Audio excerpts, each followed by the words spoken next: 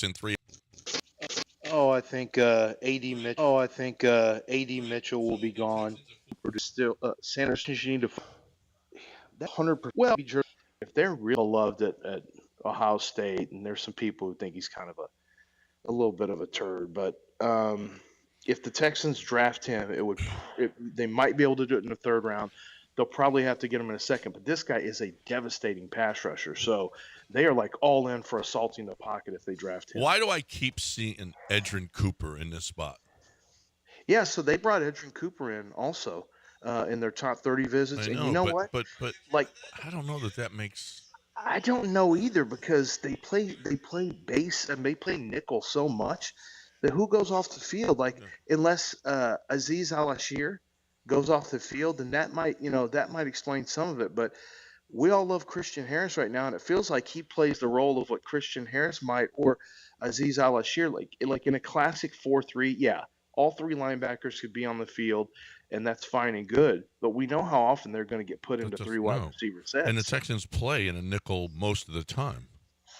I would have loved Edgerrin Cooper for this team.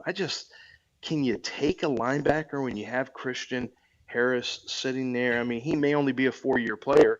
He's only 2 years in, right? He's not 3 years in. He's 2 years in. So he still has 2 more years to go. That one would puzzle me a little bit, just because I'm not sure who comes off the field, which guy comes off the field. But I would tell you this: I think you're going to get a defensive tackle. I think you're going to get a corner in some time. You might even get a safety.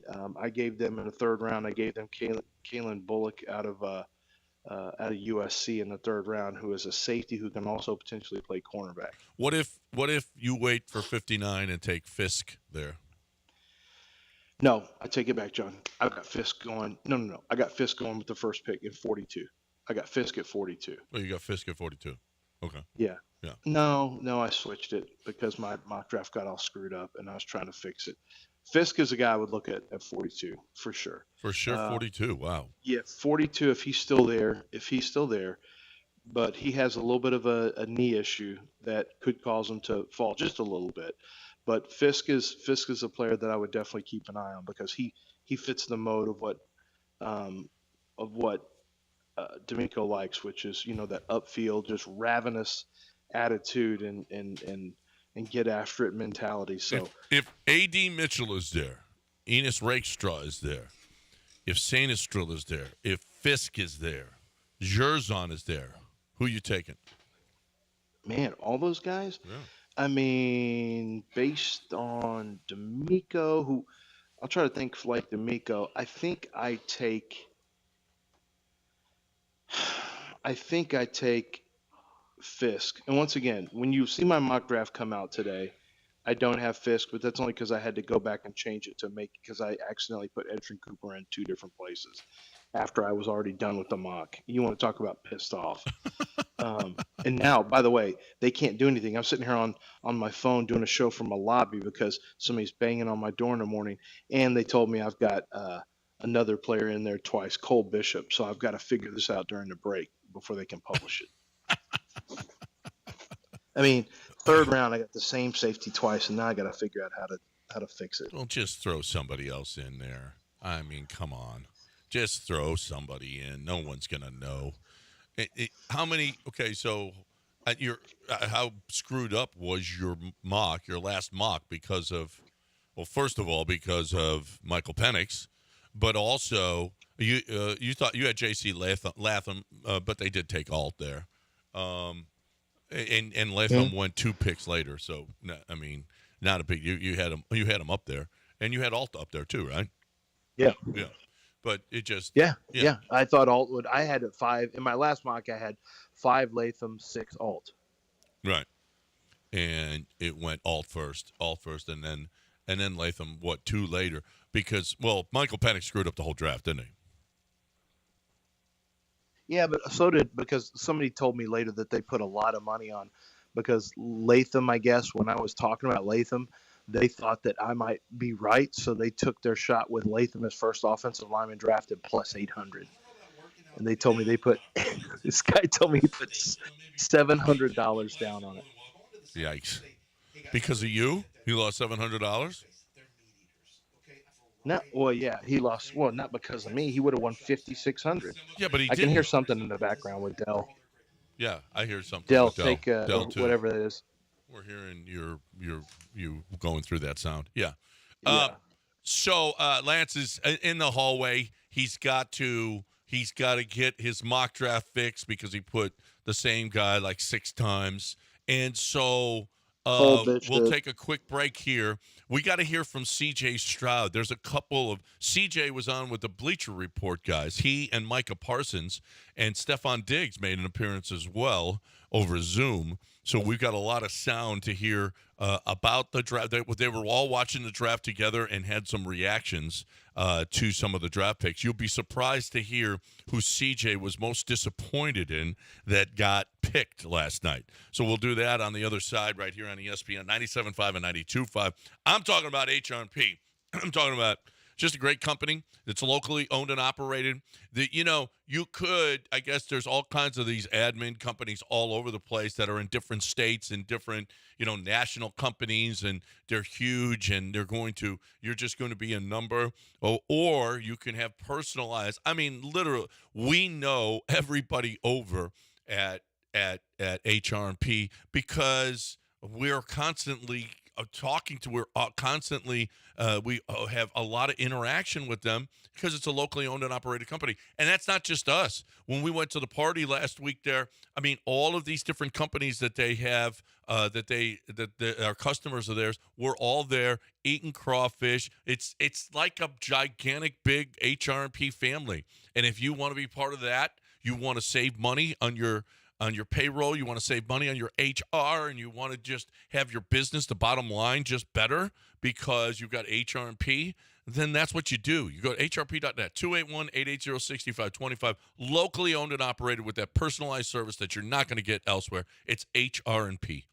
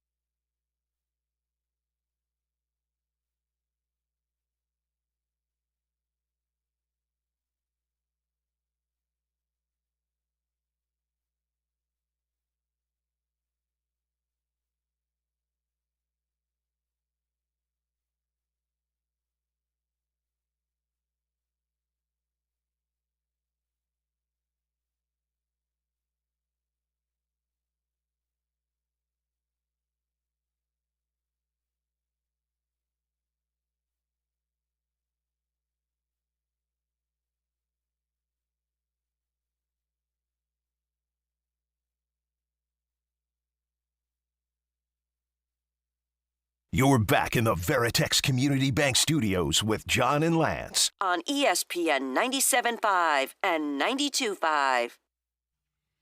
All right, welcome back here on ESPN 97.5 and 92.5. So CJ was on with the Bleacher Report, guys. Have you seen this before, Del? You know what this is? That he and Micah Parsons were on a couch watching the draft with the guys, and they were, selecting the picks, and they each reacted. Micah Parsons was none too happy when the Eagles got Quentin Mitchell. He was not happy at all about that. I think that was his guy. He liked him, and he thought, and he's like, oh, damn it, the Eagles did good again, and I hate that. I hate that the Eagles got Mitchell. The CJ reacted to Xavier Worthy going to the Chiefs. He wasn't, he's like, man, they just get better. Okay. They just got Xavier Worthy. All right. That ain't good. But he reacted biggest. CJ did. His reaction when San Francisco picked Ricky Pearsall. CJ fell back and on the couch, kind of rolled over, was none too pleased, had some things to say. And then he had this to say about Pearsall going to the 49ers. I'm not saying like I'm some guru or some receiver like GOAT but I know routes when I see them. I know football players. Well, you've played position. with like 5 Pro Bowl wide receivers at this Exactly. So like when I watched him, like at first I was like, okay, yeah, he's good because I seen him at Arizona State, and then his first year at Florida was okay, but this last year, bro, he put it together. And bro, when I tell you, I don't know what like it's like Tank. Like you can't just put one. Like it's everything combined. Like I just text my boy, one of my best friends. He's always with me, and I told him like, dang, they got Pearsall.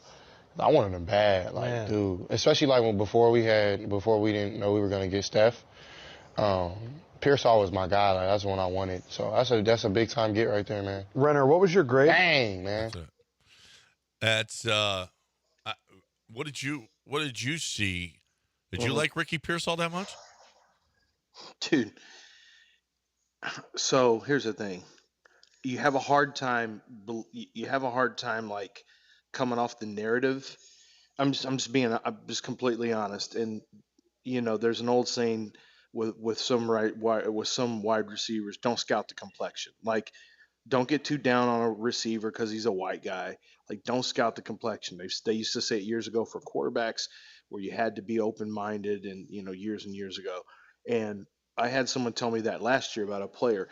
Honestly, if you like Ladd McConkey, and I love Ladd McConkey, if you like Ladd McConkey, could I interest you in a guy who is a more explosive athlete, who's bigger than Ladd McConkey, and who also runs the same kind of routes and gets just as open and makes contested catches left and right? When I watched him last year, I gave him a second, really what amounted to a third-round grade. I thought he was coming out. He didn't come out. This year, he got even better, and Ricky Pearsall is really good. I just didn't think he would go on the first because we're not used to putting him in the first. But San Francisco doesn't care what your rankings are.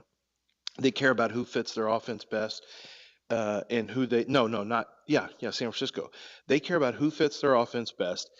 And that basically is telling you Brandon Ayuk is finished. Like, it may not be this year, but Brandon Ayuk will not be a San Francisco 49er.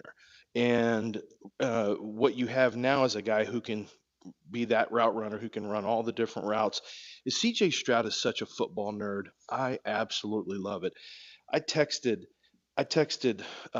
Quincy Avery, who did a lot of work with, and I think is still friends with CJ Stroud. And CJ Stroud's agent is David Mulgeta, and Quincy has worked with him. And I said, let me tell you, if your guy can stick with loving football and not go off track at all, I said he's going to be the king of Houston because people absolutely love him. They love listening to him talk ball, his knowledge. And he just texted back. He said he's an absolute football nerd. He loves everything about ball. And the thing that he had yesterday, did you hear the one where him and Micah Parsons were picking their teams? Like, okay, there's one play. It's going to be 4th and 3. You pick your team right now in the league. Anybody you want on offense, and I'm going to pick anybody on defense. Did you see that video, John? No, I didn't see that one. Oh, it's phenomenal also. And CJ Stroud listening to him, like, this might be the ultimate football nerd in all of pro football right now. And the fact that he's scouting Ricky Pearsall, like, Mm-hmm. I love CJ Stroud with all of my heart. There's not anybody. The only person I love more than him in Houston is Jose and my wife and my dog Splits and Jose Altuve, and that's it. Nobody else. Not even Snacks or Marty? Nope. Okay. No, he tore up my house. He broke his phone. Oh, no. No, Oh, he flipped out because he didn't get the pick because he decided Latu was a second-round pick. He doesn't even know any of these players, and he thought he was a second-round He pick. doesn't know anything. And he's really mad Well, because I'll tell he's you really this. mad because the Texans are doing so well. I'm going to tell you this. CJ is, you think he's the smartest? He's a nerd. Well, he had a little something In a for good you. way. He had a little something for you and Dell about Drake May. I mean, it's hard to What? just pick one. I'm in a toss Who's the most between. NFL ready? I feel like Drake May is. You watch his tape. He doesn't know ball anymore.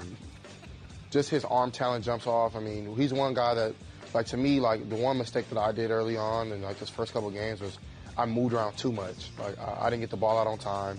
I started taking risks that weren't even downfield. They're necessarily scrambling. And when you watch his tape, he scrambles when he needs to. He throws guys open.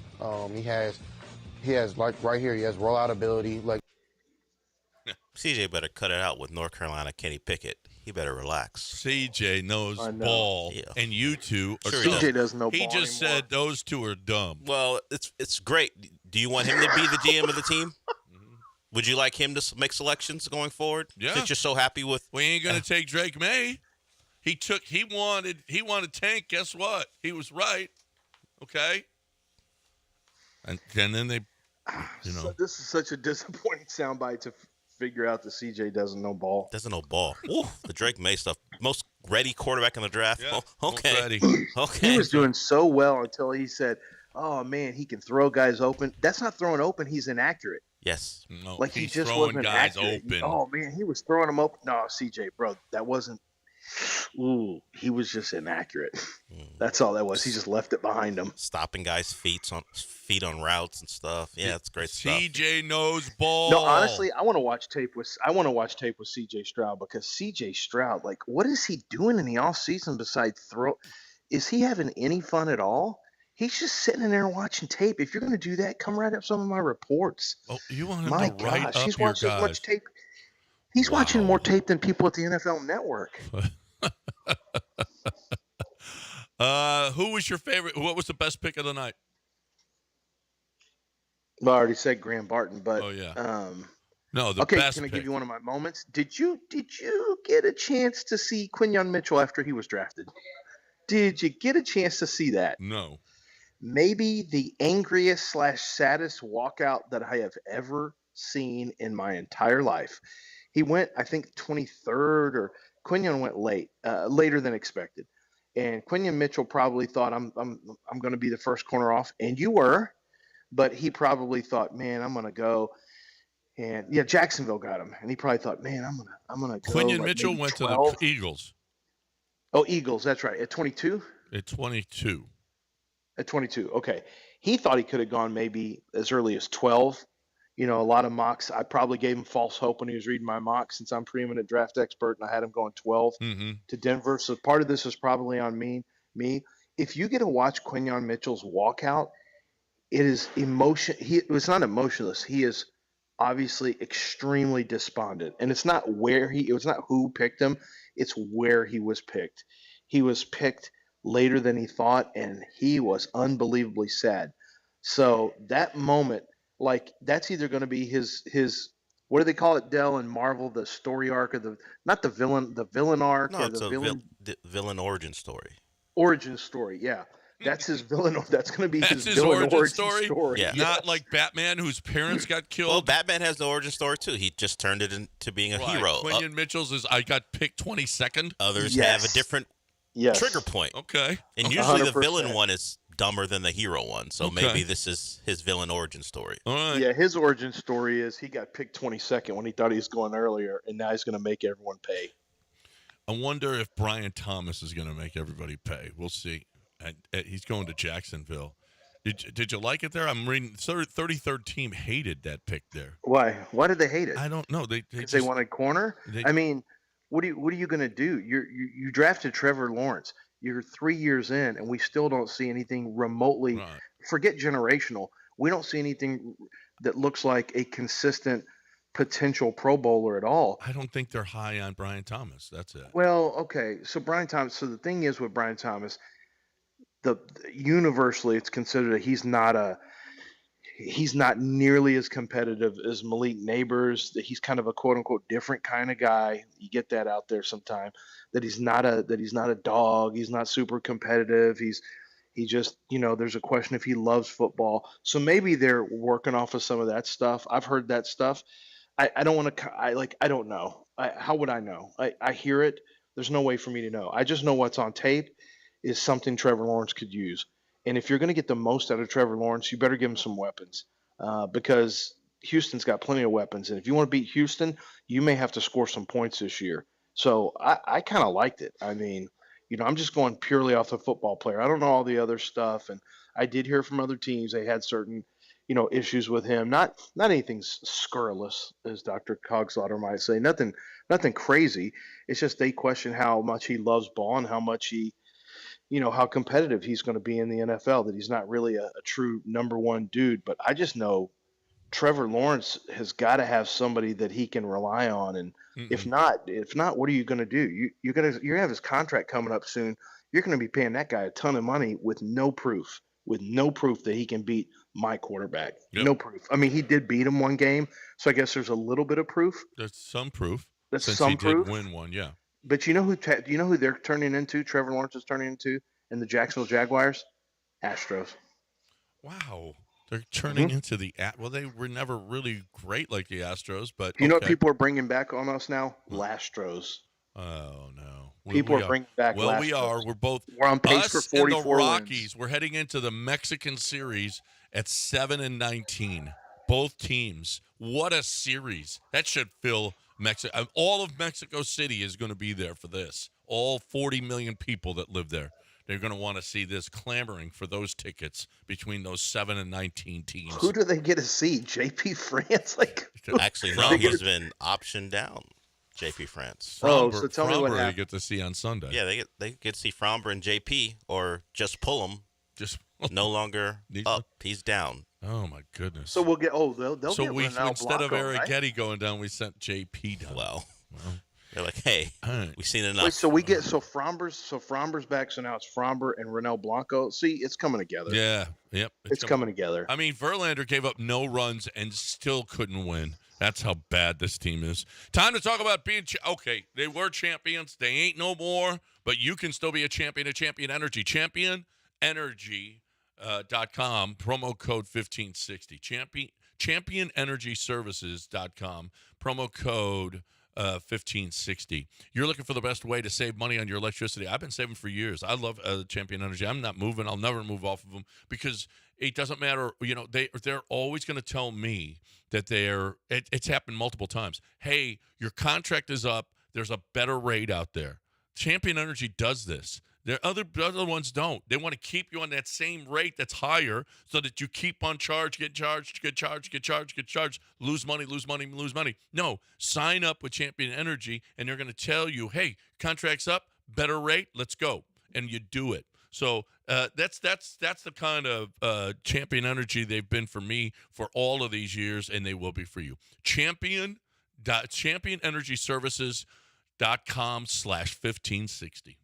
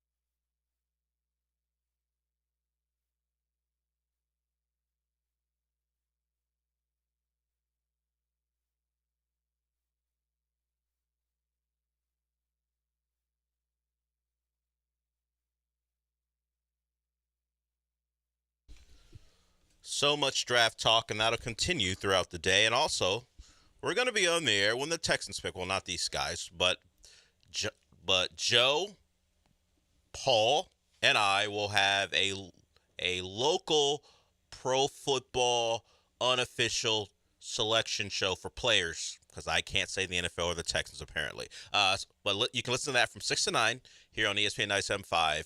We'll get you squared away as the Texans make their selections. And if we go by the reports last night, they were trying to get into the first round, so they may be active trying to get higher up in the second if a player on their board is there available. So be there. Yeah, you got yours tonight. You guys are doing that. We've been promoting the golf tournament at Highland Pines on May 7th. Well, guess what? It's sold out. No more. You can't go. And how about this, Courtney? I go, yeah, Courtney, I got a team. Oh, well, I didn't have you having a team. What? Hey, get my team in there, okay? How about that? It's sold out, and it's May 7th. Everybody's excited about this. So May 7th, we're going to be out at Highland. Dell's going to be there all day long. Why do you keep selling that like it's going to happen? This is because it's important that you're there for the people. At the most, be there from, well, when I set up, it'll be there early, but probably 6:30 to 12. That'll be it. And I'm not going to be there all day. My team we're going to be imbibing, I can tell you. I'm going to tell you this, John. No one's that interested in of the golf you're going to be playing. I'm just going to tell you. Uh-huh. Only you and the 3 guys you're with. They're the only people who care about that. You're absolutely right about that. You will be right about that. Well, I guarantee you we won't win it. You're going to be too drunk to but win? we will crush more Coors Lights than anybody. Oh, wow. You got to win something. Yep, we're going to win that. We're going to win the Coors Light Award. So we got that. Lexi is our intern. Just gave us thank you card. She put out a nice tweet the other day. She listened to us when she was a kid with her dad in the car, and now she's an intern here, and she's a great person. And best of luck, University of Houston. Saluki left yesterday. He was done. He's done too. We have great interns. You see how the interns love us, though? Because, that's just us being great people. You are being a great person? Yeah. The interns love me. How do you think? Did you see Lexi come in here and say thank you? Well, that's a more nostalgia play. No, it's not. Yeah, sometimes she tweeted about how she listened to you. The meeting, never meet your heroes, Lexi. Trust me. It's not a great. She never used the H word. Well, it's clear because she's got a brain in her head. She would never call you a hero. Right. She's smart. But I did see the tweet. But mostly, that's all about what she remembers you as a kid. When she meets you in person, it's like, oh, this guy. Oh, this guy. That's not what I expected. She's heard the things you say as an adult. Well, you can't. The interns sometimes hear stuff during breaks that they shouldn't. I'm not even just the stuff you say on the air. Like as a child, she probably, a funny guy. But when she said, oh, okay, this guy's problematic. That's what he's about? Yeah. Okay. But yes, Lexi, and you call him Saluki. I believe we like to call him Brett. We're great this semester, and hopefully we get interns that were just as good as them next time around. All right, so do you agree with this? Xavier Worthy, with his pick, went from 40-1 to 12-1 as far as Rookie of the Year betting goes. Michael Penix went from 25-1 to 40-1. He should be like not 1,000-1. He's not going to be on the field. He can't see the field. Why is he even 40-1? J.J. McCarthy went down from 14 to 10-1. Brock Bowers went from 18 to 33. Why is Brock Bowers going up to 33-1? They saw him in regular clothes. Well, I think that people had seen him before that. That wasn't. I guess maybe Aiden O'Connell is not going to be able to get him the ball. Yeah, you're going to play with the Raiders. Do you expect to be part of a high-flying offense with Aiden O'Connell? Yeah, and I saw Brock Bowers' dad's reaction wasn't great. And I was someone said that's the reaction when the rest of the family knows you aren't allowed back in Vegas. That's your reaction when the rest of the family doesn't know whatever the hell happened. What happened to you in Vegas? Yeah. Oh, crap, Vegas. No. And plus, don't they have Michael Mayer already? So he's going there as tight end 2. Or if they're even going to use him as a traditional tight end. Listen, 2 tight end sets with Aiden O'Connell. I can see it. A lot of 2 tight end sets. It's not like, listen, he's more not of exactly an H-back, isn't he? He's not a great blocker. He's not a true tight end, so it'll be a question of how they use him. But, I mean. He's a Jimmy Graham kind of guy, right? Probably. And I guess if you're the dad and if you're actually reacting to where you're going, Aiden O'Connell's throwing my guy the football. Yeah, that's true. Ricky Pearsall went up from 66 to 1 to 50 to 1, and probably should go lower. Brandon Ayuk, the thought is that they're going to have to trade Brandon Ayuk now, or Debo. Debo, apparently they were taking calls for both. For both, yeah. The Bills, maybe the Bills traded out of the first round where they could have had a Worthy or Xavier Leggett who went to the Panthers because they might be in on one of them or T. Higgins. And I saw someone tweet out, now they have all day to make a trade as opposed to a couple of hours. Yeah. Challenge accepted on the Coors Light Award, May 7th.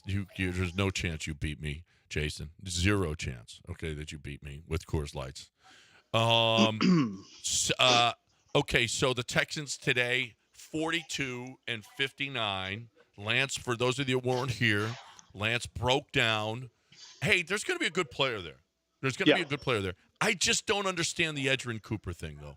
I just don't. When you just picked up Aziz, when you got Christian Harris, when you're mostly in a nickel, I mean, get that nickel cornerback. You need corner bad. Get that cornerback. I know you threw a lot of stuff against the wall, but it's a lot of stuff, and we'll see if something sticks. But I'm not sure that Jeff Okudah or C.J. Henderson there's a reason that those are first rounders that were available off the street is because they haven't been any good. So, I mean, it sure would be nice to get a cornerback that you thought was, wow, we really are looking forward to seeing that guy on the field. Right. And there's guys like Max Melton is a guy who is a, really aggressive, great athlete. He would fit DeMeco Ryans. Mike Sanders he's a culture. He's one of those culture players also. People at Michigan told me that he's a marry your daughter type, but also he'll go, if you need him to go, something jumps off and he's got to protect your daughter. He'll also punch somebody in the face in a good way. They didn't describe it like that, but I am, just because I didn't have any sleep. So he's somebody who is aggressive. He's hyper competitive. He's a great athlete. And you're right. He does fit a need for them. I mean, no offense, Desmond King. You look at that contract. Desmond King's not guaranteed anything with that contract. That's not a you're guaranteed to get a starting spot contract. So, yeah, I think nickel corner would make a lot of sense, and I think the Texans are going to draft a corner. They're not done. They're going to draft a defensive lineman today. They're going to draft a cornerback today. I don't know what the next pick is going to be. I gave them Kalen Bullock, who is a really rangy safety from USC. So I gave them, in my mock draft, I gave them a cornerback, I gave them a defensive tackle, and I gave them a safety. I just stuck with what I considered to be their needs. But honestly, are you going to be surprised if Trader Nick doesn't get happy and jump back up the board somewhere? I think he's going to, with 2 picks in the first round and a team that really, frankly, is really starting to round out their roster pretty nicely. I think he wants to target his guys. So I think he is going to use draft capital to move up from either 42 or from 59 and go get a player that he really covets. Yeah. Or that DeMeco does. Well, yeah, and Trader Nick ain't scared, so no, he's not. Where Bill would move back and collect picks, man, it's like all that time for those 20 years, Nick just sat there saying, that was his origin story. He said, when I become a general manager, I will show the entire league what it looks like to trade about 30,000 picks every draft. And so now his origin story is that he is Trader Nick. Yeah. Okay, is there any chance it's BB? Cooper Beebe? No. The guard? Yeah. No. Well, if you're not sure about Kenyon Green, better than Cooper what if Beebe. you're not? Well, you don't like Cooper Beebe at all? No, but I like him fine, but he's a downhill plotter. He doesn't fit his own scheme at all. Like, there's no way. I would doubt he's even on their board. Really? Yeah, it wouldn't be him, but Roger Rosengarten is a guy to watch. He's a tackle, unfortunately. Yeah. He's a tackle who might be able to play guard. I think he's probably overvalued by the league by certain people in the league. They say he's going to go second or third round. He's a tackle out of Washington, really tough guy. I don't know if he can play guard, but they say zone teams are going to really want to get their hands on him. So there is a chance that he could end up being a tackle that San Francisco looks at, or because they need a right tackle. If you're Houston, I would much rather you're drafting a guard than a tackle. So you want to move guard. You want a guy that can really move. I don't know that guard is going to be the second round selection. I think it's probably more third round selection in this draft. I liked watching BB. I thought he was a he'll good player. he'll kick your ass now. He's a tough He's guy. a tough dude. I don't think he can move well enough for the Texans. All right. So, but I don't know the guards out of play. I mean, and I know that they're talking. Kenyon Green's going to get the shot and everything, but I wouldn't be disappointed if there was a guard taken. Well, there. you know who they like too is Kendrick Green. Yeah. They thought Kendrick Green looked good in his limited time there, and he's an extremely athletic center guard. I mean, really athletic, but he's not the biggest guy or the strongest guy. So, there is a thought that they could just say, okay, here's what we're going to do. We're going to have Kenyon Green and Kendrick Green and whoever else we end up with. We'll have them all compete for the left guard spot. And that's probably what happens. We had Patrick Paul on. Does he get drafted today? Yeah, I've got him in the second round, going pretty early to the Raiders, actually. But it wouldn't shock me if he got drafted at the back end to Andy Reid and the Chiefs at the very last pick of the second round. I think he goes in the second round. 33rd team has him going to Baltimore with the 62nd pick. That would make sense too. They need right tackle. Yeah. They've lost. He should go second round. What are the Bills doing? What are the Bills doing? Are just being patient. So Bills don't. Brandon Beane doesn't panic. I think Brandon Beane will draft. So I'm thinking, okay, he'll draft either AD Mitchell here or Ladd McConkey, Ladd can go out there and get open right away. AD Mitchell's the more long-term play. Not Coleman. But then I had someone tell me Coleman. Yeah. Who? Oh, Keon Coleman? Yeah. No, that feels too early for Keon Coleman. They already had. No, because Coleman doesn't run all that great. I think that's a little early for Coleman. But I was told keep an eye on Cooper DeJean because he can play corner or safety. A lot of people think he's going to be a really good safety like Harrison Smith. Imagine that. But and they lost Jordan Poyer. Well, they lost both their safeties. Yeah. So they got Taylor Rapp, and they've got the guy who came over from Tampa, the other safety they had over there. Not Mike Jackson, but I'll remember his name here in just a second. But so the thought is they could get a guy who could either be a corner or safety. They happen to have needs at both positions. So we could be looking at corner in that spot, or we could be looking at wide receiver. But man, if they don't draft wide receiver, John, they don't have outside receivers. They got Curtis Samuel and they got Justin Shorter. Yeah. Justin Shorter is not ready to be an NFL starter. All right, I shouldn't have started that conversation because we're behind here. Let's take a break. And if you've got a question for Lance, 713-780-3776. Right now, John Daspit is the question. Yeah, John Daspit. Well, he's the answer. And if your question is, what are we going to do? We just got hit by an 18-wheeler, me and the entire family. And there were injuries. Car was smashed. We've got injuries in the car. Like, what are we going to do? I've got hospital bills for multiple people. And I'm just giving you a scenario that actually happened with John Daspit last month. And the thing was, you had multiple injuries.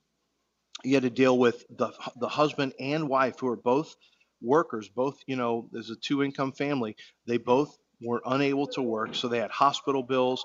They have to be taken care of. The family needs to be taken care of in terms of, pain and suffering. Obviously, they need to be taken care of with the time missed from work. There's a lot that goes into it. Not to mention the physical therapy that one of the people for sure is going to have. So listen. What are you going to do? Well, John Daspit is going to be the one who steps in and helps you. And once you get your settlement, you are going to be very, very glad you called John Daspit because he is not going to let insurance companies take advantage of you. He's going to make sure that their client ends up paying for what they did for their negligence because it is going to take a family, 2 incomes out of the family for, an undetermined amount of time. So you've got to have somebody who can step in and help you in that regard, and that's John Daspit. He's got 10 offices around the state of Texas, and he's always looking to make sure that people are protected and that he passionately pursues justice for the injured. And that's what he does, and he is exceptional at it. phenomenal win percentage, and he is going to get you a big win when you've been hurt. It's 713 call now. That's the phone number. 713 call now, or go to daspitlaw.com.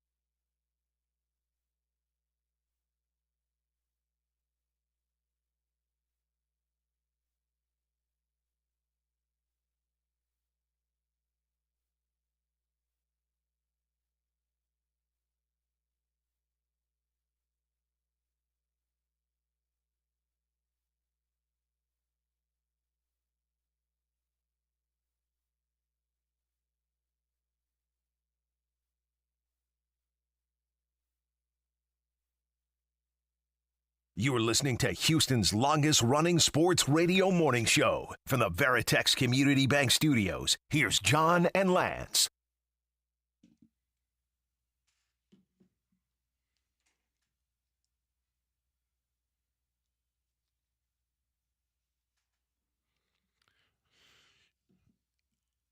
$821 ESPN 97.5 and 92.5. NFL draft last night. Holy cow.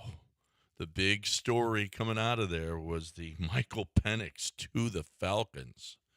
That just, I dumbfounded, just dumbfounded. And so are a lot of other people today wondering, what in the heck are you guys? I know their explanation was, yeah, we're looking for, to win now, but we're also looking toward the future. I don't know. Having a guy that's going to be sitting for 3 years, I don't know that. I think you may be looking too far into the future. I know it worked for the Packers. Worked for a couple of times for the Packers, but but where did the Packers draft, John? In both of those instances, they drafted in the 20s. Like, this is the 8th pick. Yeah. Just doesn't. And it's on the heels. It's on the heels of you just signing the other quarterback. Right. Just crazy. Mark has a question for you, Lance. Hey, Mark. Hey, good morning, guys. Steelers fan here. I'm very happy with Fatanu, that pick last night. Lance, I believe you had him at 13 on your mock going to the Raiders. So going at 20 seems like it's good value. And I know the Steelers have been trying to find a right tackle for some time now between him and Roderick Jones. I think that's a great pair. And I just want to get your feedback on, how you think that goes with that pick and what you think they'll do today and tomorrow. I believe they'll get a center probably in the 3rd round. That's what I've been reading, and I want to get your thoughts on that. Yeah, so the Steelers were ecstatic to have him on the board. I know that for a fact. Did not expect Fatanu to be on the board. So for them to get the Washington left tackle, they've got to be just who is thrilled. A huge Steeler fan, by the way. Did you hear that? He grew up. His dad was a huge Steeler. Yeah, that's why it's his boyhood team. So he was. That's why he was crying uncontrollably that he went to the Steelers. Wow, yeah. That's great for him. I've never seen anyone cry to go to the Texans. Probably in their hearts, They will. sometime they had cried. They will Like when they now. had been drafted, they probably started to cry in their David Carr, I hearts, and think not in a he good way. cried. David Carr cried because he was going to get killed. Well, why? Well, that's a really good pick for the Steelers. He's tough, like he's old school Steelers. He's very tough. He's very physical. He's mean. He's just mean as piss, honestly. And when he's on the field, and he can play left tackle, he can play right tackle, he can play guard. So I don't know what the Steelers are going to do with him, but they got a big, strong guy who can knock people around. I think it was a really good pick, and I think Omar Khan and Mike Tomlin are very lucky to have him at pick number 20. I think the Steelers will. I've already run through all my mock drafts. I'm trying to think about what I had him doing. I know I had him getting a center with the last pick of the first round. I have him adding Keon Coleman, the wide receiver, as well. So I've got them adding wide receiver. I've got them adding a center, and I want to say they have one more pick. Maybe I put a corner in there for him, but I think yeah, that was one when he fell. I thought that was one of the most fortuitous picks in the entire draft, was getting that player at that spot for a team that really needs him, for the Pittsburgh Steelers. What if I told you J.J. McCarthy was going to be the Rookie of the Year? You know what? I could totally see it, and I'll tell you why. Because you got a chance to start right away because Sam Darnold's there. Kevin O'Connell, you've got a great wide receiver that you're throwing to already. Yeah. You've got a very savvy offensive mind in Kevin O'Connell, and you're not going to ask him to do too much, but he might be able to do more than you think. People, all of us look at him as kind of a game manager because that's all he's been asked to do. What if he can do more than that? So, yeah, I think that's it wouldn't shock me if you told me he was going to be the best quarterback, have the best rookie season of all the quarterbacks. Listen, at number one, Caleb. I mean, I like Caleb's chances, but that's a pretty decent division right now. Then you look at number two. I don't think it's going to probably go great in year one for Jaden Daniels, and then number three, Drake May. I just don't think he's ready. And New England's in rebuild. So yeah, the best spot was Kevin O'Connell. Kevin O'Connell drafting J.J. McCarthy. J.J. McCarthy is so lucky that he fell to 4 and didn't have to go to the Giants. Fell to 11 or 10 because they flipped up. But he doesn't have to go to those other spots that are in rebuild mode. I mean, you know what I mean? Yeah. And the Bears have been a great spot, but you weren't going to go to the Bears. We'll find out how Caleb Williams. Listen, in December in Chicago, even if Caleb Williams has the lead, we'll find out if he can play in the cold, because it's going to be cold. Did you see what they're building? Oh, yeah. Did you see what Chicago's building? Yeah, but that's going to be a while. I know, but it's cool for those who hadn't seen it. It's going to be an indoor stadium, but it's like a SoFi thing where they're building. They call it a campus, and they're going to have all kinds of stuff there in the museum district where they are. Or I think it's not called Museum District, but should be a really cool indoor venue that they're going to have there. Yeah, that'll certainly help. Now, it takes away an advantage that the Bears had for years, but that Caleb Williams won't have that this year, so he's going to have to deal with the cold. What advantage did they have? Oh man! But back in the day, the Bears. Yeah, mean when they were actually a good football team? Yeah, right. Yeah, right. In the 80s. Right. In the 80s. So in 85. Do you think the advantage was that they were a great football team, or that it was cold? The cold helped. I'm sure it did, but it hasn't helped the last decade. 2. I mean, they did make a Super Bowl. They did. Caleb Williams did come from Southern California. If you've got Rex Grossman, you're going to make a Super Bowl. Okay, that's all there is to it. I mean, Caleb came from Southern California. You know who else is going to hate the cold? Him, your quarterback. He's from Maryland, actually, right? Oh, is he originally from Maryland? That's where he grew up, Maryland area. That's not cold there. Not like Chicago. Is there any chance? Oh, can I tell you just briefly? Steve Smith, who I told Steve we talk about it on the air, how it goes like this in the fear rankings: Willie McGinnis, Steve Smith, and everyone knows that's how you have to. And he just thinks that's hilarious. He was laughing, but we were in the locker room and we were talking about. And somebody said, "What do you have to do tonight?" I'm like, "Oh man, I've got to do. I do every pick in the draft. Then afterwards, I have to do." A second and third round mock that usually takes me about 2.5 to 3 hours.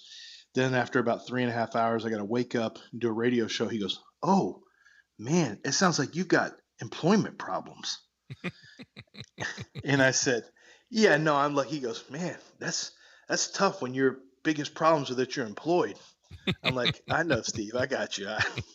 I'm blessed. Prayer hands, all that thing." So as soon as Steve said that, I just said, "Yeah, I'm done with this little line." Sounds like you got a lot of employment Hey, problems. you got some employment problems. Yeah, okay, Steve. Time to talk about GiveMeTheVin.com. If you're having employment problems right now and you need to get rid of your car, get the most for it, okay? Get the most for your vehicle, and that's what you do at GiveMeTheVin.com. That's what John Clay Wolf does every day, all right? Somebody was disputing with him about, hey, send me my $100. He was like, no, how about you got to give me and let me counter that offer, okay? I didn't see that. You never sent me that CarMax offer because I would have countered and I would have beat you. I would have beat CarMax. CarMax does not win against John Clay Wolf. They just don't, okay? So John Clay Wolf's going to give you more for your vehicle. It's what John Clay Wolf do every day, every single day. John Clay Wolf gives you more for your vehicle, sells it at auction, just doesn't make as much money, but he does such volume that dude is just killing it. I mean, we're talking about billions. We're talking about moving billions of dollars worth of cars. That's crazy. That's crazy how much that is. So, but that's what's happening. I mean, John Clay Wolf, and he loves really, really nice cars. If you've got especially an old car, a collector, I mean, he'll buy it and keep it himself. That's what John Clay Wolf will do, and he'll give you more. So if you're looking to sell your car, there's a place you might go other places, but there's one place that you have to go. That's GiveMeTheVin.com.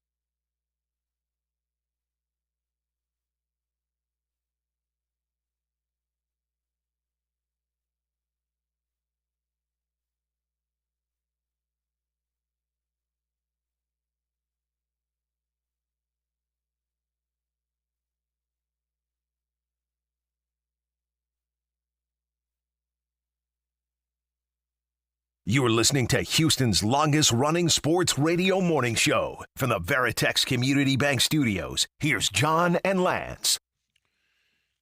I don't know. The ESPN right now is looking at the Bills failing Josh Allen because they traded out. There's some I don't know, Lance. In some cases, are you sure that you want that fifth-year option? Like Carolina moved up, so they've got that fifth-year option with Leggett.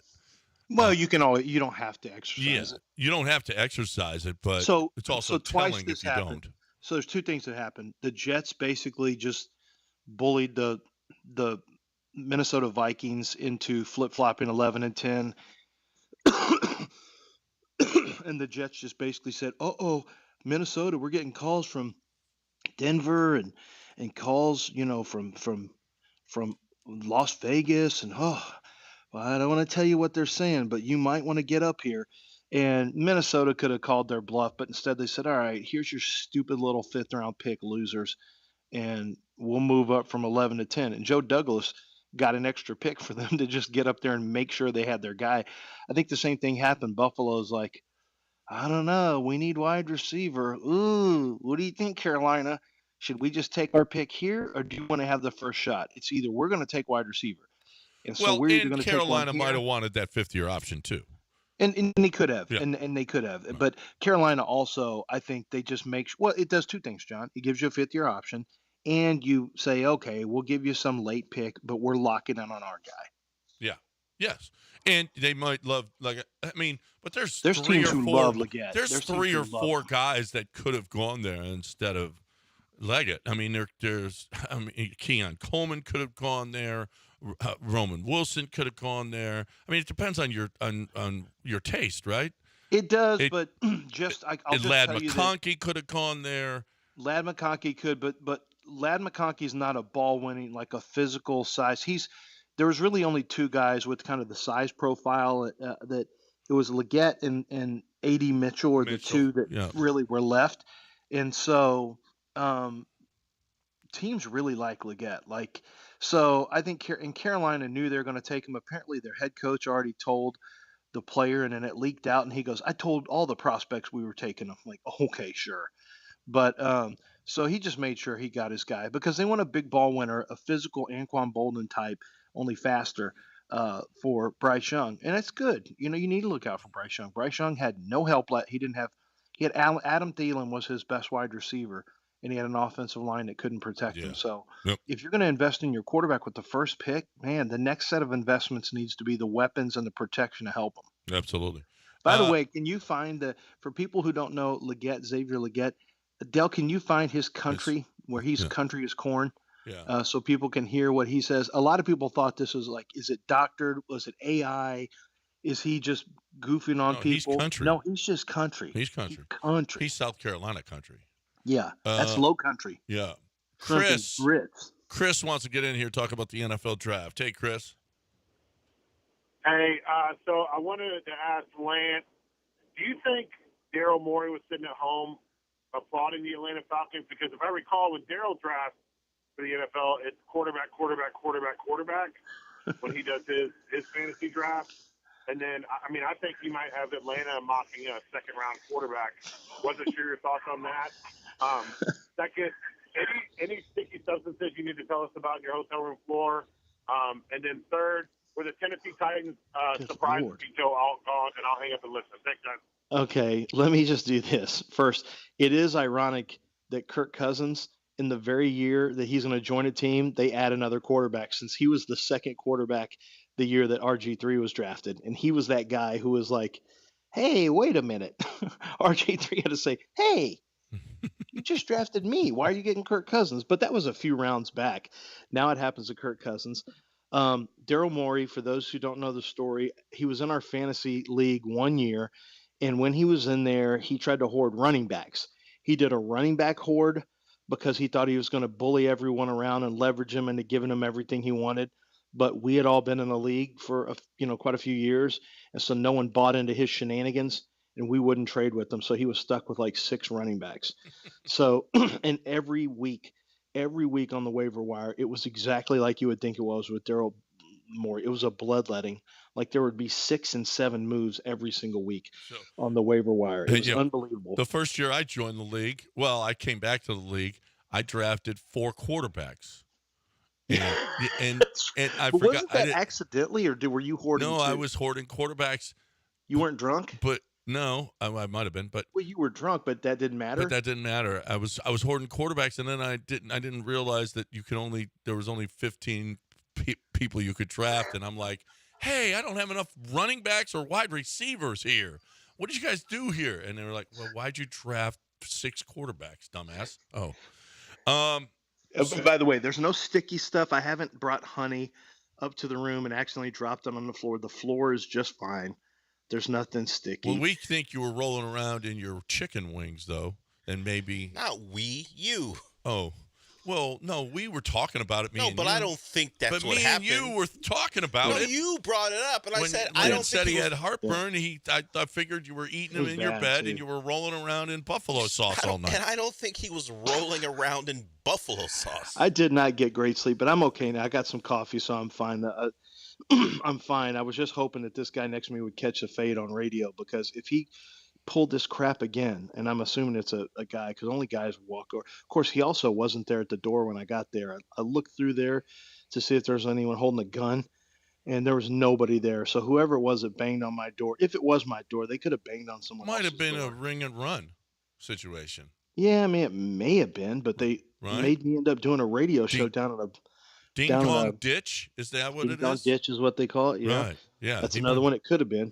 Well, see, It could have been, for but those here of I you am who doing a weren't show here- and no one's saying anything to me now. For those of you that weren't here in the first segment of the show, somebody was really rapping hard on rapping Dad's door over there, and he had Yeah, to move because I was to the doing a hallway. radio show at here At at 5 here. o'clock It in was the morning. It was 5:07 when I did it, Right. and that's fine. Like if I were being loud, but I wasn't being loud. You were being Let's loud. not I allow wasn't. Lance's being indignant to kind of overshadow the real story. He let some man run him out of his own room. I mean, ding dong ditch. It's more like Well, I did it's- listen. I did that because I didn't want to disrupt the show anymore, because the ding- show had already been disrupted. I accidentally cussed you whenever did. it happened. Yeah, ding dong ditch. It's more like ding dong Mm. bitch. Whoa! That man punked you out of your own room. He didn't punk me out At of my room. I 5 went outside. this man I got shut the punked out of door his hard, own and room. I waited for somebody John, to come Did you outside. go to the B word? Stephen A. Smith did. Let's break this down. It's 5:15 in the morning in L.A. and he got punked out of his own room by some guy knocking on his door. yeah. What are we Hold doing? on a second. That's not how this went. When I went out there, I opened the door and shut it loud, and I stood there waiting to see if somebody would come out. Nobody came out, so I went downstairs because I'm a pro, and I wanted But us. who I wanted won? the show to go on. But who won? Yeah, that person won. Yeah, he won. Yeah, you won. Mm. Got you kicked You know what out it of your could have been? room. There was like Penn State freshman girl. It could have been a freshman girl from Penn State. Why? Why? Well, she came over and banged on my door, and I didn't know, because no one was at the door. No one was at the door. Whoever Why banged would a on my Penn door, State freshman bang on your door? maybe they thought it was too loud. Oh, Maybe they thought me talking about Penix was too loud. Ding dong. Whoa. Wow. That's a separate. You used a separate one. Yeah, I've got multiple. Oh, congratulations! That's cool, Dell. Oh, look who's offended now. Did you hear Brian Thomas? I sent it to you on text, Dell. You can absolutely play it if you want to just send it to your email. But Brian Thomas's family, I'm catching up on a lot of stuff I couldn't hear when I was on my own broadcast. You can watch it on the NFL.com, their TV channel. It's on the NFL app. You can watch me for the second and third round, and then tomorrow. So if you guys want to see me talk about Texans, I'll be on there doing that. I'll probably throw up an H at some point. You're going to throw up an H? Yeah, I'll probably do that. So it wouldn't be the first H I threw up on TV for NFL Network. Don't worry about it. Oh. But Are you going to wear your Cowboys hat again? no, I didn't have a Cowboys hat. Somebody gave it to me. I put it on. It wasn't the right size, and I regret it forever because someone screen captured it. As well they should have. It was embarrassing. You embarrassed the entire city. So Brian Thomas's Del, I texted it to you. Brian Thomas's mom and dad were at the and just let John know when you've got it. It's a quick hit. It's just a quick hit audio, and it's right off the TV. But Brian Thomas's dad and his mom were at the draft, and obviously they're over the moon. Their son had just been drafted, and they were being interviewed by whoever was doing the interviews. It might have been NFL Network, maybe it was Stacey Dales. I'm not sure. I didn't see who was doing the interviewing, but it may have been Stacey Dales, I think. And they were being interviewed about, how happy they were and what this meant and all that stuff. And so it's just a quick hit audio, but it's actually pretty funny. So when Dell gets to that, Got it. You got it. Okay. Listen to this. So here it is. It's Stacey Dales interviewing Brian Thomas Sr. and Brian Thomas Jr.'s mom. I want you to listen. It's at the very end of the clip. So you got to listen closely or you'll miss the joke here. It's awesome. That's all I can tell you. It's awesome. It's an awesome feeling. Sandra, how far has this family come? We came from Baton Rouge, Louisiana.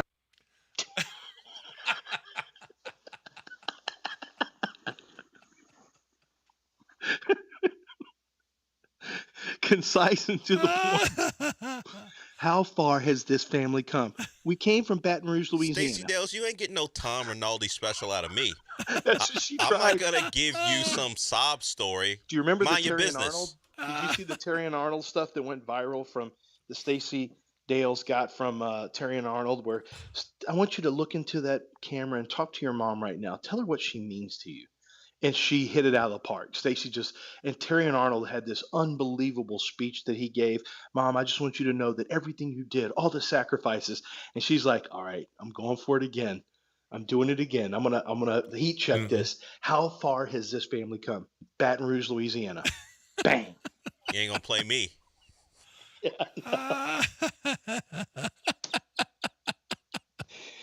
Okay. Well, yeah.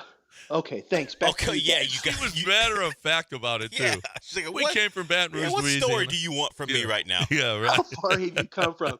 You know where Baton Rouge is? If you go to Bro Bridge, so we came actually from Bro Bridge, and then we got family in Houma that also came with us. Okay, cool. She just went through her ways and how they got there. Maybe say it was a 15-hour drive. Yeah. Where's the draft? It was Detroit. How far has this family come? We actually came a total of 762 miles on Waze. Or maybe just saying be more than actually, it'd be a lot more. Or maybe just saying you're from Baton Rouge is enough to tell you. What Brian tells his mom. Maybe Baton Rouge. From Baton Rouge. You What say else? I'm from Baton Rouge. That might just tell you, hey, it ain't easy in Baton Rouge. Yeah. No. All the way up here to Detroit? Yeah. You think that was easy? How many miles? How many miles to the gallon? That's a lot better than, oh, well, we were down, but now Brian has picked us up and everything. No. We came from Baton Rouge. Okay. We came from Baton Rouge. That's what else long. you need to know? And I think some people in Baton Rouge might say, yeah, that says it all. Yeah. Getting out of Baton You're Rouge. from Baton Rouge. Yep. How far talk about how far you've come? It was like, I think it was 1,115 miles. I mean, the plane ride wasn't bad. Yeah, we didn't drive. I mean, what do you Tom mean? Rinaldi is rolling over in his grave over there. He's not dead. He's alive. Well, he's rolling over on his bed then. And Yeah. Is he rolling around in buffalo sauce too? He might be. He's not. Jackie wants to know when you're going back upstairs to confront the I'm alpha here. male. I'm here. Okay. I've been here. I'm in this room doing a show with full-throated voice. Okay. So if somebody has any issues now, then we're going to have to talk about it. Yeah. Well, all I know. I gave you a chance to sleep. I did even though I was not in a good mood about it, I said, okay, if it's loud, I'll give you a chance to sleep because I'm a decent human person. You can try to finesse your way around the real fact. Yeah. No chance. Not the real fact. No, the real fact is he ran you out your room. He did run you out. Or running me out my room. Or Jason wants to know if it was Colleen Wolfe knocking on the door, just saying, "You up?" Don't even joke about that because Dell does he know what happened on the show? I yesterday? heard Gilbert on the show. I was off. I was done with my show. I'm trying to focus on the biggest night that this country even has, which is first night of the draft. And it's the biggest night of the country? Okay. It's the country's biggest night. Okay. It's where the country gathers to all come together around TVs and watch the draft. Or the NBA watch playoffs. These young men in sunglasses because every prospect had sunglasses on. That had to have been a deal where that had to have been a financial deal. Had to have been. There's no way every single player was wearing these sunglasses for every pick. There's just no way. I know. What's with the sunglasses? No, because one guy went and dapped up like Malik Neighbors and then took his sunglasses off.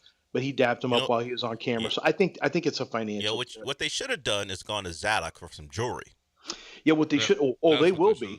That's what. Trust me. Let's see who's the second pick going to be. Whoever the second pick is going to be, I need to get with them. Hopefully, we fly on a plane ride together, and I sit next to him, so I can tell them about Zadok Jewelers. You can go to 1801 Post Oak Boulevard. If you are looking for a diamond engagement ring, Zadok Jewelers cannot be touched. Their selection is incredible. The designs.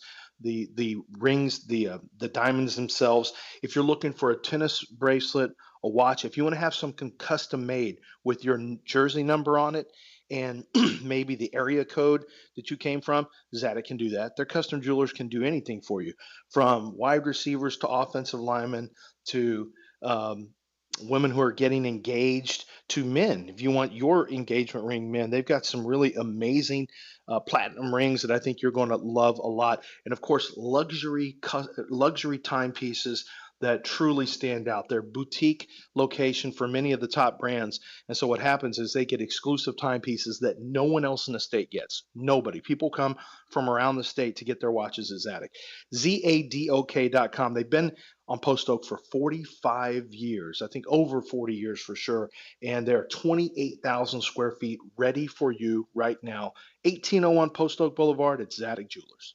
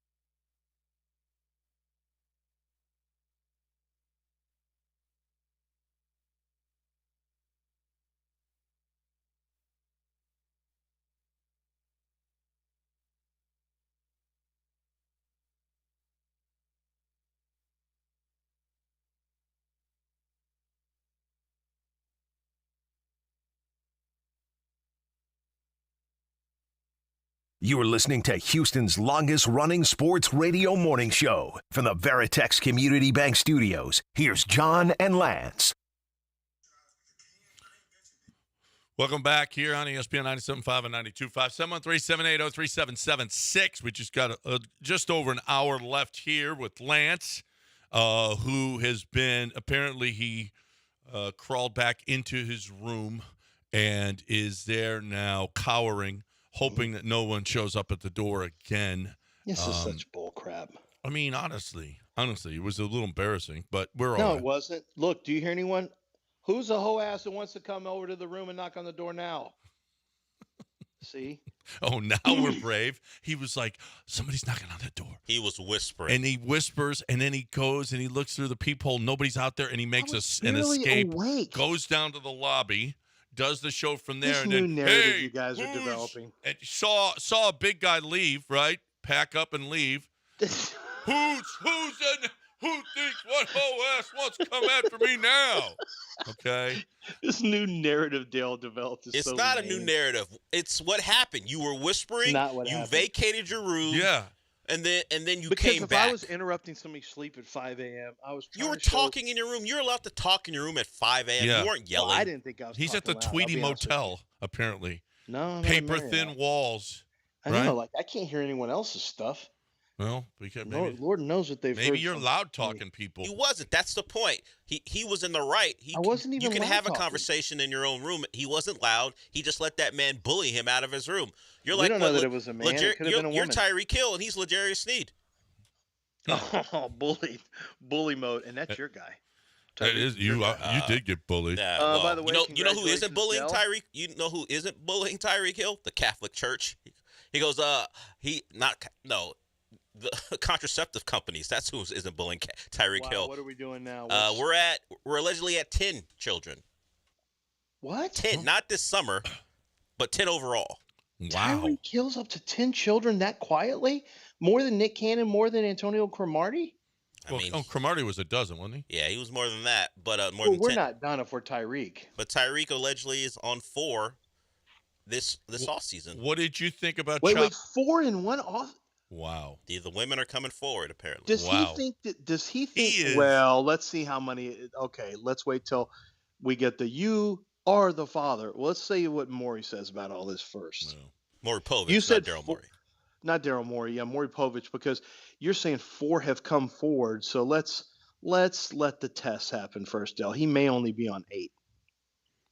Okay, yeah. Let's not be not reckless judge in our too speculation. quickly. Yes. Yeah, let's wait, because this could be 8 or only 9. But does he think he's playing football forever? Does he think this money is going to last for all of eternity? Well, yeah, he's making nice money. I mean, he's going to keep getting paid. He's going to keep asking for contract extensions. The Dolphins. I was surprised the Dolphins took Chop, weren't you? A little bit. Del, were you? Because I'd put him in the mock draft there one time because they've got Bradley Chubb is. What's the status of Jalen Phillips and Bradley Chubb? Both of their pass rushers were out for the year last year, so it actually did make some sense to put Chubb Robinson there.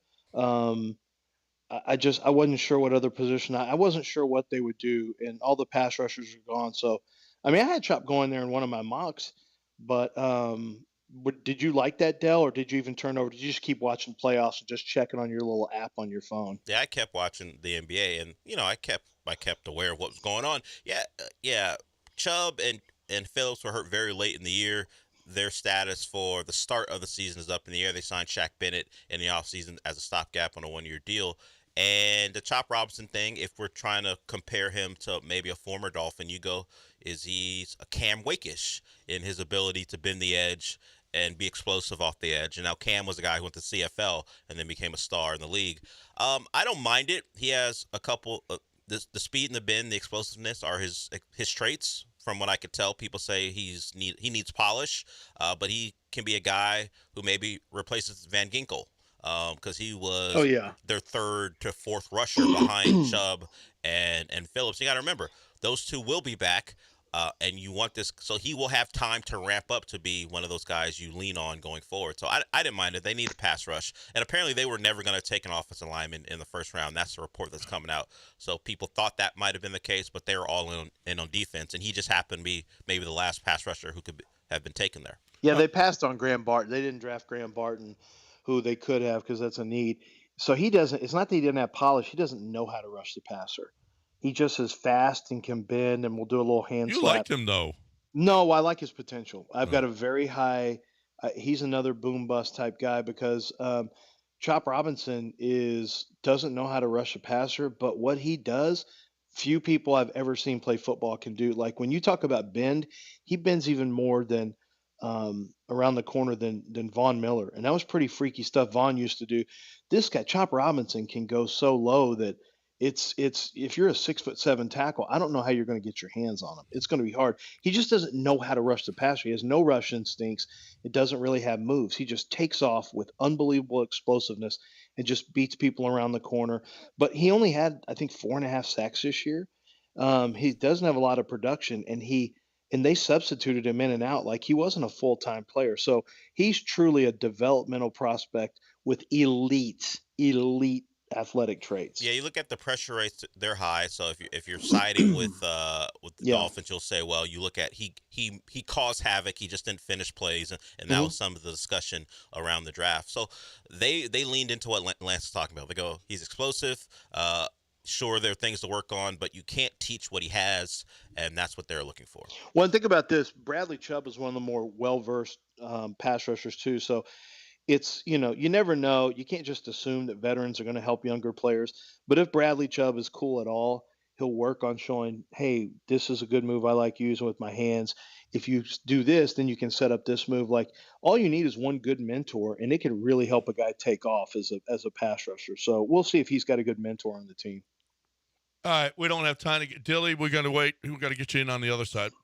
My daughter's We're up so against mad it. at Dell right now. Huh? She said he's number 3, and my wife goes, ahead of John, behind John, because she heard you say the B word twice when I she was never listening. said She it, heard you. by the way. I didn't You say put the the word B at word all. on the Wait radio. a minute. Why am I? Well, you don't know Marty, this. what do I do? I was clearly ahead of Marty, you. ¿qué pasó? She doesn't like that. Mi hija, ¿por qué? I guess ¿Por qué it's just estás an understood thing enojado that you're always conmigo? third. Well, you're generally always third. I have to do things to jump behind you in the list, and I didn't do anything. I just played sound. My daughter heard you play the B word You on the radio. did play the B She's word not twice. Well, twice. I didn't say anything. You're a bad though. person, though. Well, you are consistently her worst person. No. I have You're to third. do things. You're third now. Today. You're third. No, Just- you're John. You're pretty static. Told you, Pretty John. much stays there. My wife goes, she. I'm on the phone with her during a break, and my daughter said, "Tell Dell he's definitely third." And my wife goes, "Behind John?" Like, she can't believe that. I guess Monty I must say moved up things the to my power wife. rankings. Yeah, I don't Just think wait, you moved Monty. up, Dell. Just Okay, move back. one win over Colorado, and I'm going to move up the power rankings. Marty, just wait. This is John's Deion beat TCU moment. Just wait, Marty. All state Do siding you and believe windows. that? Well, that's what we're talking about now, Marty. All state siding and windows. Allstate Windows and Siding is what I like to say. AllStateWindowsandSiding.com.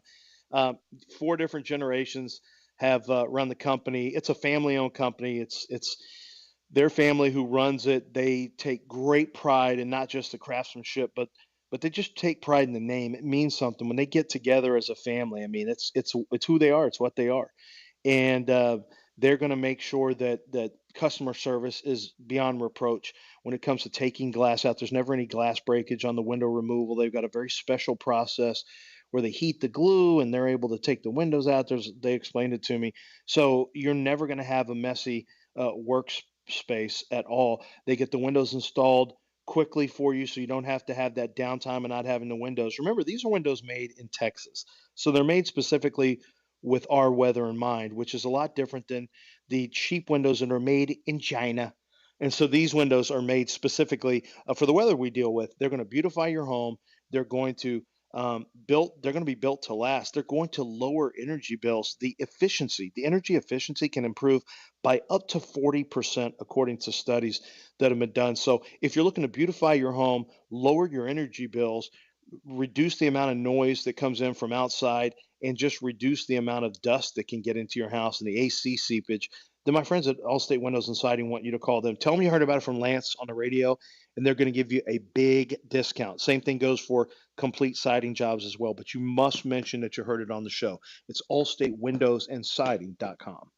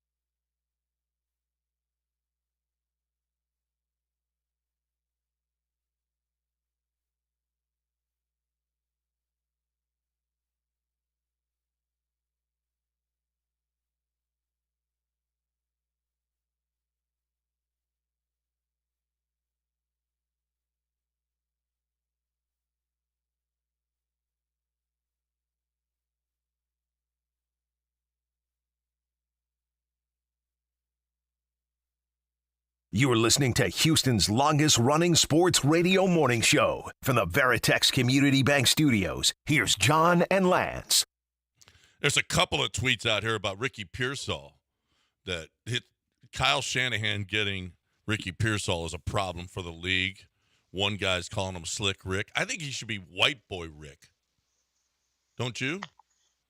White Boy Rick is a great name. White Boy Rick is a great He is also very crispy milk, too. If you see him, he's got swagger galore. Oh, my God. He's got the sunglasses, too. Oh, no. He is crispy milk. So now we got – and he came out of Florida, same as Dell's guy, Tyler Hero. The state of Florida. Tyler Hero's from Milwaukee, Wisconsin. Well, but he's out of now. He's fighting out of Miami, Florida. And Ricky Pearsall, didn't he play at Arizona State first? Yeah, but he's in Florida now. So you got two crispy milks rolling around in that state. Mm-hmm. Well, he's not in Florida anymore. Mm-hmm. White Boy Rick is the tightest nickname you can have. Yeah, it's one of the 5 toughest nicknames on the planet. Is it better White than Boy Lancey? Rick. Yeah, it's better. It's better than Lancey. Yeah, I love when your dad calls Lancey you boy. Lancey. Lancey boy. Hey, Lancey boy. Yeah. Let's get Dilly in here. He's been waiting. Hey, Dilly. Hey, good morning, guys. I got a question for Lance. It was a great draft night. It's a two-part question. One guy fell and I'm shocked. Sammy Tiny Tones Jones, the lineman out of South Harmon Institute of Technology. Any thoughts on him and where he'll go today? And also, do you think that Paul Gallant worked when Caleb Williams was drafted? We're not. This is not a serious. You are not serious people. You aren't a serious person. You're not serious people. Do you think that Paul Gallant what? You stayed around on. Did he twerk? You stayed around. Serious people. You stayed around on hold to that make up a name, and then you ask if Paul Gallant twerked when somebody was drafted. I didn't hear who it was. No. Was it Drake May? We know Paul's a Patriots guy. Is that what he was talking about? He probably so. Paul Gallant doesn't twerk. Okay. You don't know. I don't. Okay, technically I don't know, but I almost would guarantee Paul Gallant doesn't twerk. I don't know for a fact, but I seriously doubt it. I don't. Well, maybe you can find out tonight, Del, on your little draft show. You insult me like I created it. I didn't create the show. It wasn't even my idea. So they just asked me to do show, it. Del. Your little draft show. Look, if you want to watch, a draft show, watch me on the app. If you want to listen to a little draft show, listen to Del and Paul and Paul. I call him Paul George, also known as Joe George, and Paul Gallant. They'll be there doing the draft show, second and third round. You'll be able to hear. Or no, you are only going to do second round, right? We're going 6 to 9, so whatever that. Oh yeah, you're going to get a good chunk of the third too. Yeah. I think the Texans trade today. I think they. I got a feeling they're going to do something to move up one of their 2 picks. And in case you missed it, I do think the targets to look for are going to be cornerback, safety, defensive tackle, maybe guard. Those are the 4 positions I would keep an eye on for the Houston Texans today. If they don't have a lot of glaring weaknesses. I mean, I think corner is, and you and I both think that safety is. Yeah, you got guys on the roster, but every one of those guys was hurt. And let's be honest, like Eric Murray, you're not tied into Eric Murray. You can get away from him in the offseason if you want. You can just cut him. And can you really trust Jimmy Ward at this point with the injuries he had last year? He was injured more than one. No, they need time. Defensive back, I think, first and foremost, corner and safety. Yeah, I think that corner is going to be one of the picks, but I think defensive tackle is too. So keep that in mind. Now, I will say, Tamondre Sweat is going to be on the board. I don't think he goes until the 3rd. I've got the Cowboys taking him in the 3rd round. There's just the concerns about the weight are just an issue for him. And of course he's sitting on a DWI as well. So really worried right now about his maturity level is a big concern for teams. But I still think that the size, I still think his ability to stop the run is going to have a team draft him in the 3rd round. You've got Jerzon Newton and Braden Fisk, who are 2 uphill or forward charging pass rushers. Michael Hall Jr. is another one that I think you got to watch for with the Texans, but none of those guys are big run stoppers. So I don't know. Like, I'm not sure. I guess Tim Settle is going to be the guy in the middle. I don't know. I don't know what they're building exactly. I think they're just building rush units. Folo. I really do. Folo Fatukasi is Yeah. the other one. Yeah. Yeah, but I just think that the Texans right now are basically saying we're going to build a rush that is going to make it easier for our secondary, and we are truly going to build a pound of atomic dogs Well, that and are they just going to come off the edge and go get you. and they gave Autry some money too, so it'll be Yeah. interesting that they got to have him on the field. But Well, so how would you like a rush that was like Braden Fisk? I'll just get just as an example from Florida State. He's the other guy that you saw in the backfield almost Yeah. every play. Yeah. Braden Fisk, Autry Denico inside, and then you got Will Anderson and Daniil Hunter outside. Like, man, that's a pretty wicked rush there. might be one of the best in the league. Might be one of the better ones in the league. Yeah, it Yeah. really might. And I think D'Amico's trying to build. I think he's trying to say, yeah, we want to stop the run, but we really want to attack the pass. And the league is built on pass, and it's not built on run games anymore. So I guess it would make some sense to maybe worry less about trying to get a 315-pound defensive tackle, and maybe really make it a priority to find guys who assail the pocket. And maybe that's just what D'Amico wants to do is attack the pocket, and I think that's what he's going to look for in the second round today. Yeah. I can certainly see that. 713-780-3776. If you would like to come in here with us on ESPN 97.5 and 92.5. Before we get to a break, John, how about this? Del, why don't you play right out of your direct, if you have it, I sent it to your direct message. So I told you this. So what was the biggest shock of the draft, John? The biggest shock of the draft universally is considered Penix. Michael Penix. Michael Penix went number 8 to the Atlanta Falcons. Here is Brian Baldinger. He's in a swimming pool. Hold on. Oh, we're waiting? Yeah, we're waiting for it. Okay. I'm just going to tell you, I'm going to set it up for you. Brian Baldinger is in a swimming pool, and he just comes out of it. So he's got his phone set up, and he gets out of the pool. He didn't get out of the pool. He just has his arms. He's hanging onto the side. He hits record on his phone, and he starts talking. He's doing one of his Baldy breakdowns, which Okay, is here terrific. it is. Here But Brian Baldinger, it's April 11th, John. It's April 11th, and here's Brian Baldinger on Twitter from a swimming pool. Hey, good morning. This is Baldy's analysis from the pool. Just got done my morning swim. And today in South Florida, it's a strong wind out of the south. I love a south wind. Brings good weather, warm temperatures, and that's where I'm going with this morning's analysis. Out of the South, the NFC South, the Atlanta Falcons NFC South. And I had this premonition when I was swimming this morning. They turned the Atlanta Falcons around the day they drafted Matt Ryan with the 3rd pick. Mike Smith was the new head coach. Coach, quarterback. I feel like Raheem Morris. I know they signed Kirk Cousins to a big deal. And Kirk Cousins can be fine. But I feel Atlanta is in the market for a quarterback. Every mock draft I look at, Atlanta's going defense. I feel like the Atlanta Falcons are in the market for a quarterback. This is the year to do it. They got Kirk Cousins there. Nobody they draft has to play right away. They've got a caretaker, maybe more than a caretaker. But I feel like the Atlanta Falcons are shopping, and they're going to be shopping for a quarterback. And that's what this morning's analysis is all about. Let's shake it up. I feel like the Falcons are going quarterback in the 1st round. You heard it from Baldy's analysis by the pool. Okay. Let's just be honest. Baldy knew something. There's no way you could come up with that out of nowhere. You can't possibly, after on the heels of a Kirk Cousins signing, call him the caretaker. And this is, I feel it.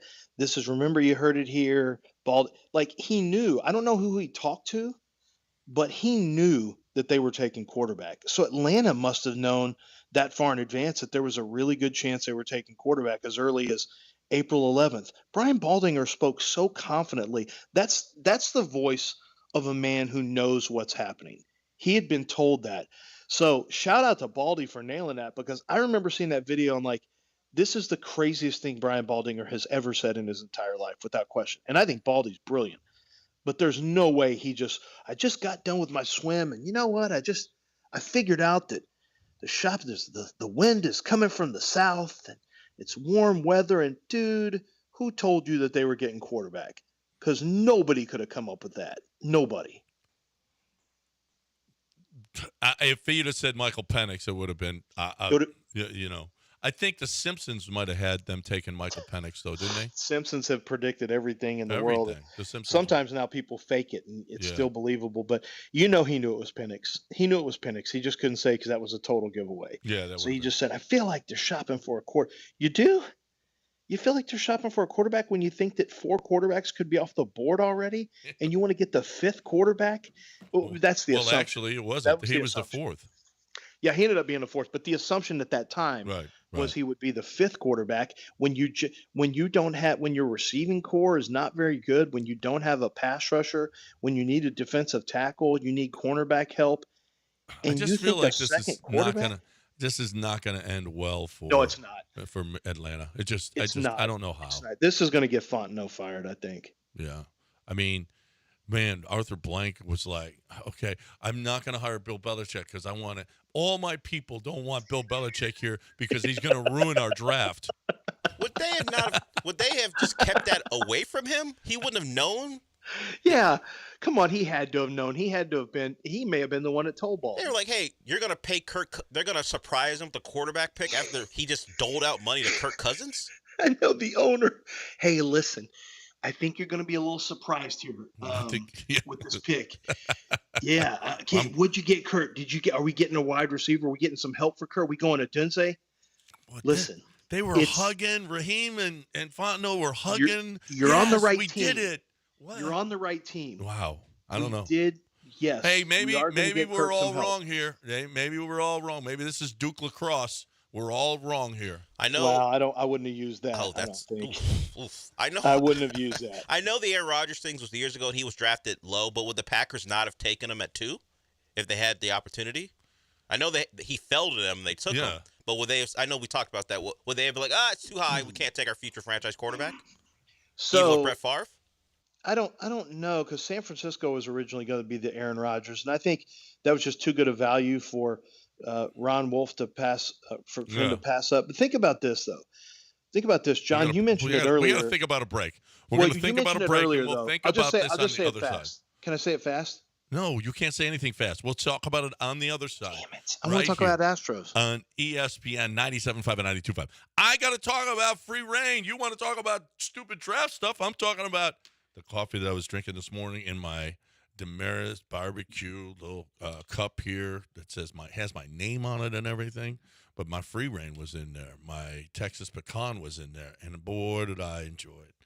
I got up and I got after it, okay? We got a big weekend coming up here. How are you starting your day, all right? Here's the way you should – this is the way your day should go. Dream, coffee, work, repeat. Or dream, coffee, golf, repeat, right? I mean, that's the way your day should go. And this is – listen, Rip from Yellowstone is – one of the guys. He's been with them forever. He's one of the owners. They've got a bunch of owners there, and they're really kind of corny. They really are. They love their country. They love community, military, veterans, first responders, nurses, teachers. It's just, it is. I mean, they do. They love all of that stuff. You like corning? Yeah. You like full flavor coffee? You love having it delivered to you however you want it, beans, ground, pods, whatever it is, you got it. 975coffee.com. 975coffee.com. Put in promo code ESPN20 for 20% off site-wide. Free reign coffee. 975coffee.com.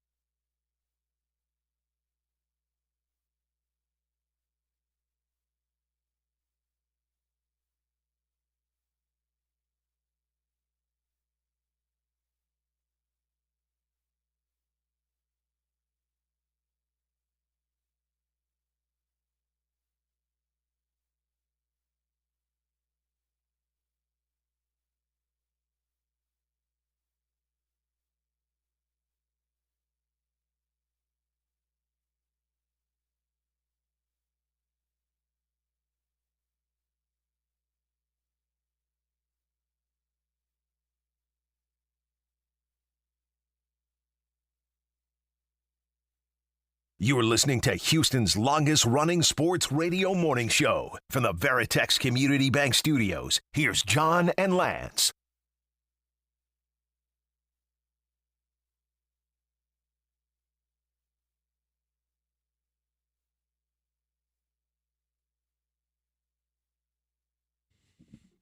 Welcome back here on ESPN 97.5 and 92.5.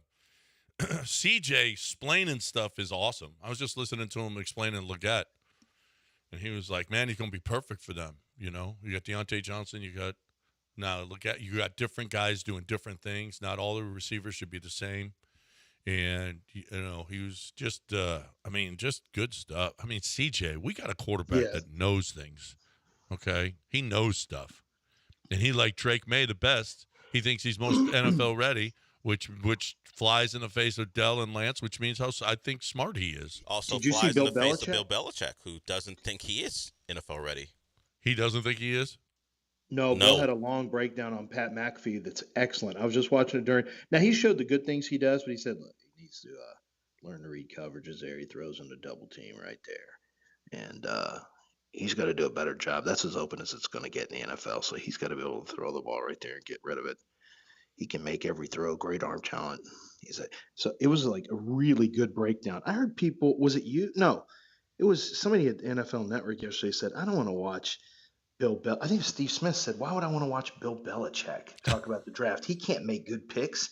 I'm like, yeah, but it's Bill Belichick. I think it'd be fascinating radio. He goes, fascinating TV. He goes, what, we want to find out how to pick bad players? I'm like, well, I don't think that's how this is going to go, Steve.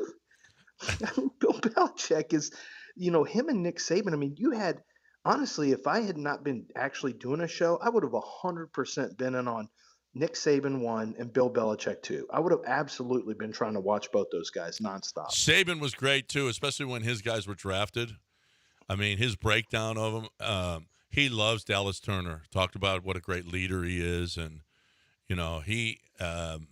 I didn't hear him on Terry and Arnold, but he really broke down Dallas Turner well. I mean, it's Saban. It's just his look is what got me. It was hard to listen to him because watching him, I was like, what did you do? Where did you get all that hair? When did this happen? And I told John, there's a magic little spray. They put all this stuff, these hair fibers, they put them into an atomizer, like the old school. But he looked like a chia pet. Oh no, they can just keep doing that stuff until you've got a full head of hair. They'll just keep going on. And that's what they did. And they gave him magic hair that when he gets back to his hotel and takes a shower, gone. Yeah. Oh yeah. But you told me it was like orangey. I saw it. It was kind of light brownie. It was orange. His hair was an unnatural color. I think it's not, I don't even know that it's in the Linville. We need to get Linville on the case. No, there's no way Linville has that color. No, we need to get him on the case. I'm not sure it's in the element charts. Okay. That color. You mean the crayon box? Yeah. And that either. Charts. That either. I don't know that there's a natural element that's called. Here it is. Borium. Right. Exactly. 713-780-3776. Okay, so who won it? I think the Bears still. I mean, you know what? I know it was pretty obvious they got Caleb Williams, but Rome Odunze, they did exactly what all of us thought that they were going to do, and I think they won tonight. Yeah, I love what the Bears did. I mean, I didn't think it was hard. You just sat there and Rome Odunze was there, but that was there was a rumor. Let me tell you a couple of the rumors. I know this for a fact. The Rams were trying hard to move up into the top 10 picks, top 12 if need be, and get their hands on Byron Murphy. They really wanted Byron Murphy, and they were trying to move up there and get their hands on Byron Murphy, but ultimately they couldn't get a deal done. Minnesota Vikings were trying to trade up as well, but Elliott Wolf in New England just would not budge. They did not get an offer they liked, and they said, we're going to stick and pick. Went with Drake May, but basically the talk was you couldn't get teams to budge out of the top 8 to 10 picks. And now we see why, because Atlanta wouldn't trade. So supposedly it was the Rams and the Falcons that were having the discussion. And the Falcons were going to potentially move back and the Rams were going to move up. But I think once the quarterbacks, once Drake May went third, I just think the Falcons already knew they were going to take Michael Penix, and they probably entertained the Rams with, yeah, we might do this trade. Yeah, we might do this trade. And ultimately, they always had Michael Penix on the hook. They always knew they were going Penix. And so there was another team. I know that tried hard to get up for Malik Neighbors that couldn't do it. Teams in the top 10 just weren't trading. They just weren't going to give you a trade. So it was unusual. I thought we'd have a lot of trades, and it turned out nobody wanted to trade. Everyone had a player they really liked and really wanted. This was a good draft in that respect. And there's still really good players on the board. Mm-hmm. There are. Yeah. This is a Kool-Aid McKinstry, A.D. Mitchell, Jerzon Newton. There's some name brand guys, Cooper DeJean, who those four guys were frequently mocked to the first round. My wife's all mad at me that A.D. Mitchell, why didn't Adonai Mitchell go in the first round? He's the Texas wide receiver. I said, he's a Georgia wide receiver. No, he went to Texas. His last year was at Texas. Oh, he's a Georgia guy. What does she care about a Georgia guy for? Well, she said, you said he was going in the first. I said, well, it's a mock. What do you mean? I said, you said he was going in first. I went and read your thing. You said he could play right. And I said, well, because he's not ready to play right now, his route running. She said, no, I went and read your thing. You said he could step in and help. He won a national championship at Georgia. Oh, she's all over me like I didn't draft A.D. Mitchell. Yeah, but and she said he's doing it for his daughter. Did you see the thing? He's doing it for his daughter. I said then he needs to learn to run routes for his daughter. He needs to learn to wrap it up if he's got a daughter in college. You need to learn how to run routes. John couldn't be on a broadcast. He's John's third. John could never be on a draft broadcast because you know how many prospects have children. Look what he's already said today. His entire analysis of A.D. Mitchell will be like, yeah, bad decision maker. What do you mean? You know my buddy, the guy who works the kid. What do you mean? What do I mean? There's a guy who works here, Todd Mossberg, and Mossy is a good dude. He's a producer. He's still standing like the rest of us. We're like, well, we're still the group that's standing right now. And he's got a friend who listens to us. I think his friend lives in Austin, I believe, or he may live in Houston and listens to us all the time. And so Mossy will get quotes that me or you say on the radio, and his friend will text him. And I said, your friend listens all the time. He goes, oh yeah. He goes, oh, well then your friend hears some things that you just probably couldn't believe we could get away with saying. I don't know. I don't know what you're talking. I don't know. You don't know. You don't know if we say stuff you can't say. No, I imagine if people call you like you're a Houston dignitary. Hey, let's go to ESPN, our affiliate. What do you think about A.D. Mitchell? Well, I mean, guys, he doesn't make good decisions. So what do you mean? You're the kid. He's in college. Wrap it up. Wrap it up. That's what you're saying? That's my analysis. Wrap it up. Of A.D. Mitchell. And he's a Georgia guy. He's a Texas guy. Texas. He's from the state of Texas. He realized Georgia wasn't a place for him, and he came back. No, John's right. Yeah, John's he was right. sick of winning national championships, so he came. Jaden Daniels is an Arizona State guy. No, not JT Daniels is for the streets. No, Jaden Daniels. Oh, okay. Oh, Jaden. Is Jaden Daniels an Arizona State guard? guard? Heisman. Yeah, he's Arizona State. He won a Heisman at LSU. A.D. State Mitchell didn't win nothing at Texas. He won a Big 12 conference title. Well, yeah. Oh, the last. They're first and forever. Yeah. Oh, great. That he ain't gonna win none of those. Well, you don't know where he's going to play. What do you mean? Well, no. Well, Texas ain't winning. Could be Josh. He could Texas be Josh ain't winning in the SEC. I got news for So him. they're never winning. You don't know. No, that's why I asked you. You're the one who apparently knows. No one knows, Del. You just said they're not winning. No one could possibly know. I do know this. Chastang Ford is a winner. You're a winner if you go to Chastang Ford and get your Ford on, all right? University of Houston, they love it. Patrick and Joe. And listen, everybody over there. They're big Cougs. Well, not everybody over there. I would imagine they have people from other schools. But it doesn't matter what school you go to. What you want is your vehicle at the best price you can get it. What you want is a vehicle that you everything that you wanted, okay? Well, let's tint your window. No, I don't want tinted windows. Why are you offering me tinted windows? How about we get the vehicle customized exactly how I want it customized? And that's what happens at Chastang Ford. No add-ons, no markups. As a matter of fact, there's a lot of dealerships that ain't giving you the rebates that they could possibly give you. They're doing it. They're working that deal hard for you at Chastain Ford to get you the best price that you could possibly get. They don't care about, we got to jack up the prices. We got to get more and more and more. They don't do it. That ain't the way it is. And some dealerships really are that way. So go to a dealership that's going to take care of you and worry about you getting the best deal for you, not for them. Get the best deal you can on Fords or pre-owned vehicles at ChastainFord.com on 610 at Homestead, not Hempstead, 5 minutes from downtown Chastain Ford.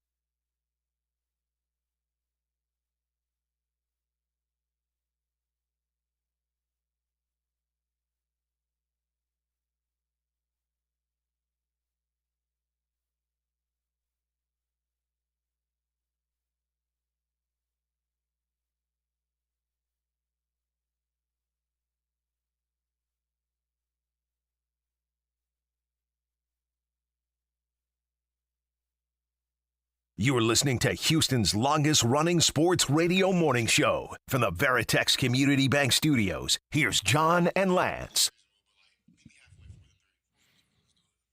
All right, welcome back here on ESPN 97.5 and 92.5. 713-780-3776. This is our last segment before News of the Weird.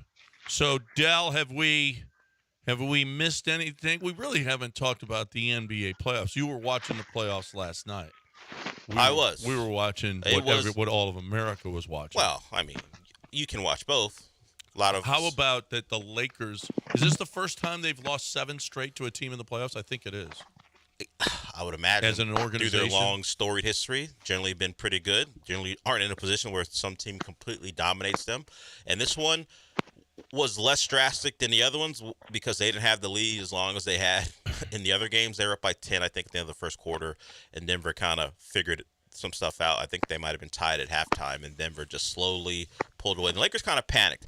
People use the term quit maybe, but they started just launching jumpers. They're probably down 8 or 9 with 4 minutes to go, and all semblance of offense broke down as they got desperate to get back in the game. And Denver had missed a couple shots, so maybe if they had gotten good possessions on offense, they could have got back in it, but they did not.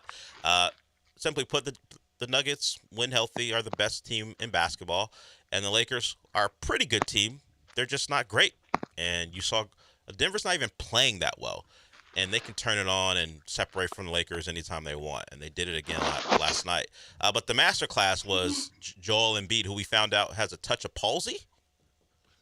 He did? Why? Because he pulled down? Oh, no, that's a flagrant foul stuff. But he actually is suffering Slight from Bell's palsy. Yeah, that's why he was covering his face the other day. Yeah, he was kind of like insecure about it. And people were looking at him and seeing why one eye was blinking and the other wasn't. He's got Bell's palsy?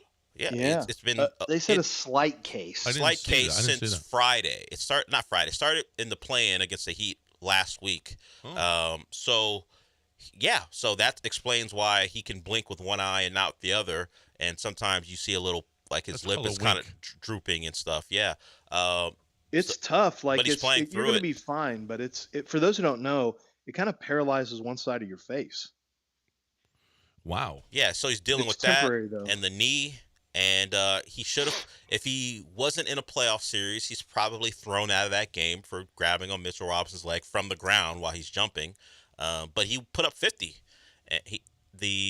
The Sixers went, I think, 9 for 12 from 3 in the third quarter. They just kept knocking down shots to get separation. Did you say he had a touch of palsy? Yeah, a touch. Good Lord. What? It's you not and John are just battling today. What are you talking about? No, it's not a good way to describe it. He's not full It's not full palsy. on. He's not. And it's I know slight. where your heart was. I know you where don't your heart know was. my heart. Stop speaking for me or about me. You don't know me. Because we have conversations off the air. I know where your heart was. I don't say that. A touch of has a very distinct. Yeah. No. Keep going with your little 50 like Eli. Thing. I know it's in your heart. Like Eli. You don't know my heart. Like Eli. You sound like that girl from Baby Reindeer. You don't know my heart. You don't. And then Paolo Banchero, holy crap. They got it together. They finally decided we're going to score some points. So Cleveland tanked the last game so they could get Orlando. Well, they're up 2-1. They're up 2-1, but, man, they got their ass handed to them last night. Yeah, the venue switch changed. I don't know if it changed the complexion of the series, but Orlando got it going. And they finally were able to string buckets together, and their defense remained. I mean, they've kept the Cavs down. The problem for them was they haven't been able to score. They finally had a good night, and they ran away with one. The Cavs were like, you know what? This is yours. At some point, the Cavs, we're not even going to put any more effort into this. Why would we? At one point, I think the Magic were up at like 40 around there. So we got a series in the East, a couple of, well, all 4 of them, at least one team, a team has won a game. And then the West, the Nuggets are killing it. The Mavs and Clippers is a good series. Yeah. Yeah. We'll That's see the only one. Well, yeah. So far. We'll see if the Suns can't do something tonight. Sure. And the Thunder are handling the Pelicans. Yeah. Yeah. And the next game could be Darvin Ham's last. Did you hear what Anthony Davis said about him? How unorganized the team is. Yeah, and he had to come back. The Laker organization wasn't thrilled with Davis for those comments. Well, no, but they're also probably not very thrilled with Darvin Ham. Well, you don't want to get swept, particularly when you've invested in LeBron and AD like you have, and now you have to make a decision.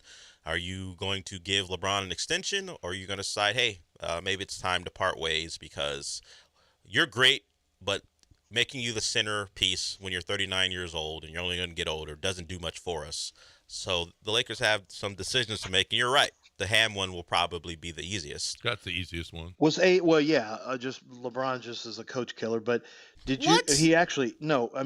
when LeBron has a team, if they don't do well, the coaches all get whacked. Well, the coaches it's happened plenty of times. The coaches get fired because you have one of the greatest players ever. So the pressure is to win a lot of games, and if you don't do it, you're not going to blame the second best player of all time. And he's one of the worst GMs. Like when he got Anthony Davis for all that. So did they win the bubble championship? Did they win that was AD there yet? Yes. Yeah. He made all those jumpers. Yeah. So they won a title technically.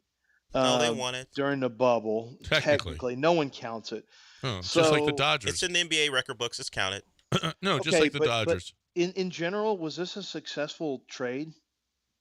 Well, you're going to have AD longer. And the Lakers will tell you we won a title. We weren't anywhere close to winning a title with Lonzo and Kyle Kuzma, although I think Kuzma might have stayed, and the others. Brandon Ingram and Lonzo Ball, you rather have them than a 2020 title?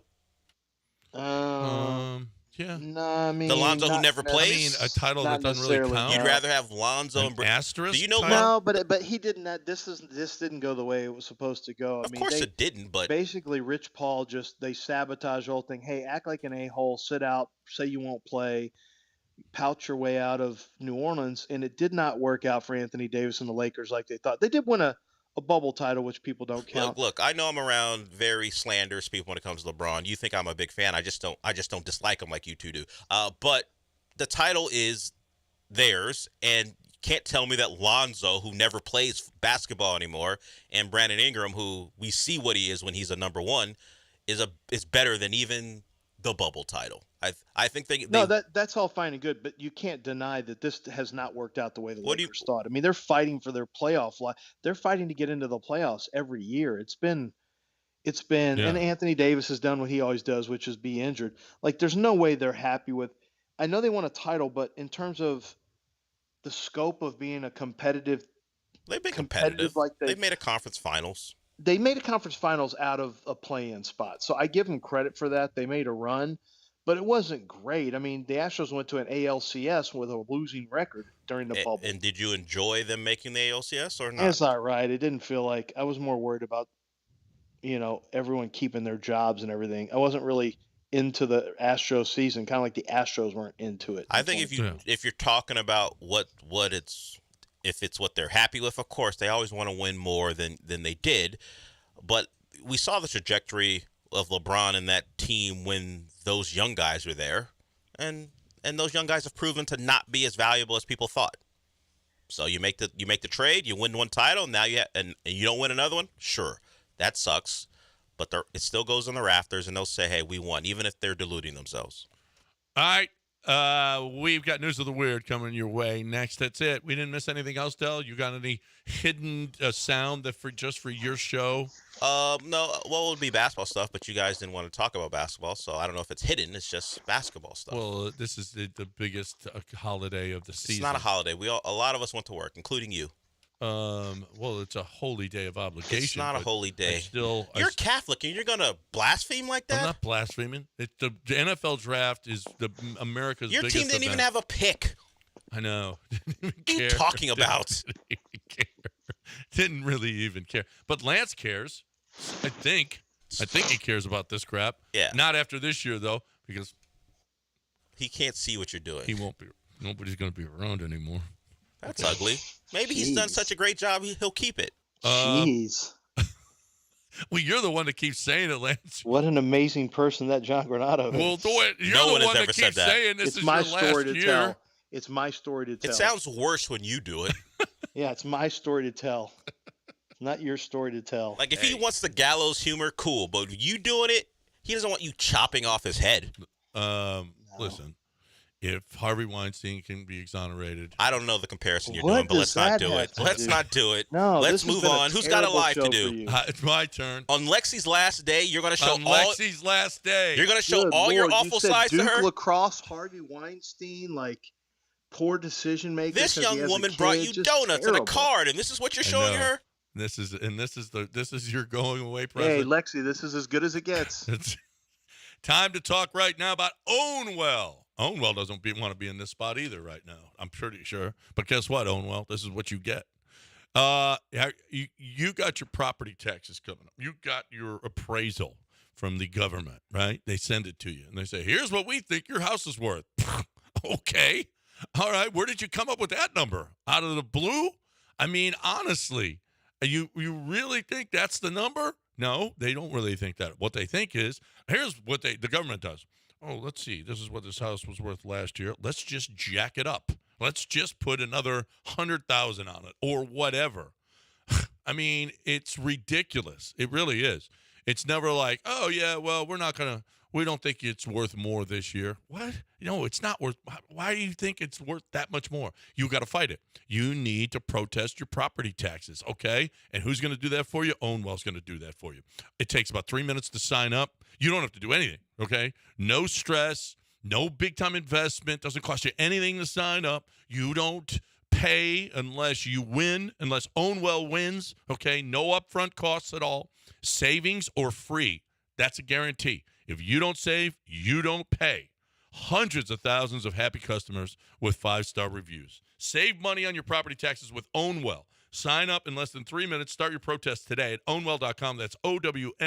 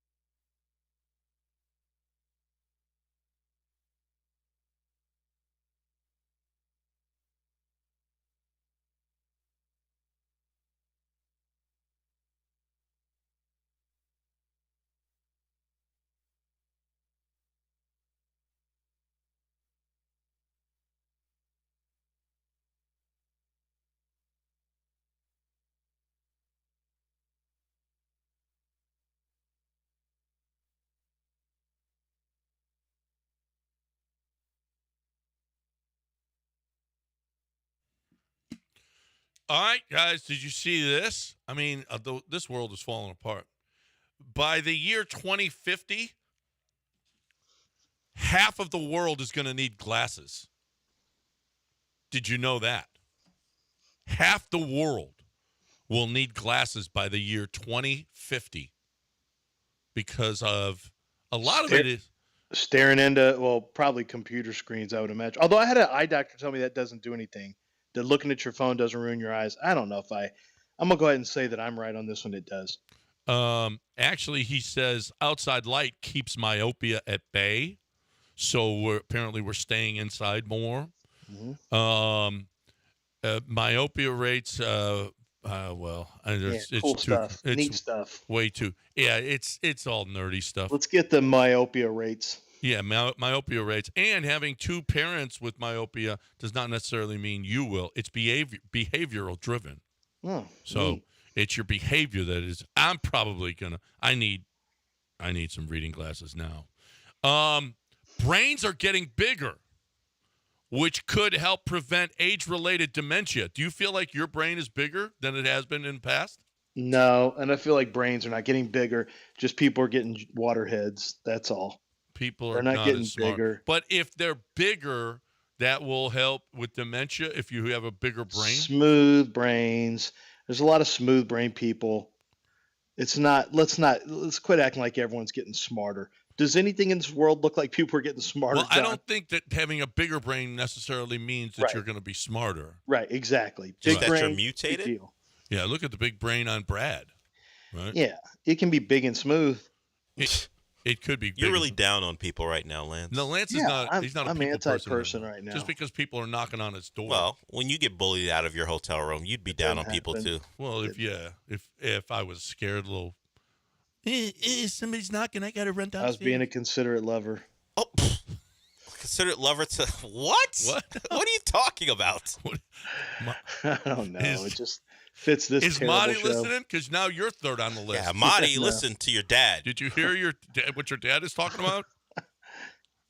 Marty? Consider it to myself. Well, okay, there's that too. There's that. Marty, Well, don't you listen. have been in a hotel room Marty, for the tune last out. week. Your dad's on one. 5 days. You have been. Georgia Republican official, and a Republican official who is outspoken about the election denier. He's an outspoken election denier. Mm-hmm. Yeah, well, he was caught voting illegally 9 times. Man, just telling on yourself. Man, dude. Just Election deniers should not be voting 9 times. Okay? Well, he would know. He would know. Bad look. That was not fair. Trust me, I know. That was not fair. Look, See? if I could do it, everybody could do it. Apparently, several cops are being investigated for anti-institutional extremism. Apparently, the employees believe the conspiracy theory that the world is ruled that these cops believe the world is ruled by a secret evil elite. And do you want your cops to think that the world is ruled by a secret evil elite? Oh, there's a lot of. You'd be shocked how many people believe this. This is happening. No, this is a lot of in people Holland. believe this. Everyone in the Netherlands is free to think what they want, but we're not sure we want our cops to think that the world is ruled by an evil elite. I just want my cops to be cops and let me off with some stuff here and there. That's all. Pull people over if they're driving too fast or something. Yeah, and give them warnings. Yeah, right? Just give them warnings.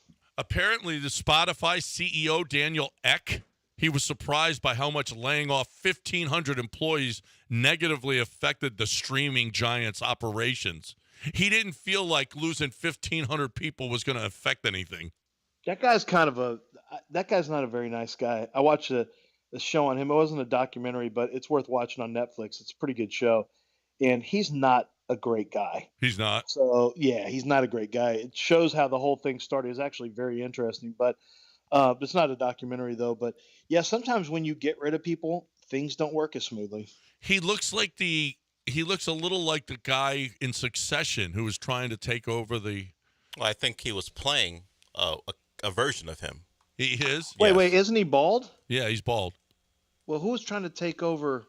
The Swede, but that guy had hair. Oh, he had hair, but I think he's acting a little Well, they're both Swedish. They're both Swedish? Yes. Yeah. Oh, that guy was Swedish too? Skarsgård? Yeah. Yeah. His name is Daniel Ek. E-K. I mean, put a few more letters in there. I'm Italian. I just don't get that. I just don't get it. How you could have 2 letters in your name. Apparently, another Republican complaining about election fraud drops out after a forgery scandal. I mean, if we're going to be accusing everybody of cheating, can we stop cheating? But forgery's different. I mean, you could be forging just to try to steal money from somebody. Well, that's true. Or you Yeah. could bring dead people in and try to get money out of their Like bank account. the lady from Brazil. Brazilian, yeah. Hold this pen here. Let me just scribble this in for you. A He's dead. California man was arrested for grilling in a shopping cart using a sword as a skewer. I'm looking at it. Yeah, I'm leaving that guy alone. I mean, do you think you should arrest him? I mean, he's pretty. Nope.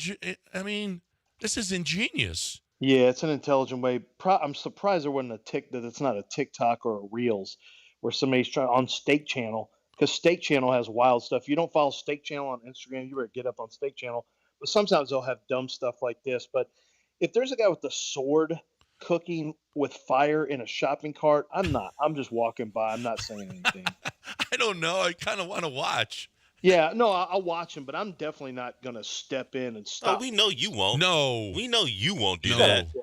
You can't even keep a guy. Sorry ass show getting ready where you're going to talk. He's so upset. Take all the stuff. Oh, you're not going to stop a guy with a sword? No. You can't stop a guy You're from gonna run as throwing soon you as out you of your can. own room. Yeah, you're. I mean, no, we're not asking you to stop anybody. That Lance. guy would send you to go get him more meat, and you would. That guy was bringing you your breakfast or your coffee for the morning, knocking on the door, and you ran downstairs. And he cowered in the bathroom. Lobby. Oh, my gosh. That's embarrassing. Well, Lance, have a good time tonight and all weekend long. Okay? After we spent 3 hours doing this to you. Have fun. Lance Zierlein, he's had a tough week, man, a tough night. He was up all night working. Right. I will applaud him for that, but that's all. That's all. Hey, I'm going to applaud Brinkman for everything that they're doing. I was talking about this. I got a new client coming up, and I was talking about this very thing about with this new client that we're going to have is I mentioned Brinkman, and I mentioned how it is that you just don't even think about your roof. You just don't think about it. But a buddy of mine, we were driving away from his house, and I'm like, man, do you see how shiny your shingles are, dude? You need to do something about that. You need to have Brinkman over. It was so funny. Aqueduct was at his house actually cleaning out his tankless water heaters because I had told him about his tankless water heaters. And he was like, oh, you want another one of your clients to come to my house to fix my stuff? Yeah, I do, actually. And you need to do it too. If you haven't checked your roof shingles in a while and they're shiny, there's a lot of different things that could be happening here. And not only that, insurance companies aren't paying off if you have anything happen to you. It's so easy to do. Let them come up and check out your roof, but not the guy that knocks on the door. Because Jason Brinkman told me, he said, a lot of our business is, those guys that knock on the door, we have to come and fix whatever they did. So if you're somebody that hasn't checked your roof in a while, or you have any roofing issues whatsoever, call 281-480-7663 or go to brinkmanquality.com. That's BRINKMANN. They've been in business for 50 years. They know what they're doing. They're going to do a great job. They always stand behind their work. brinkmanquality.com.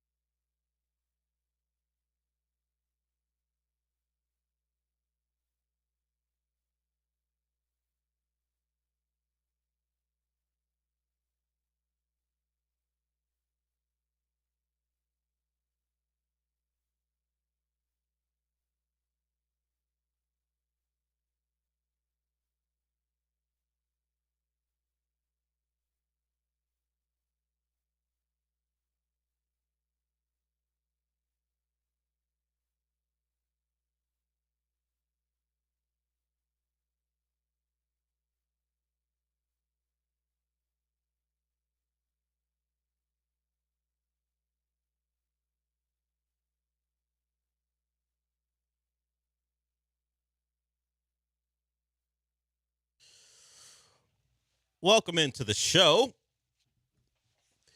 The biggest actual sporting event I don't know if it's in the world, but non-sporting event that's actually about sports just happened, and it's continuing to happen. The NFL draft kicked off last night, and I think we're all winners. I know that we have the winners and losers thing, but I think we're all winners thanks to the Falcons. And not because I have a very strong opinion about the selection of Michael Penix. I actually love watching Michael Penix throw the football. He's one of the more entertaining quarterbacks in the draft because he is the epitome of F it, I'm going deep. He was very accurate, unfortunately for Sean, very accurate in one particular game. Michigan less so because they beat him up. But I like him as a quarterback. I don't know how good he'll be. I just know on a college level he was outstanding his last 2 years at Washington. But they provided content, and that's what everyone loves. It's not that anyone really cares that the Falcons made the pick. It's that someone made the pick, and the circumstances involving the pick mean we got segments starting TV shows, starting radio shows. Let's take shots at the Falcons. And then we see clips of Arthur Blank having a discussion with the GM, and it's like, that looks like the GM is explaining to Arthur Blank why they made the pick. If you believe that Arthur Blank invested how many millions of dollars into Kirk Cousins and didn't know that Michael Penix was a giant possibility, or at least a quarterback was a possibility, I guess maybe you don't know how human interactions work. There's no way they surprised the owner with that pick. Maybe Arthur Blank's just not a guy who's very exuberant. He's an old man. It's draft night. He's seen a lot of them. But the Falcons do take Michael Penix. He'll be in the building, and of course the question is, when will he play? Because Kirk Cousins and his deal is prohibitive from getting out of it until like year 4, I think. Certainly year 3 at the earliest, or at least that offseason between year 2 and year 3 at the earliest. And you know what? I know Michael Penix is older, but isn't Kirk Cousins the example? How old is Kirk Cousins? Like, everyone's like, well, by the time Michael Penix plays, he could be 26 years old. And I get it. You always want to see the young quarterback as soon as possible. Kirk Cousins is 35. Let's say Michael Penix doesn't take a meaningful snap till 26. So you mean, and if he's, and let's also, you have to add in that he's really good. So you mean if he plays quarterback at a high level for 9 years, the Falcons are going to be disappointed with that draft pick because they didn't have him for 11, particularly if they don't think he's ready the first 2 years? Look, I don't ever get that logic considering how long quarterbacks get to play in the league now. The rules allow them to survive longer than they did. I don't even have to use Tom Brady. The only person who can get Aaron Rodgers out the paint is the MetLife turf. That dude would have been playing last year at 40 years old too. So what are we talking about as far as his age? Quarterbacks play a very long time. The league wants them to when they're good. I don't understand that particular argument. The argument of you don't have a lot of years on a rookie deal because you're paying Kirk Cousins and the other guy's not going to play. Okay, I understand that, but the outrage, everyone's shock about it, you should be thanking the Falcons. Because without the Falcons, when did the draft get interesting? I didn't even watch it. I kept track of it on my phone because that's certainly a way to do it. I was watching the NBA. The NBA had an interesting night last night. We'll get to at some point as well. But the first 3 picks were all quarterbacks. When did the draft get interesting? When the Falcons did what they did. Thank them, shake their hand, and that's all you really need to say. Because what would we be talking about otherwise? Is Drake May going to be good? Is Jaden Daniels going to be good? Those are all questions that are empty because we're not going to know that for maybe even a couple years. Yeah, we were told about all these trade-up possibilities and all this craziness that could happen. And it's like, actually, just the first 4 picks, maybe even the first 5 picks went like directly what you would think would happen is quarterback. Marvin Harrison. And number 5, you mean to tell me Jim Harbaugh took an offensive lineman? Even like 6 neighbors. It's like, okay, that was probably either going to be a quarterback or neighbor. So It really was. The draft didn't begin until the Falcons did what they did. Yeah. So I am appreciative of them. I'm not going to rip them. I don't know what's going to happen. None of us do. You don't know. None of us do. Everyone's so concerned about team building. Everyone has their insight on how a team should be built. No one knows a damn thing. The Rams built it one way. The Texans are building it another way. The Ravens have done it their way for years. There is no one proper way to build a team. I will say, though, the one way that doesn't seem very proper is to be a 7-10 team, pay a 35-year-old quarterback $100-something million for, 3-4 years? Sure. And then draft a quarterback 8th overall. That to me just doesn't really seem like the way to do it. I would say that this new foundation for the Falcons, how they're building it, I don't know what pressure Arthur Blank put on them to say, I'm tired of watching a Desmond Ridder or Marcus Mariota play quarterback. Go get a guy I can believe will help us win. I'm tired of not winning anymore. I don't know the pressure being placed on them by ownership, or even if there is. Maybe he said, "Go get us a quarterback," and then when they said, "Hey, we think we have a guy of the future," he was like, "Okay, we can do that too, but I want to win, and I want to win now." Your point, I'm not really going to push back too hard on as far as paying one guy and then drafting another.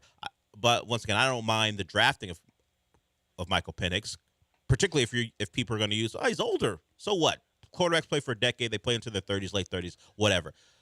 I just don't know what Arthur Blank told them. What was the mandate? Because if he told them, and particularly Raheem Morris probably was like, I don't know if I got one more shot at this. Can I depend on a rookie for the first couple years? I may not get to enjoy the fruits of development, of his development if I'm out the door.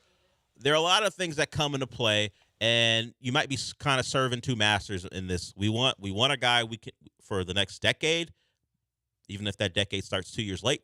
But we also want a guy for the right now to make us competitive because our owner is sick and tired of losing ball games. Yeah, I don't mind either paying Kirk Cousins or Michael Penix. You don't like the combination? It's the doing both because you could also do the what the Patriots did, sign Jacoby Brissett, or do what the Jacoby Brissett's another version of or like sign a Darnold if you're gonna draft a quarterback 8th overall. No, I am not saying the pushback is without merit. I just don't feel the aversion to it that other people do. Like it's the craziest thing that could have possibly happened when I'm not sure the dynamic of that organization. And Jacoby Brissett, the return on Jacoby Brissett's about 4 or 5 games per season, and then he's becomes what we know him to be, a fine backup. But how many games is he going to win for you? We know Kirk Cousins, despite all of the jokes we can make about him and some of the prime time stuff or the against winning team stuff, he is capable of winning a down division, which the Falcons are in. So, that is a big part of this, is that they looked across the room and they're like, I don't know, we can do whatever we want in this division. Yeah, there's Baker and Bryce Young. And Derek Carr is the stiffest competition. Come on, let me go get us Kirk Cousins. We can find our way to win 10, maybe 11 games if we dominate the division. We'll make the playoffs. And if Michael Penix isn't ready for a couple years, cool. Sure, the money to get off of Kirk Cousins is going to be prohibitive. But then if you like your quarterback, the young one, and he's great, no one's going to really care. They're going to criticize you because how it affects your cap down the road. But trust, if this goes well and Penix is great, no one's going to care. Oh yeah, that's the big thing. It's just this almost is the strategy of just like pick a quarterback just to see. Yeah, just and see if he's good. And if he stinks, fine. People have gotten over blowing it. They've picked in a draft before. It's happened. So I know you're drafting Michael Penix and quarterbacks because of the position. They get to play, and everyone pays attention. But if you had drafted an offensive lineman, he stunk.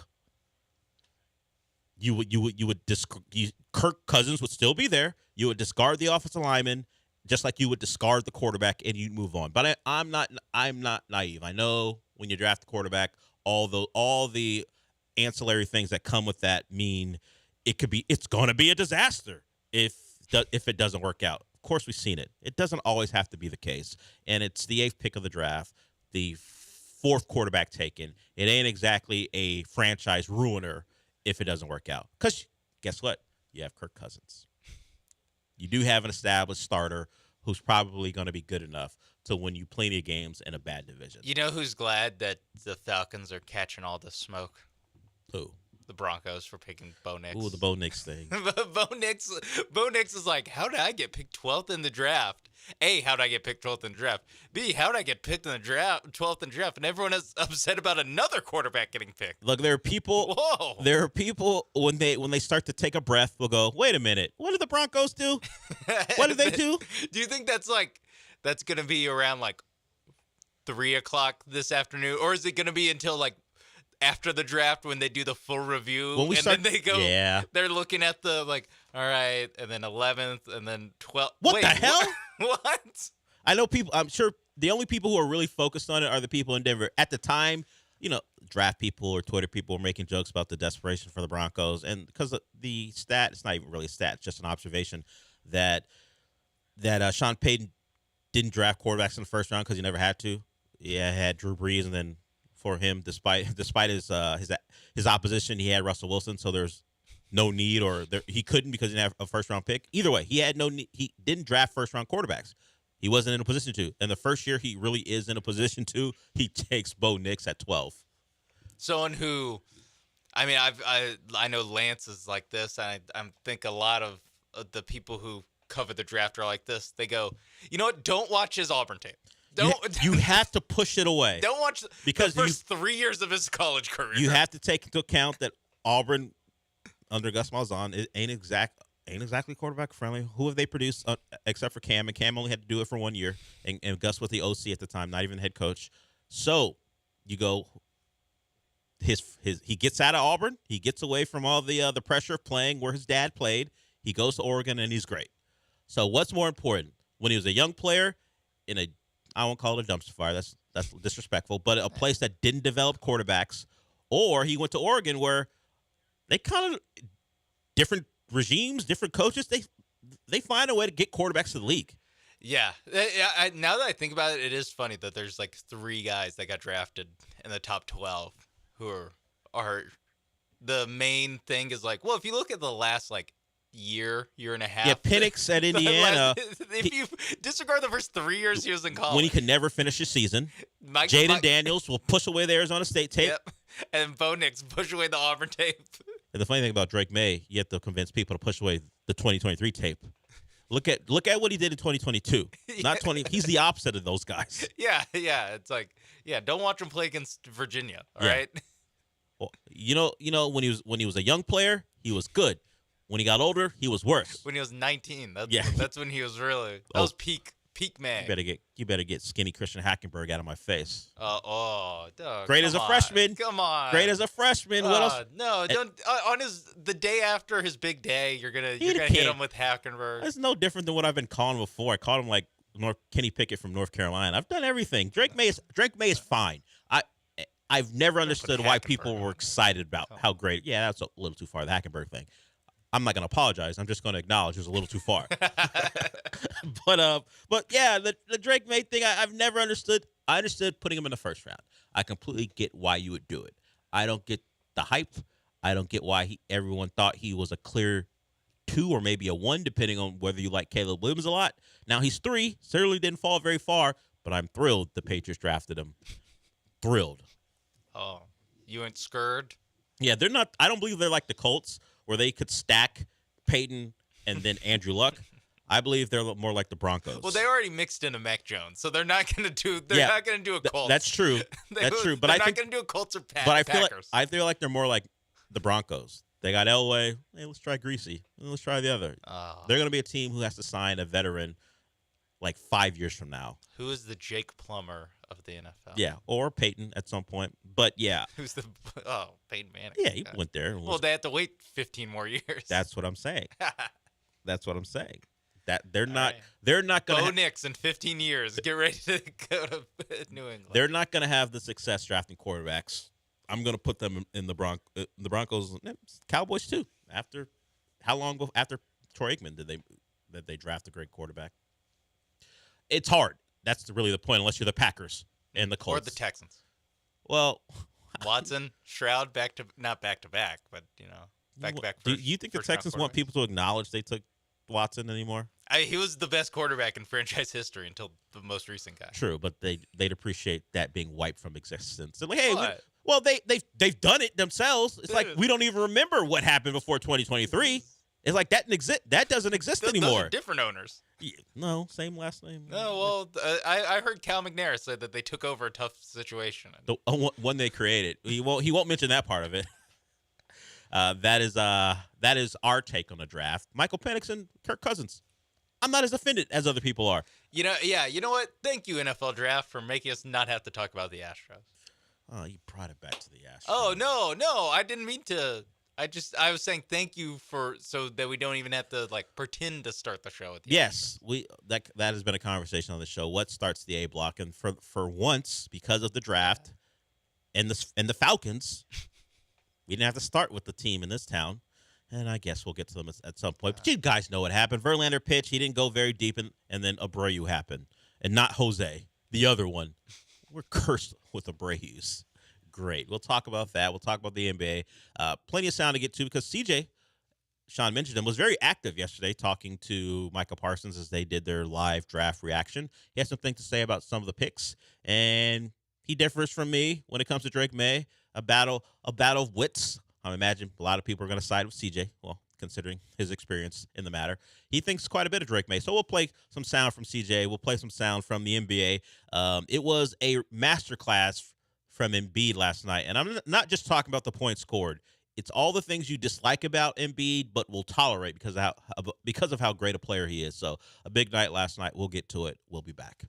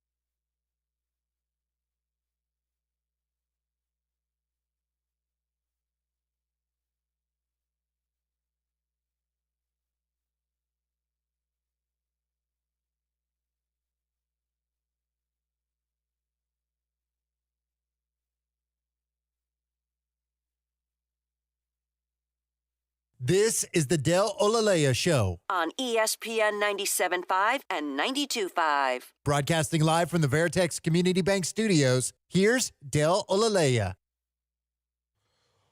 As you heard in the first segment, Sean unfortunately brought up the Astros. He brought us back to reality. I felt like I was having a good time. Then he brought me back to the reality of a season that stinks. They suck. I mean, there's nothing else to say. They lose in maybe similar ways, but there's always someone new or someone different, I would say, creating the misery. And this time it was the other Abreu and the lineup overall. You score one run.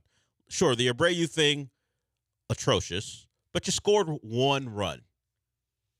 Anything after that, it's hard to blame anyone else when it's only when you score one run. Verlander doesn't go very deep in the game, and your lineup is silent again. So, sure, lean into Abreu because he was terrible. But hey, you guys want to drive in a run at any point? You score, yeah, you score a run at the top of the first, and that's it. Four hits overall. So, sure, they lose again. They're now 7-19. I guess you will say you heard some good news is that Fromber will be back this weekend. He'll pitch in Mexico City, and J.P. France, just Pullum, has been sent down. That's the corresponding move. So, it's not Spencer Arrighetti. Obviously, it wouldn't have been Blanco, and it's not Hunter Brown. J.P. France loses his starting spot in the rotation as the Astros get healthier there, but it has not translated to wins. They've now lost 5 in a row. 5 in a row to the Nationals and the Cubs. And the Cubs, because the Cubs are like, hey, we're not so bad. We can play the Astros all the time. Now we're 16-9. The Astros came to town. We're 16-9. The Astros are now a soft touch. Everyone's going to look at them to try to get right. And could you even imagine that being a thing where they're on the schedule and the Rockies are going to look like, hey, we got a chance to turn our season around, get some momentum, but the Rockies are going to be bad. But they feel like we can feel better about ourselves by playing this baseball team. And that's what they are right now until proven otherwise. A soft touch, a slump buster for major league teams who are maybe in a bit of a bad stretch or teams who want to continue winning streaks. The Rockies are like, thank God we get to play the Astros in Mexico City. Yeah. Thank God. This is where we are. Got a lucky break. Didn't have to play the Guardians. Or the Cubs. Yeah. We get to play the Astros. Oof. Yeah, the Cubs, because of their sweep over the Astros, now only half a game out of first in NL Central. The Astros, 6.5 back in the AOS, mostly because the AOS ain't great. What'd you say the Cubs record was? 16-9. And they're still the Astros being so bad has I don't know what a good record is anymore in baseball. So that because they all sound better than where the Astros are at. Yes. So wait, they're 16-9 and not in first place. Half a game out. The Brewers are having a good start to the year. NL Central. Yeah, Brewers row. Well, you reside in the AOS where no one's any good. So you see all these records, and you look at the best records in baseball. The Braves, it looks like they have the best record, but the Cubs and the Brewers are right there, and the Guardians as well, as you mentioned them earlier. So can't wait for the Astros to see the Guardians. That's because I saw the Guardians on the schedule because I think they're coming up in May. They play the Guardians, and I saw the record on the ESPN app, and I thought it was a misprint. I was like, "Whoa, what?" Maybe the Astros need to start showering in their clothes because that's what a White Sox is doing. He's to try to get out of a slump. He's showering in his full uniform. Did it work for him? They're 3-22. No, it didn't work for him. Okay. So Del, I appreciate where your head's at, trying to learn from other teams in baseball, but I wouldn't choose one of the 3 teams that are actually worse than the Astros. I wouldn't start by looking at what are the White Sox doing. Maybe we can learn a thing or two. I'm just trying to use things that other teams in their tax bracket are doing. All right. Okay. Cool. Doesn't feel good, does it? No. Well, no. Actually, I assume Chicago's not in the luxury tax bracket. No, which makes it even worse for Jim Crane. He's spending a lot of money to do this. They're spending a lot of Jim Crane's money. Not that we care about that, but they are spending a lot of money to be absolutely awful. When it continues, and it's just another loss in what has become a string of losses on a season that gets ever and ever closer to being lost. And once again, the one saving grace is that the best team in the division is one game over 500. And apparently that became a thing on Astros Twitter because you have to find trivial things to fight over. What does under 500 mean? How many games are you actually under? Because if they won 4 more games, then what would their record be? Look, the traditional way of thinking about it is you're 7-19, which means you're 12 games under 500. Yeah. I know if you had just subtract the losses from the wins. I know if you had Or the wins one, from losses. I know that could flip. If you won 5 more games, sure, you wouldn't be 12 games under 500, and now the math gets a little weird. But no, that's not how you do it. Under, not like Sean did, 19 minus 7, 12. That's what it is. There's no need to fight over it. You're 12 games under 500. That's where your team is. And sure, you want to distract yourself with math? Cool. I don't want to distract myself. That's the worst thing to distract yourself I with, want to distract honestly. myself with. You got donuts in there. Yeah. Lexi, our intern, I guess now former intern, this was her last day. She brought donuts and a nice card to all of us. Try not to have 17 of them. You're gonna misery eat to make yourself feel better. Depends how much we can we go back to the draft talk. Sure, because I'm gonna talk about something you shared with your group chat, which is the dumbest stat ever. This was not supposed to be on the air. You wanted to get back. Okay, you wanted to get back to the draft. I have propaganda for the 2025 draft. I have to lay down for. Okay, read it. Your protest means it's something we should actually talk about when we come back. Sean, noted Texas fan and graduate, water carrier, all those things. I carry water for them on the radio. Yeah. He definitely does, and rightfully so. At least this past season, there's not a lot of water to carry when you make the playoffs. In the real playoff, the 4-team one, it's not a lot of water to carry. The Texas had a good year, and they had a couple guys drafted in the first round yesterday, and it sparked a tweet from a college football reporter, which Quinn Ewers, if he follows this guy, had to have been like, "What? Come on, man! Don't make this about me." We'll talk about that on the other side. We'll get more into the draft because it's better than talking about the Astros. We'll be back.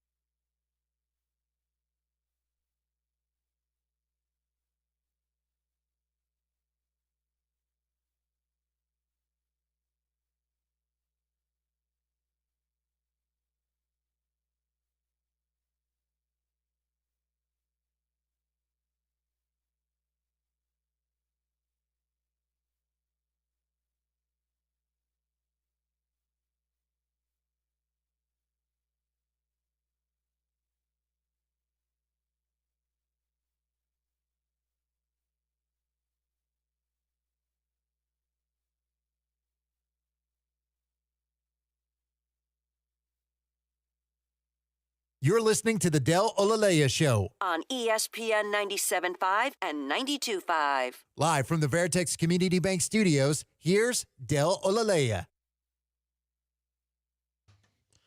Welcome back in. We've done a lot of draft stuff. We'll continue that. And that leads me to tell you this. Later today, I'll be joining Paul and Joe and others for a draft show starting at 6 p.m. here, which means we'll get you two of the Texans picks. And then also maybe, I don't know how deep into the third round the show will go. Depends on how quickly the second round does. But we'll be on from 6 to 9. And I'm not sure. Is this a 3-panel thing from 6 to 9 where all three of us have to be up there? 3-panelist thing. Or are we alternating? Can I show up at like 6:30, do a couple segments, then head out and come back? I'm not sure how that's going to work because they said others as well. But we'll see. Yeah, I don't know what the other. I don't think I'm one of the others. No, you would have been told, I would hope, by now. I hope you're not surprised by, hey, you're one of the others. A call out of the blue to talk about Jatavion Sanders? I Well, don't know. you may be the expert on the matter, so who knows? Well, Lance would be the actual expert on the matter. But Well, you've watched probably more Jatavion Sanders stuff in full, at least games, in full than Lance has. I also don't know what I'm looking at, though. I don't know how to tell if someone has oily hips or not. I don't like the phrasing "oily hips." Well, I know it's been used. I'm just voicing my objection. sticky hands. That's another good one. True. Those are the things draft guys do use. It's their time of the year, but it's also a thing that we find them useless like a week later. All right, we're done with you guys. Move on. Bye. We're done. All that hard work. Cool. Thanks. 3 days worth of stuff. We'll get your grades, your post-draft grades, and then we're done. Can we get the way too early cooking? Can we get the way too early 2025? We'll get that in by next Saturday or Sunday, and then we're done with you. We don't want to hear from you anymore. Did anyone this morning ask Lance for his way too early 2025? No, because the Texans haven't made any pictures. The context is the Texans didn't have a pick. We got so many picks that they'll have to use between now and Saturday afternoon. So I think people are with bated breath waiting for their Texans to make the pick. So Lance didn't get any of that, but I don't think he does. I don't think I've ever heard him do one of those on the air. So I think he'll be able to avoid that. That's just a nonsense content generator anyway. Well, generator where an editor goes, "Hey, do this," because people will click on it. Yes, we're still in draft mode. Not me. When that final pick hits on Saturday, I don't want to hear any more draft talk. Cool. We're good. Yeah, enough of you guys. We've heard from you. It's back to the NBA for me. But I mentioned the tweet by a particular college football reporter about Xavier Worthy. If you don't know, the former, I guess you're always a Texas player, he is now a Chief. The Bills, who were in a position to draft him, traded out a couple times because apparently they are not into giving Josh Allen young wide receivers. Some people think they're in the mode of potentially trading for one. They'll have the top pick of the second round, so maybe they draft a receiver there, or maybe they use that pick to entice someone to get involved in a trade that nets them a wide receiver. A couple wide receiver things that went on last night or throughout the afternoon and into the night. The 49ers are believed to be trying to trade at least one of Brandon Ayuk and Deebo Samuel. So, Julian, if you're out there, let us know how, as your dynasty that was never a dynasty falls apart. They drafted Ricky Pearsall, so I don't know if they drafted a replacement because Deebo and Brandon Ayuk are pretty good. But Ricky Pearsall, another former Arizona State wide receiver like Brandon Ayuk before Pearsall transferred to Florida. So they are in a position where they could be trading a wide receiver, and maybe they want to get back to the top of the draft, at least the rest of the draft. And the Bills may be in a spot where they can trade at least a premium pick in the top of the second, and maybe some more to go get themselves a legitimate wide receiver threat for Josh Allen. The other receiver that requested a trade, at least he did request a trade along with his teammate in Cincinnati, was T. Higgins. T. Higgins says he hasn't really spoken to, at least the sources say, he hasn't really spoken to the Bengals in about a year about a contract. So he's been franchised, but as any player will tell you, they're not down with the franchise tag unless you're Kirk Cousins. Kirk Cousins is fine with it. He'll do it a couple years in a row if it needs to get done, just to guarantee him that money. But for Kirk Cousins, it just means I'm about to get paid. Yeah, I'll get this money twice, guaranteed, and then I'll get more money later. Kirk Cousins one of the biggest finessers of all time in terms of guaranteed money. T. Higgins, not looking for that. He's looking for a long-term deal. The Bengals have not come to any sort of agreement or close to one with him. So he's out there. At least he wants to be out there. Whether the Bengals trade him or not, that's up for debate. Trey Henderson is another guy, defensive end, one of their cornerstones who has asked for a trade as well. Why? Once again, money. So the Bengals, who are going to have to pay Jamar Chase, are in a position where they appear to not want to pay some of their best players, and that might lead to them being out and available. But that's just some of the non-draft stuff going on. But that leads me back to, that was very Lance of me to mention one thing and never talk about it. But get back to the Xavier Worthy tweet. Chris Vanini is the reporter in question, and it's not a real stat. There's no real stat for this, but Xavier Worthy is now a Chief. And, of course, all the predictable things were said. I can't believe they let them get Xavier Worthy, giving Patrick Mahomes the fast receiver in the draft. Of course, we know he had Tyreek Hill at one point. So this is what Vanini said. Xavier Worthy led college football in wide open downfield, and his quarterback couldn't get it their place. That won't be a problem anymore, which that's not a real stat. And in fact, if we start to talk about things, Quinn Ewers ago, how many times did I hit you in the hands and you dropped the football? It happened. Not as much last year, but in 2022, Quinn Ewers would say, let's have a conversation about this guy leading the world in balls dropped into his breadbasket that he didn't catch. If we want to throw slander people's way, and of course, because that particular tweet fits into Sean Mapes' agenda, he shared that thing with the group chat. I mean, Quentin Ewers had to have been sitting there going, I love my guy. I'm glad he got drafted in the first round. And then he's got to look at that. I'm sure someone sent it to him, because you always got someone in your life who's going to send you bad news. And I'm sure Quinn Ewers, hate. Hey, you see what Chris said? You can't let him say that. So I don't know if Quinn Ewers is ever going to have smoke for Chris Vanini. But if he ever comes to town to cover a Texas game in Austin, but he's gonna know. He's gonna press him. He's gonna check him. Yeah, is he gonna recognize him? Probably not. No, I wouldn't. Yeah. No. Listen. You've made it clear on this show. My thoughts on Quinn Ewers. You pulled my Quinn Ewers thoughts. It's not that difficult. You weren't really holding them close to the vest or the chest, whatever you're that trying saying to is. Sow discord. Between you and Quinn Ewers? Yeah, you're trying to sow discord, public discord. I could have just kept it to myself this entire time. But you've been free with those words. Don't blame me for your ability. You're much like with Quinn Ewers. Your Quinn Ewers is my Mario Cristobal. It doesn't take a lot. It doesn't take a lot. No, not really. No. Yeah. There's some times where the deep passing wasn't always. I'll just say, you know what? I agree with Chris Vanini. Going from Quinn Ewers to Patrick Mahomes is an upgrade. I will second that. A real limb you're out on there. Yes. I will also separately. This is unrelated to this conversation. Be like, wait, so Bo Nix went 12th overall and Quinn Ewers didn't go into the draft? Again, that's just a separate thought. Maybe he really loves Texas. That was a thing, remember? Guys didn't ever want to leave. He didn't make a video about how much he loves Texas. And you guys, you're after hearing from the NFL draft. Yeah, from the evaluation. After I really love Texas. You know what? I really love this place. That was a thing your people, and by your people, I mean Texas people, leaned in on. Guys love this place. They love the 40 acres. They don't want to leave. It's a great place to be. Yeah, I'm sure Byron Murphy loved it too. But that I'm sure Xavier Worthy loved it. Yeah, that evaluation said, I got to go. Quinn Ewers didn't get that type of evaluation, so he loves it even more. Yeah. Because his starting spot is secured. So of course he would love it. His starting spot would not have been secured on the Atlanta Falcons. No. Oh, the Broncos?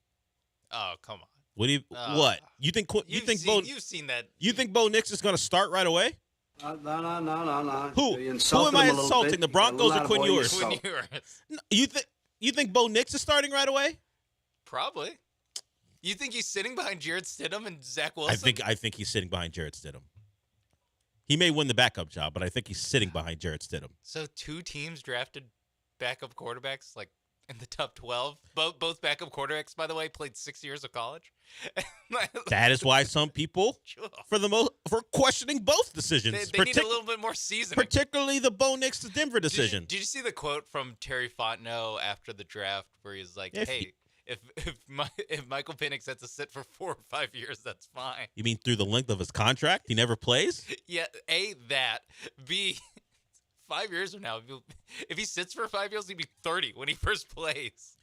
And if they don't feel the need to play him because Kirk Cousins is great, he goes, hey, we made a good decision. And now we have a really good backup who was a top 10 pick, our own top 10 pick. Sure, backups have been, top 10 picks have been backups before, but not on the team that drafted them. That's not the plan.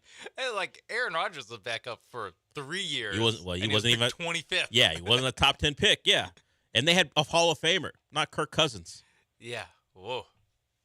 Well, look, I already talked about this in the first segment. I don't mind it as much as others, but I get there are jokes to be made. Yeah. I completely understand that part of it. I forgot if it was either Michael Penix or Bo Nix.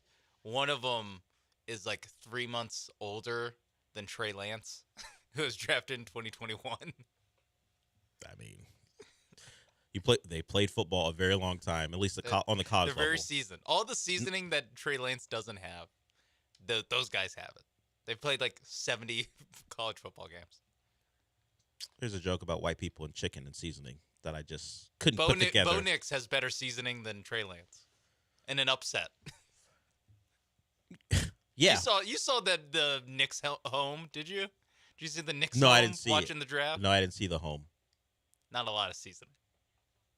Boiled gray chicken type seasoning, that level of seasoning. I'll just say it have the little tag where it says like live from.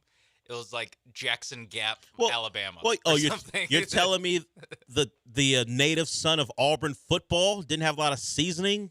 I've seen Patrick Nix before. I'm not surprised by that. Maybe I'm forgetting some seasoning. Let me double check before I slander the Knicks. I like how seasoning is code for something. Seasoning. We all know what you mean, Sean. You're not fooling anyone. We will get to more than just the seasoning of potential quarterbacks in the draft. Quinn Ewers, he's going back to Texas for seasoning, and we'll see how much seasoning he gets and where he gets drafted in the 2025 draft. He probably could have been, considering the run on quarterbacks, he probably could have been a second-round pick at this point because those quarterbacks flew off the board. If he could have predicted that six of them, was it five? 5 of them would have gone that early? No, 6. 6 in the first 12. Okay, yeah, 6. Yeah, there's the first 3, and then there's kind of the second 3. Yeah, J.J. McCarthy, who we haven't talked about. I still am blindsided by the fact that Bo Nix went 12. That's the number 6 I tried to not remember. He's not a quarterback on my team, so I guess it doesn't really bother me that much. But he is a Bronco. We'll see what Sean Payton does with a first-round quarterback who he's never really had a chance to coach before. That's just not been his bag. He's been fortunate enough until he got to Denver and had to deal with Russell Wilson. We'll continue to talk about the draft. We'll talk about what happened in the NBA last night. It was a interesting night in the NBA. Great night for Joel Embiid. Not so great night for the LA Lakers as they are just about done. So we'll talk about that when we come back. We'll hear from Nikola Jokic. He had something interesting to say about team building and what that might mean for people who are trying to microwave a contender here in Houston. If you're listening to Jokic, he says it takes some time. We'll talk about that when we come back.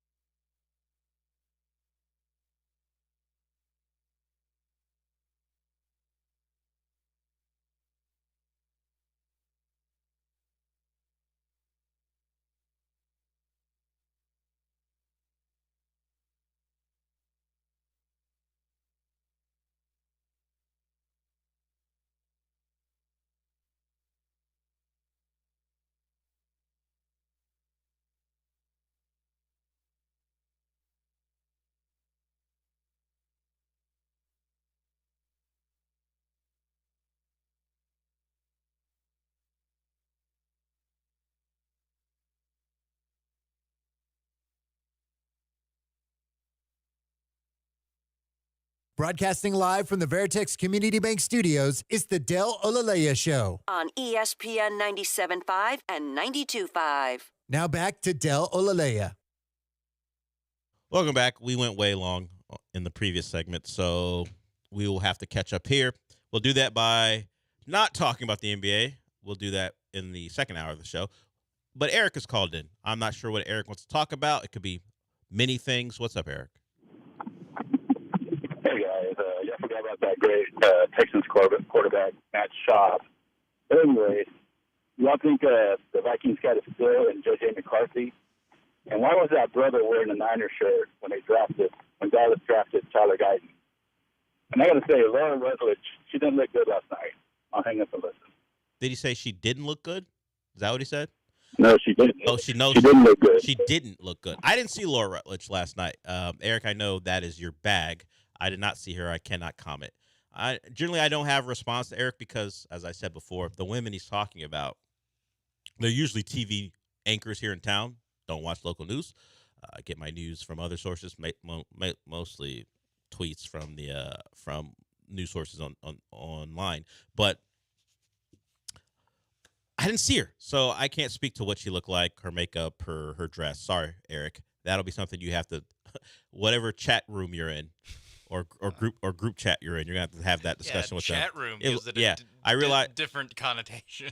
Well, I wasn't. I was trying for that connotation. Oh, okay. Yeah, but Laura Rutledge did ask some questions to the families of people getting drafted. Did you see that? Was it Laura Rutledge? Because we. Oh, I thought it was. Was it Stacey Dales or was it Laura Rutledge? Laura Rutledge is on ESPN, so I guess if you saw it on ESPN, probably would have been her. I know we played something earlier. Lance said it was Stacey Dales. I don't know. Asked a question of the parents of Brian Thomas Jr. and got a very funny response about it. We might get to that a little bit later. He also mentioned beyond the Matt Schaub pool, he also talked about, I didn't see the guy wearing the 49ers shirt when Tyler Guyton was taken. Isn't that something where you don't wear any team affiliation? Isn't that just the deal? Just for the chance that you get drafted by a division rival. Or just a team that isn't them. Just don't put it, because everyone has a hat available of all the teams that could take you. Wait, I thought he was wearing like a jersey. This is what he was saying. He said he was wearing like a 49 or something. Yeah, but so he showed up wearing a 49ers jersey and he gets drafted by the Cowboys. It's like, yeah, don't wear the 49ers don't wear a jersey. That's the point. Just wear a polo shirt. Be neutral. Or a T-shirt. I'll let you wear a T-shirt. You're at home. You want to wear a T-shirt, wear a T-shirt, but don't wear a team jersey. And if it is, it can't be in the NFL. You never know. Yeah, wear a college jersey, wear a high school jersey. Don't care. If you want to honor someone by wearing a team jersey, cool, but it can't be the NFL for this particular situation. And no one in your party can wear any affiliated team in the NFL. They have to be neutral, just in case. And then they can all put on the hat. Do they only have one hat per team? I think they go and buy a lot of them just in case. And we only see the one of the team that drafted them, but they have them laid out in front of them. How many times do you think I'll just say a cousin of one of the draft, it doesn't have to be literally the cousin, but a cousin type, do they, after their family member gets drafted, realizes their dream, yay, they're putting on the Cowboys hat, and then a cousin walks over to the NFL person who has 90 hats with them, and he's like, hey, got a 49ers one? I really love that team. Can maybe a Dolphins one falls off the back of a bus? I don't know. So I'm pulling up the Tyler Guyton celebration after he was drafted, and he's just in a basic black shirt, so he's not the offending party. But there is a person that Eric saw walking around in a 49er hat and shirt. And shirt? Come on, dude. So I'm not sure if it means something else, because it doesn't say 49ers on the shirt. It has a logo on it, but some people co-opt the logo and it's for something else. That's what it looks like. It's not an official 49ers shirt, but it does have the logo. I don't know what the SF means from and where they're from, but I don't think it stands for 49ers. I think it's for something else. But either way, for the uninitiated like myself and Eric, it looks like the guy's wearing something that references 49ers. I would generally shy away from that. Yes, especially because of what other things it can mean. Who knows? I don't know, knows? but it's a big moment in Tyler Guyton's life. He gets drafted, so congratulations to him. The former Oklahoma product is now a Dallas Cowboy. I got a text from a Cowboy fan yesterday because when my team drafted a defensive lineman, he texted me, "Thanks for going on defense." I guess because they were really looking forward to an offensive player. I'm not sure they were looking forward to Tyler Guyton because I think the Cowboys didn't trade it back, so you might have missed out on this player anyway. Hey, don't text me about stuff like that. Just kidding. That is a weird, like, hey, thanks. Yeah, I don't know. Yeah, I wasn't aware that the Cowboys were thirsty for a. I don't know what they were looking for. Was it another offensive lineman? I know a receiver. I know Tyron Smith is gone, so maybe they really needed a tackle. But I got a text, and I thought to myself, I didn't know the Dolphins were impeding the Cowboys from drafting who they wanted. I didn't know about that. Who'd the Dolphins get? They took Chop Robinson. Chop Rob, that's right. The defensive end outside linebacker type edge, I guess is what we call him, and the edge rusher out of Penn State. Edge really took over. Yeah, it's all encompassing because are they a 4-3 in? Are they a 3-4 outside linebacker? Everyone plays nickel now, yeah, so it doesn't really matter. You just call them an edge, so you don't have to make the distinction, and it's the easy way to classify them. And that's what Chop Robinson is. Really fast, explosive. Doesn't really have a lot of pass rush moves, but his pass rush rate is one of the tops in the country. And good name. And he has a great name. So he is a first round pick. And he was like the fourth pass rusher that went off the board after defenders actually started getting taken. There was a point where what we threw 14 picks before a defender was taken. Was it Latu? Was he the first one? Latu the Colts was the first one. Yeah, Jared Verse was taken, and there's one other defensive and then a end. Run. That's what we call it, a run of defensive ends or edge rushers. Excuse me. Starting in the teens. It's not. Yeah, it wasn't a great draft for defensive players, at least when it came to premium picks. But that happened, and I got that text, and I was like, okay, I wasn't aware. Hopefully, Tyler Guyton's the guy you wanted, because now you have him. We'll continue to talk draft. We'll get to the NBA stuff on the other side. As I talked about, big night for Joel Embiid. The Nuggets systematically dismantled the Lakers, and the Magic are back in their series. We'll talk about that when we come back.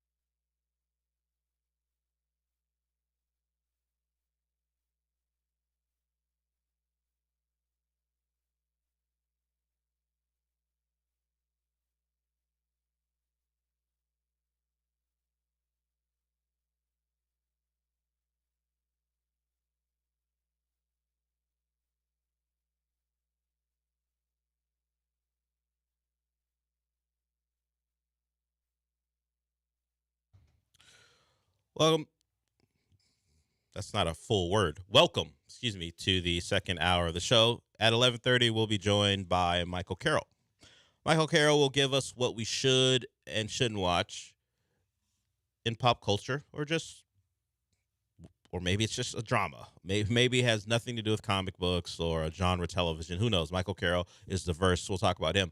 We'll talk to him, He's the host of Comicast. It is a show that airs from 9 to 10, generally on Fridays. I'm not sure how that'll go today with our draft coverage, but you can also find it in podcast form on Spotify and Apple and all those places. So Michael Carroll will join us as we break up the sports to talk about TV and movies. But the NBA was the thing I was really focused on last night, despite all the draft talk to start the show. The Sixers got a big win last night, and they shot the ball really well from three in the third quarter. That was a close game until they went like 9 for 12 from three in that quarter. Joel Embiid was part of that barrage. He was great all night. He was all the things that Embiid is from start to finish. The flopping, the whining, the great shot making, the domination at his size, which if you could only depend on him being healthy, you would think that Sixer team and organization would be a title contender every year. He had a very WWE thing where he yanked on Mitchell Robinson's leg when Mitchell Robinson was trying to go up for a putback as Joel Embiid was laying prone on the ground after kind of flopping, trying to take a charge. He's always laying prone on the ground. Yes. In fact, he talks about how his trainers tell him to flop to try to help him avoid injury. Clearly doesn't help. But Embiid really did have the perfect night for discourse. Yes. Where if the draft wasn't a thing last night, he would have been the main character. Yes, he would. He would have been the main character on Twitter last night. Instead, we're talking about Olu Fashanu's girlfriend. Well, how many people can make the joke that his mom's a great blocker? How many times do you have to see it and then tell yourself, okay, I don't have to make the joke? I can see where Fashanu got it from. Yes. The best blocker in the draft. In the family. The best blocker in the draft is Fashanu's mom. Okay. It's all over the timeline. I'm going to tell you, if you made that joke, now I only saw it from prominent voices because that just happens on your For You page. You're going to see the most famous people do it. We all know how algorithms work. But if you made it, trust me, 4,500 other people either thought it or made the joke themselves on the same app. Not that clever. But I get it. The engagements are what you're looking for. Enough. But I did appreciate some of the Two America jokes where you got Fashanu's girl and that giant Nigerian family. And let's just say, she's not Nigerian. I'm just going to put it that way. You can't know for sure. I kind of can't. No. I kind of can. You don't have the 23andMe. Maybe she's South African, but she's not. She's South African. But she's not Nigerian. Not the case. What a twist that would be. Yeah. She goes, "Hey, I'm African too," and then she'd have to explain herself. But she was worse, honestly, to me. But Charlize Theron, or however you want to pronounce her last name, she's South African. She could say she's African. Having to explain yourself is the worst part. Yeah, that's the tough part where you have to. No, seriously, I was born in Pretoria. But Charlize has probably had to do that her entire life. So, what industry was your family into? Diamonds. Don't ask too many follow-ups. Hey, I'm only going to give you certain information. This isn't an interrogation. You just asked me where I was from, not how we came about our money. Last name is Musk. Let's go to Raheel. Why is Raheel Ramzanali calling into the show? I don't know. Is he just on to promote Comicast? Actually, that's Michael. What's up, show. Jelly Bear? How are you? Don't call me that. Are you here to promote CityCast? What are you calling it about? Well, I have two questions for you. First time, long time. That's not true, but go ahead. And my first question is, who won the Fashion Award last night at the NFL Draft? Because there were some fabulous fits for sure. And then number two, were you surprised that there wasn't a big run on tackles in the NFC East? Because that's what I thought was going to happen, and it didn't. I was shocked. If you don't know who this is, he's a giant phony. So I'm not going to address that second question because he doesn't care. He doesn't care. The The funny thing is, he would actually care about the first question if he wasn't being a troll. He's more interested in that than he is the second part. What do you listen to him? Stop it. The run on NFC East tackles. Nerd. I thought there was going to be a big run on Did you? Was that a consideration of yours last night? Yeah. That's a lie. I'm going to go with Terrion Arnold as far as fits. I didn't like Caleb. That was a good fit. I didn't like Caleb Williams' jacket, if we're being real. You didn't? It was all right. No, it's whatever. I would have substituted the zipper and maybe just gone one button to fold everything over on one side, because the zipper was distracting away from that progressive cut of the jacket. And people think he's joking about this. This is the real Raheel. He's not. He will talk about this far more than he wants to talk about where a tackle fell in the draft. Yeah. So, or some guy sitting by the pool predicting that the Falcons were going to take Phoenix. His name is Penix. You just wanted to cram that in there, and I said cram for a reason. You know his name is Michael Penix. You saw him dice up your team a couple months ago. You know how to say his last name. That didn't count. It did that count. Didn't count. It was a playoff game. Of course it counted. It didn't count. The referees held us back. We were supposed to win that game, but the script got leaked, and they were like, "Oh, we can't let Texas win because then Texas will be back." So the script is the script is to have Washington play in a title game. You think that's the script? Yeah, absolutely. Why not? Because baby. Because they're not Texas. That's why not. No one's the script. Yeah, the script isn't that Pacific Northwest team plays in a title game against Michigan. That's not the script. No one writes that script. I don't know if you know or not, but the state of Texas probably not the best right now nationally. Sure, but college football doesn't care about that. Texas versus Michigan is what the script writers would have wanted. You guys lost. Just accept it. That's fine. No, Texas could have beaten Michigan. We matched up so well against them, and then Khakis wouldn't have gotten the perfect write-off, to the sunset because of all the scandals that are going on in Michigan, and it just would have been tough to have Texas in there. So you know what they did? They're like, hey, you're at the 15. It's first down. You can easily. The script writers cut him off. It appears like. Oh, they don't want the truth coming out. Maybe. Yeah. Follow the money.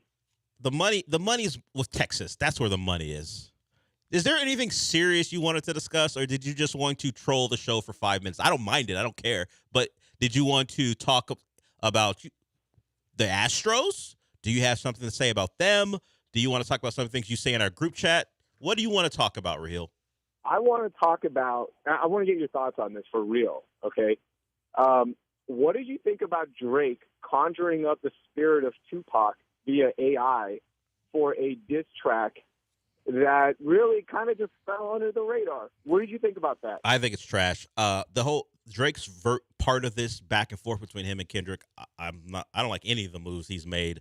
I think Rick Ross is the funniest person in this back and forth. I don't even care about the music. I think the fact that we can lean into your private jet isn't a good one. It's part of the discourse that I enjoy. Guys talking about whose giant mansion isn't great. You look like you have an influencer house. That was a Drake line to Ross. I like that stuff, but Drake using the ghost of Tupac and others because Tupac at least most famous for being a West Coast guy, even though he's from the East Coast. Get out of here. And Kendrick not even responding. I respect it. Are you starving for a response? The big stepper in a size 7 kind of shut Kendrick up. I don't think that's the case. I don't think that. That was a good line. I think Kendrick's got an album, and he's going to pick apart Drake on that album. I think that's what's going to happen. Ooh. It just never felt. It didn't feel right hearing that line. And I'm like, man, my oldest daughter is a size 7 right now, and it just doesn't feel. You know what? I lost a little respect there, even though he's probably like a 9 or 9.5 in reality. But that one was a humbling day. Yeah, and Drake uses his song to counteract some of the things that could be said about him. Some of the allegations about his propensity to possibly be a groomer. So that wasn't good. I'm waiting. I think Ross is the winner just because he's the funniest, And I think maybe Future finishes in second. He's got 2 albums out of this, and Metro Boomin going after Drake. That is Raheel Ramzanali, you either host the CityCast. You can find that anywhere you listen to a podcast. If you want to know about the city of Houston and Raheel's thoughts on our great city, listen to CityCast. Thank you so much, Del. You're welcome. Del got a BBL, guys. He definitely got a BBL. Bye. He's never been a serious moment in this man's life. That's Raheel Ramzanali. CityCast on Spotify and Apple. Listen to him. He's probably a little bit more serious there because people are paying him to waste their time as opposed to him doing it for free here. But a long time, I wouldn't call him friend, associate is what I'd use. We used to host a show together. So I'm distracted. We will now get to the NBA stuff when we come back. Then we'll have Michael Carroll to give us what we should and shouldn't watch. The host of Comicast will join us here shortly. But first, Embiid, Jokic, and the night in the NBA when we come back.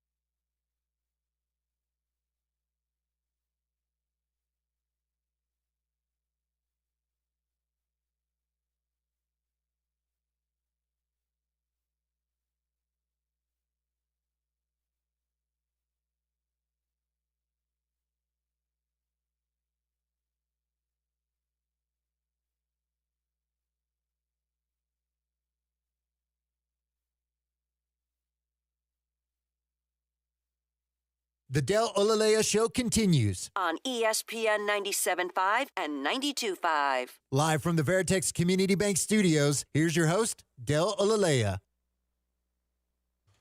Welcome back. Remember, I cut off Sean before he was going to play something I told him to play.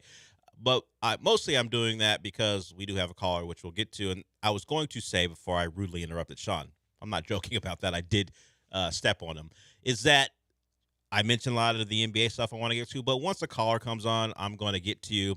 That's kind of how it's going to go. No matter what you want to talk about, anytime you want to call in, you will be a priority. And the number, of course, is 713-780-3776. So if it's something I haven't talked about, if it's something I have talked about, but you want to get to it, just let me know. We'll get you on 713-780-3776. So let's go to Larasa first. He wants to talk about the NBA. What's up? Hey, Deli Bear, how you doing? Don't call me that. That's not an actual thing for anyone. But go. Hashtag free Raheezy. Shout out to Sean Mapes up there doing his business. But no, actually, what I was going to ask you about two things. This kind of sidetracks, but about the NFL. I was actually trying to look at the girls, man. I didn't see no hot girlfriends this time. You know, sometimes the draft has some hot moms. I didn't really feel that vibe this time, and I don't know why everybody was looking at their fits. That's kind of weird. And I also noticed that the black players are always getting the fitteds instead of like the baseball cap that the white players get. That's kind of weird too. But also, I wanted to say about LeBron. Oh, go ahead. I didn't mean to interrupt. Go ahead. No, so you noticed Drake May got a snapback and Jaden Daniels got a fitted. Is that what happened? Yeah, like I noticed, like the black players were getting like the fitteds, like the ones that are closed. Yeah, I know. And I noticed that some of the players were like getting like the golf hats, like the grandpa hats. I'm like, what the hell's up with that? So stuff, you think they were handing out hats by race? I think so, yeah, because also the way they shake their hands. You know how the commissioner does the shaking the hands? It's like, yes, I know. Why can't you shake it? Roger Goodell always loves to give a hug. I'm going to investigate. I didn't watch the draft, but I will start to investigate those hats, and maybe later today on the draft show, I'll either back up your statement. Right? 'Cause I noticed that about the hats. I'm like, why is that player getting that fitted?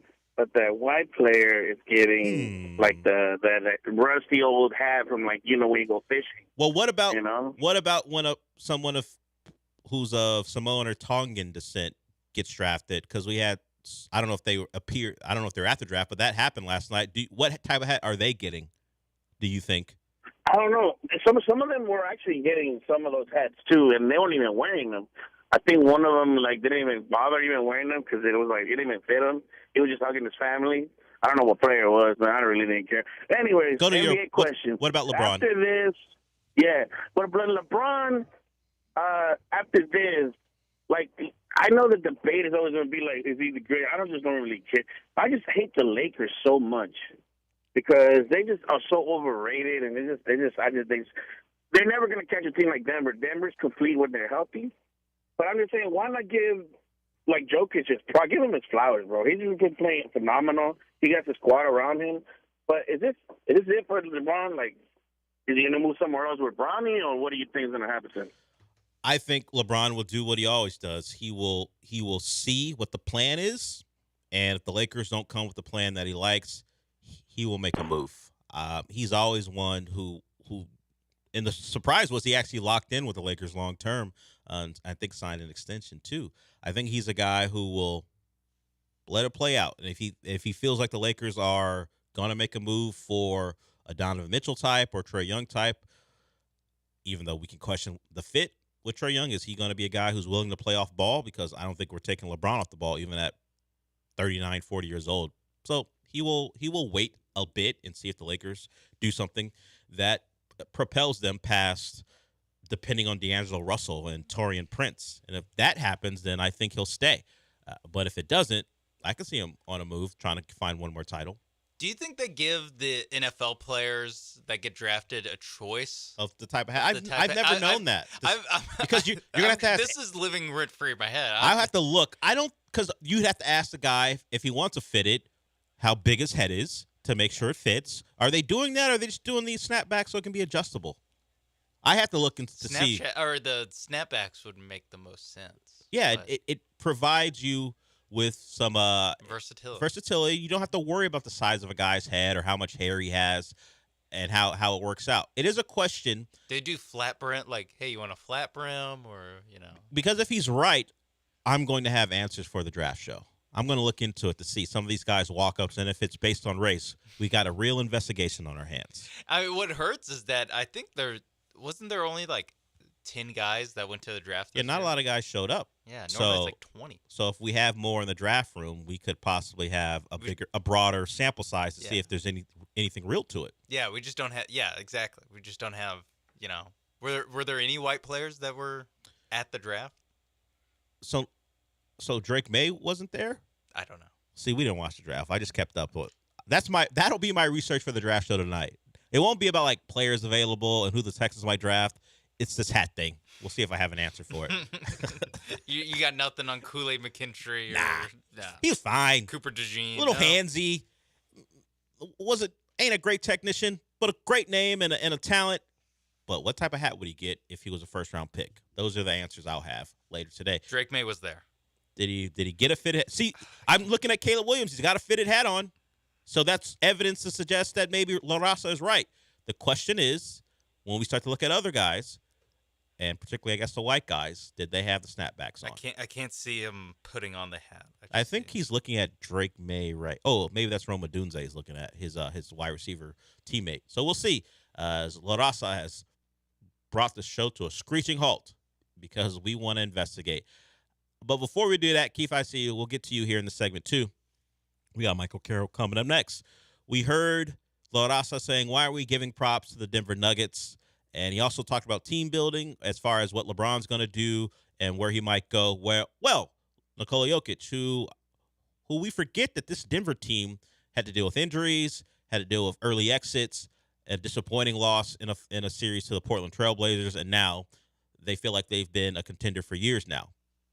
They really had to answer questions last year, and they're certainly doing it again this year. This is Nikola Jokic talking about how to build and how long it takes, and maybe puts a pause on some people who think it needs to happen in 2 to 3 years. First was me and actually first was me and Gary Harris, then me and Jamal, then we had the group and Jameer Nelson was here, Wilson Chandler, and those guys. You need I think we need to. Well, first of all, you need to learn how to play, and then when you get the core, then we had Mike, then we had AG, and then we had Casey. You're just adding players that know how to play and know where to be. And then you need to experience like 2 years together, just to learn how to play with each other. Then you're gonna learn your teammates, where you're gonna kind of read his steps, how he's gonna go. If you go left hand, if you go right hand, it's everything. Seems like I think I know like what all they're gonna do in certain spots on the floor.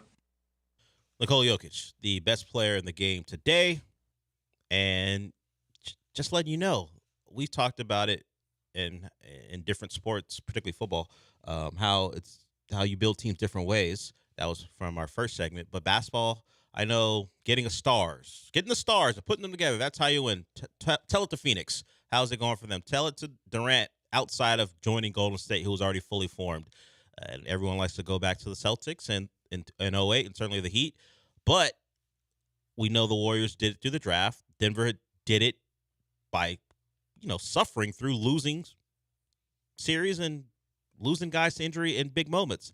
But all that pain and led to this, playing together, those reps, finding out what works, what doesn't in big moments. And now they're one of the best executing teams in the league when it matters most. And it took a couple iterations, but, the main guys were Michael Malone, Jokic, and Jamal Murray, and they've added pieces, as he told you. And now no one can touch them, and we'll see if they win a second consecutive title. So when you're getting a little ahead of yourselves, talking about we need to win now, maybe it's about suffering and figuring it out. And now then you have a team that's ready at the right time, and then certainly the right time for the Nuggets. Keith wants to talk a little bit about the NBA. What's up, Keith?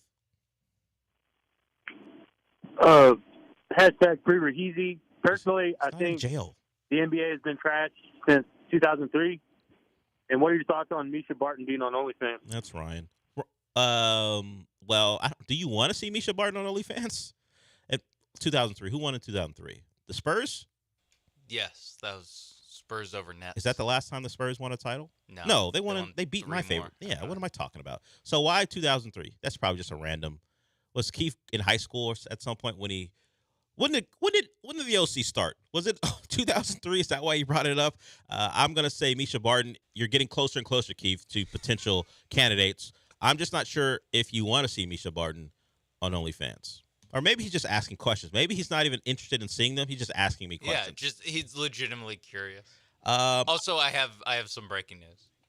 Not actually breaking news. Okay, because it happened last night. What's the news? Drake May was wearing a fitted. Oh, La Raza. Fake news. You wanted us to start an investigation, and you found nothing. What are you, the FBI? Getting into a former president's business and finding nothing? Yeah. What was that, guys? What are you, Mueller? Robert Mueller? Yeah. So the news, so the investigation has brought nothing. It just says he was wearing a fitted. Everyone gets a fitted hat. Which is crazy. You would think it'd be the opposite. You would think everyone would get a snapback. Maybe it's a flex hat. Maybe it's one of those things that stretches. Maybe it's not a true fitted. Maybe if you're there, when they're like, okay, so this, Drake May, you're gonna need a table for 9. All right. And what's your hat size? Maybe they do ask that. Oh. But it feels like 8 1/3. Wow. Giant head. Too bad your hands aren't as big. Oh. I don't know if his hands are big or not. I don't know. That's just a stupid football thing that people care about. Michael Penix, giant hands. All right. But he's old too. So how do you balance that out when you're making a choice? Giant arthritic hands. Yeah. He's a guy who has to flex his hands. Yeah, his hands all the time. Are swelling up. Yeah. He's wearing compression socks. When it gets cold, that his guy's bones going to Atlanta. His bones ache when it gets cold. That's how old he is. He can sense when rain is coming. With both his bad knees. Yeah, yeah. And now the ribs or whatever, the tenderized ribs from the Michigan game. So apparently that investigation is over. I don't have to bring it to the draft show. We found out thanks to my intrepid producer. Everyone gets a fitted or one of those flex hats. No snapbacks. So we'll move on from that. Misha Barton, as I said, Ryan, closer but unlikely. I feel like we're past the point of her doing that. She does podcasts now. She does bad movies and TV shows. And by bad, I don't know about the quality, but you just look at the actors that she's with, and you would suggest that it's not A-level or even B-level stuff. But maybe. But I don't think she's the type. She doesn't appear to be the type to do that. But Ryan just reliving his youth with potential women he could see naked at some point, I guess. I mean, I don't know, man. If you feel a little hard up, I don't know. I don't know how I transition to Michael Carroll. He's the exact opposite of Ryan. It appears in every way. You know what, Ryan?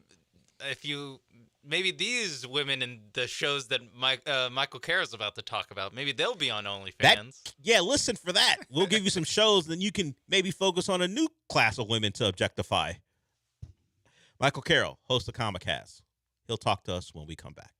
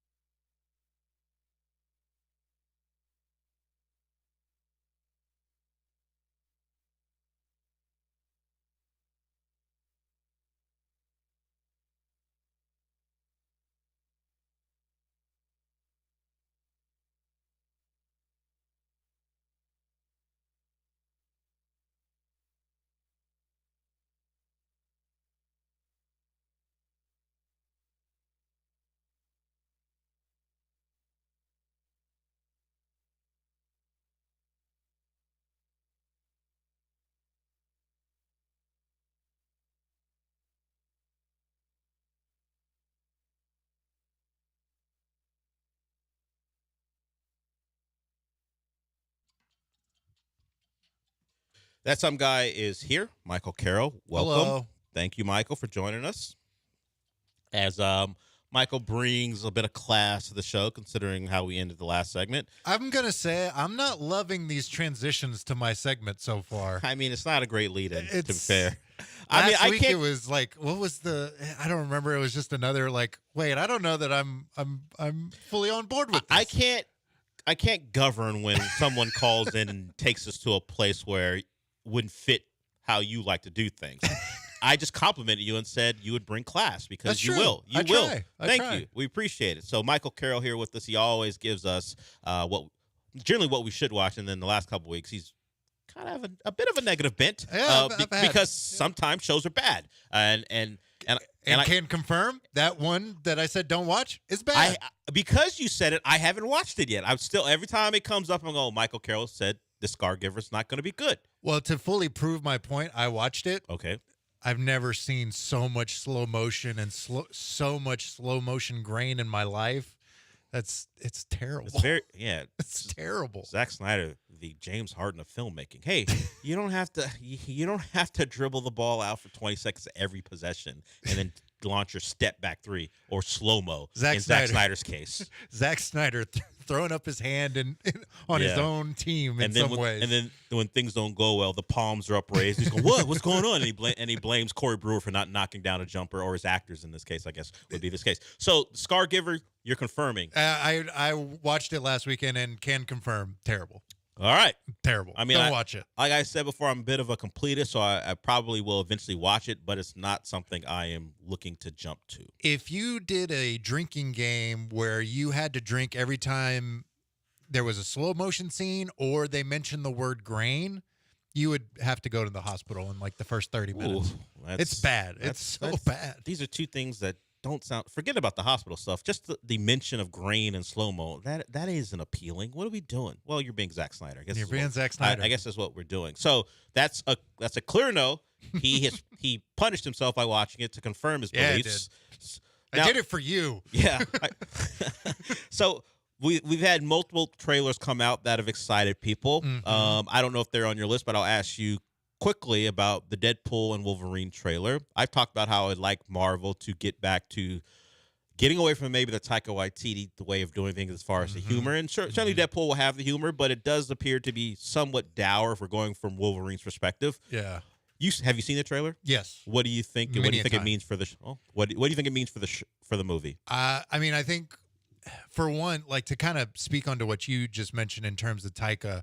Yeah, Taika has a distinct style with his goofiness, and he went a little too far with Thor: Love and Thunder. Yes, you have a character named the God Butcher, and he barely kills any gods on screen. He killed one. Yes, but he killed many off screen, but we never saw him kill any on screen. You never saw him be menacing at all. No. So there was that, but I think Deadpool has a distinct style to it, right? There is, and it definitely brings the vibes of Deadpool 1 and 2.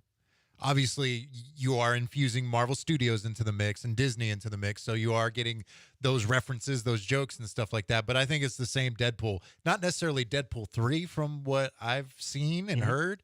It's more of it seems like a bridge story to get him into the MCU, but I don't think I would qualify it as like that being a bad thing. You know what I mean? Like the director for the Jurassic World movies, he talked about the second movie being a bridge to the third one. But that was like, it was just, all these things were just an excuse to get to the third one. And it hurt the second one in the long run. It was not a good movie. Yeah. This one, I don't think it's that. I think it's a very good bridge to get him into the MCU. And then just, obviously, you have Wolverine. To me, it seems like he's trying to recruit different variants of Wolverine. So do you think we saw different Wolverines in the trailer? Yeah, I think so. Because, maybe the one that he's talking to in the bar at the beginning, my first thought was that was the Wolverine from 2013 Wolverine. Yeah. Because of the blades. But maybe they just didn't come out because he's a over 40 Wolverine. You heard him. Yeah. The whiskey. Yeah, the whiskey. Yeah. If you watch the trailer, you know what we're talking about. But there was also in the first trailer, there is a version of Wolverine called Patch that you see from the from behind at like a casino table or something like that, and that's a version that runs a bar in Madripoor. That's a whole thing. So I think we are going to see different versions of Wolverine. There's rumors that like Daniel Radcliffe will appear as Wolverine. People have fan casted him as Wolverine Fan-casted before. a long time, and Marvel isn't afraid to lean in those fan casting. Yes, we have seen that before. For bit things. We saw in this trailer, we saw Dogpool, which is the ugliest dog possible. That's a horrendous-looking dog. It's a horrendous-looking dog, but it makes sense. It's Dogpool. Yeah. But you're going to see probably different versions of the characters, and we're going to latch onto this one that's more comic accurate than what we've seen in the past. Do you think we'll see the Logan version of Wolverine? Maybe briefly. I don't know that we actually see him. Like, I could see it to where we see scenes from that movie. Okay. But I don't know that Hugh like Jackman, in the TVA? Yeah. Like that? Maybe we see him, but in the vein of like a Spider-Verse where you see the images on a screen or something like that. I know the rumor was that X-23 is involved. Yes. Do you believe she plays anything more than a cameo role in this movie? Man, there's so many cameos for this there's movie. a lot. We saw some in the trailer, some of the relatively obscure villains from the Fox movies. We saw some of them in the background. Yeah, very briefly you see when the Ant-Man head is at the forefront of the screen, you see Lady Deathstrike from X2 and Azazel, I think is how you say his name, like from that. X-Men First Class. Yeah. And who knows? I imagine there's other ones from like X-Men Last Stand and some of the other ones. This is like, I think it's going to be the equivalent. It's not an apples to apples comparison, but like an in-game-esque thing, like a final send-off for a lot of those Fox characters. So we'll see a lot of them. I could see Daphne Keane appearing as X-23 briefly. Not like serving a major role, serving as a cameo thing. I could see that, but I could also see, like, there's rumors of an older version as well. Like, and maybe that version's in a comic accurate X-23 suit. Okay. Like, I think there's chances for a lot of these people to pop up, but don't expect them to, like, be around for the majority of the film. If you guys are wondering how could you spend this much time talking about like a 2.5-minute trailer, trust me. There are breakdowns. Possible. There are breakdowns that are 30+ minutes long on YouTube. You can find them if you so choose. But I don't have that time. Gallant and George are coming up at some point. It's kind of going to be around 12, kind of when they always show up here. So beyond the Deadpool Wolverine trailer that I sprung on you, what else would you recommend for us to watch? You know, this weekend I was looking at it, like it's kind of a slower weekend compared to most. Like for me, the movie that stands out for me is Boy Kills World, the Bill Skarsgård movie, where it's set in a post-apocalyptic future. He's deaf and mute, and he's going after. It's like a revenge. And we hear his internal monologue. Yeah, and we hear his internal monologue. Yeah, which is by the voice actor who plays Archer. Yes, and I forget his name off the top of my head. Is it H. Benjamin? What's his full name? Yeah, something H. like John that. H. John Benjamin. H. John Benjamin. Yes. So like that one stands out, but it is getting mid to reviews. mixed reviews. Okay. I think the thing that stands out is if you like John Wick and over the top action, you're gonna like it, but it does fall flat in some areas. Okay. So it's like maybe it's okay, maybe it's not.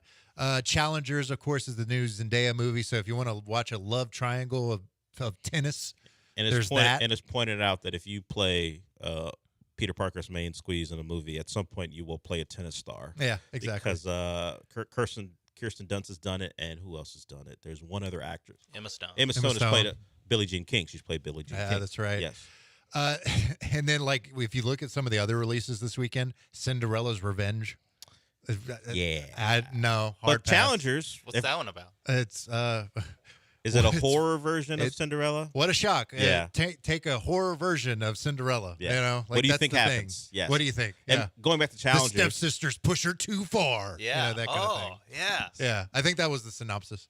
So Challengers, going back to it, Rotten Tomatoes loves it. So it's getting good, and Metacritic scores pretty good too. So if we care about critics, they are giving it good reviews. Now I will say there is an interesting thing that I saw. There's re-releases happening this weekend. Okay. Prepare to feel old.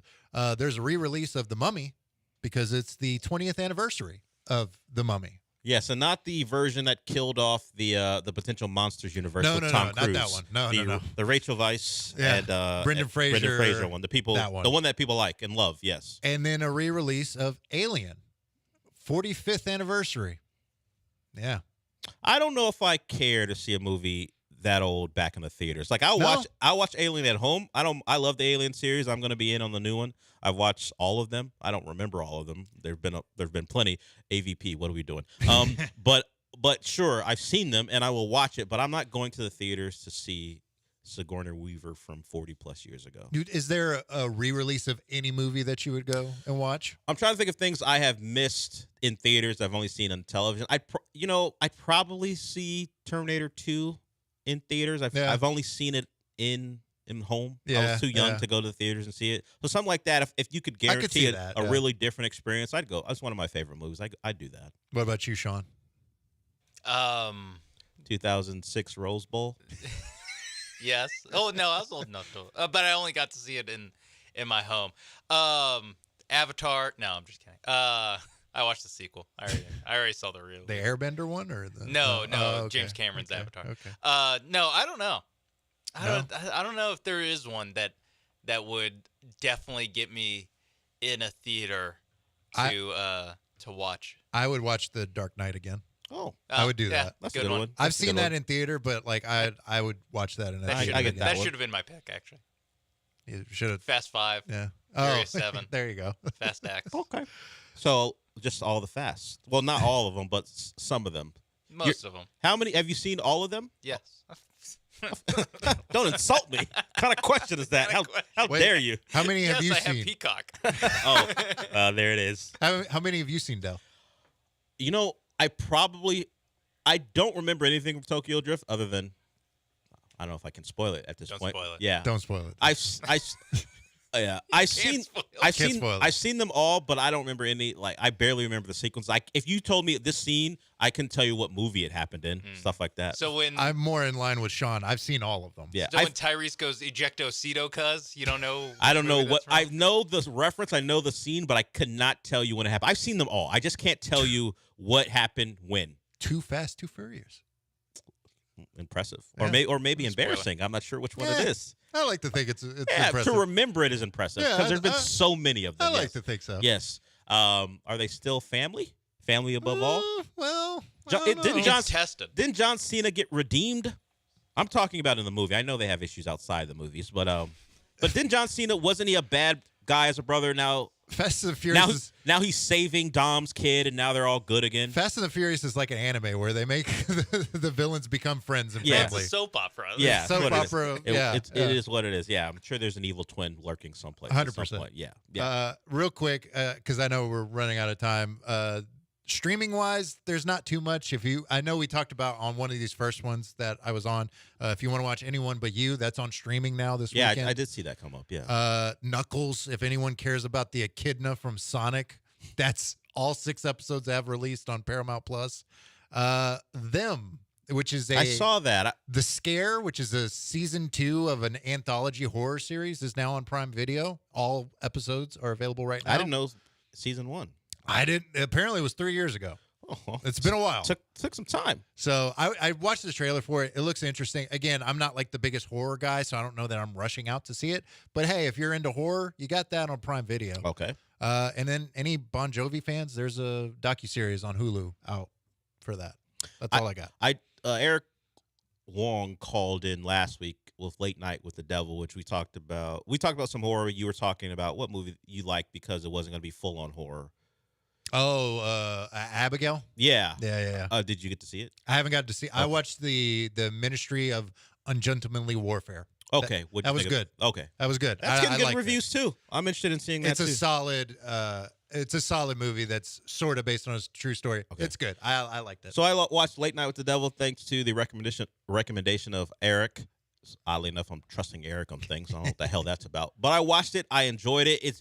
I know you don't like horror, and yes, when we get to the killing, I said whoa out loud, but it's very 70s in its way of going about it because it's based in that time period. But also like the effects are like okay, that's not that scary. It's a 70s thing, but people are getting eviscerated, and it's stunning a little bit. So I liked it. It's about a guy who's in the late night wars. We don't see Johnny Carson, but we know that's his competitor, and he does some things. pretty much you sell your soul type of deal. David Dastmalchian. Yes, is the star. Yes, Yeah. I know this one. He was the guy who had all the like bright things on his face from Suicide Squad. Yeah, Polka Dot Man. Polka Dot Man. Yes, Yeah, he's he Polka is. Dot Man from Suicide Squad.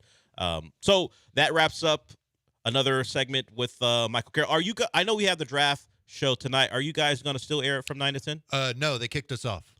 Yeah, they kicked us off. Talk to Joe George about that. Yeah, no, I mean, I get it. Like, hurtful, but I get it. So we'll be back next Friday night. Okay, but if you're looking forward to that, you can also listen to it in podcast form on Apple, Spotify, and other places. Comcast is there for you. It's Michael Carroll and his co-host, John Lee. You can find that there anytime you want it. And then they'll be back in their normal spot unless Joe gets more disrespectful next week. Thank you, Michael, for joining us. We'll talk to you next Friday. Thank you. It's very possible Joe George is pretty He's probably the disrespectful. rudest person who works here. Definitely. Yeah, 100%. If you don't know that Granado exists. Yeah, that's true. Yeah. Let's be clear here. Yeah. There's one at the top of the list with the bullet. One more segment to go here. It'll be a short one. We'll be back.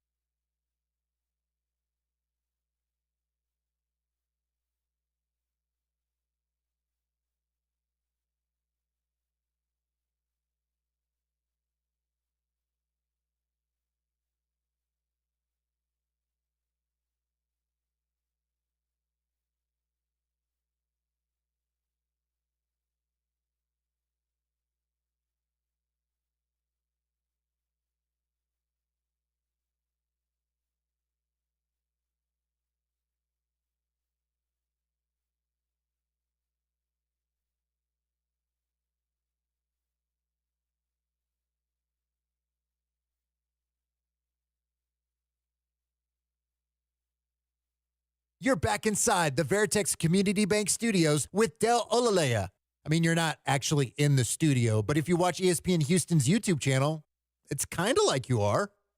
No, not really? Okay.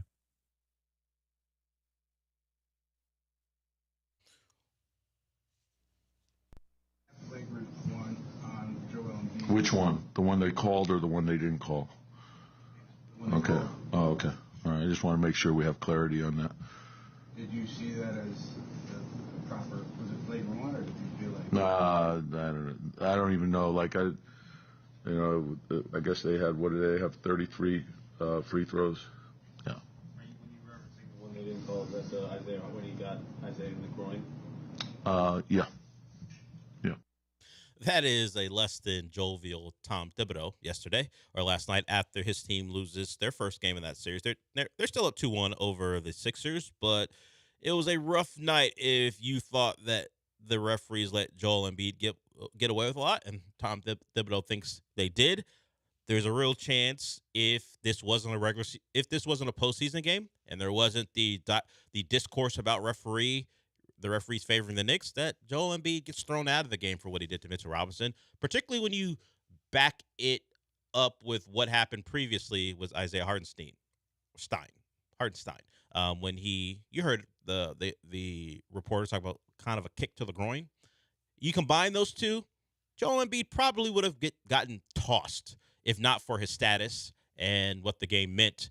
And he talked about why he did it. He said, I've been in those situations. I was just trying to protect myself. If you let Mr. Robinson go and dunk the basketball, he probably doesn't land on you, and you're fine. The circumstances were that on the previous possession, Joel Embiid thought he was fouled. It wasn't called, so he was clearly frustrated. He was barking at the referee as he was going down the floor, and then he tried to take a charge. He's a lot bigger than the guy he was trying to take a charge from, so you could probably consider it a flop as he flopped back on his back. And then when Robinson was open for a dunk, he grabbed him. Got away with it, shot 21 free throws, I think, something like that, and made big shots in the third quarter into the fourth as the Sixers even the series. So that's a series. It's 2-1. There's certainly a lot of controversy. Probably the biggest in terms of controversy and discourse is that series. The other ones are kind of normal as far as the nonsense outside of the Code Red stuff with the Celtics. Code Red. And the Heat were found to be yelling Code Red in the locker room after the game in response to Brian Scalabrini's nonsense. But that'll wrap up the show for today. I'm not done for today. Sean will actually be done with his workday before I am. Ha! I do get a long break, but I How's will that be. feel? Honestly, why did I agree? Yeah. That's how it feels. Actually, I'll be fine. It'll be me, Joe, and Paul as part of the ESPN 97.5 draft show. We'll be doing that starting at 6. We'll get you covered with the Texans picks. But first up, Gallant and George, then the Killer Bees. I'll talk to you at 6.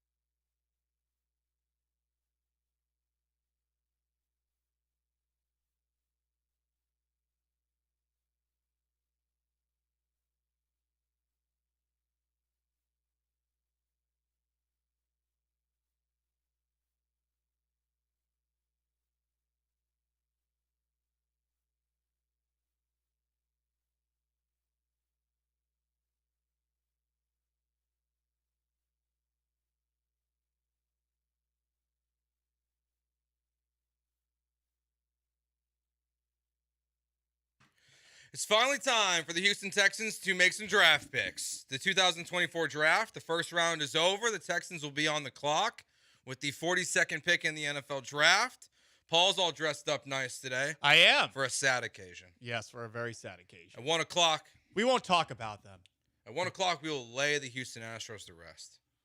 The 2024 Astros. We will lay them to rest. On April 26th. On April 26th. Of a season that ends in October. Yep. Well, you know what? It's just they deserve it. That's how I feel right now. I They agree. deserve it. I agree. They put themselves in the ground. That's how I feel right now. We'll do Put that at 1 yourself o'clock. in the ground. Do you even deserve a funeral? That's a good point. It's like a mafia hit at the same time. So we will lay the Astros to rest at 1 o'clock. The NFL draft was last night, the first round. What a wild night. And also at the same time, not. You listen to Peter Schrager and some of these NFL draft guys, they're really pumping the narrative before the draft, Paul, of there might be 10 trades. It's going to be chaos. Are the Cardinals going to trade their pick? Are the Chargers going to trade their pick? Now, the first 12 picks, there were 6 quarterbacks taken.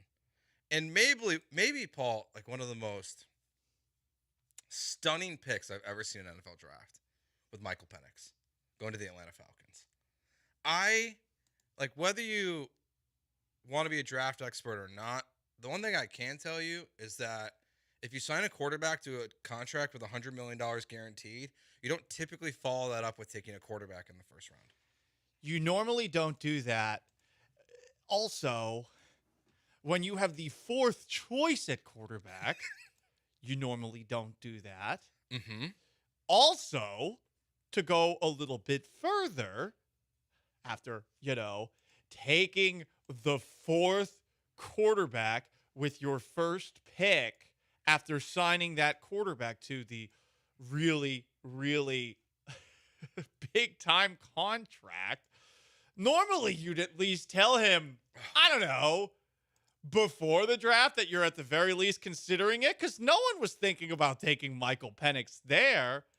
And then, on top of all of that, Joe, imagine this guy that you drafted 8th overall, who is older as far as rookie quarterbacks go. You say, you know what? It would be great if he doesn't play for 5 years. That's what the general manager of the Falcons said. These bozos did not want to give Bill Belichick full control, and this is what they did. Yeah. And look, it might work out. I actually like Michael Penix as a quarterback. I do too. But you do all of that after saying that you don't want to give someone like Bill Belichick full control? And I got to say, look, I didn't watch a lot of the Belichick draft with McAfee because the other guys on the show, I want a little less of them. I wanted more Belichick. Agreed. But Belichick, he was pretty fair with his criticism. The Drake May pick, he said, we're comparing him to Josh Allen already. That's a little bit crazy. That's sort of how I feel about the pick. That's what I'm looking at from the Falcons' perspective. The big surprise of the draft before, a couple other surprises not too long later. Yeah, it doesn't make any sense. It's one of the most illogical things I've ever seen an NFL team do. If you want to draft a young quarterback, I get it. If you want to overpay a veteran quarterback to try to win your division, I get it. To do both of those things at the same time makes no logical sense. Michael Penix will be 24 in May. If Kirk Cousins, if it goes well to what they said, Michael Penix is not starting a game as the quarterback for the Atlanta Falcons week 1 until he's 27. If it doesn't go well, and I even heard someone, I was listening to the Bill Simmons podcast, they're even suggesting, well, maybe they don't love his medicals because he's coming off an Achilles. What? They just signed him to a $180 million contract with $100 million guaranteed. So the Achilles cannot be a question, or it's the worst contract of all time. You're either going to have an old rookie quarterback starting with the most expensive backup in the league, a ton of dead cap, or this window in which you're trying to win. Instead of trying to improve your football team, you drafted a backup. It is one of the more bizarre decisions. This is a backup with injury concerns of his own in the rearview mirror as well. Yeah, the only thing it reminds me at all of, and that's still so different. It reminds me of when Washington drafted Robert Griffin III with the 2nd overall pick in the draft, traded up for him, and then drafted Kirk Cousins in the 2nd round. Like, that made no sense. I think this makes less sense than that because they Washington ended up being right. They got the rookie of the year, and then Kirk Cousins was good for them. I just think it's nice to again be reminded that here in Houston, we actually have competent ownership. We actually have a competent general manager who supposedly was trying to trade back into the first round. So many rumors. If I see one more person try to push as a report, I wouldn't be surprised if team does X, Y, or Z. Well, when the team doesn't do X, Y, or Z, are you surprised now?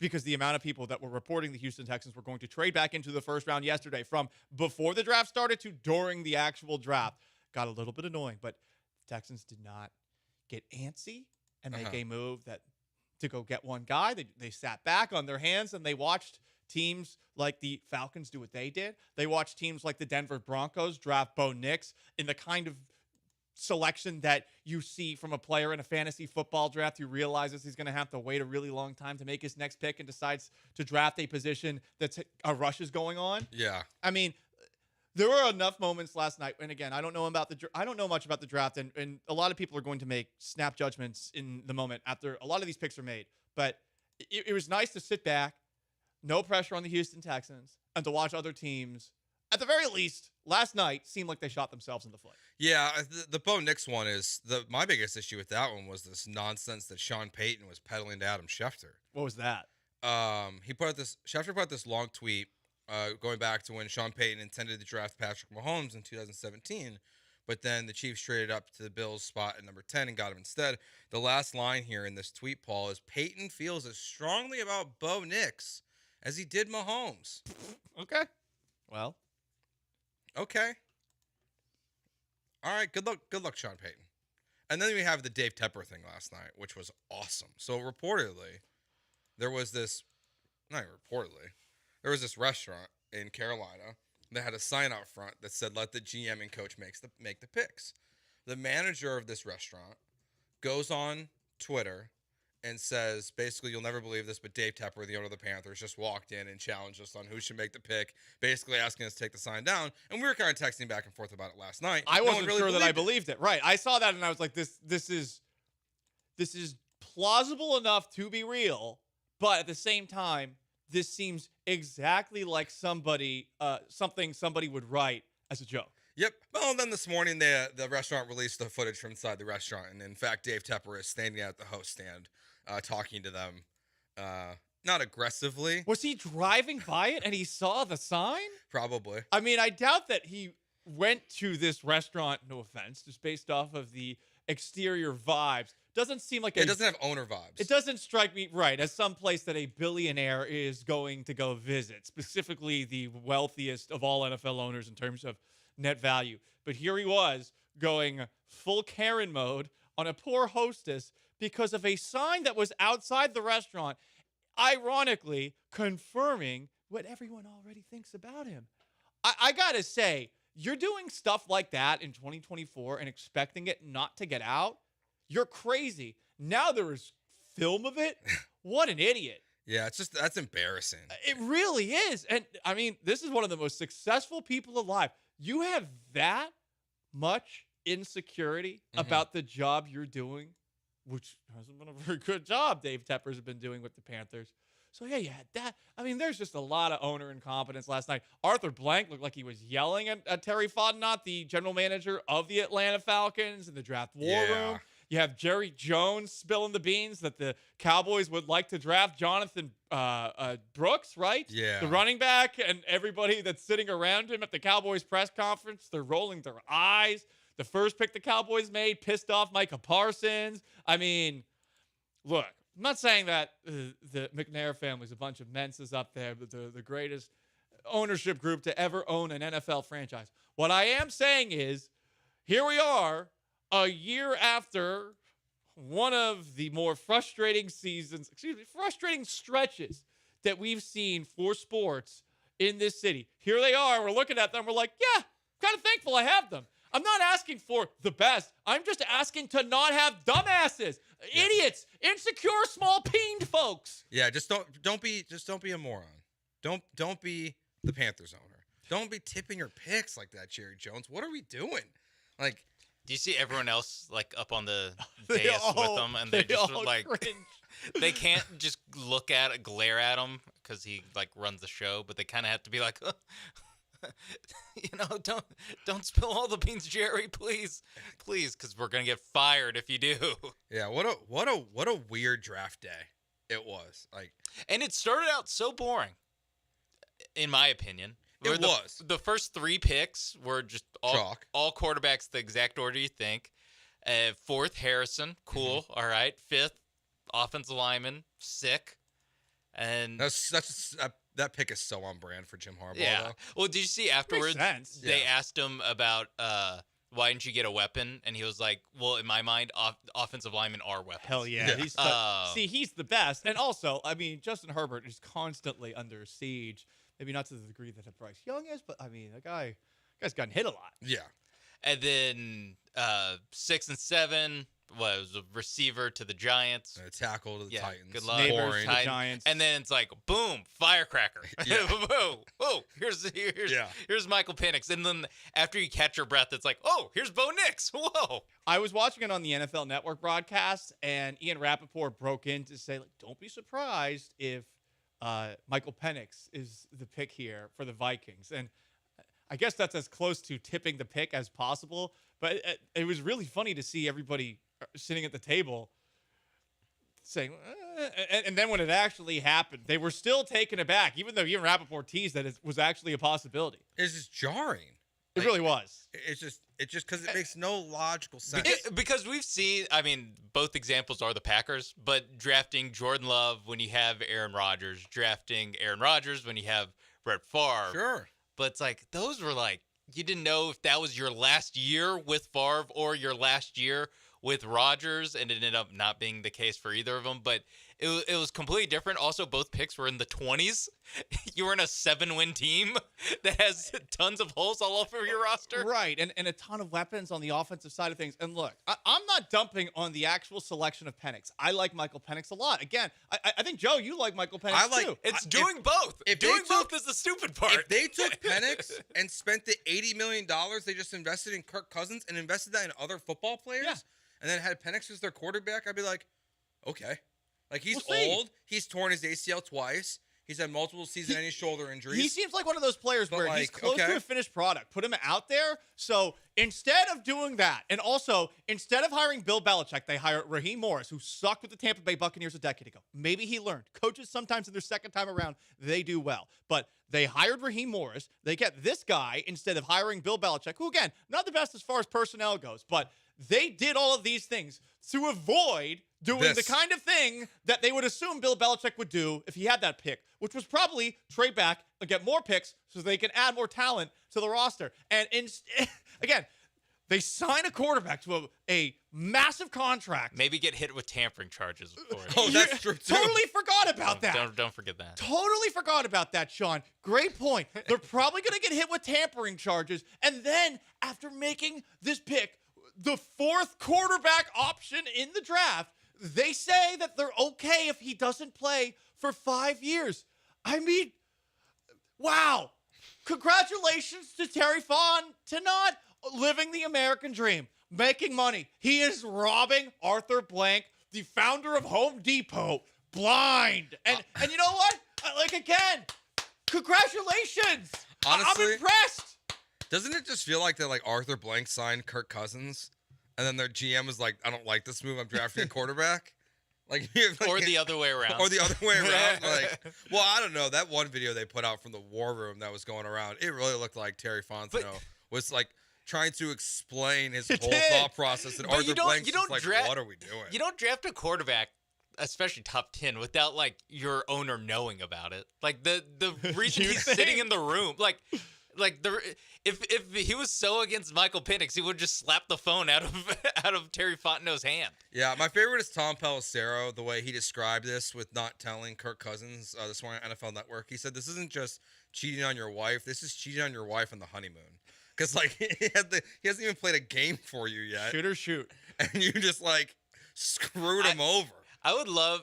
Obviously, we have like the camera set up in all these guys' houses for when they get picked. I would like the camera setup of the incumbent starting quarterback. I guess he's not even the incumbent starting quarterback because he hasn't started a game for the Falcons.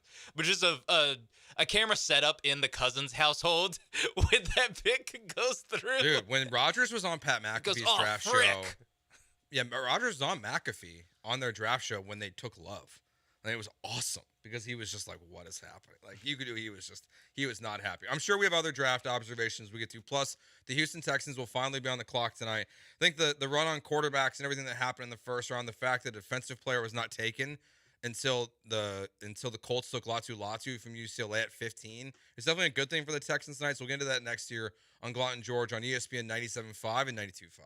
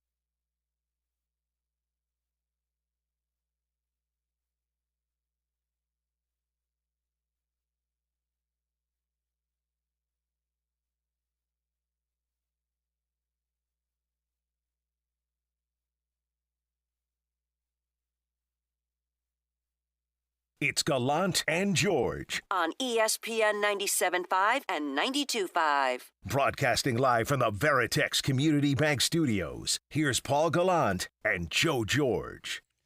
Okay, a couple other things for the draft from me last night that stood out to me here. I was also very confused by the Las Vegas Raiders.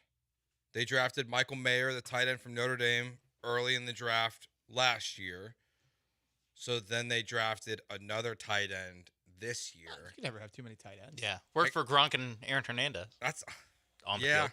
I mean, I guess if Gardner Minshew's really going to be your quarterback, having two good tight ends and Devontae Adams isn't the worst idea in the world. They didn't. There's no quarterbacks for them left to take. They all somehow went in the first 12 picks. At one point last night, I was like, "Is Spencer Rattler going to go in the first round?" I was like, well, calm down. There was a split second where you're like, well, maybe someone trades back in and I was 31 and picks them. I was shocked that they were gone in the first 12. I don't hate the Browers pick at all. I mean, look, I was just surprised. It's just, that's clearly they're just, let's get a guy in here. Let's get an absolute dude in here. Tight ends have been getting, I think, perhaps drafted a little bit too high over the last couple of years. Some of the guys that are getting drafted, T.J. Hawkinson's been good, but has T.J. Hawkinson been Travis Kelce? Yes. That's why a lot of these tight ends are going so early. Usually you can wait a little bit, but I mean, I think we all thought that Brock Bowers was one of the best tight ends that we've seen in a few years. I would say, as a Gator fan and someone who is not exactly the biggest fan of Georgia, that Brock Bowers is better than Kyle Pitts, at least at the college level. So if that guy falls to you at 14, I have no issue with taking that as the potential best player available. Yeah, and that's probably the right way to look at it. It is the best player. You probably have other needs, but you probably wanted a quarterback and you weren't going to get him. There was reports that the Seahawks, the Raiders, and the Saints were all trying to trade up for Michael Penix last night, which I just didn't really think he was this top 10 guy. I'm not surprised, but that he went in the first round, I just didn't think that was going to happen. The other one, and it's just because I don't understand this organization, and we've talked about them so much since they traded Stephon Diggs to the Houston Texans. But to lose Gabe Davis to the Jags and then to trade Stephon Diggs to the Texans, and then to hand Xavier Worthy, I can't believe that happened, and Xavier Legette to teams in the first round, specifically with Worthy, to trade him to the Chiefs, basically. And the Bills will be the first team on the clock tonight, and they'll get a wide receiver and a good one at that for sure. They might get Adonai Mitchell, who might even be better than Xavier Worthy. But to just give Patrick Mahomes a weapon like that, I wouldn't do it. The Bills don't strike me as a team that feels they can contend this year. I don't think so either. You can find a guy in the second round. There's no doubt about it. You can find guys later on, but the way that you laid it out is exactly the way that you should look at it. The Bills hate the Chiefs. Yeah. The Bills cried after losing a playoff game fair and square so much about losing to the Chiefs that they got the rules changed. Lost to them again in the playoffs. And would you want to make a deal with a team that has been kicking your ass? I don't know. I mean, maybe it's petty and not a smart way to operate an organization, but I don't know. I would tell them to go F off. Especially when, and I guess you don't know this when you're on the phone with them, that they don't go hey, we're trading up, we're going to, here's some thirds, here's some fourths, mix them around. And by the way, we're picking a receiver. Okay, later. But you still have to kind of know that they're moving up for a receiver. Mm-hmm. You just try not to hand the team that's ended your season, 3 out of the last 4 years, just try not to hand them a weapon. Just, I don't know. Anyone else? Unless it's akin to all of the countries that actually were smart back during the age of Genghis Khan, and they're just offering the tribute up so that their entire city is not, summarily decapitated or crushed under boards while they eat dinner, right? And stacked in a pile of skulls. So they're just going along with the conquerors. And okay, fine, be a beta. It's fine. It's fine. I mean, it's the NFL. You're supposed to compete with other teams. I don't know. Sometimes it's okay to be petty, and sometimes it's okay to say F off. What? Let Xavier Worthy go to somebody that's not the Kansas City Chiefs.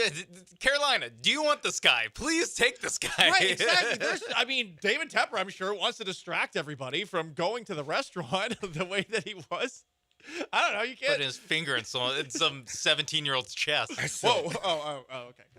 Yeah. And then look at the division here. Latu, he's a monster. I don't know, that pick. Is he? I don't know. I don't know who he is. That pick, but that's one of those draft picks that it could be one of the worst picks in ever. Yeah, because you got him at 15.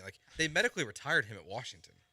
And then like he had neck fusion. Well, that's bad. Well, by the way, what's going on in Washington where all these guys have horrendous injuries? I don't know, but they had 4 guys taking the top 15 this year. Well, if you include him. It's the lack of freedom in the air. But like all the homeless people. Both your ACLs tear the second the plane lands. Well, that was in Indiana. Oh, okay. That was Indiana Penix. So the University of Washington, it's in Seattle, and for those who don't know, if you walk around Seattle, you're going to have homeless people come after you a lot, and what they do is they get a hammer out, they like hit you right in the knee.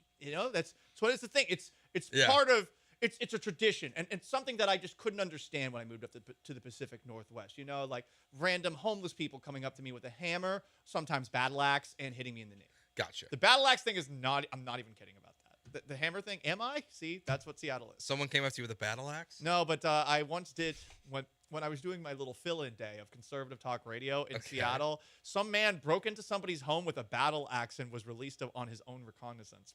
Even though the person that was in this place and lived there was fearing for their life and pulled a gun on him, they actually brought the person I think who pulled the gun on him in also for questioning. Oh, that seems very Seattle. Yeah, it was very of them. It was like, oh, he had a gun? What? It's like, well, he had a battle axe. No, I don't know. We'll see. Obviously, he could be terrible. I'd rather have the proven commodity. Sure. If I'm Jacksonville, but I wouldn't want to pay him the way. That's the one where losing the bidding war. I'm like, I'm fine losing that bidding war, because that's what you had to. That's the part of it. It's like, well, we paid him, and it's like, I just want to have a receiver that is. I mean, you know what? You're right. You're not betting on games. You don't. Well, yeah, there's that. Hey, he bet on them to win. Look, cool. It does make sense what you just said, Sean, because I mean, when Trevor Lawrence overthrows a wide receiver by 10 yards, you probably want to be paying him less. Right? Yeah. It's like Trevor Lawrence is a remarkably inaccurate quarterback considering all the ass kissing that he got. And since he's in Jacksonville, no one actually criticizes him the same way that they should, the way that they criticize Dak Prescott, because they're both on about the same level. But Dak gets all the criticism because he's in Dallas, and Trevor Lawrence pretty much gets off scot-free. Yeah, he does. He really does. Because no one cares about Jacksonville. No, they're irrelevant. Yeah. I did. But did you see Tony Khan? Yeah, with the neck brace. He played into the wrestling bit.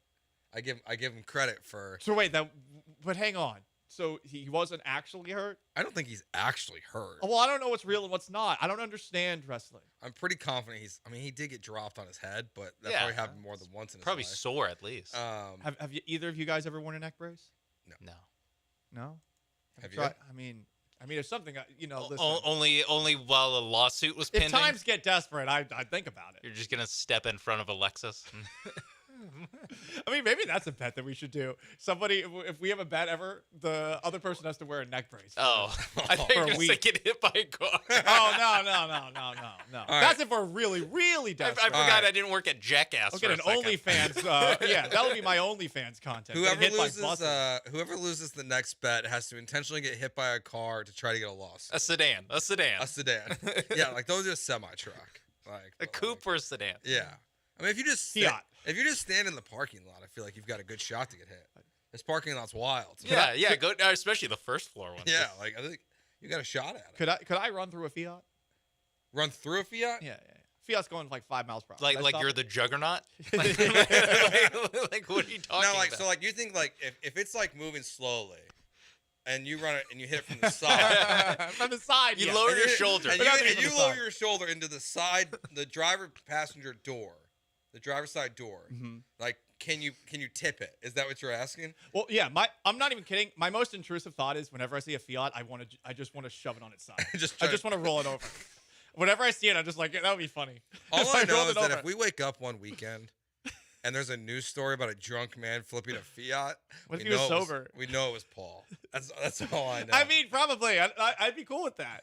All right, what is going on? Let's get out of here with your little crappy cars. All right, what are we looking for the Houston Texans tonight? Plenty of good players on the board. Are you disappointed they didn't trade up after all the nonsense rumors that they were talking about it last night? We'll get to that next year on Gallant George on ESPN 97.5 and 92.5. Before we do that, we're going to tell you about our friends at LeBurge Lake Charles. If you were there, you could have bet on the over 4.5 quarterbacks being taken in the first round and easily won some money because 6 QBs were taking in the first last night. It's a great place to bet on your favorite Texas teams. Or if you want to go watch UFC 301, they're going to be doing a party on the patio. They'll be doing a party for Canelo as well. We were there talking about the Kentucky Derby Day. All of that is on the same day. You can get tickets for the Kentucky Derby party on Ticketmaster. It's an awesome place to bet, to eat, and just to enjoy a casino resort. LeBurge Lake Charles is your place to go when you want to leave Texas and go bet on your Texas teams. And when you go, make sure you download the Penn Play app, and you can win up to $2,000 in Penn Play cash.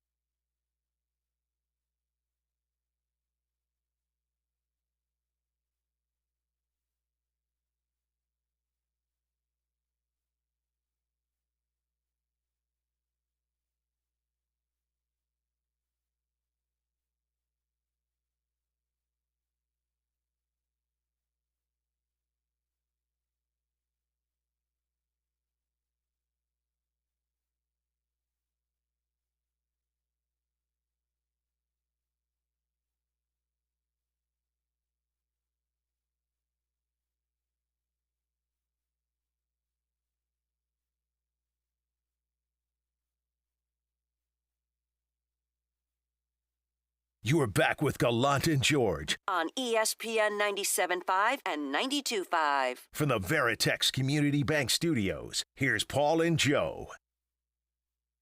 All right, so the Houston Texans will be on the clock with the 42nd pick in the NFL draft tonight, so you don't have to wait long. We'll have our draft show tonight. Paul, Dell, myself will be on from 6 to 9. Probably get at least both. We'll get both Texans picks, and we might get the third pick, and we'll see how fast it moves.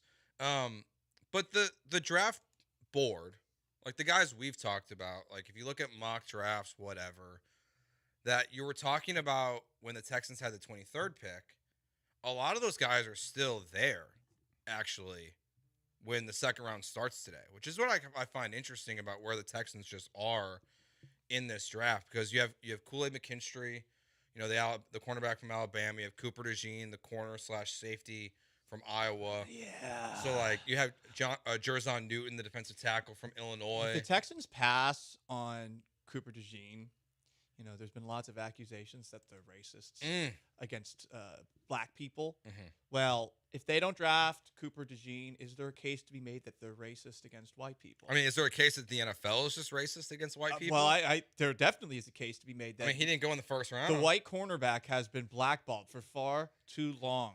You know? Yeah. Him, Riley Moss. Right. If there's another one, they can all get in on class action. You know, maybe if I had played cornerback in high school and risen the ranks, I could have at least been considered for the NFL draft, but that didn't happen. I mean, you were still kind of like because they always moved the white guy over to safety. Now, I was playing on a team of all white people, but I am the whitest of all those people. What? How do you define that? Let's not power rank whiteness. I'm you all know, everyone knows I am ghostly white. Same. So they wouldn't let me. I'm way wider than you. And then again, this is not a Yeah, no, weight this measuring is getting- competition. okay, No, I'm just okay. saying. I'm alarmingly What kind of pasty. convention is this? I'm alarmingly pasty. Okay, and I mean, could I have played corner? I guess we'll never know. Played very well this past Saturday in a little, flag game. Dejin is a French name, so you know. Oui, on peut se ballon. Maybe that's why he's being passed. Monsieur cornerback. Yeah, the French aren't red tough. flag, white, French. Yeah, it's like you can have one, but you can't have both.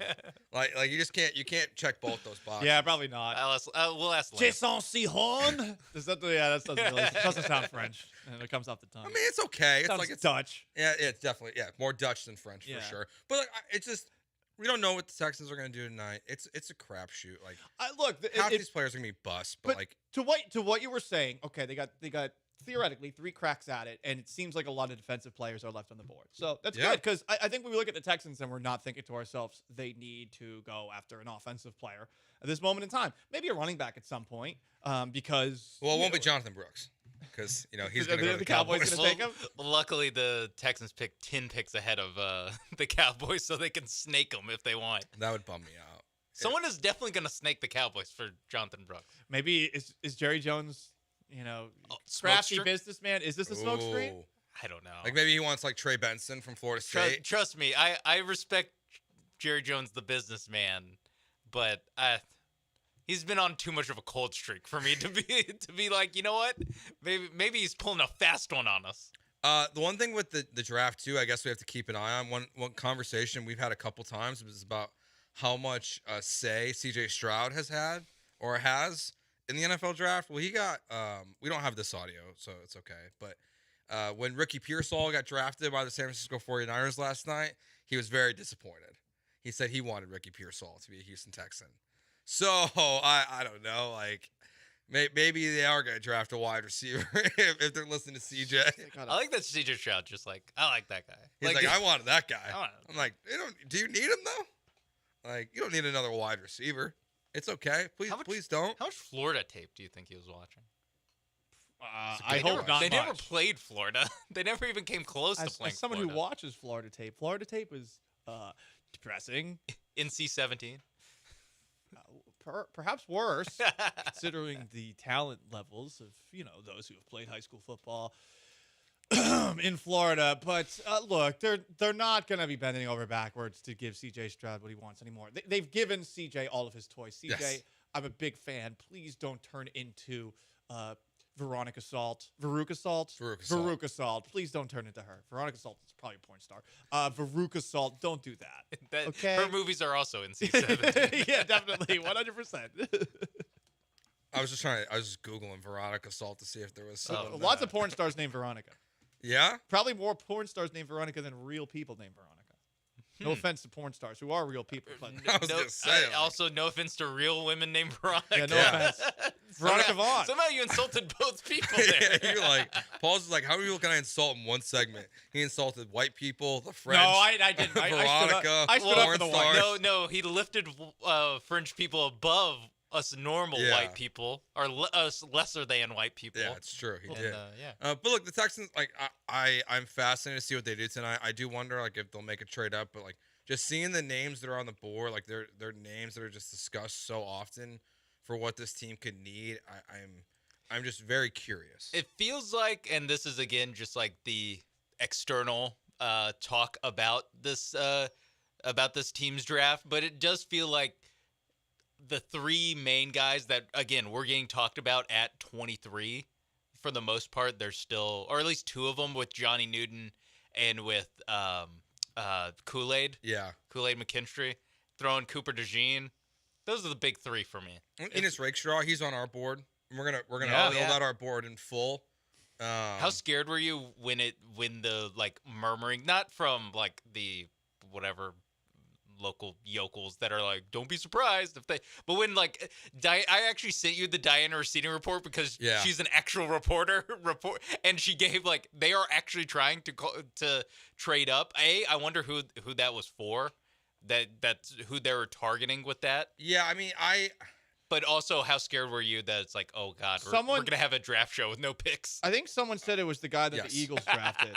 Quinion Mitchell. Yeah. that makes sense. Yeah, that was supposedly who they were I mean, he's thinking like about. like going into the draft when people were like the top positions are going to be offensive line, quarterback, wide receiver, and corner. And you didn't see the first cornerback get taken until the 22nd pick in the draft. And then the next one went 24, Terrion Arnold to the Lions, and then Nate Wiggins to the Baltimore Ravens, which, like, that means he's going to be a great player. That's the one thing I do know about the draft, is whatever defensive player the Ravens take, he's good. Because that's all they ever do is draft good players. That is a stereotype. Seems like it. It's just like, hey, didn't that good happen, player. Didn't that happen with Kyle Hamilton? Kyle Hamilton, where it's like there's some like, hey, maybe the Texans, you know, he ran a bad 40 time, but they you took know what? Kenyon Green They'll play instead. it safe and go with the lineman instead. And then the Ravens pick him. You're like, oh. And you're like, well, Texans made the I know wrong how pick. this is gonna go. Yeah, so God, like he was so good in the AFC Championship game. dude, he's a stud. He was so good in every game he played. Yeah, but that game in particular, like, that's the one we're all watching. We're like, oh, he like dominated. He was going head to head against Mahomes. Hey, next year's the year for Kenyon Green. Yeah. Right. Next year's a year for Kenyon. Next year's the year. Yeah, He the leaves versus Texans. a year is very different. DNA, they're not that different in terms of words. That's a good point. They're both articles. Yeah, they are. They are both articles. They do mean very different things though, in this context. So the fifth graders out there just oh wait, I thought it was out of school. Hey, listen, this turned from comparing whiteness segment to an English segment. Joe, good at English, math. Yeah, my dad was an English teacher, so. Oh, good. Okay. So I feel like that would be a real disappointment. Could you teach us anything more about the English language? No, not really. I can't teach anything. But yes, there was a point, Sean, last night Apple that fell when far from the tree. when the Houston Texans were being rumored to move up into the first round, I went, well, are we canceling the draft show? That was like my thought, because I was like, if they don't have a pick in the second round, like, what are we going to talk about for 3 hours? We're going to talk about it during all day. So I'm kind of glad they didn't do that. Okay. Little shout out to Nick Casario for not being able to get it done. I'm happy about it too. Shout out for not getting it done. I mean, listen, I'm the same thing. You know, I was watching the draft. I was sitting in the really comfy spot on my sectional. My cat's right next to me. You know, blankie on, and I'm thinking to myself, man, do I have to get up and potentially do my own little live stream? Which version of the draft did you watch? Because there's so many. I watched the NFL Network one. The NFL Network. I watched. I can't watch. I mean, listen, I know that they're the parent company and all, but I'm sorry. After Spygate and Deflategate, no, I prefer Rich Eisen. I watched the ABC one with Saban and those guys. Oh, okay. College Game Day.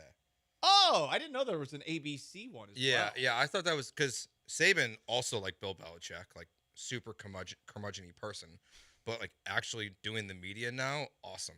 He's also very funny to listen to because he's so out on college football. When Quinion Mitchell got picked, he's like, we basically begged him to leave Toledo and come to Alabama, and he wouldn't do it. But yeah, that's what I. That's what's wrong with college football. Yeah, well, I tried steal a Nick kid Saban from Toledo himself was trying to do. I tried watching the ESPN one, but they're full of crap.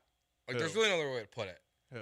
The ESPN broadcast. Like, they're trying not to tip picks, but they're tipping the picks to their guys. Same thing. Ian Rappaport's basically doing that before every single pick, too. Like, well, it wouldn't be surprising if they did this. So what they did was interesting is that instead of having Schefter do it, they clearly were having their producers tell the talent who they were taking. So every single pick, And they they'd looked like steer the conversation. geniuses. Yeah. Like Louis Riddick was like, I wouldn't be surprised if it's Quinion Mitchell here. Oh, so they're spreading it around. And then Roger Goodell walks on the stage. It's Quinion Mitchell. And Mike Greenberg goes, "Look at you, Louis. Great job."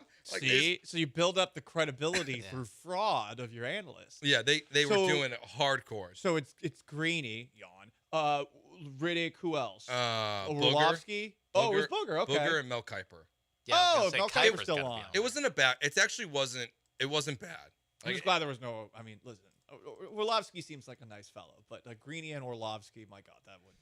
I just got. That's a bridge too far. I just got threatened on Twitter. You got threatened? Why? Yeah. What happened? Who threatened you? Well, because at Jeremy Branham tweeted, "Would you rather have Will Anderson or Jameer Gibbs, Sam Laporta, and Darius Robinson? You troll." He's such a troll. So I responded.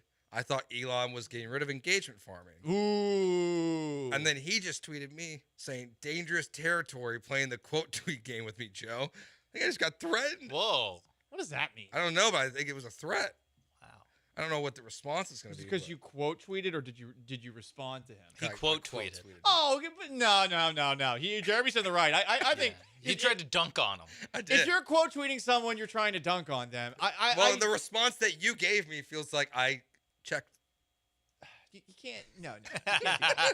You can't do that. You can't do that.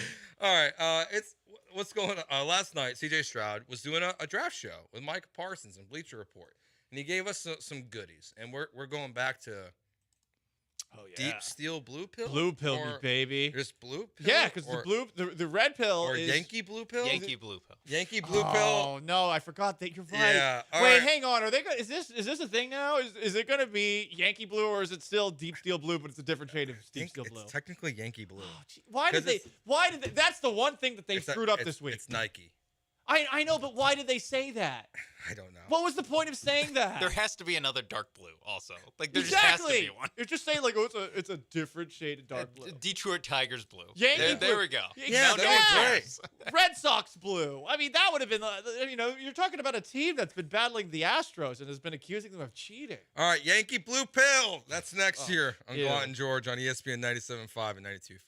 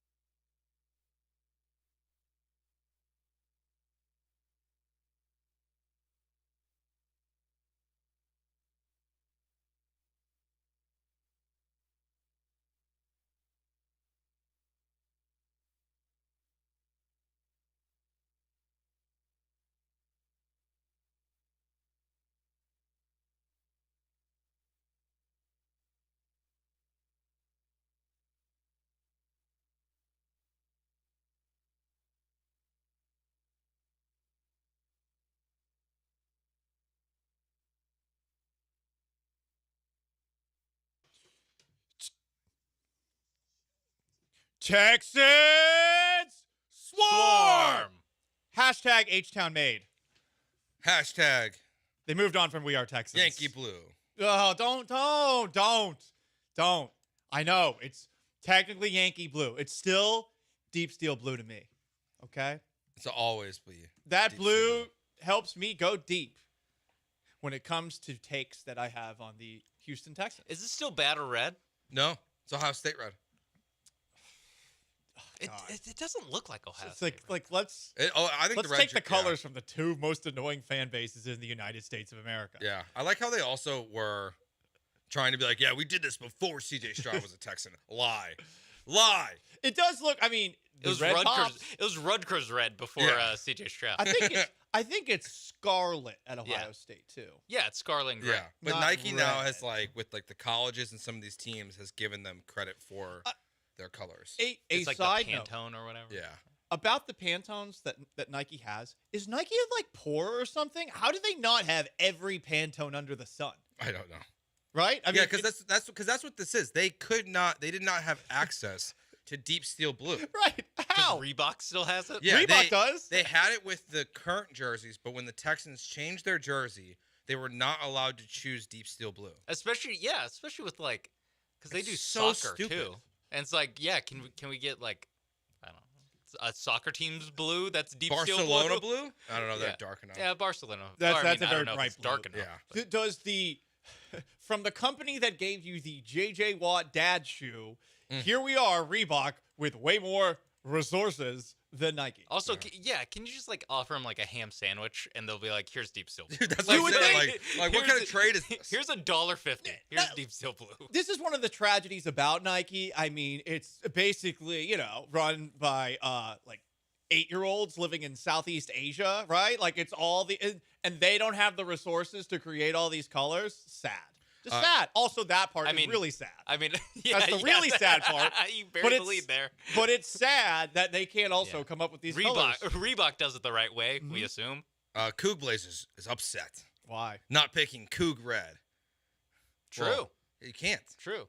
Why not? Coug Red is probably owned by Jordan Brand. Same thing. It's literally the same thing. Maybe it's not. It's the same thing. I don't know. That's why it's stupid that football teams are sponsored by Jordan.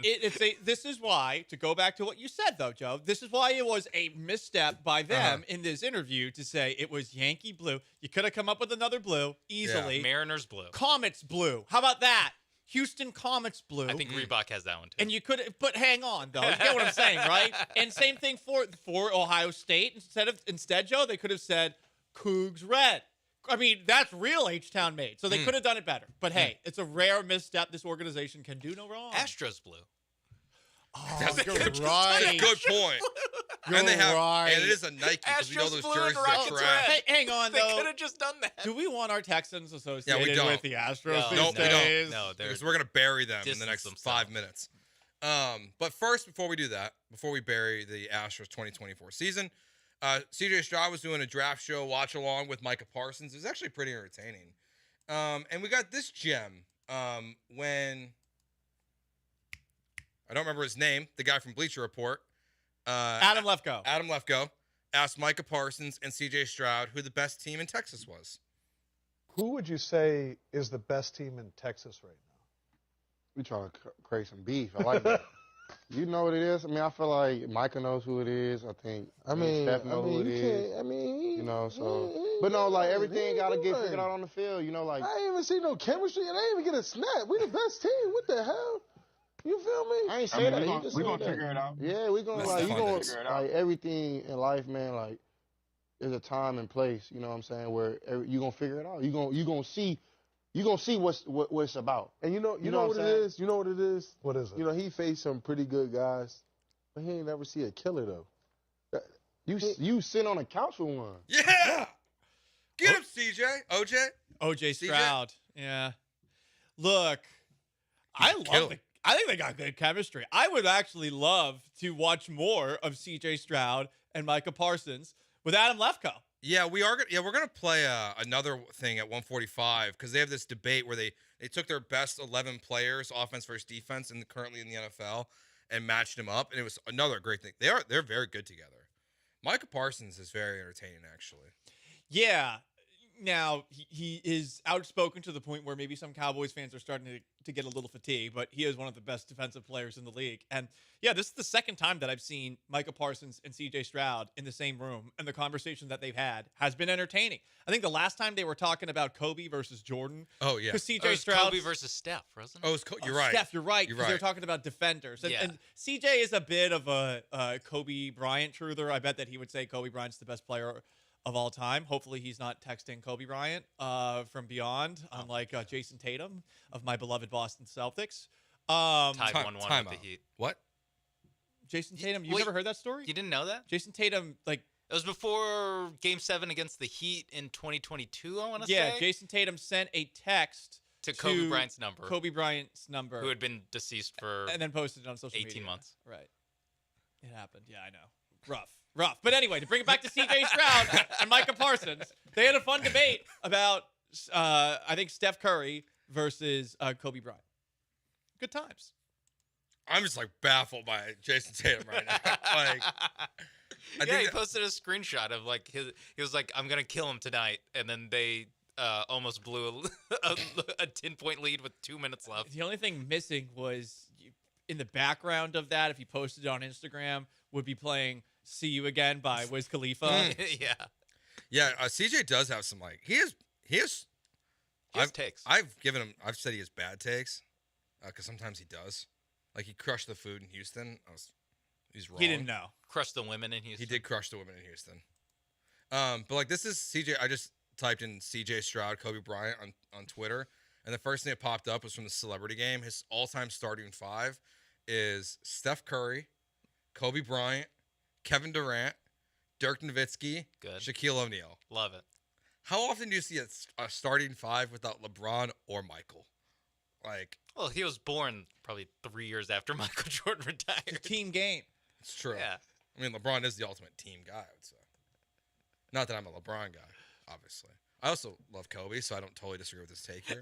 That is a crazy to have Kobe and Durant on the same team. Yeah, but no LeBron. Like they're both just standing at the free throw line, trying to do jab steps. All right, it's time. It's time. The Cubs swept the Astros. Oh man. The Astros are on their way to Mexico City if they're not already there. Oh, I thought they meant the bottom of a ditch. Framber Valdez will pitch this weekend. 6 feet under the ground, and I'm thinking. But we will having a funeral for the 2024 Astros season next year on Gallant George on ESPN 97.5 and 92.5.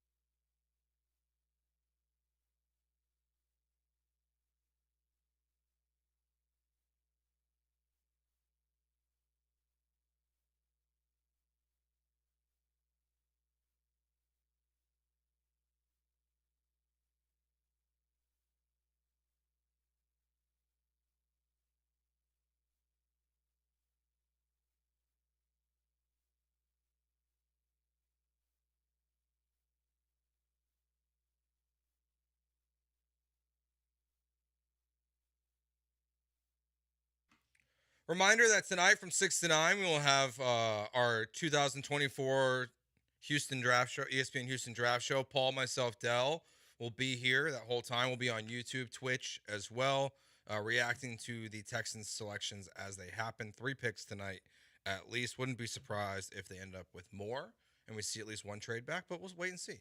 We'll see what happens tonight. The Houston Astros got swept versus the Cubs. Man, they were up 1-0 when we were at Spanish Flowers yesterday, and on the way home, I decided I'm not gonna watch. I'm not gonna listen. I get back. I don't even go to watch the game. I just check the Twitter feed, and lo and behold, the return of the Rafael Montero show, who blows the lead, and they couldn't score a run. I'm going to defend him here for a second. You are going to defend him? Okay. He shouldn't have been in the game. But who should have been in the game? Someone else. Because he did his job. Like, he got his 2 outs to relieve Verlander, and then Espada let him do the up and down where he came back out for the next inning, and then that's when he gave up the runs. He shouldn't have been in the game. I blame Espada. Okay. And then Espada and his boring-ass ejection. It was the most low-energy ejection of all time. Get your money's worth if you're going to get tossed. Dude, right? Like, if you're going to get run, because I don't know if they get fined every single time they get ejected. I would imagine there's some kind of slap on the wrist from Major League Baseball if you get run from a game, but it gets something out of it. Like, I typically, Paul, don't want to believe in, like, if you throw a temper tantrum and you're a manager, it motivates your baseball team. In MVP Baseball 2005, though, it works. I forgot about that. It actually gives it gives your team a stat boost if you argue a call and get tossed. I forgot they had that in there. What a great game that was. MVP Baseball in like 2014 NCAA is like peak sports. Oh, NCAA 06. No, both the older versions of the game on the and then Slugfest. Oh, did you ever play Slugfest? But that was the precursor to that on EA Sports. Back when MLB was just like, yeah, sure, guys fight. Yeah. Yeah, sure. You can have a game where guys fight and do steroids. Yeah, dude, remember the NFL Blitz game? Blitz was great. That they put out the later version where you actually, when someone got hurt, could give them steroids on the field. That was a wild time. It was like they watched in one night while doing copious amounts of cocaine. Season 1, the only season of the ESPN TV show, I hate the NFL for Playmakers, this. and they've thought to themselves, "What if we combined Blitz with this world? It's a great idea." And some guy who just watched the program was like, "Sounds great." Yeah. Oh yeah, this is a great idea. Head of the table. Woo! I like despise the NFL for saying that Playmakers was too real and canceling it after a season. When was Playmakers on? It was like 2006, probably. I might have been earlier than that. Yeah, I want to say I do like that it took until like the 2000s for leagues to be like, hey, don't talk about all the bad stuff that we do. Yeah, don't tell us don't show literally like everything that happens. Yeah, because like Slugfest was the same way, where like MLB, basically how it ended was that MLB was like, hey, take fighting out of video games. I might watch this entire series. It seems that the entire series is up on YouTube. You can also get the complete set on DVD for $29.56 on Amazon. Okay. 8.4 on IMDb. Please don't yet. Don't yet? Because as we're about to bury the Astros, we need content. Oh yeah, summer. Save it for so June. Why don't we do like a book club with Playmakers this summer? I'm cool with that. We will watch Playmakers. I'm cool with we that. We will tell the audience what day we're gonna watch. Like every Sunday we'll watch an episode or something like that. And then because the Astros season is over, it's over. So we need to find things to talk about. And doing a book club with Playmakers sounds like a great idea. I mean, I'm not going to lie, Joe. I was hoping that we would just go down this Playmakers rabbit hole so that we could avoid doing what we're about to do to the Houston Astros. Oh, we can keep going. I got to be honest. I don't want to do what we're about to do to the Houston Astros. You don't? I mean, it feels wrong. It does. It feels wrong to be doing this. It's April 26th. But I mean, how do you feel? When you think about the Astros, does it feel like it's too early? When you watch the game, when you watch No. yesterday's No, game, they're it feels too early. cooked.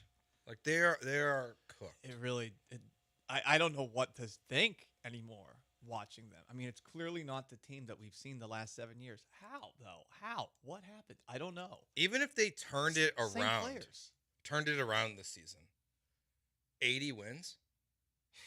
Their best case scenario at this point is to be the 2016 Astros. Yeah. Which is to miss the playoffs because Third you place had a team. terrible start. Yeah, like maybe you get to 84 wins and you make me look like an idiot and you get a wild card I spot. mean, look, hey. No, that's just to be over. clear, I That's feel over. more validated about my take still. They're not going to make the. They're not going to win the division. No, either. they're not either. I think you're right, though, that they're not going to get the wild card. I will say this.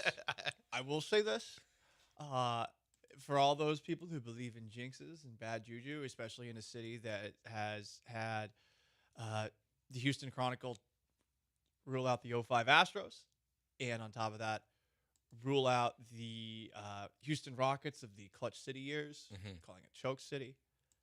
There's a chance that there is perhaps a jinx for all those superstitious people in the world, because since I am taking part in these rites, Joe, I did kill the Texas Rangers last September. Yeah, you did. So sometimes when we kill things, I don't know, it develops plot armor that a television show like Game of Thrones or every single Marvel show would smile about. Yeah. All right. Well, let's do it. Let's cue the music. All right, you first. We are gathered here today on April 26, 2024. Just 26 games into the 2024 season to say goodbye to our beloved Houston Astros. 7 straight ALCS appearances, 2 World Series championships. You still lead the league in hits. You still get a lot of guys on base. You still have a lot of really cool players on the team.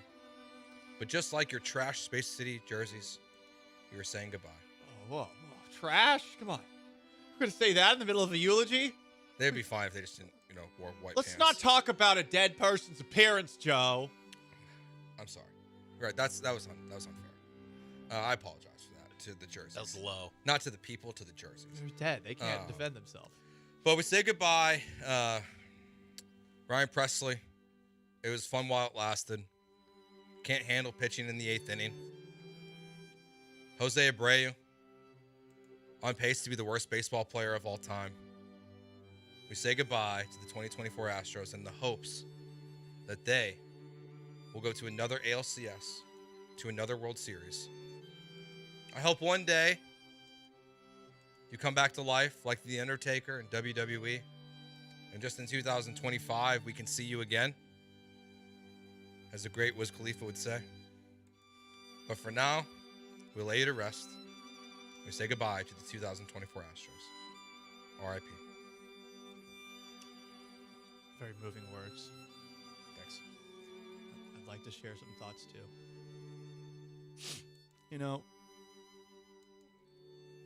I'm never going to forget all the hits they had this year.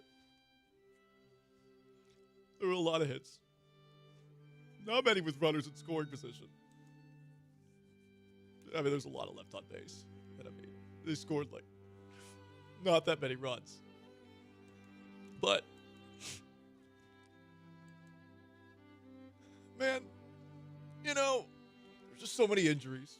It's just too hard for them to overcome it all. It's hard to overcome Jose Abreu playing every day. It's hard to overcome Josh Hader getting paid $95 million and staking.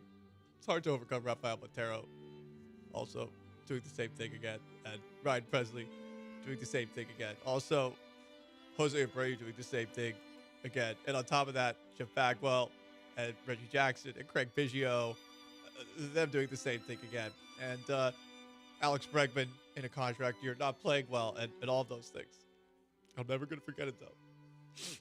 Joe, this is hard. They were the best of times. But really, they were the worst of times. It's true. And sometimes you just have to let go and say goodbye. Goodbye to the 2024 Astros. Yeah. RIP to your playoff hopes. All right, what do we do here? We do ceremonial dirt, flowers on the coffin. Do we burn something? Should I pour one out? Please don't. What? Don't pour that out on the board. It'll stop the radio. I don't want to have a funeral for your job. Yeah, we don't want that. Hey, thanks for bringing some laughter to this moment. Thank you. All right. All right. Well, I mean, at least I can take off my suit now. So this funeral's over. I don't know if anyone see my Merrill Hodge tie. It's a little short, but listen, much like Joe in the movie Wedding Crashers, like I'm done with one person in my life, but I'm ready to move on. I'm ready to move on. I'm ready to move on to hotter things, to better things, because I follow strong. I know it's a little crass on April 26th of 2024 to jump on the bandwagon of another baseball team. But listen, I am who I am, okay? I am who I am. I'm a man of needs. I'm a man of high standards. For those who don't know, I have taken off my suit jacket. I am wearing a teal Seattle Mariners t-shirt. Seattle Mariners are actually doing well in the American League West. And yeah. So listen, it's weird to try to make the dead jealous because they're dead and gone forever. But this is the kind of thing that a person who is trying to get their significant other to notice that things need to change, this is what they do. I'm just coincidentally wearing a Mariner shirt. Yeah. It just happened to be the shirt that was available for me in my closet, Like, didn't pick it out by choice, but here it is. It's on. So, I don't know. Am I on the bandwagon after putting the Astros to death? Yeah, I just want to, F it. As we say, goodbye to the Astros in 2024, I just want to take this moment. I'm going to look at the camera and just, Junior Bronco, I don't know if you're here today, but I could make the funeral. I would like to invite you to the bandwagon. The Cubs are a good baseball team this year. They did beat the Astros. If you need someone to root for, we've been through it. They were bad. Now they're good. The Astros will be back, but just for this year, if you need something to root for, Junior Bronco specific, I will welcome you into my home. I will buy you a shot of Malort. Oh, hey, that's a party. Fred Fowler would approve. I will give you a Chicago dog the next time I see you. Okay. And then in 2025, we can go back to drinking Carbach and eating brisket. But for now, welcome. Are we killing them forever? Or No, just for this year. For this year. Good. They'll be back next The 2024 Astros. Yeah, the 2024 Astros are done. I feel bad for Ronel Blanco, Taylor Scott, Yeah, Seth Martinez. it's They sort didn't of- deserve this. Right. It's sort of, back in ancient times, like a rich person's either concubine or their pets. They'd kill them and bury them as well, even though they're like an totally Egyptian, fine. like an Yeah. Egyptian ruler. Yeah. So we're kind of Ronel Blanco. Sorry, bro. Seth Martinez is a servant that gets thrown into the pyramid. It's not personal. Oh. It's not personal. Yeah, I wish you didn't have to go with them. But you got it. You got to go with them. Yeah, it's an all or nothing kind of situation here. We got asked here, how do we fix this? I don't know. Time machine. Look, I don't think that the Astros are dead forever. Like I want to slightly revisit our conversation from yesterday. Being bad this year, like it is what it is. It's not the worst thing in the world, but I think you can look at recent history, and it's very possible to be bad this year, have a very high draft pick in next year's draft, and also be very good next year. Look at what the Texas Rangers just did. They were very bad in 2022. I'm not co-signing this. They had the 3rd overall pick in the 2023 Major League Baseball draft, and then they won the World Series. So, like, you can be bad for a year, have a lot of talent on your roster, and still be very good next year. And I think they will be. I don't think Bregman will be here. I think Mauricio Dubon will be your everyday third baseman. Maybe Bryce Matthews. But, like, they're not dead forever. I don't like the idea of embracing the suck. You were around the Killer Bees too much. I know. We got into it in public. It was our first fight, or your first couples fight at Spanish Flowers yesterday. Yeah, I wish it was not in public.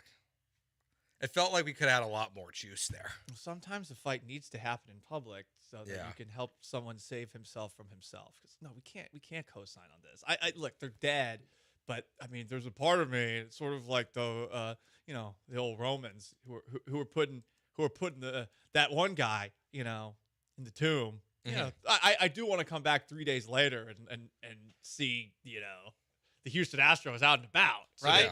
So 3 days later, they're fresh off of a 2-game sweep of the Colorado in Rockies. Mexico. Right, right. Couple no-hitters along the way. And that's the boulder that's out of the way. Yeah, do a little walking on water this weekend, okay? No, yeah, I want to come back next week and like in the television show Dallas, like just wake up and be in the shower. Oh, the dead person was alive the whole time. It was just a dream. I want Jon Snow to all of a sudden gasp for air as he's naked lying on a table and say, "Oh, I'm alive." That's okay. I want a little plot armor. Yeah. That's what I'm hoping for. I don't Yeah. think I'm going to get it, though. I feel like they're going to split with the Rockies, and we're going to be even more mad. Yeah, who also have the same record as you, 7-19 on the season. Yeah, like it's just been brutal. I hope that we just jinx this, and I hope that like we get the ultimate like old takes exposed, and I hope all you We all do.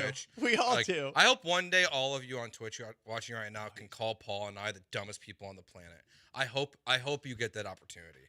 I hope that the Astros pull their heads out of their asses and play good baseball this season. Yeah. I really do. I just don't. I Yes. don't get it. I don't get it. Neither of us get it, and now we have resorted to burying something. Yeah. The funny thing I is, want to talk baseball every day, but they suck. It would be the equivalent of like somebody just got diagnosed with a disease, and there's still a chance that they could turn things around, and we're like, nah, we're just killing you. We're just taking you out now. All right. Boom. Go out back like your old yeller with rabies. What are some of the best cases of resurrections in cinema? What a transition. And TV. And what's the earliest someone important on a TV show or movie has been killed off? So like hoping that we killed off the Astros way too early. That's next year on Gallant George on ESPN 97.5 and 92.5. First, let me tell you about my friends at Pendleton Whiskey. You know what's great when you're grieving? A nice, refreshing cocktail. Or maybe just something neat on a single rock. How about a little Pendleton Whiskey? Smooth, refreshing, perfect complement to watching the draft over the weekend. All the drama, all the excitement, all the drafting of a quarterback with the fourth choice at quarterback, despite having a quarterback that you paid a lot of money. If you're a Falcons fan, this is the kind of thing that you need as a solution for you and all your troubles. Pendleton Whiskey is barrel-aged in American oak. It is cut with glacier water from Oregon's Mount Hood. And on top of that, made with the finest northern grains. You blend it all together, and you're going to get something that satisfies your inner cowboy. You can get it at drizzly.com. You can get it wherever you go to get your liquor. It's Pendleton Whiskey. It's true Western tradition. Get some today.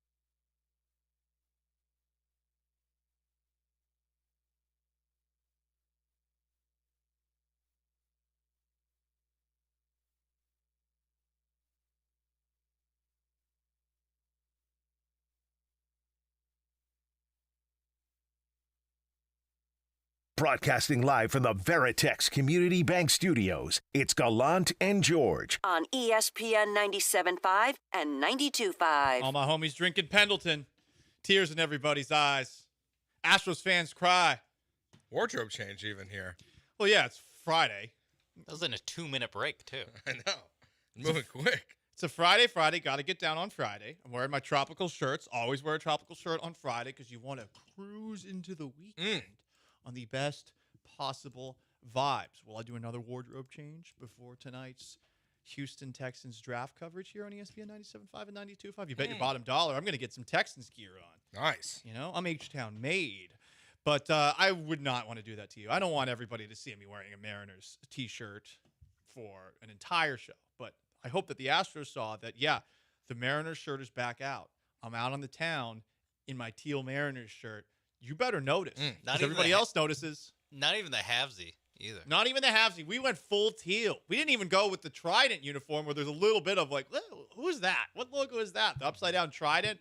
No, we went full teal. There's no dispute. There's a big old S on my shirt. How early? Like, what does it take? It's like to a get... hickey. Yeah, I don't know. Is the 3 games in a row doesn't matter anymore, right, for you?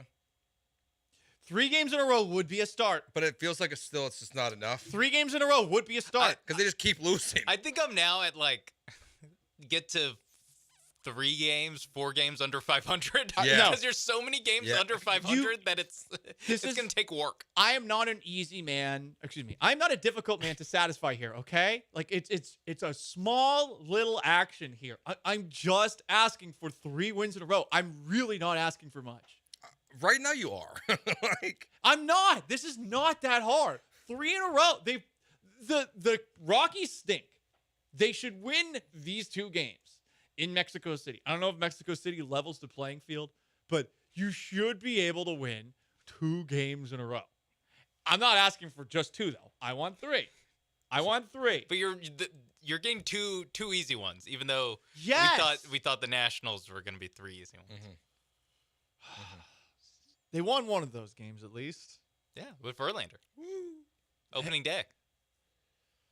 Yeah, you're right. I mean, since the season began, they're actually worse. And now they're going to Cancun. They're not going to Cancun. Right. But they're still going. They're going to Mexico. They're going to Mexico We City. still have 3 Mexico City. There's still some hope that like the Texans from like a week and a half ago were right that like the season really starts when they get back from Mexico. But that they're all focused on their vacation. And right. Bregman's super tan. Yeah. I mean, he's hit no home runs still this season. Well, he should hit at least 1 this weekend. Now they're playing 900 feet above sea level or whatever Mexico City is. So if he doesn't hit one, we've cooked. We've restarted the season, so we've pressed the reset button on our Nintendo GameCube. Yeah, we can't do it again. And we've killed them. GameCube? Yeah. I mean, N64 at least. No, GameCube. You're a GameCube guy? I was a GameCube guy, and then Halo came out. And Halo 2 came out, and I got an Xbox for that. Interesting. Well, Spada's Astros won 5 series by the All-Star break. How many series do they have? A ton of series before now the All-Star break. They better. They better. How many? Yeah, they got like half a season's worth, I think, right? Yeah, they still have...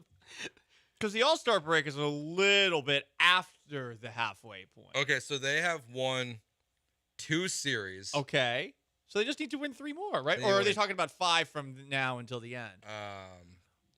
We're still talking about 2 full months. I mean, there's so many. There's like, there's so many left. There's 2 series against the Oakland A's. Okay. Okay, split those. 1 is a 4-game series, so there's a chance that you might end up splitting that. That might be a little bit more difficult. They have 23 series left. Looks like. So 5 and 18. I mean, series-wise, it doesn't look great in the near future because after the Rockies, it's the Guardians who have the most wins in the American League. Mm-hmm. It's the Mariners who are in first place in the AL West. It's the Yankees who swept you to open the year. Tigers, they suck, right? No, frisky. They're frisky. Damn. Milwaukee's good. The Angels suck, right? Like Mike Trout has the most home runs, I guess, and they still lost 6-1 despite Mike Trout's American League leading home run. Do they have a better record than the Astros? Yes. Well, Sean, here's the problem. There's only 2 teams in baseball who do not have a better record than the Astros. So that seems tough. And that When do we Miami. play them? They When play do we Miami. them? They play Miami. That's one of them. Before the All-Star In break. That's one Miami? of them. Yeah. Okay. They play the Rockies again for 2 games. Okay. Who's has the same record as you? This is the rubber match. When do they play? When do they play the White Sox? Because that's the other team. They play the White White Sox. Sox this half. They play them in June. Yeah. Yep. And it won't be freezing cold in Chicago that time. So to answer that guy's question, Javier can yeah, pitch. I think they'll win 5 more series by the All-Star break. I agree. Will they win many more than 5? yeah. I think they get to 7 or 8. What's the earliest someone's been killed off in a TV show that you were upset? I mean, Ned Stark is obviously easy number 1, right? This might be a spoiler. I'm not sure if it is. There's a television show on Paramount. Okay. And it's called Mayor of Kingstown. I'll just say the first episode was shocking. Shocking. I have only watched 2 episodes since then, but Okay. the show actually seems pretty good. But without giving a spoiler, you will be disappointed with something that happens towards the end of the first episode of that Interesting. show. First episode? Yeah, it was the first episode. I mean, Ned Stark. Ned Stark at least made it to episode 9. Yeah, you got a season. No, this was easily the most jarring. If you've seen it, you've seen it. I don't think that's too much of a spoiler, but yeah, you'll be fairly shocked by what happens. I was trying to think of other good examples of this. I found a list. I've only watched a handful of these shows. The first one on here is a show that I'm actually watching right now from Yellowstone. One of the kids gets cooked in the pilot. Gets cooked? He gets killed. Oh. I was gonna say like the guy from Shogun, right? But put in a pot and but boiled. it's also one of those. It's so early that I don't think the actor. You have no idea who the actor is. You know, so you don't really care. Where like this the guy, case, you do care. Like the guy who gets boiled in episode 1 of Shogun. Yeah, like that. It's like R.I.P. But I kind of like this guy. I kind of like the guy who boiled him more. Are you guys Stranger Things? So what's her face, Marge or whatever? So this one says Bob. Bob. Bob. He was he was dating the mom in season 2, I think it was. That he died too early. I don't think so. I thought his character was annoying. Who died too early? T-Dog from The Walking Dead. That's a good one. Quicksilver from an Avengers Age of Ultron. You guys watched that one? Yes. I thought he died too soon because I like that character. I think I would have liked to see him in more movies. not to Monday morning quarterback that, but are we sure? We're sure he had to die there? No, I think he took the L on purpose. Yeah. I think he was ready to go. He was like, well, first Hawkeye was ready to go. Yeah. Hawkeye just gave himself up. He slid. Yeah, that's true.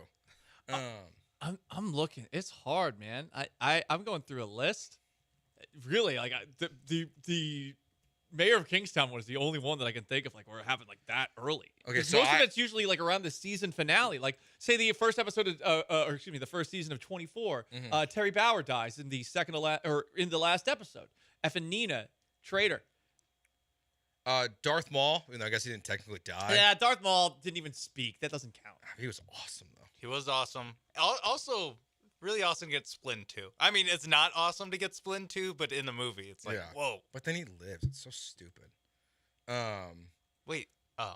Yeah, and they bring him back in like the cartoons. See, this is the problem. This is the problem with. And then they brought him back in Han Solo in the Solo movie. They did, right, and then they didn't ever build off of that. Yeah, he's in the very end. Yeah, I forgot about it. I saw that movie. This is one of the tricky things, right? Like it's tough to kill off characters you care about. Yeah. Because when you do that, they're done forever. There's only one show that's really done that, and you've thought to yourself, oh, there's no chance that they're coming back. It was, ironically, Game of Thrones until, Jon Snow died and came back. Well, Spoiler but even then, alert. like, if you know some of the book stuff, like. Yeah, but not everybody knows the books. Yeah. There's a select few. The more people were into the show than were into But like everyone was expecting, what's her name? The mom, Caitlin. Catelyn? Yeah, the Lady Cat Stone Stark. thing. Yeah, Cat Stark. Like, I guess in the book she comes back. Sick. Yeah, Game of Thrones. I feel like that really is like a one of a kind show. Walking Dead. When you're dead, you're dead. Well, you technically were not. Well, I mean, you're still in the show. You're You could be in the show. Yeah. I mean, they spent like half the first season looking for that little girl, and she was just in the bar. Obviously the whole time. dead, by the way. Just like infuriating how much time they look for this Yeah, I'm like, obviously dude, dead she's person. dead. Like, she's obviously very dead. Shout out to Shane. Gone too soon. But even that took a while to get to that point. Yeah, he made it to season 2. Right, exactly. Like, yeah, I rewatched it recently, and I was like, he lives a lot longer than I thought he did. I was trying to think of other movie characters. This is gonna be really embarrassing. Okay, we're gonna have a trust tree moment. Okay, we're friends. You always act like you're embarrassed to not have seen shows. This one is embarrassing. Let's wait 5 seconds. Paul. Okay? Let's just let him say it, and then just 3 seconds on the clock. Channing Tatum dies in the first 5 minutes of G.I. Joe 2. That's a good one. That's a good one. That actually is a good one. That's a great one. But that movie is so bad. It's so Is bad. it? But It's he's not supposed to good. be you think he's the lead character, and he dies in the first 5 minutes of the movie. But wasn't there a G.I. Joe? There's a first movie. Which he's in. Was that the one with Bruce Willis? Yes. Okay. The G.I. Joe 2 wasn't good? Oh wait, no, G.I. Joe 2 was not Is it good. G.I. Joe Rise of Cobra or G.I. Joe Retaliation? I think it's Rise of Cobra, which is the one that, where they portray him as the lead character, and then because they couldn't work out his contract, they're like, well, you're going to be in the movie, but we'll kill you in the first 10 minutes. Okay. There's a new G.I. Joe coming out. G.I. Joe and Transformers are going to finally merge into one movie. You're really on top of these movies. Look, man, franchises that are great when you're 8. America's waiting for them to finally cross over. I'm a child at heart. But hey, I have no problem admitting that. Channing Tatum dying that early in a movie, that would qualify. Someone with star power, and he's dead and gone forever really quickly with no possibility for a resurrection. But well, we're if you've leaving it read the open for books. Astros. No, I'm just I mean, there's a certain resurrection we haven't talked about yet. JC? Yeah, JC. Best one of all time. Yeah. We're talking about fiction works, and this one happens. So. It's in a book. You don't know. It is in a book. I probably just upset a lot of people. I don't think so. What? Why did you upset? You just brought up a random movie that no one's seen. I'm trying to think people that. No, he meant the JC one probably upset people. Yeah. When he goes, well, it's in a book. People that came back that you what do you want the Astros to be? I mean, Jon Snow's a good one, even though he didn't need to die. Oh, The Rock and Samuel Jackson. In the other first guys. 2 minutes of the other guys. That's true. That's a good one, too. And that one, it's like they did it on their own, kind of like the Astros are doing, you know? Yeah. It's like they jumped off the bridge. There was the a building. tree in sight. Aiming for the bushes. What a stupid movie. It's so good. That's an incredible moment. That was a very good one. Oh, man. But that's what the Astros are. A famous actor playing a character that dies really early in a movie or a TV show. That's Alex Bregman and Ryan Presley. But Aim for the bushes. Aim for the bushes. But you want them to come back. You want them to be Jon Snow. You want them to be Emperor Palpatine. Because he came back. He shouldn't have, but he did come back. What a bad movie that was. Someone says Charlie Sheen in 2.5 Men. He made it several seasons. I mean, I suppose you could say that. He made it decade. Right. There's a decade of that show. So I suppose this is the end of the run. It's like Charlie Sheen just vanished, and now all of a sudden we've got Ashton Kutcher in our life. That's tough. That's Josh Hader, just the Ashton Kutcher. Eric in Jersey Village, by the way, thinks that your G.I. Joe knowledge is absolute dog poo. Man, Joe Eric, George. I don't know, calling us idiots, and you're the one that knows every single detail about G.I. Joe. No, I mean you're the one talking about this. Yeah, I think Dennis Quaid was in it. Movie franchise, and yeah, come on, man. I know. It's all right. Thanks for listening as always, Eric. Appreciate you. All right, let's get to the 10-minute drill. What else is going on in the NFL? A bunch of rumors about trades with the 49ers. We'll hit that next year on Gallant George on ESPN 97.5 and 92.5.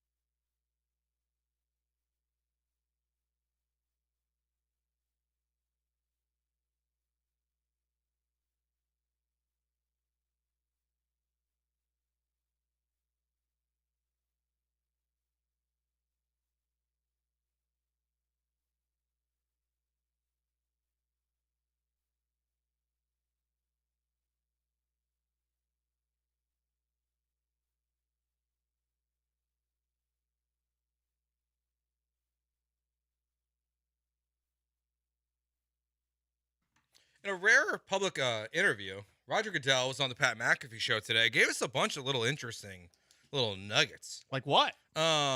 He was asked about the 18-game schedule.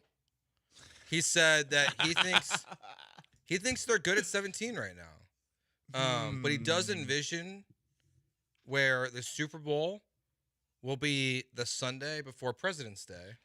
So what so many people have whined and bitched about on Twitter for years and all over the place, that the day after the Super Bowl should be a holiday. I mean, it should actually be. is going to be. It should be. Yeah. Sadly, it won't be a holiday for us. It won't be for us. But hey, it should be this way. Maybe it'll be a comp day for us. I don't remember. Okay, that works. He was asked about, I think this is a good idea. Like, I'm fine. He did say if they went to 18 games, they would drop down to 2 preseason games. So, like, the amount of games they technically play wouldn't change. But we could see it happen, but he says it's not near. I bet by being coy here and saying that it's not near, he is not looking like he's trying to strong-arm the players' union into it happening. Yeah. So I bet he's being political here. It's going to happen. The owners are going to push Goodell to make it happen. They want more money. If they're going to get rid of another preseason game, which I imagine is not that far away, right? Yeah. There's 3 now. It's dumb that there's 3 preseason games, especially with the way that they look. The next step so that owners can still charge for that extra game and maybe get a little bit more out of all those games is that. And since the NFL Players Association has zero power, they'll be able to strong arm them into an 18-game schedule, no problem. Yeah, for sure. But and then, hey, at least Goodell's acting like he doesn't want it. He was asked about if there will be a franchise or division ever overseas. He said maybe, but he said he thinks it's beyond 10 years away. Yeah, I feel the same way. So that's like massive expansion before it happens. I feel like massive innovation in transportation might be more necessary than whatever else might happen over the next 10 years, you know? Yeah, when you can make a 6-hour flight to London not terrible. Yeah. That's kind of what you need. And then you need Europe to care about NFL football. That would also be nice. That would be nice. I feel like they will get the many Americans who live in other countries to root for those teams. Like, that part is possible. What that team is, I'm not 100% sure, but it's really going to be about, one, how many players are willing to go overseas to play in a totally different country, far away from their family. It's one thing if you're an elite player, an established player, but if you're one of those guys who is barely hanging on to a roster spot, do you want to take a chance where you might end up being gone in a couple of weeks? No. Flying overseas and stuff.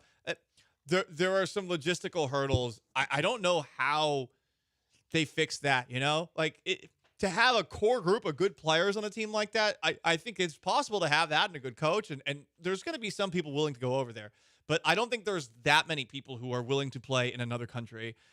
I think most of them would rather play, hell, even in, like Buffalo or Jacksonville. I think you would have to provide housing for these people. Like, think about all the practice squad guys who get cut and then brought back and then cut. They would have to do stuff like that, no doubt about it. But even even then, if you don't have a secure roster spot, paying for the housing, obviously, they're going to do something like that. Maybe they have dorms or something, but like, who would want to do that? Yeah, like NBA players didn't want to play in Vancouver, and there's still some that are like Toronto, right? Like, and we're talking about somewhere that's like what, a 90 minutes from Detroit. Like, it's like Toronto's not far at all. No, and people are still like right over the lake. I don't know.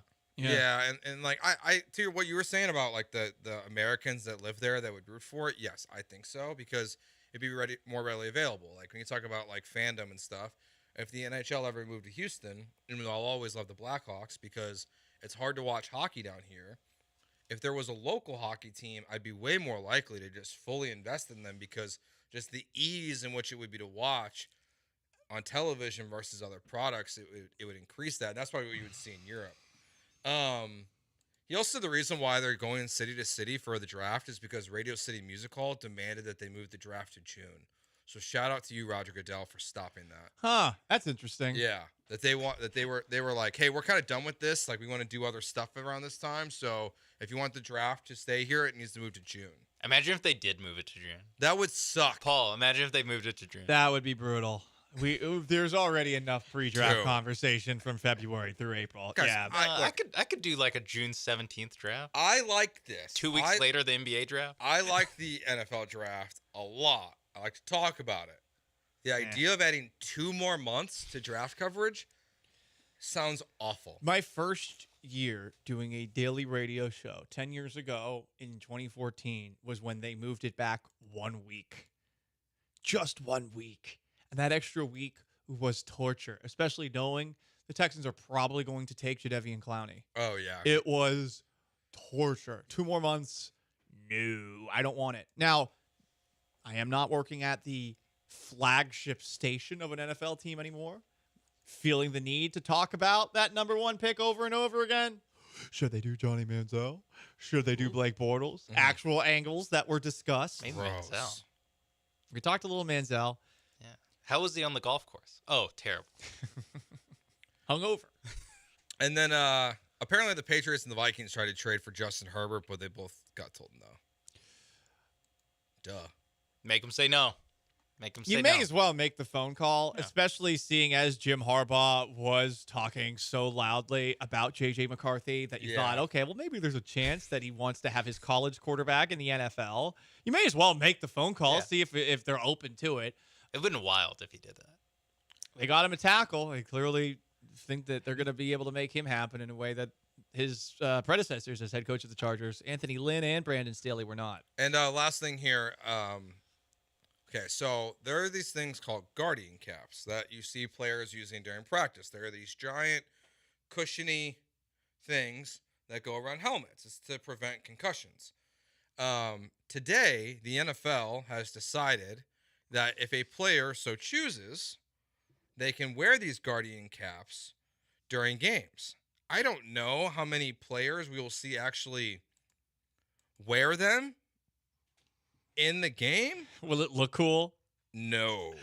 Will it be restrictive? Will it feel a little bit more heavy up top? I would imagine there's like a little bit of weight on them, or what's the point of them? You will definitely look like a dork wearing it. I'm surprised that the NFL, which does really care deeply about player safety, I'm surprised that they would allow something as aesthetically ugly as somebody wearing an egg crate over their helmet. That's what it looks like. To happen, because it will look strange and somewhat amateurish. But if it's not everybody looking uniform. I mean, they freak out about people not having their socks up high enough or not having their short pants down long enough. This is interesting. I have one question. Yeah. Will this allow players to come back from concussion sooner? That's probably the reasoning that they would give it to them. Like, okay, so you've got a player. He's almost cleared. All his vision, everything is good. Hey, man, you can play this week, but you got to wear the guardian cap. You don't. But then if the guardian cap is that much safer, then aren't you just saying, shouldn't they all just wear the guardian cap all the time? Yes. Yeah, they probably. I don't think we're headed down that path. Can they make the guardian cap look like the helmet? Yes. If that's they can slap a logo on it. Yeah, I don't know though, because those it's things so huge. Because the texture of them seems like it would be very difficult to slap a logo. Slap on a it. logo. Yeah. The other funny thing is going to be too, to what you said. I think it's a great point, Joe. The other thing would be though, like, do I want to risk a concussion while not looking cool?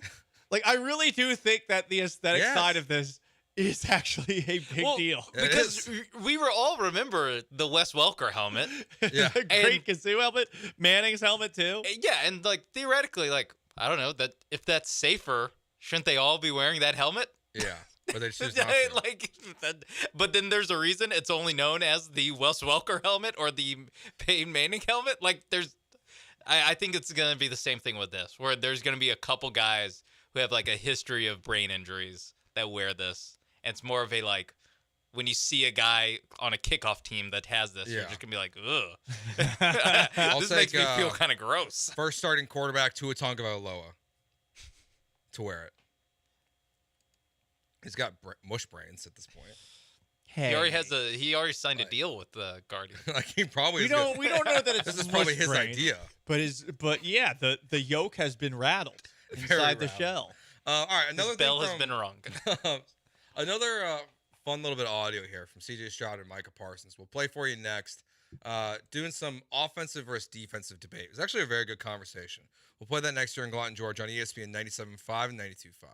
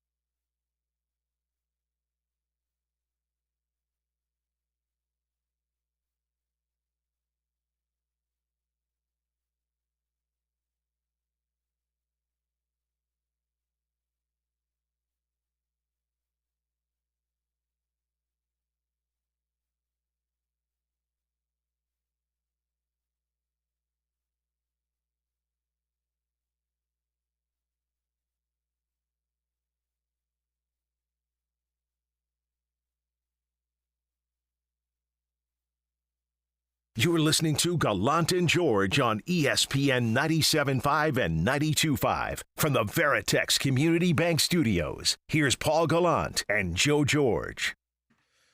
Gallant George here on ESPN 97.5 and 92.5. We will build out our big board for the Houston Texans from pretty much like 2:15 to most of the end of the show because it's going to take a little bit of time, so we'll do that. Obviously, we'll take the guys off our original list that have been drafted. We might even have to take Jonathan Brooks off the list because he's going to be a Cowboy. But before we do that, and before we kind of go back to a little bit of what happened last night during the first round of the NFL draft, C.J. Stroud and Micah Parsons were doing Micah's podcast together, and it led to this interesting conversation, which we'll kind of stop on the way and kind of point out some things. It was a very interesting and good combo between these two guys. Since you're an offensive guy, give me your best 11. I'm going to pick my best defense. Sounds good to me. Of all time? Let's do right now, and then we'll do all time later. Let's do right now. I like this show. Where are we in, 1st and 10? Game on the line. 4th 1. No, 4th and 5. Balls on Not playing in your hands. What are we balls on talking the about? 20-yard line. You let me pick the scenario. But be reasonable. Like, what are we talking about? Fourth and 5 is very reasonable. It is reasonable, but like, meet me halfway. 4th and 3. 4th and 3. Let's do it. Let's pause for a moment. I love that these two sound like an old married couple. No. Again, this would be a fantastic show of some sorts. Either studio 10 years from now, 20 years from now, when they're both done playing. Yeah. But I don't know how well they knew each other before their first little sit down where they had their back and forth. This is, I don't know. I enjoy it. I enjoy two guys that know each other very well who are like kind of getting annoyed with each other immediately. Because it is like when you are talking with your friends about a dumb hypothetical. Yeah, like yeah, this, yeah. where There's the semantics of the hypothetical. Yeah, it's a very dumb hypothetical, but then it really matters if it's 4th and 1, 4th and 5, or 4th and 3. And what yard line you're on, like it's great. I love it. It's very it's like you're at the bar with your friends. Yes. All right, we can play again. And what I'm doing. Devontae Adams at X, Tank Dell at my slide, my F, Pause. LT at. So CJ Stroud is building his best 11 players in the NFL. Yep. And I love that he loves his teammates. Yep. But he chooses Tank Dell as his X slot receiver. Okay. I'm just like, okay. But is that disrespectful to Nico Collins? But hang on, he's saying he doesn't choose Nico on the outside. He doesn't choose Nico. But he chooses Devontae Adams as the X. And Jamar Chase. Come on. Okay. Nico Collins can't be that upset. From a slot receiver perspective, probably would go with Cooper Kupp. Kupp lines up outside. Kupp lines up all over the place. All over the place. Do Yeah, you think that's why Kupp he's is a kind of the slot cheat guy? code. But Yeah. Tank kind of does too. So that's where it's like, I wouldn't define Tank as like the inside guy. It's more because he's tiny. You're like slot receiver. Yeah, I feel like even CJ And Stroud Cooper is Kupp, like, it's because he's white. yeah. Hey, look, So true. stereotypes are stereotypes. Like They are exist for a reason. stereotypes. Ask Cooper DeJean about Yeah, stereotypes. that's why he's not in the first round. Damn. Can't believe how racist the NFL is. Yeah, so I thought it stood out right away. It's like, oh, okay, like Tank Dell, he's top 3 wide receiver in the Good NFL pub. for CJ Stroud. No Tyreek Hill, okay. That is surprising that there's no Tyreek Hill. 'cause Behan character even matters. said on the Twitch, Tyreek Hill maybe as the slot guy, but Hill's also just like Hill's faster than everybody. Tyreek Hill plays Tyreek Hill. Yeah. Also, CJ Stroud takes into account character, and I'm okay with that. That's Good true. call. Dude, Tyreek Hill just admitted the other day to having 10 kids. He's had 3 kids. I mean, in the that's last, not the worst thing he's ever done. He said that's a good point. He said 3 kids in the last like 4 months, apparently. Just popping them out 1, 2, 3. That's not the character concern. I am aware. I'm more concerned Have about as what many kids happens as you want. along the way Yes. with Tyreek Hill. That's why you gotta or Maybe if it's good if he's not State. so involved in all their lives. Yeah, or if you're a random person just like walking around and getting slapped in the face by Tyreek Hill. Or an Instagram Which model doing football drills with Tyreek Hill. Good point. And apparently bundling him. All right. Oh, you can play again. Left tackle, my guy from the Ravens, 70 at left guard. I got Humphrey at 53, Quinn Nelson at right guard, Lane Johnson at right tackle. I got Jahmyr Gibbs at my running back. I got myself as quarterback. Travis Kelce. Pause. When he said 78, did he mean Larry Tunsil? Yes. Okay, good. Yeah, he took Tunsil. Yeah. Yeah, Tunsil, but then he goes. Because he's saying all those numbers, I'm like, wait a second. Yeah, he just goes number 70 on the Raiders. He didn't know. Or on the he Ravens. didn't know his name. Oh. Which, like, can you really take someone if you don't know their name? But then again, like, how many left guards? Yeah, CJ it's a left Stroud? guard. It's not like you can take Kenyon Green. I will say, this is why you Could've do not taken let Juice Scruggs. quarterbacks have input into personnel. This is the reason. Like you're asking the quarterback to know every player in the NFL. You're asking the quarterback to know every player in the draft. Good point. Anyway, continue. Travis Kelce as my tight end, and I have Jamar Chase as my Z. You like that? It's not enough, but it's cool. Okay. We're going to call this play double right, Y counter, then F across, cross, 3-jet. We're going to go Z dagger pylon, Y choice, X signal. This is just a made up play, by the way. We don't run this defenses. I got Sauce Gardner, left corner. Okay. Guarding Devontae Adams. Yeah. I love it. Let's go. Pat Surtain in the slot. I have Trayvon Diggs on my outside. Pause. Where's Derek Stingley? Michael Parsons. Yeah, disrespect. Trayvon Diggs. He was doing the teammate thing. Yeah, I mean Trayvon Diggs giving up 1,000 yards like constantly. Yeah, I'm okay with that. Yeah, he's, I'm throwing it. Trayvon Diggs versus Jamar Chase is a bad matchup. Yeah, I think so. All right, resume. Ramsey at my nickel. What are you in dime? Yeah. I got Derwin James as my safety. I like that. I got Fred Warner and Roquan Smith as a linebacker. Oh my! You gonna put 2 mics? Come on, bro. What are we doing? You right. You so right. We're in dime. Oh my gosh! Pause. I gave him a good. Mike Parsons doesn't know defense. CJ Stroud does. Doesn't know ball. Doesn't know ball. Play. He is a football savant. Good idea. Everybody you've said, no disrespect to those great defensive backs, they're all great, but they can't guard my guys. Not on this play. All right, I'm gonna swap him out for Kyle Hamilton, so I got some range. In my front, we got Myles Garrett, Aaron Donald, Chris Jones, and Micah Parsons. I think we match up pretty well. Pause for a second. I like that Micah Parsons said, and Micah Parsons. Yeah, I mean, thought he was going to say me. Nope, he said Micah Parsons. Also, we're doing current NFL players. I think this video's a little old. Get Aaron Donald out. Oh. Yeah, I think the video's. I think it's pre-retirement. Oh, they had this one in the can. Oh, yeah. Okay. Well, I still want to kick Aaron Donald out. Fair for C.J. Stroud's safety. Yeah. Also, yes, that defensive Aaron line. Donald with nothing to lose. No, he can't get suspended in this game. He's not a Ndamukong Suh. Come on. He's not gonna. Who is? He's close. He didn't step on people. Yeah, he's not. Doesn't have that nastiness. Yeah, He's yeah. not Well, he has not Albert nastiness. Hainsworth. Come on. No, it's Albert Hainsworth. He Albert Hainsworth ended the He 2011 had Texans. in a practice. He had 2 Cincinnati Bengals helmets in Just each of swinging his them. hands, like heads of victims. Honestly, I kind of forgot about that. You're gonna play again. I'm gonna toast you. What coverage are you running? Please run man-to-man. It was man-to-man. Oh, yes. With inside pressure. So that ball has to come out. It does not. You're sending everyone out. Please, no, bro. Jameer's in. What are we talking about? We still have I need 6. him to just give me a We second. still have 6. That's fine. I'm going to get it out. And we have 6 blocking. What are you talking Those about? are deep concepts. This is a deep concept. This is a signal. If I see the Sauce is pressure, I'm gonna going to go sit just on like that. this. You didn't say that. You didn't say that. You didn't say alert. It's a- You I did- said X alert. signal. Alert wasn't in the call. What's that going to happen? Slant? Sauce going to be on that. Okay. Incomplete. Game over. Play the clip. Michael Devontae Adams wins. running a great slant off a Michael great wins. release. Then we'll adjust. Where you, Put Pastor Tate over where you there. going, right or left? I'm on the right side. You're right. Yeah. We got LT. I'm good. You just said he's the best in the game. I'm going against Lane. Oh, you're scared of LT. That's what I'm hearing. No, because Miles plays. right. Okay, and LT gave 0 sacks against Miles. 1 pressure. Okay, but we have Aaron Donald. Who you going to double team? We're going to slide to Aaron Donald. We'll leave Chris Jones one-on-one, which is With going to Quentin suck. Nelson? Yeah. Once this corner collapse on this dagger, You're I have done. Tank Dell running a pylon for a touchdown while you're trying to guard 3 yards. You're done. And then I have a wide choice. You're done. By the best tight end to ever play the game. And you You're have guarded him. No done. disrespect to my guy. Kyle Hamilton guarding Travis Kelce. Did you see what happened in the playoffs? Pause. We could just stop it from there. Well, that's the end of the video. Oh, okay. I love how he just cooks Kyle Hamilton. Like he's just like, did you see what happened? Also, I like the little, and I throw it to Tank Dell for the touchdown. Yeah. like I And like that. Tank, in his mind, Tank Dell again. Back to the teammate.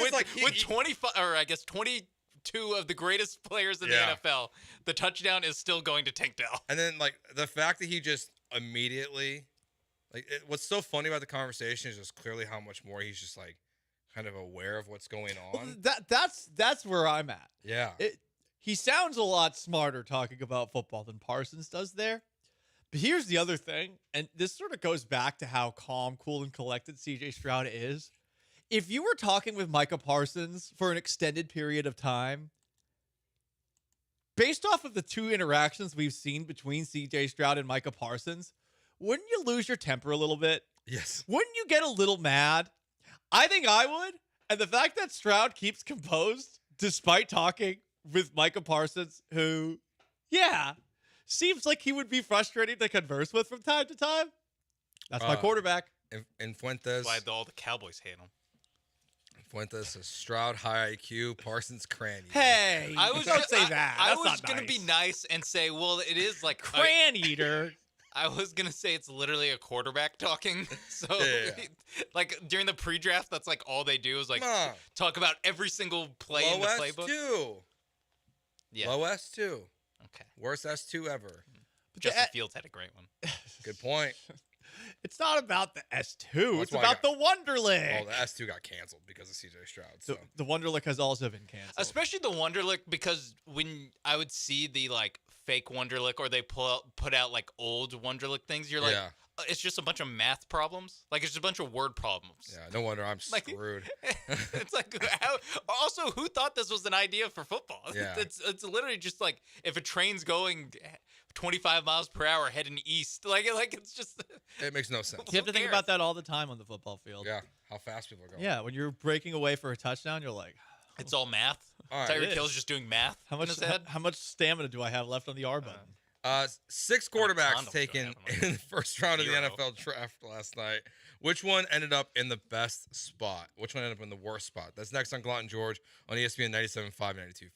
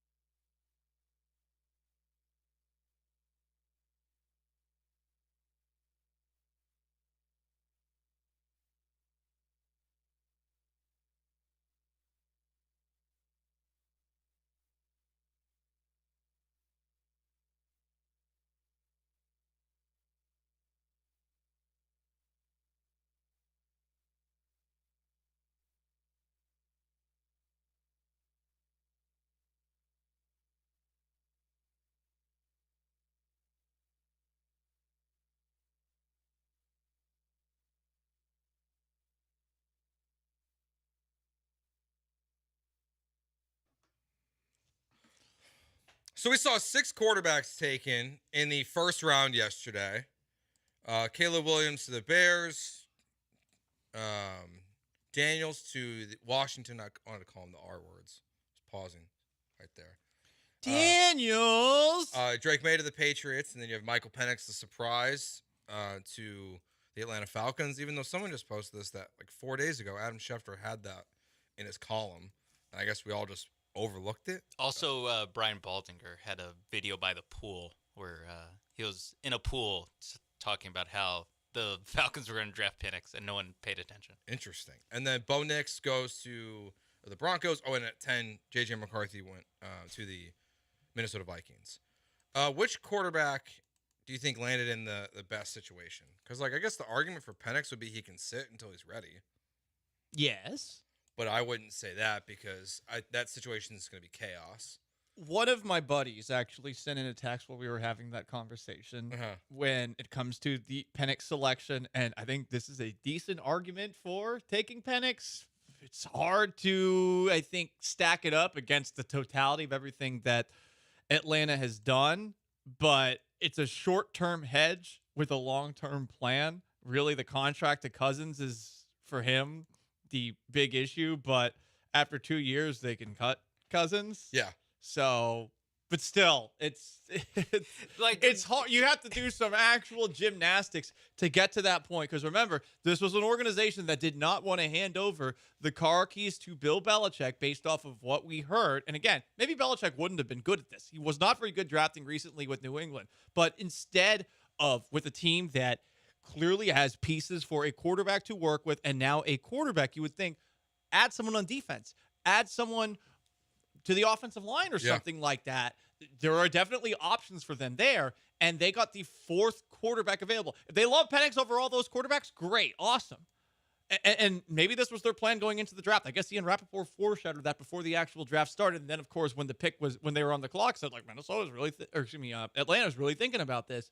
But when you add it all up, it doesn't even seem like the owner was happy with it. No, I mean, like, even if he sits for 2 years and you cut him, he's going to be 26 before he plays his first snap for you. And to what you said, Joe, I mean, the general manager said it would be okay if he doesn't play for 5 years. Okay, like that is insane. That is Dana Brown. The Dana Brown is strong. Yeah, because that's like, hey, we've won Super Bowls with Kirk Cousins. So that's why it's okay that we wasted the 8th overall pick in the NFL draft. Yeah, again, going back to like the Packers stuff, it's like, well, the Packers were good when they drafted quarterbacks and had them sit for 3 years. Yeah. Like the Falcons have picked 4, 8, 8, 8. Those are the last 4 drafts of the Atlanta Falcons. I mean, even like the Kansas City Chiefs, they were a 10-win football team. Alex Smith and the offense had like 5,000 yards on the season when they traded up for Mahomes. They were a good football team. It's like it is a bizarre situation. So it's definitely not him. Definitely not Bo Nix. Even though I know Sean Payton, like they tried to make this guy seem like a quarterback whisperer. Okay, dude, you had a good quarterback in Drew Brees. Like he was fine in San Diego. He got cut because they had Phillip Rivers and he had a bad shoulder. He probably would have won Super Bowls. I really do believe this with Nick Saban in Miami if they just would have cleared him. So like I don't think Sean Payton is this QB whisperer that they pretend to be. Super Bowls. I don't know. At least one. I think they get one. I also don't know about that. They get You don't the think one. so? The AFC East. Come on. I don't know. They're not beating Tom Brady. I think Drew Brees and Nick Saban get one. No. In They've won in 2012 against the Ravens. They just don't play the Patriots. Yeah, which year did Matt Castle get hurt? 08. Yeah, they would have won the 08 Super Bowl. Yeah, and the Saints won in 09. So Patriots were 11-5. 11-5. Or they would have beat the Colts in 09. No. I mean, look, Chad Pennington probably a better quarterback than Drew Brees. You know, come on. I'm kidding. I'm kidding on that front. But no, I think with to go back to that, like I agree in that Peyton is a tad overrated. However, I think that the best Saints teams were during the last couple of years with Drew Brees when Brees stunk. Like Brees held that Saints team back from at least one Super Bowl appearance. So that 2020 game, the 2020 game against the Bucs, they should have. If they had a better quarterback, they would have won. Honestly, if Drew Brees doesn't throw an overtime interception, or if the Saints scored more touchdowns in that game, everyone bitches and moans about the pass interference call. 19. Yeah. It's on him. I mean, Brees lost that game as much as that call lost that game. Go back to like when they went to Chicago in the NFC Championship game, where in the playoffs, like right around 2010, 2011. Like Breeze was not good. Like you put him in the cold, he was not good. I think it was 2010. Yeah, I think it was right the around that divisional. time. Yeah. Going back to the Broncos, though, the reason, like, Sean Payton, good coach. Well, again, I agree with you about how he is as a quarterback whisperer. I will say, just judging solely off of not how the uniforms look, the new Denver Broncos uniforms, not how they look, but who they had modeling the uniforms. I'm going to say the supporting cast, not that great. I mean, You have Denver. You have Javonte Williams, like, who's hurt all the time. You have Cortland Sutton. Yeah, just the other teams that had, players modeling for it. It was, obviously all the guys on the Texans. It was Aiden O'Connell. Aiden Hutchinson for the how is there two Aidens in the NFL? And Amon-Ra St. Brown and Jahmyr Gibbs for the Lions, for the Jets. It's all their guys. And for the Broncos, it was like an offensive lineman, Patrick Surtain, and a running back. Yeah. So to me, I think this is actually pretty easy about which quarterback landed in the best situation. While like Caleb Williams is in the best situation of all time of the number 1 overall pick, most likely, it's hard to say it's not J.J. McCarthy.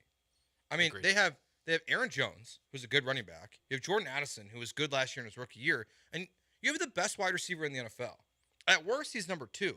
Like, when is a rookie quarterback? Got to clean that situation up, but yes. But at least on the field. And when he's unlike Caleb Williams, he has an offensive head coach. So, like, it's Justin Jefferson is on your team. Like, it just makes his life as good as Keenan Allen, DJ Moore, and Rome Odunze might be for Caleb. Like, it's Justin Jefferson and an offensive-minded head coach who made it work with Josh Dobbs when Josh Dobbs was literally like introducing himself to players on the sideline.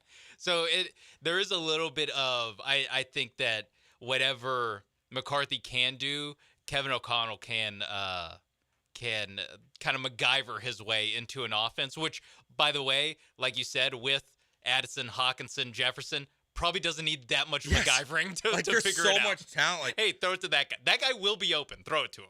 It's if it wasn't Jefferson and it was a different receiver, I probably would lean Chicago. I mean, like, look at the talent that they have: DeAndre Swift, Keenan Allen, DJ Moore. You draft Rome Odunze at 9. Like both these quarterbacks are set up incredibly, but it just Justin Jefferson is such an incredible talent. Like, I just can't imagine Jefferson and the coach, to me, is what tips it his way. Yeah, I mean, you have a defensive coach in Chicago. Like, yeah, and I mean, I don't know, what'd you think of Waldron? Minnesota was in playoff contention.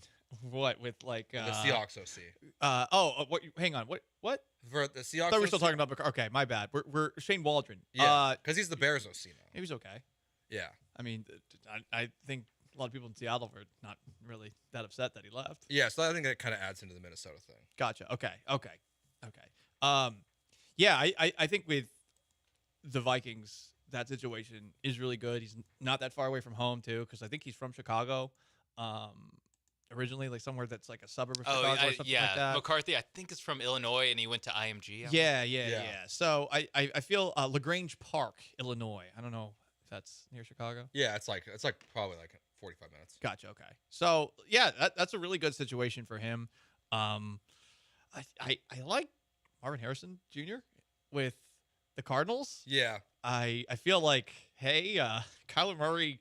Not the biggest fan of him, the personality, but there's certainly some way better there. It's way better than Malik Neighbors.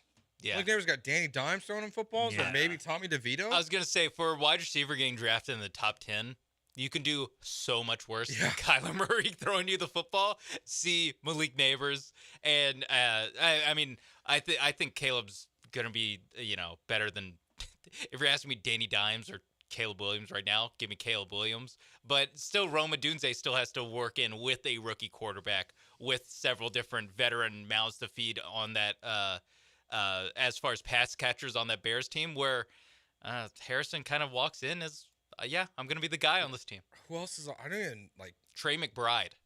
Trey McBride's fine. Like, who else is even on the Cardinals? Like, they got rid of Hollywood Brown. He's on the Chiefs. Do they? Oh, okay. Do they have the other little wide receiver, Rondale Moore? I think they still do have Rondell Moore. I'm not All the 100% sure, though. He might be up there. I think you're right. He might be on a different team, too. But they had like 7 like little tiny wide receivers all at the same time. Rondale Moore is He's not there. He's an a Atlanta Falcon, right? Oh, he's a do Michael they still Penix target. Do they have Greg Dortch? Yes, that I think they Okay. do have. That guy. Yeah, So give me they do Dortch, have a give me Greg Dortch. Harrison. Hey, Greg Dortch was pretty good in that All game right. against the Texans. All right. Yeah. Not bad. I mean, Xavier Worthy with the Chiefs. Yeah, I mean, They get the fastest receiver. Come on. and the number 1 receiver is probably going to be suspended. So And like Rashee Rice. Rasheed Rice. He's going to have lots of opportunities. I did not know that Xavier Worthy was smaller than me. Yeah. He is very small. He's slight of frame, but hey, like that kind of slight frame is why some people are just really fast, you know? Yeah. You're built different. 4.25. I weigh 20 more pounds than Xavier Worthy. And that's why you don't run at 4.25. That's exactly. Yeah. If I cut down that weight, well, hey, 165 is my optimal weight. Cut those 5 pounds, and you're good to go. 20, but thank you. Get Gerard Johnson. Yeah, get Gerard Johnson back. Texas quarterback coach. Let's go. Trying to think. I mean, some of these other players, you look at them and you truly don't know for better or for worse when you're talking about offensive tackles or edge rushers and stuff. Yeah, I mean, like Latu, probably like being on the Colts defensive line probably gives you like some opportunity to be good. Nate Wiggins just being on the Ravens. Yeah, you're on the Ravens. Yeah, Congratulations, you're on the going Ravens. back to that. If you're a corner playing for the Eagles, Quinion Mitchell, you have amazing defensive linemen conceptually. So theoretically, there's going to be a good pass rush, which means you're not going to have to cover that long. Yeah, man, and if you can be better than the guys they have. But that's the problem, right? I think he's going to get thrust right in. It's weird. They used to be really good at corner with Slay and Bradbury, and now all of a sudden, They just got old. And then like Ricky Pearsall, like for whatever he's going to be, I mean, like the 49ers, you have Kyle Shannon's your offensive coordinator and their head coach. They're likely going to trade. It seems like Debo or Ayuk could get traded today. So I heard the Patriots were a possibility for Ayuk before the draft that was mentioned, and now that they actually drafted a guy at the back, I imagine that if there's going to be a deal that happens, it would probably take place within the next couple of hours before we go on the air here on 97.5. Yeah, and since it hasn't happened yet, I lean that it's going to be Debo. Like, I think you got a first for Ayuk, and why would you trade someone? I'm not trading for a 2025 first. I would have tried to do it yesterday. Why not, though? Or you're the 49ers. I mean, like, do you need a pick this year? Right. Or That's a good point. Or like the Patriots, where they probably 35. I think they pick it. I think they pick 34th. 34th. So you get the 34th this year and like a 3rd rounder next year or a 2nd rounder next year. Like That's you true. can work it out to where you're getting 1st round Buffalo value, could but you're use getting him. 2 cracks at it. Buffalo actually would make a lot of sense. They have the first pick today. Like, but Ayuk there. I saw earlier someone said. I don't know, man. I don't know what maybe Buffalo's... Higgins. Because it's weird to cut salary and then to trade for Ayuk. Exactly. Or Debo. It's like mixed. You're going both directions. ways. Yeah. It's sort of like I guess like where the Titans were last offseason, where it felt like the Titans were stripping parts, but then they signed DeAndre Hopkins. Yeah. It's kind of You're moving in 2 different directions. right. You So got to it's a weird thing. pick a road. Stay in your lane. Speaking of wide Where's the receivers, just LeVar ball? before we go to break, one thing we didn't mention during the 10-minute drill, AJ Brown got like a 3-year, $93 million contract extension. It is interesting because Devontae Smith had just gotten that contract extension. I wonder if AJ Brown's agent was like, "Come on, I could eat Devontae Smith. Yeah, he's tiny." My first thought was, wait, so they re-signed Smith, they re-signed Brown, they re-signed Hurts last year, they signed Saquon. I'm like, where are they getting all this money? Dude, I was thinking the same thing. I'm like, signing all these guys to big deals. Like, I guess that's why they have to take Quinion Mitchell because they have no money on defense at this point. So I don't know. It's a fascinating time in the NFL. Texans will be on the clock at 42, the 10th pick in tonight's draft. We'll have a show from 6 to 9. Paul, Dell, myself will be here with your coverage on the radio, of course, 97.5, 92.5, ESPN Houston's YouTube channel, and Twitch as well. When we get back, we'll probably spend the next like 25 minutes building out our official, unintentionally erotic big board. We've got all the guys' names. Now we got to put them in order. I think we got all their names. I don't know if we do. Or we might be screwed. Find out next.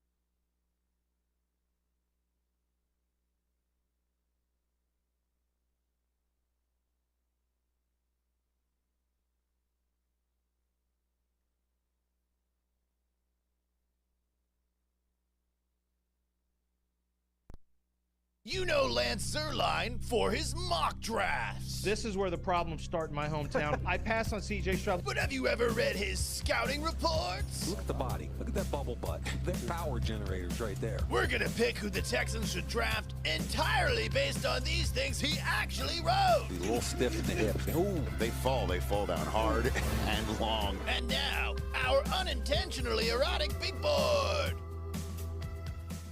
All right, our final time to do this for 2024. I look forward to, for many years, hopefully doing our unintentionally erotic big board in the future. Maybe the next year the Texans have a first-round pick, so we can even more fun with this. But it's time to build out our final one. Ready to go? I guess. I realized that I wrote down a lot of profiles, but I'm not sure which ones we chose. I think I have a good list. I have, at the very least, what we have at the three most important positions for the let's just Houston do that Texans. So, for cornerback, the two left on the board are Rakestraw and DeJean. Okay. That's corner. Defensive tackle, Devondre Sweat and Chris Jenkins. Okay. At safety, Hicks, Bishop, Oladipo. Sorry, I wrote down their last names, not the first names. We did touch on running back very quickly. All of those running backs are still on the board. And we touched on interior offensive linemen as well. I think Graham Barton from Duke is on that list. I believe Cedric Van Pran Granger is on that list. And I also think that I think that was it. yeah, I think so. Yeah, we didn't go deep there. So there you go. And Barton got picked by the Bucks. Oh, that's right, he did last night. Okay, so we were onto something here. Yeah, we were. We know ball. We know I was ball. Also, I was thinking, how did we not get Kool-Aid in the cornerbacks? But I guess we didn't quite get to him, Kool-Aid, in the corners. Because I looked at the top 6 prospects per NFL.com and their draft grades. And I just went through it in order. And, yeah, we did not have Kool-Aid McKinstry on that list. Alas, earwax. Well, it means we don't want him. So. Yeah, off our board. Off our board. Off our board. All right, so I'm going to start rolling through these, and then we'll... I would say at the top for me, like, it's probably Rakestraw.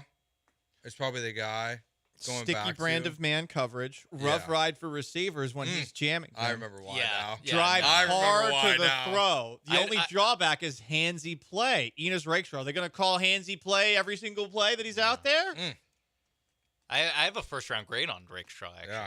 Let's go. I do I'm think, happy like, as a- thinking back to all these that we did, his was the first day. It stood out the most, I think it was. I think he is numero uno on my list tonight. We actually did go through Kool-Aid McKinstry, and we said no to Kool-Aid. Oh, McKinstry. that's right. That's the thing. Do So we need to revisit that now? Is he here still is on the board? here is his just give us the well groomed in riding the inside release, slides and rides that release, tugs receiver at the break point instead of relying on his feet. Why do we say no to that? I don't know. Maybe he was A little after too much Rakestraw. riding. Yeah. Yeah, maybe it was after Rakestraw. And Yeah, just so it's nothing like reached that Rakestraw height. was such a peak Yeah. that That makes nothing could really reach there. I think we can. I was going to say posthumously. You want a rider? whatever the word is, retroactively. Yeah. Go back and add Kool-Aid. Yeah, I'll never forget. Also, his name's Kool-Aid. Yeah, his name's Kool-Aid. His name is Kool-Aid. Cooper DeJean, meanwhile, his report, muscular arms, tight hips, big downhill burst to smack whatever needs smacking. Lance loves this guy. Has Smack ball skills, charges hard and slams into pass catchers. Hip tightness will be hard to overcome in man coverage. That's racist against white people, Lance. Yeah, I do feel like that was profiled. He might as well just said he can't dance. Right. Which is not true. All right, are those Take a look all- at my last Instagram post. What other white men can't dance? Are there other corners that we have that we had done on our list? Or was it just those those guys? were the only two that were left because some of the other guys, Quinion Mitchell, Terrian Arnold, Already Nate gone. Wiggins, we already Yeah, touched on them. They're all gone. So I think collectively we go Rakestraw, Cooper, Kool-Aid. Sure, we'll put I'm good with Kool-Aid that. back on. I'm good with that. Okay. And we also, of course, did the defensive line. Devondre Sweat. That is a guy who, based off of our report card, a massive space eater. Size will have him plugged. His size will have him plugged. My bad. I was like, whoa. Which is kind of also that. Tall, wide, and extremely powerful, and has the ability to crater pockets. So it's a lot. The character concerns are really the big question with it, right? With the DUI. He blew a number on his DUI that's higher than Jose Abreu's batting average. Keyword blew a number, right? So that's number one, and the other one left. Okay. Chris Jenkins, son of the original Chris Jenkins. Not a natural two-gapper, but first in with hands, utilizing active hands and feet to find opening. I remember this. I love this. Doesn't have the ideal frame and girth. Not nearly enough anchor to withstand a pro double team regularly. Who does? Dude, I don't know. Why did we say yes to this Will guy? struggle to create adequate pocket push. But first in with his hands. Yeah, I think it was He the first uses in with his hands. And active hands and feet to find openings. Yeah. Just because he doesn't have the ideal frame and girth doesn't mean that, it's not all size. It was hands and feet that I think got I think us. you're right. I think you're It right. was the fact that he uses his hands and feet. All right, so where do we want to slide Sweat into here? I'd have him below Rakestraw and Cooper, but ahead of Kool-Aid. I was gonna say below all three of them. Below all three of them? Yeah. Sweat? Okay. Yeah. I'm putting Sweat above all three of them. Really? He's at the top of yours? Yeah, I'm putting him at the top. Yeah, I mean, look. Just getting maneuver driver? There's a reason he's probably... He's Yankee Blue worthy? Yes. Shouldn't be that much. He's Yankee Blue ready. Well, look. I mean, is this not a prospect that would be a first-round pick that might have been picked yesterday if not for that incident? I mean, obviously, Byron Murphy's lined up next to him, so maybe that takes away some of the people's high opinions of him. But I think he was kind of a borderline case, like Newton, who's still available. I think those two were both could go. I mean, obviously, when the Texans had the 23rd pick, they kind of were both slotted in there. I actually think that's why Kool-Aid and not for character concerns, but it seems like that's why Kool-Aid and Cooper are still potentially available is for injuries. I won't be mad if they make a pick, a cornerback or defensive tackle with the first pick or the second pick. I hope that those are the two positions that they address with two of the picks that they have tonight. Yes. After that, I don't really care. Go and do you, Nick Receiver? Caserio. Yeah. Be true to your heart. All right, receiver it is. Keon Coleman, here we go. Oh, I like how receiver is our ice cream for dinner. It's like our Paul says it's okay. It's not even ice cream for dinner. It's like just a completely just whipped cream. It's a second dessert. You fat f. So they've had the ice cream. I don't want diabetes. And then they're going back for chocolate chip cookies. You're living that 600-pound life. It's like putting the chocolate syrup in the chocolate ice cream. Is basically what we're doing. Yes. Ugh, disgusting. Anyway, so we also looked at safety. It doesn't seem like safety is going to be in that high demand, so I'd assume any safety that we put in would be afterwards. Yeah, with the way the cornerbacks are on the board, I think if the Texans are taking a safety, it won't be till the third round. I would think so too. And a running back. I think it'll be. It'll be corner or D tackle for the first pick. And remember, there are still veteran free agent safety options. I mean, we still. I believe Justin Simmons, is he still a free agent? Justin Simmons, Quandre Diggs are both It's crazy that Simmons hasn't been signed. I figured Simmons would get signed by somebody eventually. Especially because we see the way the draft and free agency kind of go, they're always kind of connected in a way where clearly this is not a good running back draft, so we saw all these teams invest in the running back position. And then this year, that next year's quarterback draft is subpar and there's not really any names. So that's probably why you saw 6 quarterbacks be taken in the top 12. The fact that no safeties are projected to really go in the first 2 rounds, or not a bunch of them at least, tonight in the second collusion. round. And there's all these guys as free agents. All these running backs complain about collusion, safety, the most noble position on a football field. All these guys are being held back. Running back of the defense. Yeah. It truly is, honestly. At the bank they are. I stand with safeties out there. We do. Good for you. Safety strong. Safety strong. I thought it was strong safety. No, safety strong. No, we're different. You're built different? So the safeties that we approved of were as follows. Hang on a second. Sorry, my board's a little bit messy. This is kind of Atlanta Falcons-esque. I apologize for that. We're taking Minnesota Yeah. Vikings when the we're taking Spencer Rattler. We're taking Spencer Rattler, baby, as a safety. or it's Minnesota Vikings when the time ran out on their pick. Yeah. So we have on our list Jaden Hicks from Washington State, run and hit striker, plays in the box, is a straight line runner. Will have his issues when asked to flow with big bending, angular and long with the size, leggy and slow when gathering. Needs to do a better job of keying tight ends, can lack pace and control. So that's Jaden Hicks from Washington State. Cole Bishop, a Georgia man, can dart into gaps, a little slow playing off of big blockers. Man coverage potential on tight ends. Good length and size, looks to blister receivers and knife into crevices as a box defender. I think it was the last two that got you guys on the Cole Bishop train. And then my number one. Then when I said he was Georgia, you guys were really aboard it. Yeah. And the last one, Keaton Oladipo from Oregon State, a safety, good size, tackles near the box, has make it size and attributes. He just has to clean up leaky edges in run support. I don't love leaky edges. Sounds a little gross. Yeah, it does. Yeah, I think I'd go Bishop, Oladipo, Hicks. Yeah. Or maybe Hicks, Oladipo. I'm going Bishop, Hicks, Oladipo. I'm good with that. Okay. So that's officially our big board. That's our big board. Yeah, well, I think we could revisit it a little bit further maybe on Monday, but we'll probably just be reacting to who the Texans pick.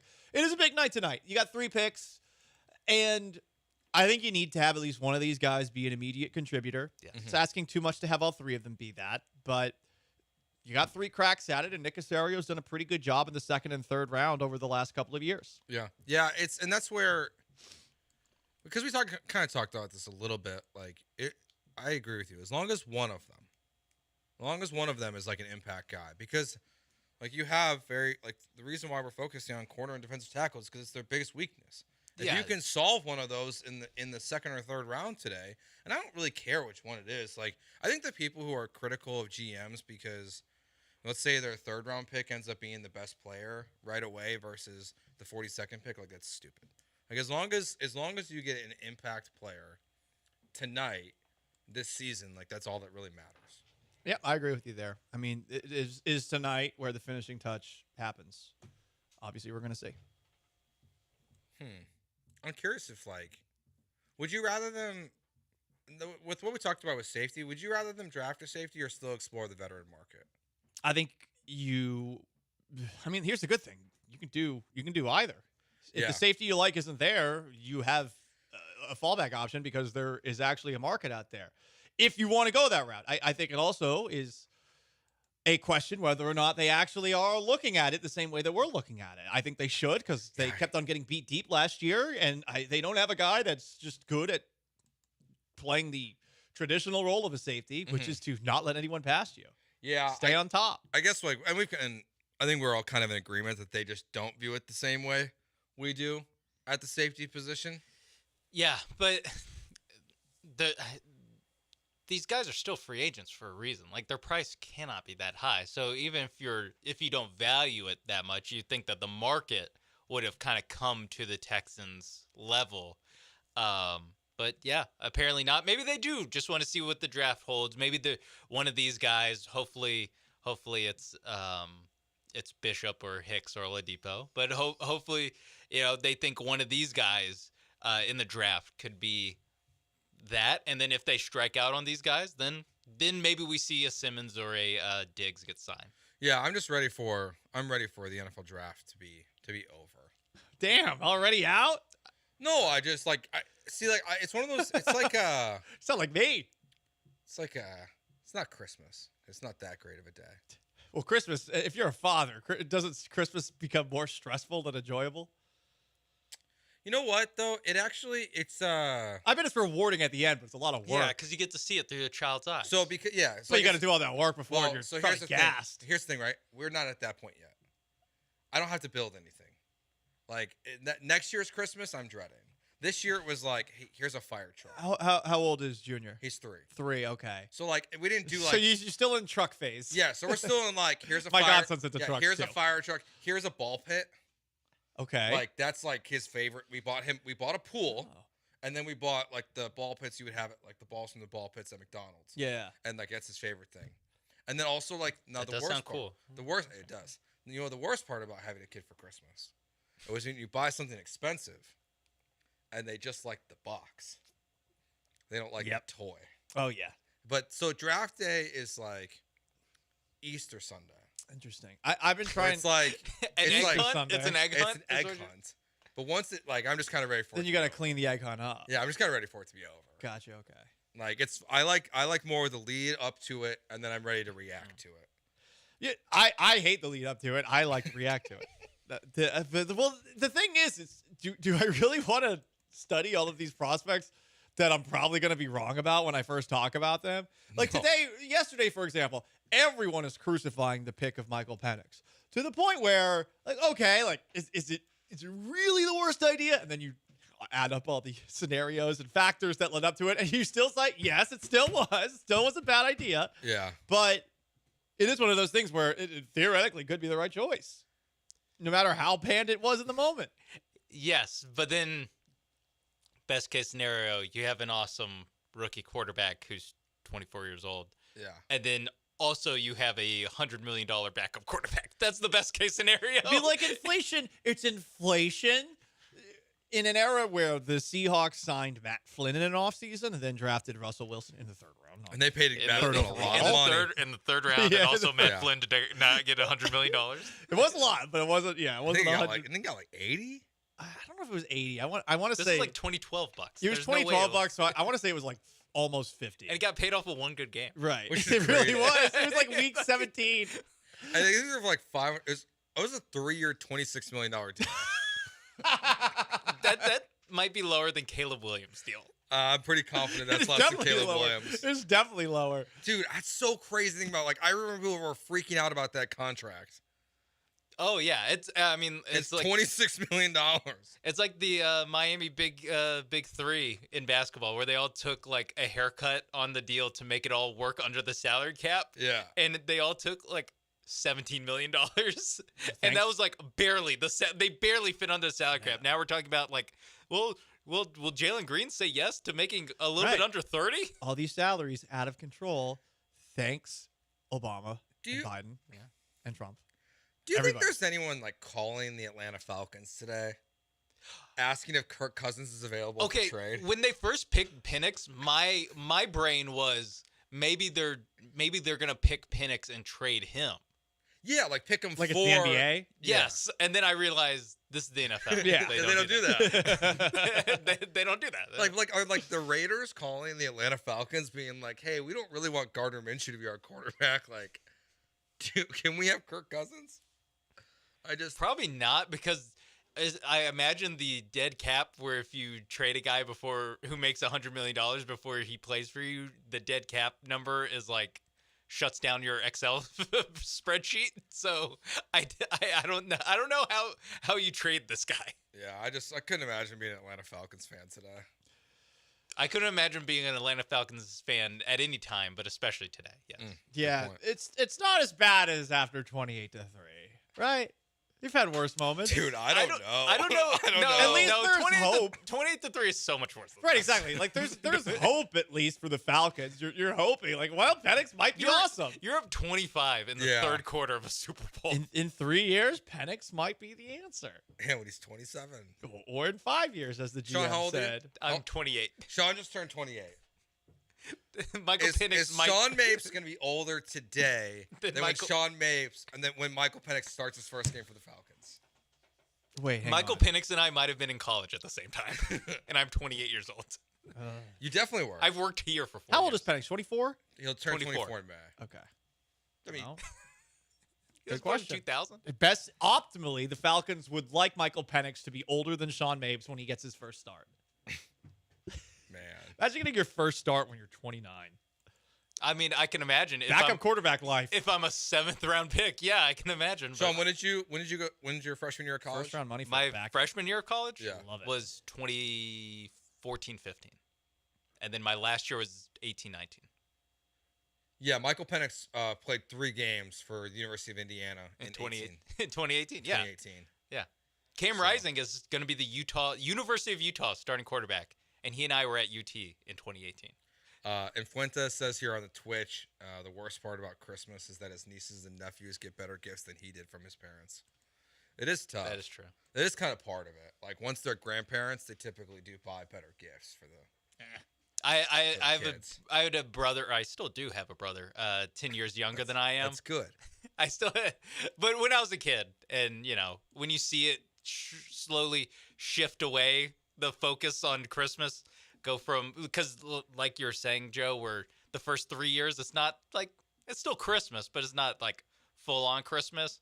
But it's like the perfect storm of me turning like 13 or 14 and then him turning 3 or 4. Yeah. It's like, okay, all the stuff is going to him now. I think the worst part too is like in that age group, like even though there was cool stuff that we had when we were growing up, like that age gap, like it's like PS3s and 4s and you're like, dude, I got an N64. Like my brother just got. Must be nice to get an N64. His gifts were just like my brother's gifts were just cooler than mine. Yeah. Because of technology. I remember I didn't get a video game console until I was in 5th grade, which is probably for the best given my video game addiction. But I remember just being thankful to get anything. When did you get your first phone? I was a junior in high school. I think I got mine when I was a flip phone. Yeah, I think I was in 8th grade when I got my first phone. Sean probably had it. Nice. 6th grade. Yeah. What? And I got it late too. Yeah, I mean, most of my kids got it, or most of my friends. Most of your kids? Most of my friends got it when they were Tyreek Hill. Most of the kids I grew up with got it in like 5th grade. Yeah. Damn. Because like I got mine because it was like after practice. Like if practice ended early, I need to be able to call my parents. Exactly what I used. That's the only thing I used. Wow. Yeah. Just call my parents. That's what I had. I had a prepaid, like I had a burner phone essentially. No, I'm not kidding. I know you're not. My dad used to send me texts that would say 5 cents because every single time you received a text, it was 5 cents. Or if you sent one, it was 5 cents. We're not old, but like hearing this conversation, it makes you sound like a dinosaur. Right, and but you're just not. And when you do the math on a text conversation, and when you text with the flip phone, and I became very good at texting with the flip phone, but you have to enter like 9 3 times and 6 2 times. Like, I mean, this is a process just to write out a couple of letters. I thought it was cool in 2011 when I finally got like one of those phones that has the keyboard that slides out. I was like, oh, look at me. This is sick. The Sidekick. I'll never get an iPhone. Those are stupid. That's when you could learn how to text in your pocket in class. Yeah, because you could do it by feel. Because they were real keyboards. Like that was great. Oh, I don't know. I thought those were the days. I thought it was cooler to reenact The Departed and send a text message from your pocket with the numbers, and then actually have a good message sent out. That would be sick. But also, Paul didn't have to hide texting in class because he had graduated college when cell phones became a thing. Good point. All right, we'll wrap up our show with garbage time as we always do. That's next year. High school. On Gallant George on ESPN 97.5 and 92. Let me tell you about my friends at the Highway Cantina. They're real friends, unlike these two jokers who are bullying me for being slightly older than them. You won't feel old at the Highway Cantina. It's right smack in the middle of downtown, right by the baseball stadium. The baseball stadium's depressing. You don't want to go in. You want to go into Highway Cantina and get a tall Texan margarita for $9.75. Or maybe you want to get the amazing fajitas that they have. Beef, chicken. I think it's the best chicken fajita in town. Wood-fired oysters, mesquite sausage, an amazing salsa verde. I mean, this place is fantastic. If you've been to places like Easy's Liquor Lounge or to Eighth Row Flint or Cavatori, it's the same people who own all three of those restaurants who run this thing. It's clean. It's comfortable. The drinks are great. Everything's great. It's a hell of an experience at the Highway Cantina. Head on down to see it on St. Emmanuel Street and tell them Paul Gallant sent you.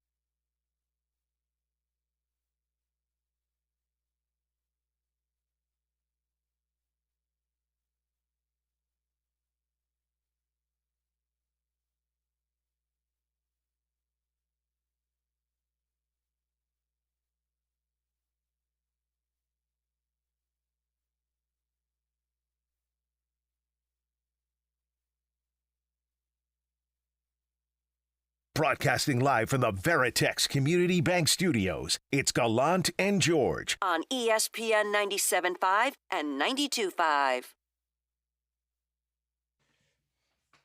Draft show tonight from 6 to 9. Paul, Dell, myself. Kind of get you ready for that. Looking at Lance Zierlein's mock draft for the rounds 2 and 3. 42 is the Houston Texans selecting Mike Sandstrel, the defensive back from the University of Michigan.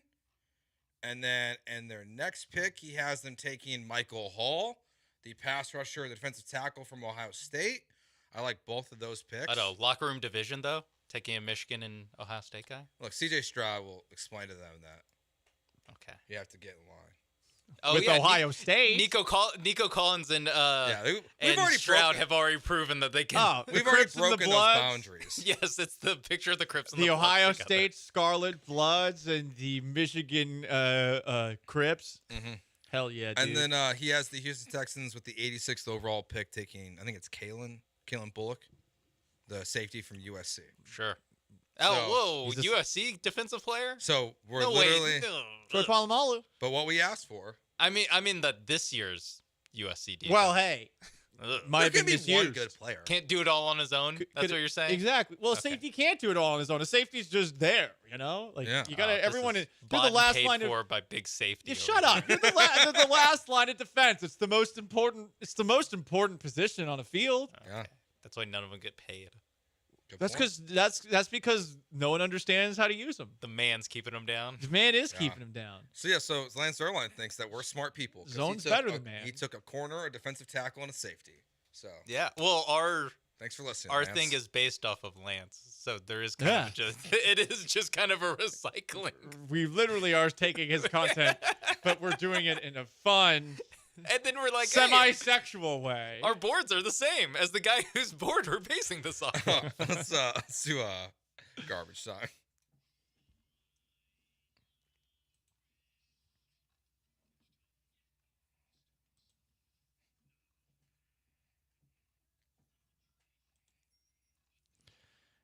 You hear what LeBron James had to say with the Los Angeles Lakers? My team sucks. Now down 3 games to none. I'm leaving LA. Arguably even worse than that. It's just basketball. Oh, he was asked about he was asked about the pressure, and he was just like, "It's just basketball, dude." Loser. You gotta pick a lane, LeBron. You gotta pick a lane. He's a beta. He's always been a beta. I'm not gonna go that far. Yeah, I'm not a LeBron fan, but I'm not gonna call him beta. Him and his first page of books that he reads. We didn't talk about the Indianapolis Colts drafting a player that was once medically retired and told by 5 doctors he would never play football again. Crazy. Do we think Leatu Latu will be good with the Indianapolis Colts? I saw someone say he's going to be next to DeForest Buckner. Watch out, AFC South. I mean, I think he'll be pretty good if he can stay healthy. I mean, just like to be have neck fusion and be told like you can't play football anymore. He probably goes in the top 10. He's probably the one defensive player in the top 10 if his neck is not fused. Yeah, seems like a big thing to have. Yeah, for sure. Not have to fuse. I think he's either going to be like just that first sentence is a heartwarming story told by 5 different doctors. He'll never play again, and he's a first-round pick. It'll either be a heartwarming story that gets told on Sunday Night Football every time he plays there. Or Chris Ballard will get fired. Yeah, or it's something we all feel super guilty and sad about where it's like, actually, he retired after his rookie year. Yeah. Speaking of the draft, did you see New York Jets player Olu Fashanu when he was selected? His poor girlfriend got boxed out by his mother. She was trying to get in for the hug, and she just couldn't fight through the mother. Yeah, this is what the draft party at home is all about. Yeah, that's what it's all about. Yeah, getting the girlfriend out of there. It's like this is like the CeeDee Lamb thing. It's like the CeeDee Lamb thing. Also, like, can I give some advice?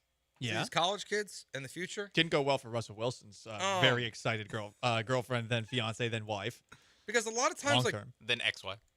Like you look at, like you ever go to a wedding with someone.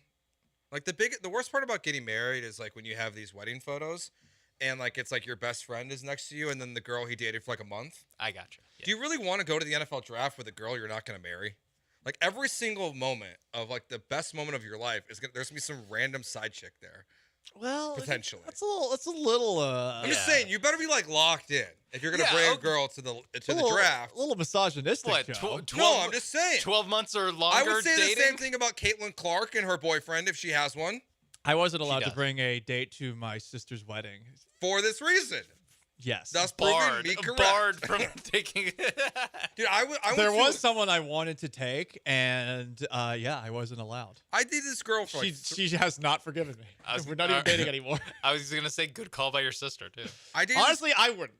This actually would have been a good one, but whatever. Whatever.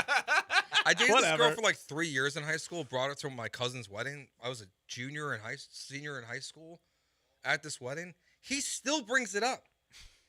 Every time I see him, he's like that random girl from your high schools and all of our wedding photos. I'm like, dude, you should have told me that. He's looking for small talk. He's a boring married person. I'm like, now. dumb idiot. Yeah. Like, so also, how often is he looking at his? Never mind. That's a great question. like, isn't that big of a deal? But non-married guy here going, are the wedding photos not that big of a deal? I don't look get at it. our Sounds like a I don't look at our wedding. Groomzilla. I look at our wedding photos. It's true when like they come up on my Facebook memories. All right, that does it for us. We'll be back at 6 o'clock. We will. With our draft show. Paul, myself, Del. Right, you are, Joe. I probably won't be there right at 6, but I'll be there a little bit after. Whoa. Mr. Big Shot? I got dad responsibilities. Oh. I got to be a grown up. All right, we'll talk to you at 6. The Killer Bees are next. Goodbye. Peace.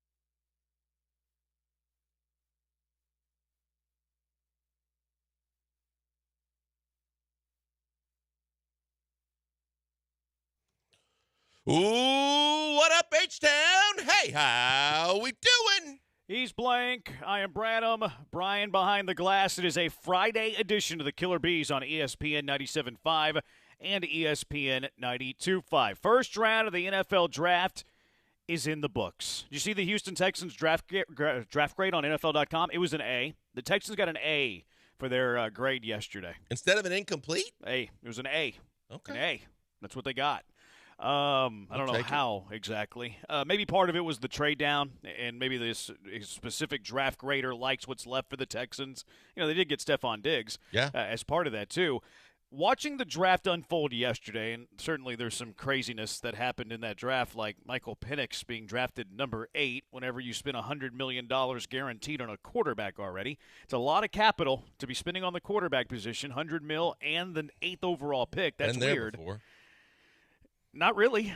Well, not at 8, but I've been there before. That's a lot different. I've lived through it. That's way different, really. I think.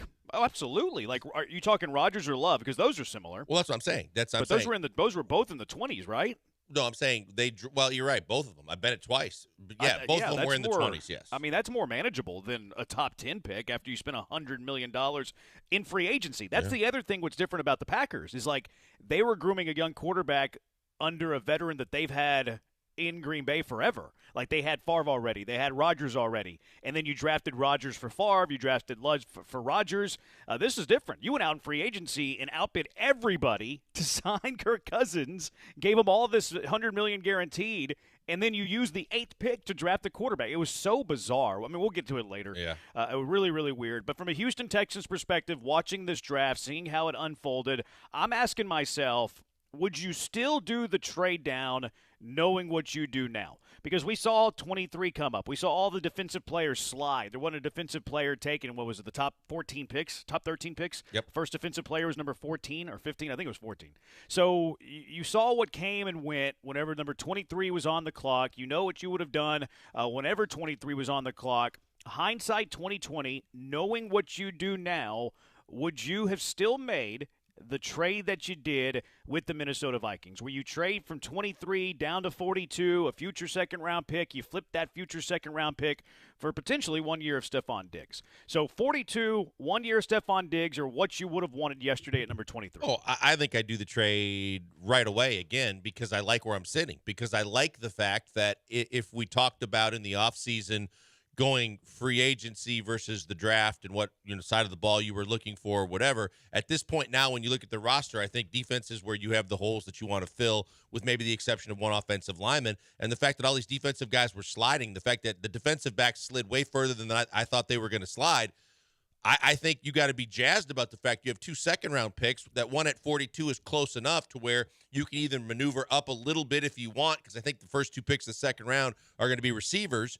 But then after that, you look at it and go, there's a lot of guys that slid out of the first round that might fall right into your lap at 42 that were projected to be first-round picks.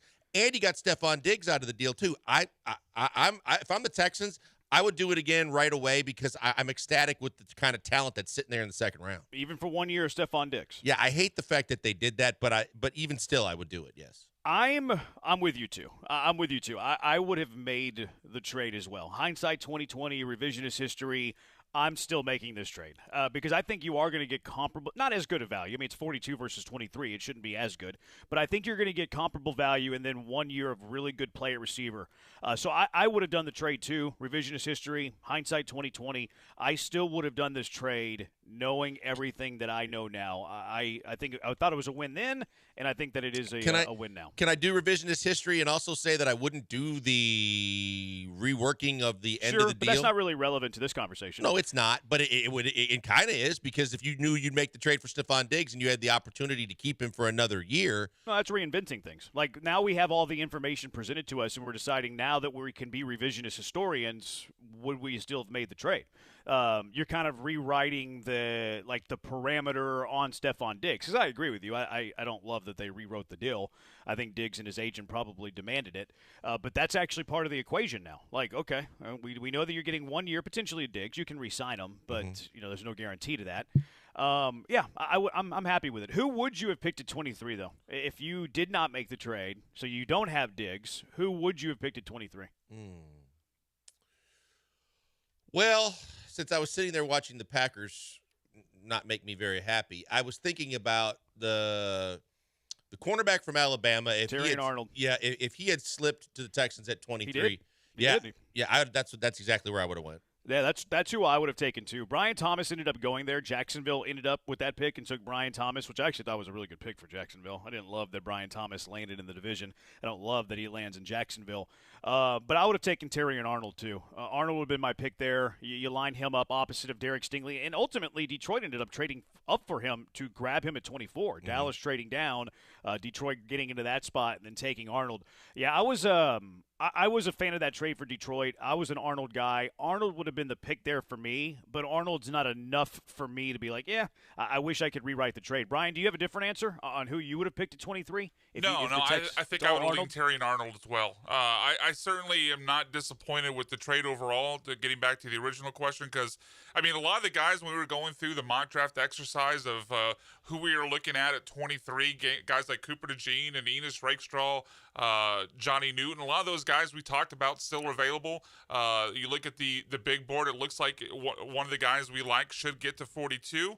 But if the Texans had kept their pick, I certainly would have gone with the corner from Alabama. Yeah, so it's unanimous. We would have all taken Terrion Arnold, but not enough for us to want to rewrite the deal. Okay, here's the second one. And a lot of people are mad. Joe George trying to dunk on me by quote tweeting me, he's farming engagement, which he's right. Joe George has never dunked on anyone in his life. He's tried. I mean, Nerf hoop. How low would he have to lower the hoop's goal to be able to dunk? I know you can lower it down to 8 feet. I know that's one. You can lower it down to 5. Oh, could Joe dunk it? Okay, yes. Joe could dunk at 5. Joe's 5 feet tall. I think his hands still extend over his head. Yeah, could he dunk a 6-foot goal? Y'all are slandering Joe. Look, Joe is taking a shot at me, and I'm uncomfortable with how much y'all are slandering Joe. Joe's an underrated athlete. Joe's an underrated athlete. Joe's a better athlete than we give him credit for. You are making me uncomfortable because Joe's our boss. Well, I would definitely not want to make you uncomfortable. No, but I think it's fair to ask this question. A lot of people were no. Actually, you know what? I thought I was going to get a lot of backlash to this, and I really didn't. People just answered the question. Joe tried to dunk on me by quote tweeting me on Twitter, which is a Bush League move, but I appreciate it because it does lead to more engagement. Would you? Because we now know, for the most part, like, eliminate the sweeteners, eliminate like the 4th round throw in, the pick swaps, et cetera, et cetera. The big draft day trade last year, the Houston Texans traded their 1st and 2nd round picks and their future 1st rounder to trade up to number 3, which then of course they used to draft Will Anderson. I had people pushing back to me, well, there was really a trade for CJ Stroud. No, it wasn't. You drafted Stroud at 2. You made the trade while Arizona was on the clock at number 3. There is no guarantees in life. There's no guarantees in sports. There was a chance, maybe not a huge chance, but there was a chance that you cannot make that trade, and Stroud's a Houston Texan and Will Anderson is not. But now that we know, for the most part, and again, eliminate the sweeteners, would you rather have on the Houston Texans, because this is what it came down to, Will Anderson, or would you rather have Jahmyr Gibbs, Sam Laporta, and Darius Robinson, who was the pick in the 1st round yesterday that would have been the Texans' pick at 27? Yeah, the way I look at it is, I mean, at the time, I didn't like it at all. But the way it's worked out, I think because you have, Sam Laporta is obviously a really good young up-and-coming tight end with a ton of talent. But I think that the fact that you have a top 10 tight end, you've got running backs because running backs have become more replaceable and less valuable than they have in the past. That I would say, again, revisionist history, now knowing what we know, I would take the trade and I would take Will Anderson. Okay, so you're still going with the Will Anderson part of it. Okay, that's fine. I still lean Will Anderson too. Like, my answer is still Will Anderson because I think Will Anderson really good. Obviously, he's the anchor defensively for the Houston Texans going forward. I think that he's a big impact in the culture of this team too, and I think culture is very, very important. But the other side of that trade's really good. Like, it's okay, even if you're picking Will Anderson, to admit that the other side of that would have been really, really fun. Like, having Jahmyr Gibbs and Sam Laporta in this offense would be a lot of fun. Darius Robinson, he's never played an NFL snap yet. We don't know how he's going to be. But the other side of that trade could have been really good, obviously. I do, too, lean the Will Anderson side of it. But if you pick Gibbs and Laporta, that's okay. Like, a lot of people were scared to be like, oh, yeah, I like the other side of that trade because they're scared of getting backlash on social media. Yeah.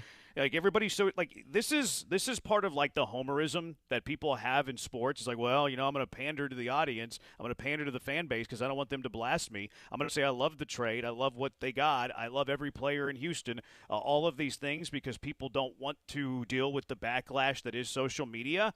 That's one thing that, I don't think we're afraid of. But, all that said, I'm still taking Will Anderson. By a hair, though. I like the other side of it, too. Quick question for you, Jeremy, just as a clarification. Why are we using Sam Laporta in this? He was picked because that's who I would have picked. I'm not picking Will Levis. Will Levis was, the 33rd pick? Obviously, you're not picking Levis after you draft C.J. Stroud. Okay, so are you doing that then with the other picks as well? You're picking who you would have picked? Yes. Okay, so Jahmyr Gibbs would have been your pick at 12.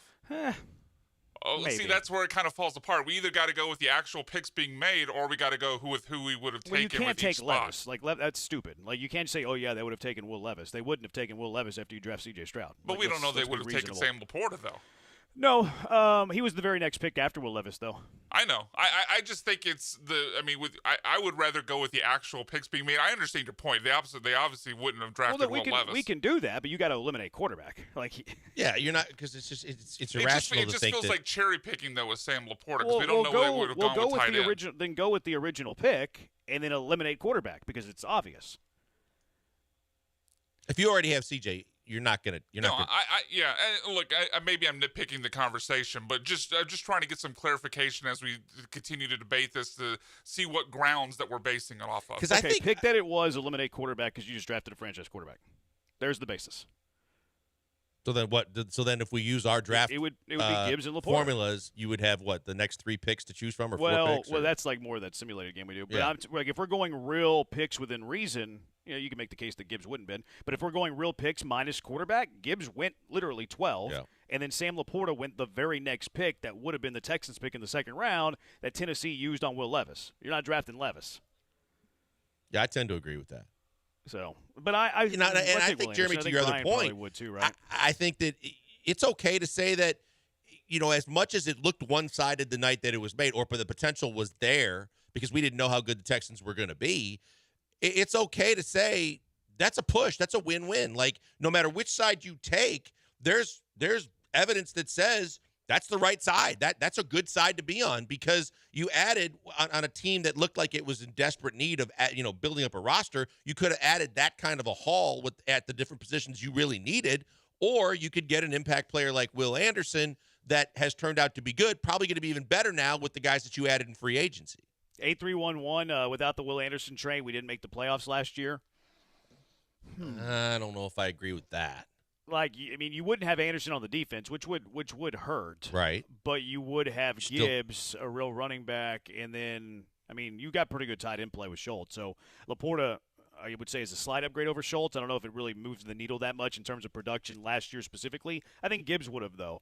And you still had John Grenard, who had a very, very impactful season on the defense. But how much of Grenard's productive season was because of attention on Will Anderson? Sure. I think that's a fair question to ask, and I think that a good amount of it was because of that. So, but, I think we all still take Will Anderson while also admitting that the other side of it would have been pretty fun, too. Yep. And you should talk about this stuff today. You shouldn't be scared of your audience thinking about how you're going to feel about it. You should talk about that today because now all of the pieces have been settled. The dust has been settled. All right, 713-780-ESPN. How do you feel about this Texans draft? I guess what could have been at number 23. Also, who do you hope most makes it to the Texans pick at 42 today, assuming they stay at 42? 713-780-3776. Busy day. We'll get to the other teams in the NFL, some draft overreactions, reality. Todd Callis will be joining us at the top of the hour. Hope he's doing okay.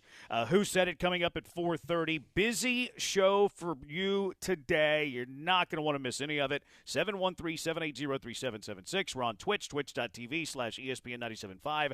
On YouTube at ESPN Houston. Blankers is at Pac-Man Joel. On Twitter, Brian's at Sacked by BMac. I'm at Jeremy Branham. It's the Killer Bees on ESPN 97.5 and ESPN 92.5.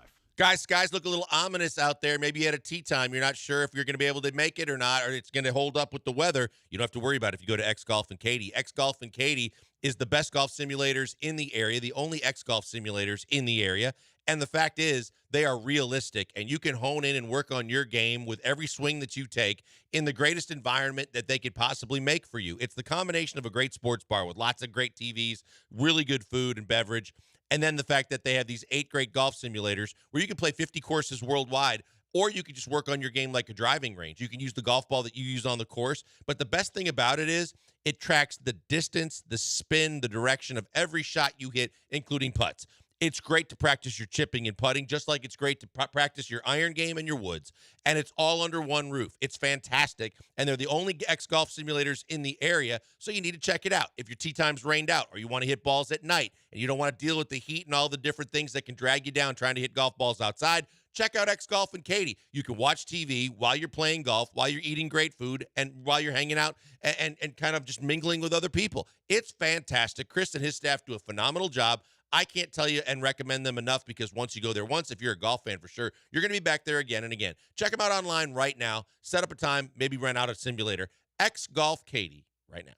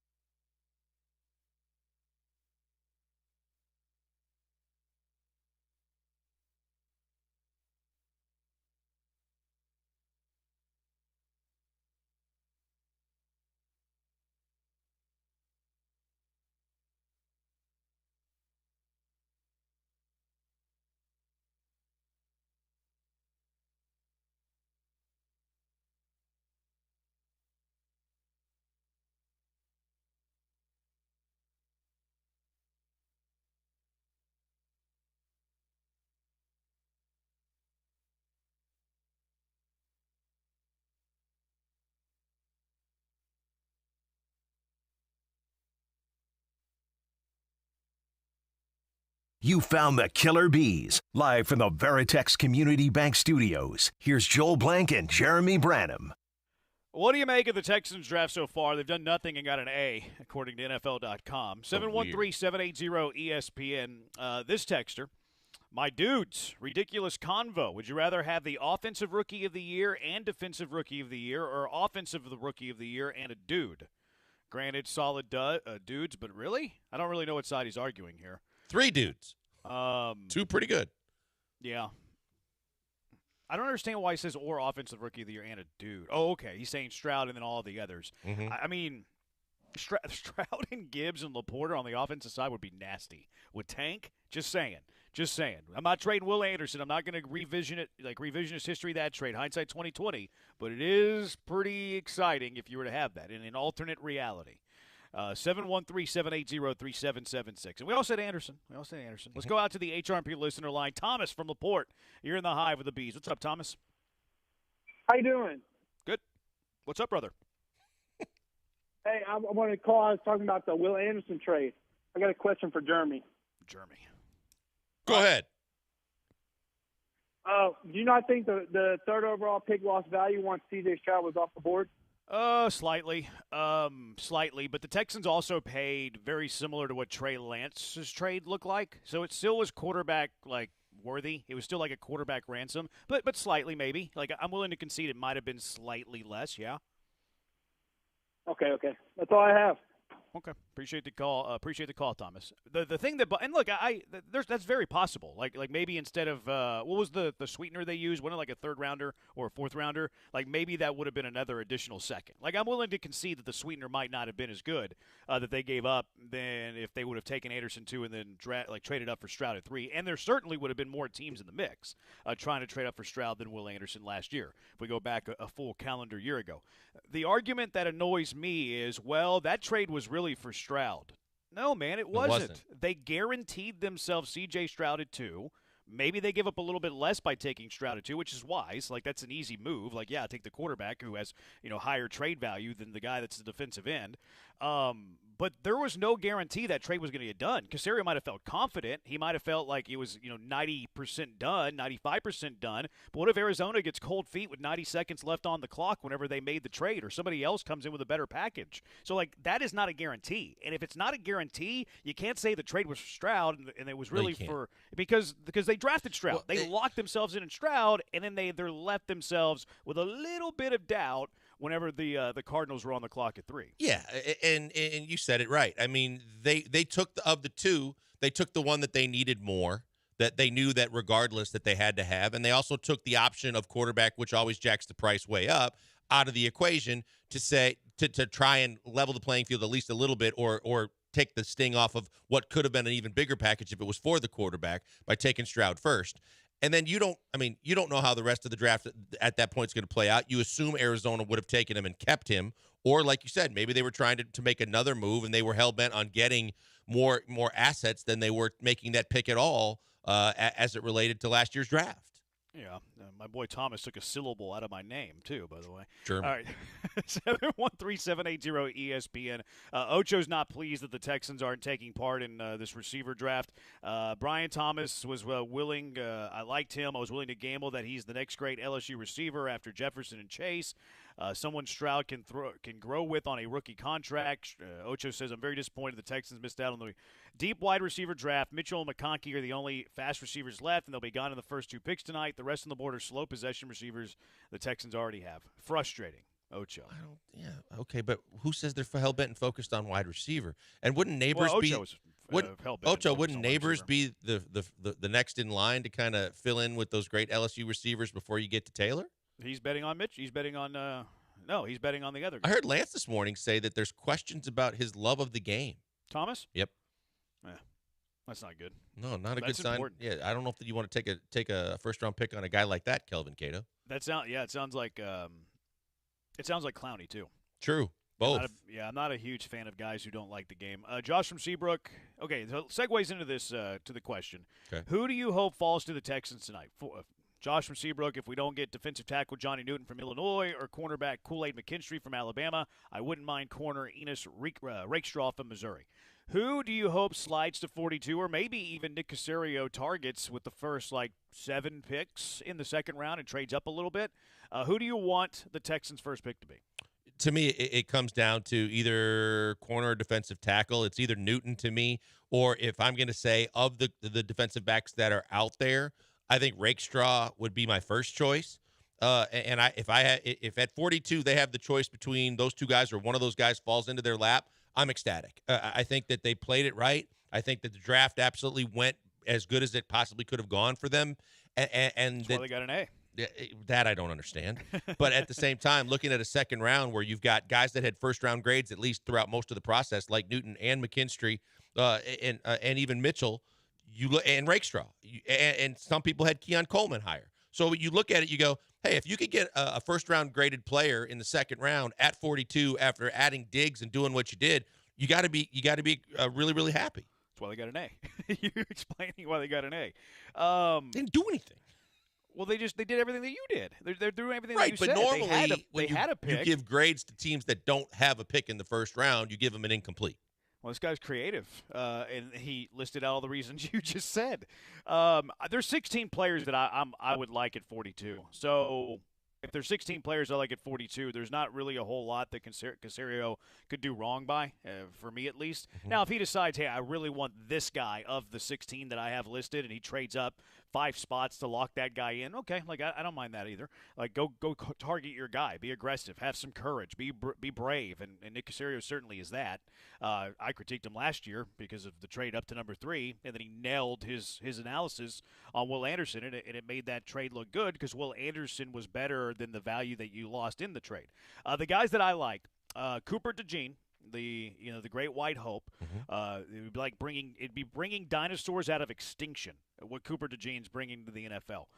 Johnny Newton, the defensive tackle from Illinois. Kool-Aid McKinstry's interesting to me because I think he'd be a first-rounder if he didn't get hurt. I think Newton would be a first-rounder if he didn't get hurt. So it's kind of like you're drafting these commodities early in the second when they're probably late first, but they have some injury things, and I'm okay with injury things at 42. You could add Cooper DeJean to that, or DeJean to that too, right? If he wasn't injured, didn't work out a lot of people thought he was a first-round guy. Yeah, so I don't mind taking an injured guy at 42. Braden Fisk is another one that I like. Kamari Lassiter is one that I like. TJ Tampa, Chris Jenkins, Mason Smith, defensive tackle from LSU, Javon Bullard, safety from Georgia, Tyler Nubin, the safety from Minnesota. Maybe those last couple of guys can get to you at 59.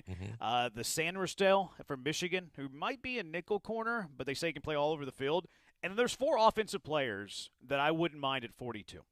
4 offensive players that I would not mind at pick number 42 for the Houston Texans. It kind of goes to what Ocho was saying. If Ladd McConkey's there at 42, I don't hate it. Like, yeah, you have a surplus of receiver if you do that, but you also have 2 guys that are in the final year of their deal. So you go ahead and you bring in another receiver because, hey, receivers are good in the NFL. Another receiver I have on my list is A.D. Mitchell. If A.D. Mitchell is there at 42 and Nick Caserio loves A.D. Mitchell, I have no problem with A.D. Mitchell. We know how I feel about Jonathan Brooks. If they love Jonathan Brooks, they take him at 42, a little bit earlier than I normally like. But, hey, you're in a spot where you can make a luxury pick. Go for it. And then the other one's the offensive lineman, the center, Jackson Powers Johnson. Don't love that he's a center because I think Juice Scruggs' best position is center. But Juice can play left guard, and he did it admirably in his rookie year. I think his best position is center, but he can hold over at left guard. So I wouldn't mind if the Texans improve the interior offensive line and Jackson's Powers Johnson. So those are the 16 names that I would be happy with at pick number 42. I didn't go that long with the list, but I don't disagree with the guys that you said. I mean, and positionally, you know that. Like I said in the first segment, the fact that the corners were sliding and some of the D tackles are sliding, and if you can get corner, D tackle, and safety at a very good value in the second round with those 2 picks, then I'm all for it. Yeah. Brian, who do you want to slide to 42? Well, I think the Texans are in a good spot because a lot of the players I would want, especially at corner, all seem to be like I think there's a group of 4 corners with Cooper DeJean and then a few others like Enos Rakestraw, Kool-Aid McKinstry. And I'm forgetting. Kamari Lassiter out of Georgia. I think one of those 4 guys is going to get to 42. So I'm hoping one of that group of 4 gets there.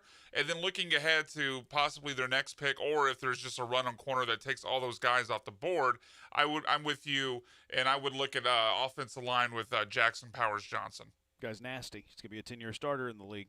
713-780-ESPN. Who do you want to be the pick at 42 that's still left on the board? And also, if Nick Caserio has to trade because he's a Will and Dillon son of a gun and he's got to live the gimmick, would you rather him trade up or would you rather him trade down? 713-780-3776. Killer Bees, ESPN 97.5, ESPN 92.5. Guys, it's spring, and last year's record-breaking heat is right around the corner again this summer coming up, and you don't want to wait until it gets way too hot and hits triple digits to make your home more energy efficient and get the kind of protection that you need for your biggest investment, your house. That's why you need to get in touch with Allstate Windows and Siding right now, because they're going to take care of you in a variety of ways with the windows and the siding that they offer to get that hard shell all the way around protecting your house. Hurricane season, those winds get vicious. They get fierce. And along with the rain and the wind, it can wreak havoc on your house. And because you want your dwelling to be as safe and as solid as possible, you need to at least explore all the different options at Allstate Windows and Siding. Because whether you do one or both, they're immediately going to add a lot to the overall value of your house and the protection and the energy efficiency. Right now, they're having all kinds of specials they want you to know about. 30% off all windows, $2,500 off a complete siding job, and you get free home estimates just by picking up the phone. You call them, they come to you, they tell you what they can do, And I bet you, like me, you can find out just how easily it is to save up to 40% on your energy bills and really take care of that biggest investment of yours, your house. They are fantastic. They got discounts all over the board, including for first responders, military, and senior citizens. But they're going to take care of you every step of the way. Mary and her family, they've been in business for over around 50 years. But she and her brother, they take care of you. Her brother's going to come out like he did to me and his staff. They're going to come to the house. They're going to tell you how they can help. It's free. You don't have to do anything with them. But they're going to explain to you how the windows are going to add curb appeal and also keep the energy efficiency at a very high level. And the siding's going to do the same thing while reducing the amount of maintenance and painting and other things you got to do. They take care of you because they've been here in Houston and they love Houstonians and taking care of their customers. Call them today, 832-204-1936. Ask about all of their different specials they got going on, like the ones I mentioned, and maybe a few more. 832-204-1936. Get them to come out to your house and tell them how they can help. AllStateWindowsAndSiding.com.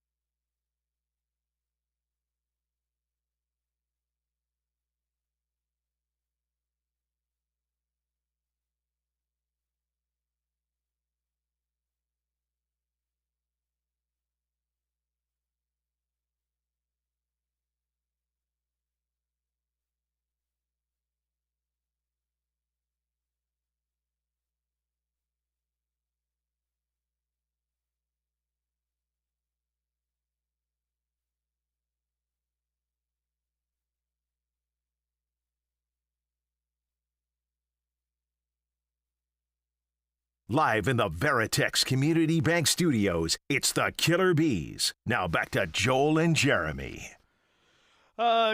Twitcher says that he wants Kool-Aid McKinstry. Ooh, yeah, that was Slick Mac. Fisk is one that's been mentioned a couple times. Ocho says the Bills and Patriots are taking Mitchell and McConkey at 33 and 34 tonight. I don't know. I don't know if the Bills really want receiver. They've had two opportunities to take receiver, and they've traded down each time. I didn't really mind the one with Kansas City, the trade down. Well, you're helping a rival. I don't really subscribe to that logic. You help your team before you worry about your rival. And then the one that bothered me, though, I have no idea why they traded from 32 to 33. Like, they got I think a fifth, and then they traded a sixth. That's not enough for me, even though it's only one spot. The thing that comes into play here, the fifth-year rookie option. Like, they gave away the fifth-year rookie option for a pick swap in the fifth and sixth round. That didn't make any sense to me. No, you're absolutely right. And I do have some reservations with the fact that we all know that they need receiver with losing Davis and losing Diggs and trying to give Allen at least weapons to replenish with the little that they've done in free agency. I'm kind of with Ocho. I think that the first two picks off the board in the second round are going to be wide receiver, but I don't understand when you had the guys that were sitting there staring you in the face at 28 why you made the move regardless of who you traded with. See, I don't think that I think Buffalo has been trying to tell you that they don't really value the wide receiver position with how they were going to play football under Joe Brady. Like, they diminished who Stephon Diggs was for them. They traded out of a receiver spot twice yesterday. They like you mentioned, they let Gabriel Davis go this offseason as a free agent. I think that their actions are telling you that they don't put a priority on receiver based on their person. I think because of their quarterback, because of Josh Allen. Like I think that's what they're telling us. But maybe you guys will be right. We'll see. Time will tell. 713-780-ESPN. Let's go out to the HRMP listener line. Rob from the southwest part of town in the Hive with the Bees. What's up, Rob? Hey guys, appreciate you taking my call. Couple names I like Rake. If we stay at 42, I like Rake Straw. I would love to see Caserio, see if he can entice the Bills again, go up and get A.D. Mitchell, because I don't see Diggs sticking around for more than 1 year. Love Newton as well. If Adrian Cooper is there at 42, I wouldn't mind seeing the linebackers get better. And then the second pick, maybe it's a little bit of a stretch, but I really think Jatavion Sanders is going to be an issue in the league, and wouldn't mind seeing them get a matchup problem there. Appreciate it, Rob. Yeah, that intrigues me too. You can play a little bit of 12 personnel, which I think that this type of offense likes.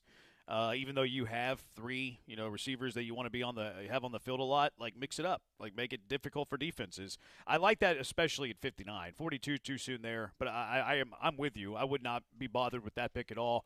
I like the names that you mentioned. I like the names that Rob mentioned, Blankers. Yeah, I'm with him as well. I think that I like the fact that there's versatility. I think there's a chance that Caserio could end up with 3 second-round picks. I think that he's got, like you said, he's a wheeling, dealing son of a gun. He's got the ability to do whatever he wants to do right now, and he's got better choices than he might have first anticipated would be available when he made the move that he had to make to get Stephon Diggs. I like the position they're in right now.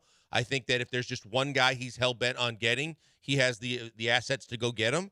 And there's going to be opportunities probably for him to move down and maybe add an extra pick or two that could also be valuable. So I like the fact that a guy that's as aggressive sometimes as Nick can be has the ability to go either way. Do you want him would you rather him trade up or trade down if you had to pick between the two? I really think I think trade down is fine because each one of us rattled off guys where I think that at least 2 or 3 of those guys are going to be available when they get to 42. If you slide down a little, depending on what the sweetener is that you get in return, I would be very interested in that because I think you're still going to get a really good football player that's a BPA value of close to a first-round pick that can help you immediately. Yeah, for me, it's like if you can trade down 5 spots or so, because I don't want to miss out on all of these guys. Right. Like, I want one of these guys, and there's 16 of them. You pick 42, so there's going to be, 11 picks, 10 picks before you. Just count on your fingers really quick, math major for a semester. So, I'm willing to trade down 4 or 5 spots. Anything longer than that, I'd rather be a trade up. So, if I'm picking my perfect scenario, trade down 4 or 5 spots, I'm good with that. Yeah, if this was one guy, if there was one first-round graded corner left that had slid, and that was the guy you were just completely hyper-focused on, then I get trading up. I think because the draft, in my opinion, has gone really the Texans' way in a lot of ways by going so hyper-offense, I think that he's in a really good spot. And he I agree with you. I don't want to go more than 4 or 5 spots down, but I think that if you get something decent to significant in return for be willing to move 4 or 5 down, I think you're fine. 713-780-ESPN. Let's go back out to the HRP listener line. Mike from Cyprus in the Hive. What's going on, Mike? Hey, what's going on? I just wanted to say I saw something people were talking about what Buffalo did, that they think that maybe they traded back 1 spot so that they could have all day today to trade that pick. So I think that's really smart on their part, because if they knew, like a lot of people knew that Carolina wanted that 1 wide receiver, and if they didn't care to take that guy, now they have all day to get the best trade opportunities from other teams to try to move. So if they end up doing that, I think that's a good idea. So I just wanted to add that a little bit. Okay. I think Jeremy would give you the point that's the devil's advocate point of that. But you could have had a guy that you had locked up for an extra year as opposed to having an extra day to work on a different trade that doesn't add that to the mix. I think that it's enticing to think that you can lock a guy up that if you get him and like him for that extra year by taking him in the first round. Yeah, if that is the case, Mike's point, like, okay, like I'll give them the benefit of the doubt to see how it plays out. Like if they end up doing what Mike said and then they flip 33 today and they get this stupid sweetheart deal, okay, like I'll tip my cap to that. I'll take back what I said. I'll recant the stupidity of trading from 32 to 33 and all you got was a pick swap in the 5th and 6th round. If they don't do that, then I'm going to double down. But I'm willing to present new information into the debate, and they're still on the clock. They haven't picked. So, yeah, let's see how it plays out. But if they end up just let's say they go with what Ocho said and what Blanker said and they draft receiver, I don't think they go receiver. But let's say that they do. Well, you should have just picked the guy at 32 and then added that 5th-year option. So do more things need to play out before we can finalize our opinion on that? Sure. I guess some of it's kind of predicting what we think is going to happen. But I'm willing to concede to you, Mike, that if they trade 33 and they get this sweetheart deal, this no-brainer, then okay, that does make some sense. And I'll tip my cap to some shrewdness and some maneuvering for them. Who's their GM, Bean? Yeah. Yeah, I mean, I had heard on the Highway to Hell on Texans radio that they had. Were you listening to them, Blankers? On the way home after we get off at 6. Oh, okay. And Johnny Harris had the longtime. He's a sports radio guy and a sideline reporter for the Bills, and he was saying that he thought that they might target 2 wide receivers in the draft. But you're right; it's going to be real interesting to see how it plays out because I just feel like if they had a guy that they were hyper focused on, then they would have already taken him. And it leads a little bit to what you're saying as more of a possibility in the fact that if they're just not that enticed by these guys and they figure if there's just a bunch of these guys in the same tier that they had graded the same that are slipping, maybe they'll trade down again. 713-780-ESPN, HRP listener line. Steve Smith loves Keon Coleman. He doesn't miss on receiver analysis. I'd like him over A.D. Mitchell if we go receiver at 42. You're right. Steve Smith does not miss on that. I don't think that Coleman really fits this scheme, though. Texans rely on separation and getting extension from their defenders. And while Coleman doesn't have great speed, like he's got some pretty good game speed, so I'm kind of maybe talking out of both sides of my mouth here. I just don't feel like Coleman's a great fit for the Texans. No, especially since they came out this offseason and really kind of just spelled it out for people clearly to just say they want those quick twitch, fast, speedy receivers. You know, size obviously matters, and you can have a variation in size, but the one thing that they're focused on is speed. So if you're going to look for that, then I don't think Coleman's the kind of guy that fits that profile. Who would have Jim Crane drafted? Who's the biggest name? Jim Crane would have asked Jeff Bagwell what he thinks. Jim Crane would have, yeah, and then the Crane gang would have said Cooper DeJean. Why See, I was thinking Ladd McConkey. Okay, why Cooper? Why Cooper? Because he's so intriguing. There's just so much intrigue about a guy that y'all both went with white guys. Can do all that stuff. Y'all both went with a pair of white guys. I'm just maybe the previous Texans regime would have done that too. Yeah, I mean Bagwell. They signed Abreu, Montero. Oh, I was talking about the Texans side of it, but yeah. Okay, 713-780-ESPN. Draft overreactions or realities? Todd Callis coming up at 4, but NFL draft reality overreactions from last night. 713-780-3776. It's the Killer Bees on ESPN 97.5 and ESPN 92.5. A reality in life is that potholes are awful. They're terrible. Can't stand them. Are you tired of potholes? I think you are. You know that I am. Whether it's a parking lot, a ranch road, maybe even a lay-down yard, truck parking, whatever. We know how annoying potholes can be. We'll fix them for good with Third Rock Renewables. Third Rock Renewables' patented technology called mechanical concrete is the only low-cost, industrial-strength, sustainable base that turns end-of-life tires into a virtually indestructible building product. So you can use this mechanical concrete of Third Rock Renewables to fix those potholes in your road and whatever. You can also use it to lay down a yard, truck parking. Maybe you have a parking lot at a business that you have. Well, you can use mechanical concrete from Third Rock Renewable for that too, and it's going to cut your maintenance costs by 75% or more. So whatever you're doing is going to be more expensive than what Third Rock Renewables is doing, and what Third Rock Renewables is doing is way better than whatever else you're using. So call Third Rock Renewables right now, 713-305-0507, to find out how this mechanical concrete can cut those maintenance costs by 75% while also lowering your carbon emissions. Be green, save green. 713-305-0507 or thirdrockrenewables.com to fix annoying potholes for good.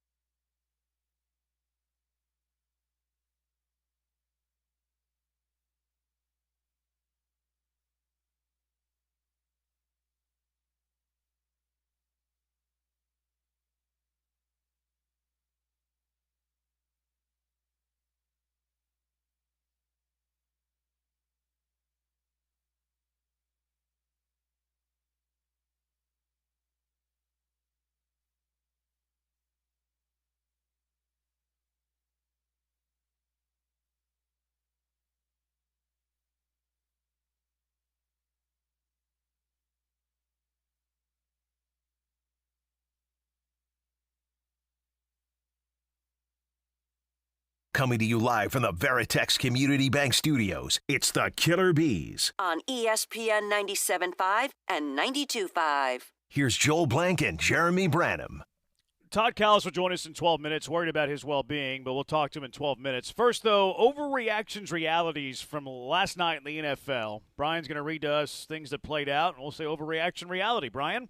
All right, so overreaction reality number one. Caleb Williams can't fail with the wide receiver talent they've given him. Already has Keenan Allen and DJ Moore. He gets added to that. Roma Dunze, not to mention a good receiving tight end in Cole Kmet and a quality running back in DeAndre Swift, who is a pass-catching back. Caleb Williams can't fail with this much of talent around us. Overreaction or reality? That's an overreaction, in my opinion, simply because of the fact that you still got to throw the ball to him, and you got to understand, no matter who you have to throw it to, that what CJ did last year was an anomaly. It was something that had never done before, and it's not the norm in terms of rookie quarterbacks their first season. I think there's plenty of opportunities where he could fail because he's got to read the defenses. He's got to throw the ball to the right receiver. He's got to be able to avoid the pressure on a different level with a different kind of athlete trying to chase him down.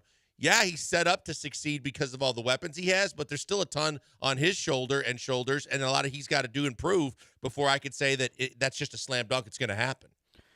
I think he's going to be good. I think that offense is going to be good. But to say that he can't fail is silly. Failure is always an option. In fact, all parents should be telling their kids this. Failure is always something that can occur. I mean, if he's Jamarcus Russell, you think that's going to work? That's foolproof? That's going to, he's going to be able to walk in there and automatically lead an NFL team if he's not putting in the work? Absolutely, failure exists. I don't think it's going to happen. I think Caleb Williams will be good. But failure is always an option. I don't know if that was a reference to Mythbusters, but if it was, I appreciate it. All right. Never seen that show. What Busters? Mythbusters. I've heard of it, but I've never watched it. I'm moving on. You guys disappoint me. All right, next one. Xavier Worthy is going to be a star. He'll top 1,200 receiving yards by year 2 in the Chiefs offense. Overreaction or reality? I think that's a reality. I think that playing with a guy like Patrick Mahomes is a guy that can make anybody on his roster better, and he did it last year with a whole bunch of lesser-thans and younger players on his team. I think, the same thing that we saw out of Rashee Rice, we're going to see in this situation, and he's going to make the receivers around him better, and so I would say that's a reality. Pat Mahomes is going to throw to the open man. This is a big number. And also, they're going to get Rashee Rice at some point. Like, Worthy might be their number 2 receiver this year, but is he going to put up 1,200 yards in his rookie year with Travis Kelce still around? I said by year First 2. 2 years. I know that. I said by year 2. I'm aware. Let me finish up. Right. Rashee Rice, I think, is going to be back next year. So if Rashee Rice is back next year, Hollywood Brown, if he's still in the mix, I'm going to go under on Worthy 1,200 yards in a season in his first 2 years. I'll go under on that. So I'm going to go overreaction. I think he'll be good, but 1,200 is too high for me. All right, next one, definitely the moment of the first round of the draft, Michael Penix Jr. being drafted by the Falcons at number 8.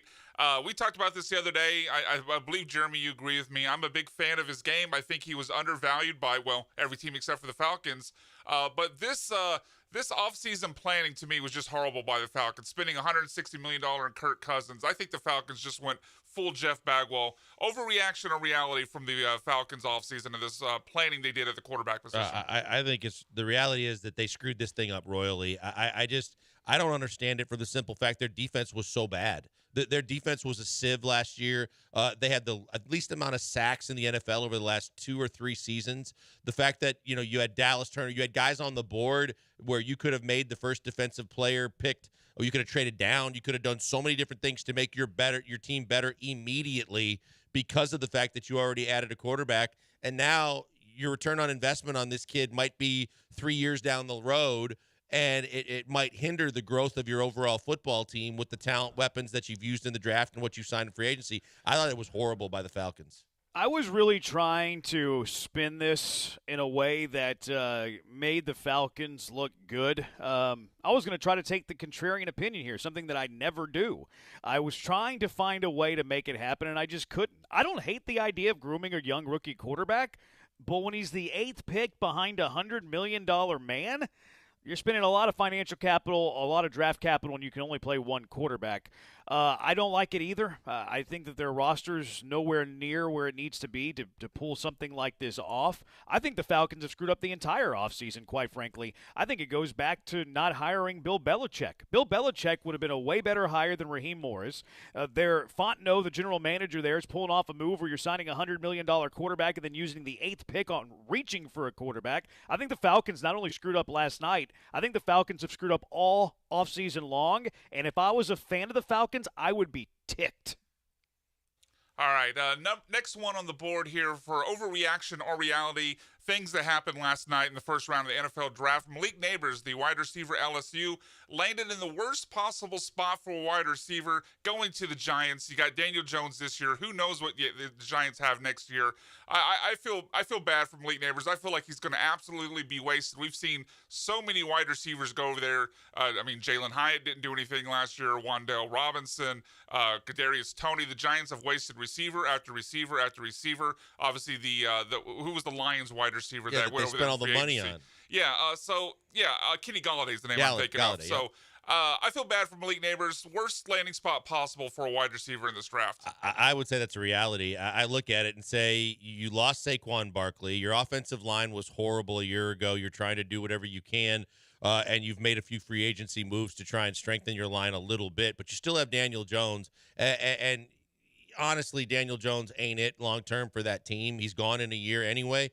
I agree with you. I think Neighbors is going to have a really tough time because he is in a really horrible situation. It might be the worst wide receiver room in the league, along with maybe Carolina. Yeah, this is a struggle.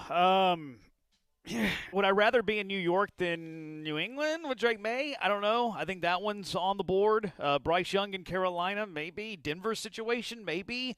So the absolute worst, I don't know if it's the absolute worst, but I think it is in contention. So I'll go reality. I don't feel bad for him, though. The guy's going to be making millions. All right, next one on the board. Reality or overreaction? Look, I love being right. I mean, the last couple weeks for Cash It or Trash It, I had 7 wide receivers going in the first round, cash it. Had 6 quarterbacks going in the first round, cash it. But 6 quarterbacks and 7 wide receivers going in round 1 was a super thirsty mistake by NFL teams. Reality or overreaction?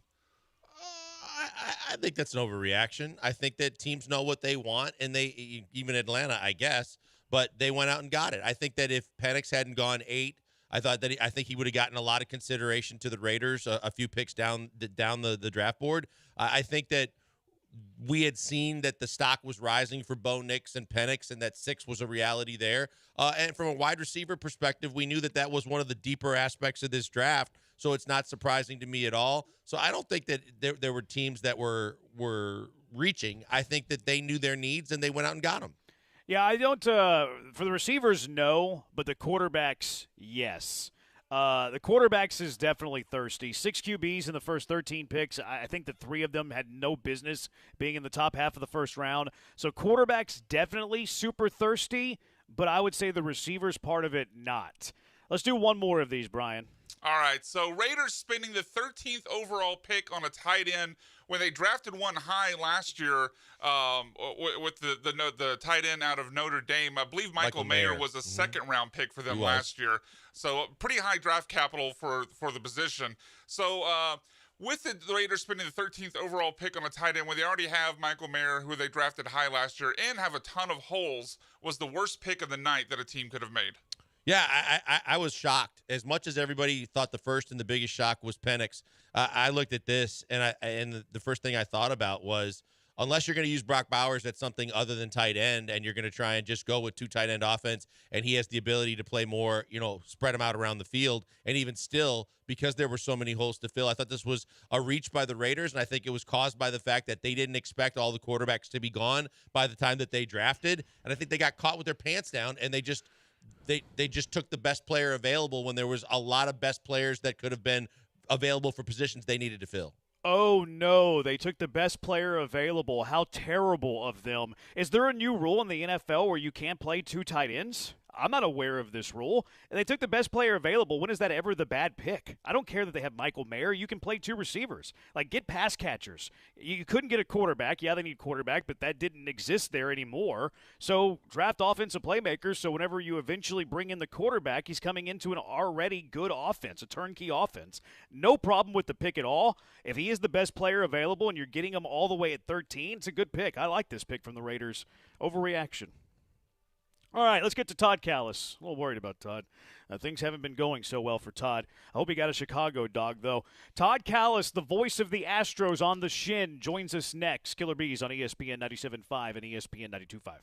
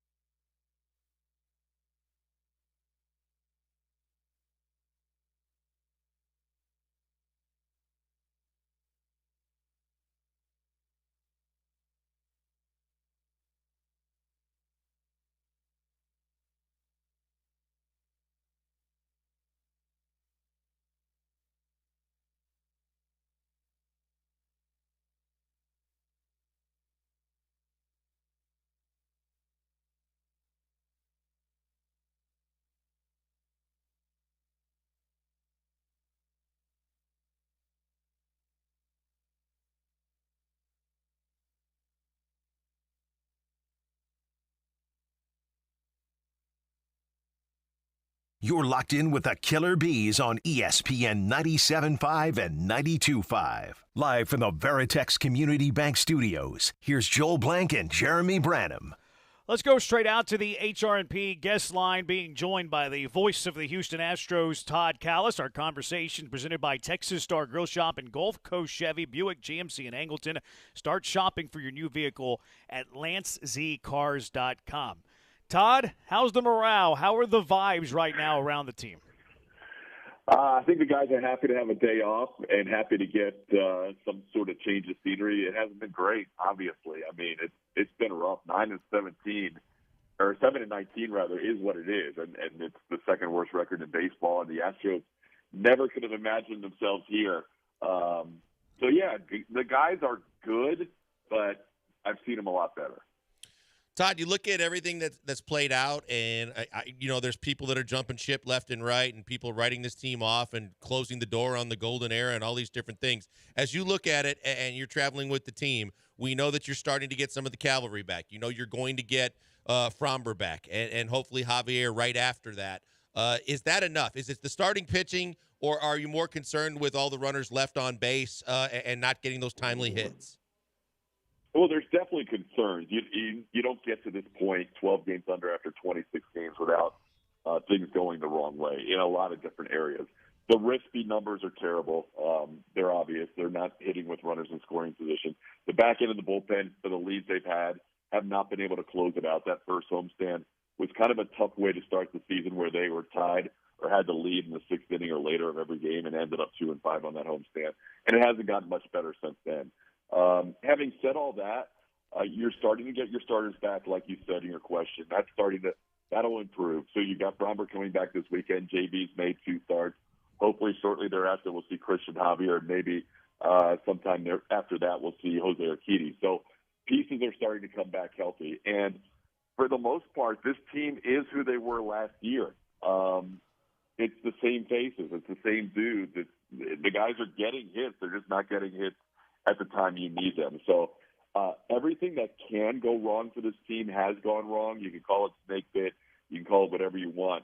This has been a terrible 26-game stretch. And even with all that, the last I saw, Fangraphs had them at a 45% chance to make the playoffs. So I'm okay if people want to jump off the bandwagon as long as you don't jump back on when things go well. I really appreciate the true diehard fans that stay with this team during the tough times, because we've had 7 years of amazing, incredible accomplishments to give up on this team that quickly. Yeah, I tend to agree with that. Well said there, TK. Todd Callis joining us on the HR&P guest line. We talked a little bit about the pitching there with Fromber coming back on Sunday, maybe Javier soon after that, or Urquidy down the pike as well, and then, of course, the big 2 arms in the summer. The corresponding move with Fromber was J.P. France. That surprise you at all? It did. Yeah, I didn't even notice who was on and off the charter last night, but I assumed JP wasn't on the charter if he was sent down.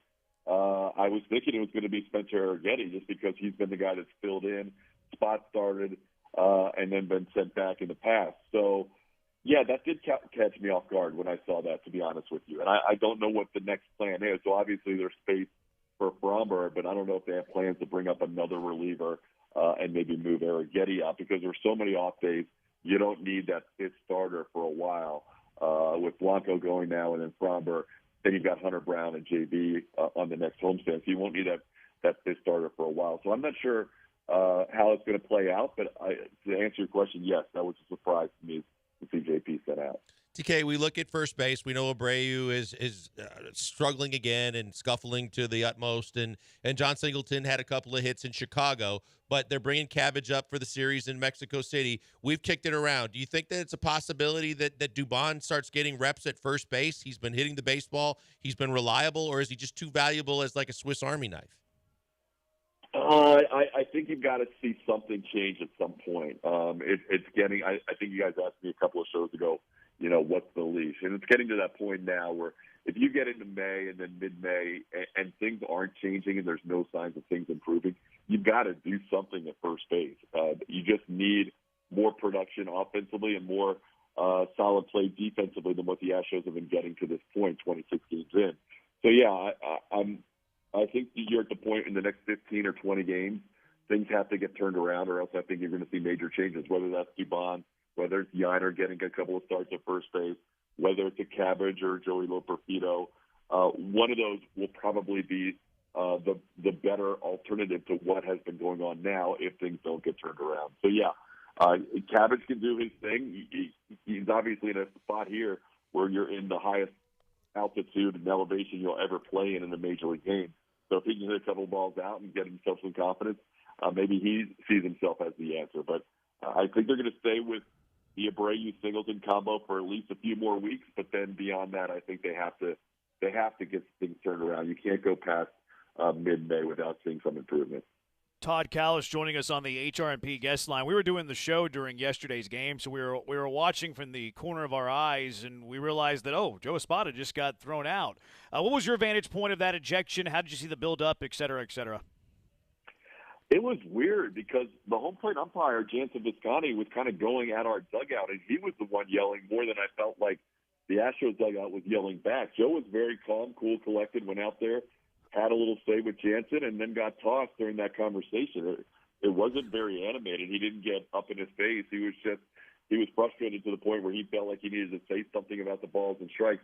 And once you argue balls and strikes, it's an automatic ejection. So, I don't know if Joe did it for purposes of firing up his team. I don't know if he has just reached his boiling point and just couldn't take it anymore. That's what he said in his post-game press conference. But it was kind of an unusual ejection at that point in the ninth inning. Or bottom of the 8th, I think, or whatever it was late in that game. But, yeah, it was his first ejection. I'm sure he'll be a little more fiery on future ejections. This one was a little more calm. And the Astros just need to get things turned around, and hopefully for Joe Espada, they'll do it beginning tomorrow. We've talked to you in the past about the people being critical of Joe and putting Jordan in the 2-hole and things like that. I was curious your thoughts on the follow-up move when he moved Bregman up. Bregman's been scuffling most of the year as well, contract year, got questions, got a little snippy yesterday. Your thoughts on moving him up in the lineup? Yeah, I don't know what – he's tried everything with those top four. Obviously, Altuve's been his leadoff hitter, but he's gone Tucker. He's gone Alvarez, Tucker, Bregman, and he's gone Alvarez, Bregman, Tucker, and now he's trying Bregman on top of those two lefties. To me, Bregman to me, the two lefties have to be somewhere in your top four. That's obvious, whether they go back-to-back or 2 or 4 or whatever. So you're looking at guys that could be candidates that could hit in that top 4 if you're thinking you need to move Bregman out of there. And, frankly, I'd like to see Yainer Diaz and Jeremy Pena do it over a longer stretch if they are going to supplant Bregman in one of those top 4 spots in the lineup. I think Bregman, the track record's there. He's off to a slow start. Nothing new. I think other than 2019 when he won AL runner-up for MVP, I think he's gotten off to a slow start every year in an Astros uniform, and he still ends up the season somewhere around 100 and 100 in RBIs and runs. It doesn't look like he's going to be on pace for anywhere near that right now, but that's been Bregman's MO in the past. So you've got to trust a guy that's been there and done it for your team for the last 7 years. I think it's a different scenario than what we're talking about with Abreu. I think Abreu, you're seeing the bat slow down a little bit at times. It's not been the same swing that we saw when he was with the White Sox. With Breggy, he keeps tinkering with that swing, and he just hasn't found any of the consistency. We saw him in spring training. He looked great, but lately it's not been where he wants to be. So I would move him out of one of those top 4 or 5 spots just because your options aren't really guys that have been there in the trenches and done it like he has in the past. Todd Callis joining us on the HR&P guest line, voice of the Astros on the shin, I like to call it. Todd, I have a theory. I'm a huge baseball guy. I feel like, and I like talking batting orders and stuff. I think it's extremely overrated. Does Bregman hit second or third? Jordan second or fourth? All of these things. The Astros are one of the worst pitching staffs in baseball in terms of ERA, and we're talking about who needs to hit second and third. How much do you think batting orders really factor into the offense? It's a factor. I do think it's a factor. I think, once Joe gets to that point where he gets his lineup where he wants it and he's been tinkering, I think guys like to know that they're in a certain spot and can be expected to be in a certain spot. So, yeah, there's something that you're right, though. The pitching is what's been the biggest issue. I mean, the highest ERA in the American League, not being able to hold on to leads when they've had leads. The Astros not that long ago scored 25 runs over the weekend against the Rangers. They need to find that consistency on the road. This has been a team that dominated on the road last year, couldn't hit at home, and now it's flipped where they can't hit on the road. They've scored, 40 runs in 13 games, so averaging just over 3 runs a game on the road, and that's not going to win you a lot of baseball games. So I've got to think this is going to be the tonic for an ailing offense on the road this year is this 2-game stretch in Mexico City. The numbers were off the charts last year when the Padres and Giants played here. The number of hits, the number of runs scored. It's going to be, like going to Denver on steroids. 7,350 feet high here, elevation. It's a 300-foot fly ball could easily be a home run in this ballpark. So to your question, do lineups matter? Yes, but that's not been the biggest issue for this team. Well, at least maybe that makes up for some of the balls that looked like they were getting out in Wrigley Field and with that wind didn't have a chance when it looked like they could have helped the Astros. I'm curious from a travel perspective, having been down there and done that, but also knowing what the effects can be. Are you throwing caution to the wind? Are you drinking the water and getting out and enjoying the food and everything? Or are you playing it close to the vest, even though it's a 2-game series and you can get back quickly if you need to? No, I checked out Mexico City earlier today. I walked around probably about, 3 to 4 miles around the hotel, had a lunch at a local spot here. I'm not drinking the water. I'm going bottled water only, trying to stay on top of that. And even brushing my teeth, using bottled water for that, which is a little weird. But just trying to be really cautious because the Yankees had issues when they came down here. The Giants and Padres had some issues when they came back. So I don't even want to take a risk of the combination of altitude here and the potential of having, anything with the water that could mess you up. So I'm still going to go do my thing and see the city just because I'm not going to sit in my hotel room when I'm in a foreign country or foreign place that I may never get back to again. But I'm definitely not throwing caution to the wind. Yeah, I don't blame you. Better to be safe than sorry. This is a dated question, so I apologize, but it's been on my mind ever since it happened, and I wasn't here last week. Did y'all ever get clarification on the Arcia home run into the Crawford boxes? Okay, so MLB has never admitted the error, but everybody that you talk to that works in the Astros organization, especially guys in the video room and the coaching staff, feel like they've ruled that incorrectly. That it was, number one, ruled incorrectly by Phil Cuzzy, the second base umpire, because you're taught as an umpire with the boundary calls for home runs that you're supposed to err on the side of saying it's in play, so you let it play itself out. And then if you go back and overturn it, saying it's a home run, then it's fine. Then you're okay that way. You're never supposed to, as an umpire, rule it a home run if there's any like a scintilla of doubt in your mind that it cleared the wall. So he, in his mind, saw clearly that it went over the wall. I did not like the timing on the review. It was like a minute. I don't think they looked at every relevant angle. TBS was doing the game nationally that day, and they had a clear angle that was not available to our broadcast, and their clear angle after the game showed that the ball clearly hit the yellow line that was on the side of the Crawford boxes and came directly back into play to Jake Meyer. So Arcia ended up with a home run when it should have been ruled a double correctly. Hey, I remember watching that play. I was like, that's not a home run. And then for some reason, I was watching you guys on mute that night. I think I was doing a baseball game, actually. So I was watching in the corner of my eye. Like, that's not a home run. And then I heard y'all talk about it later afterwards. And I never understood how it was a homer. And it makes me feel better that it shouldn't have been a homer. So I appreciate you clarifying. No, and I should have stuck to my guns, too, because I think I said originally that's not a home run. I was pretty emphatic about it. And then we got some conflicting information as the night went on about what that actual ground rule was. Yeah. And we got some inaccurate information. So, yeah.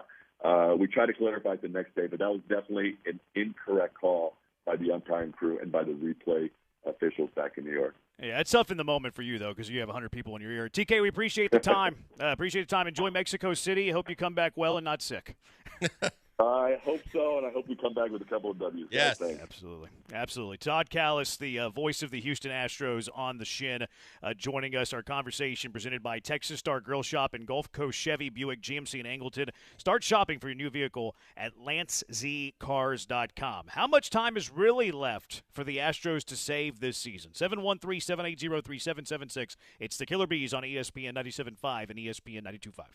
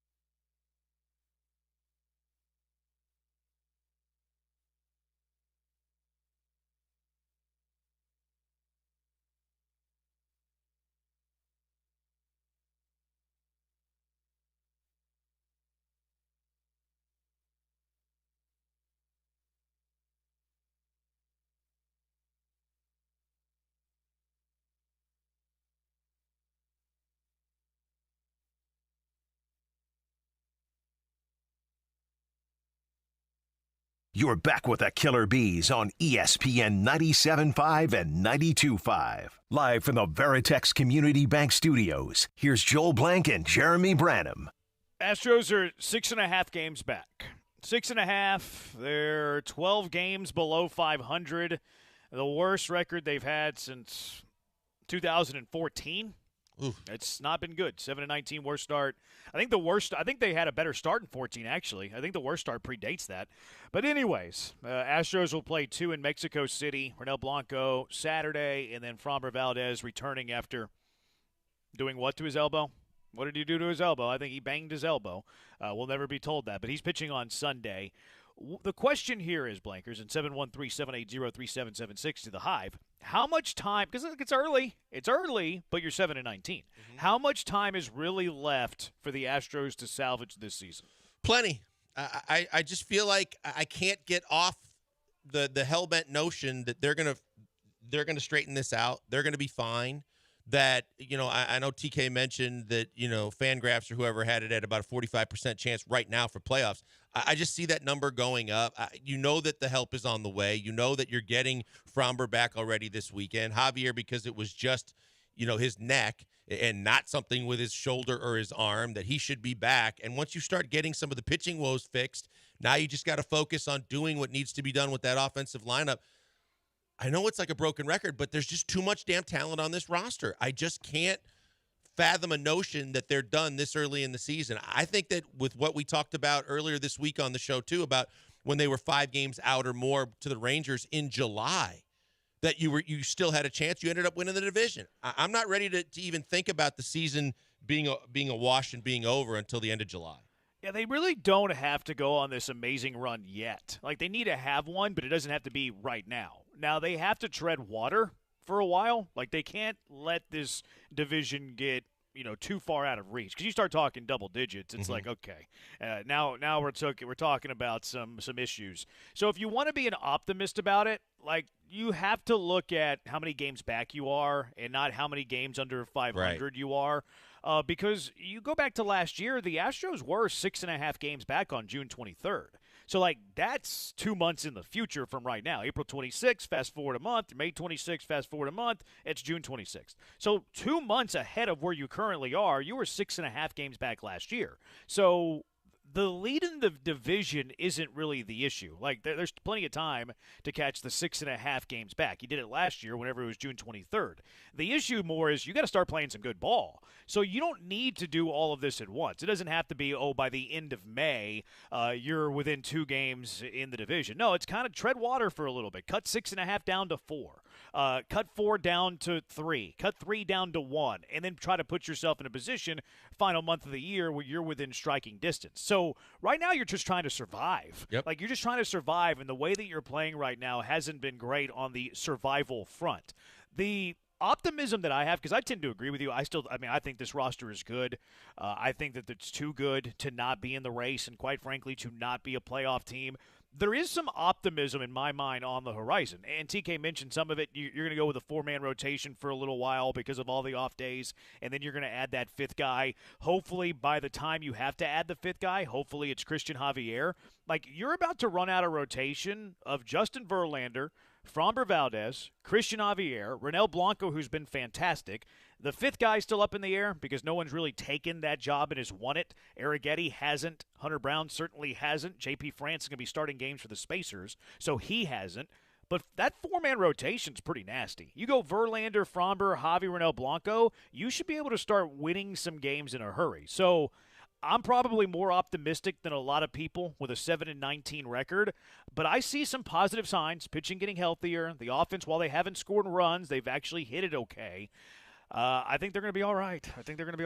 You look at it and you say, and I'm totally with you, being 10 games out in the division is way different than chasing being double digits down in 500. I just think that's going to level it off. You're too good of a baseball team to not be under 500. But if you were 10 games down in the division, now I would be seriously concerned already that you're digging yourself way too big of a hole.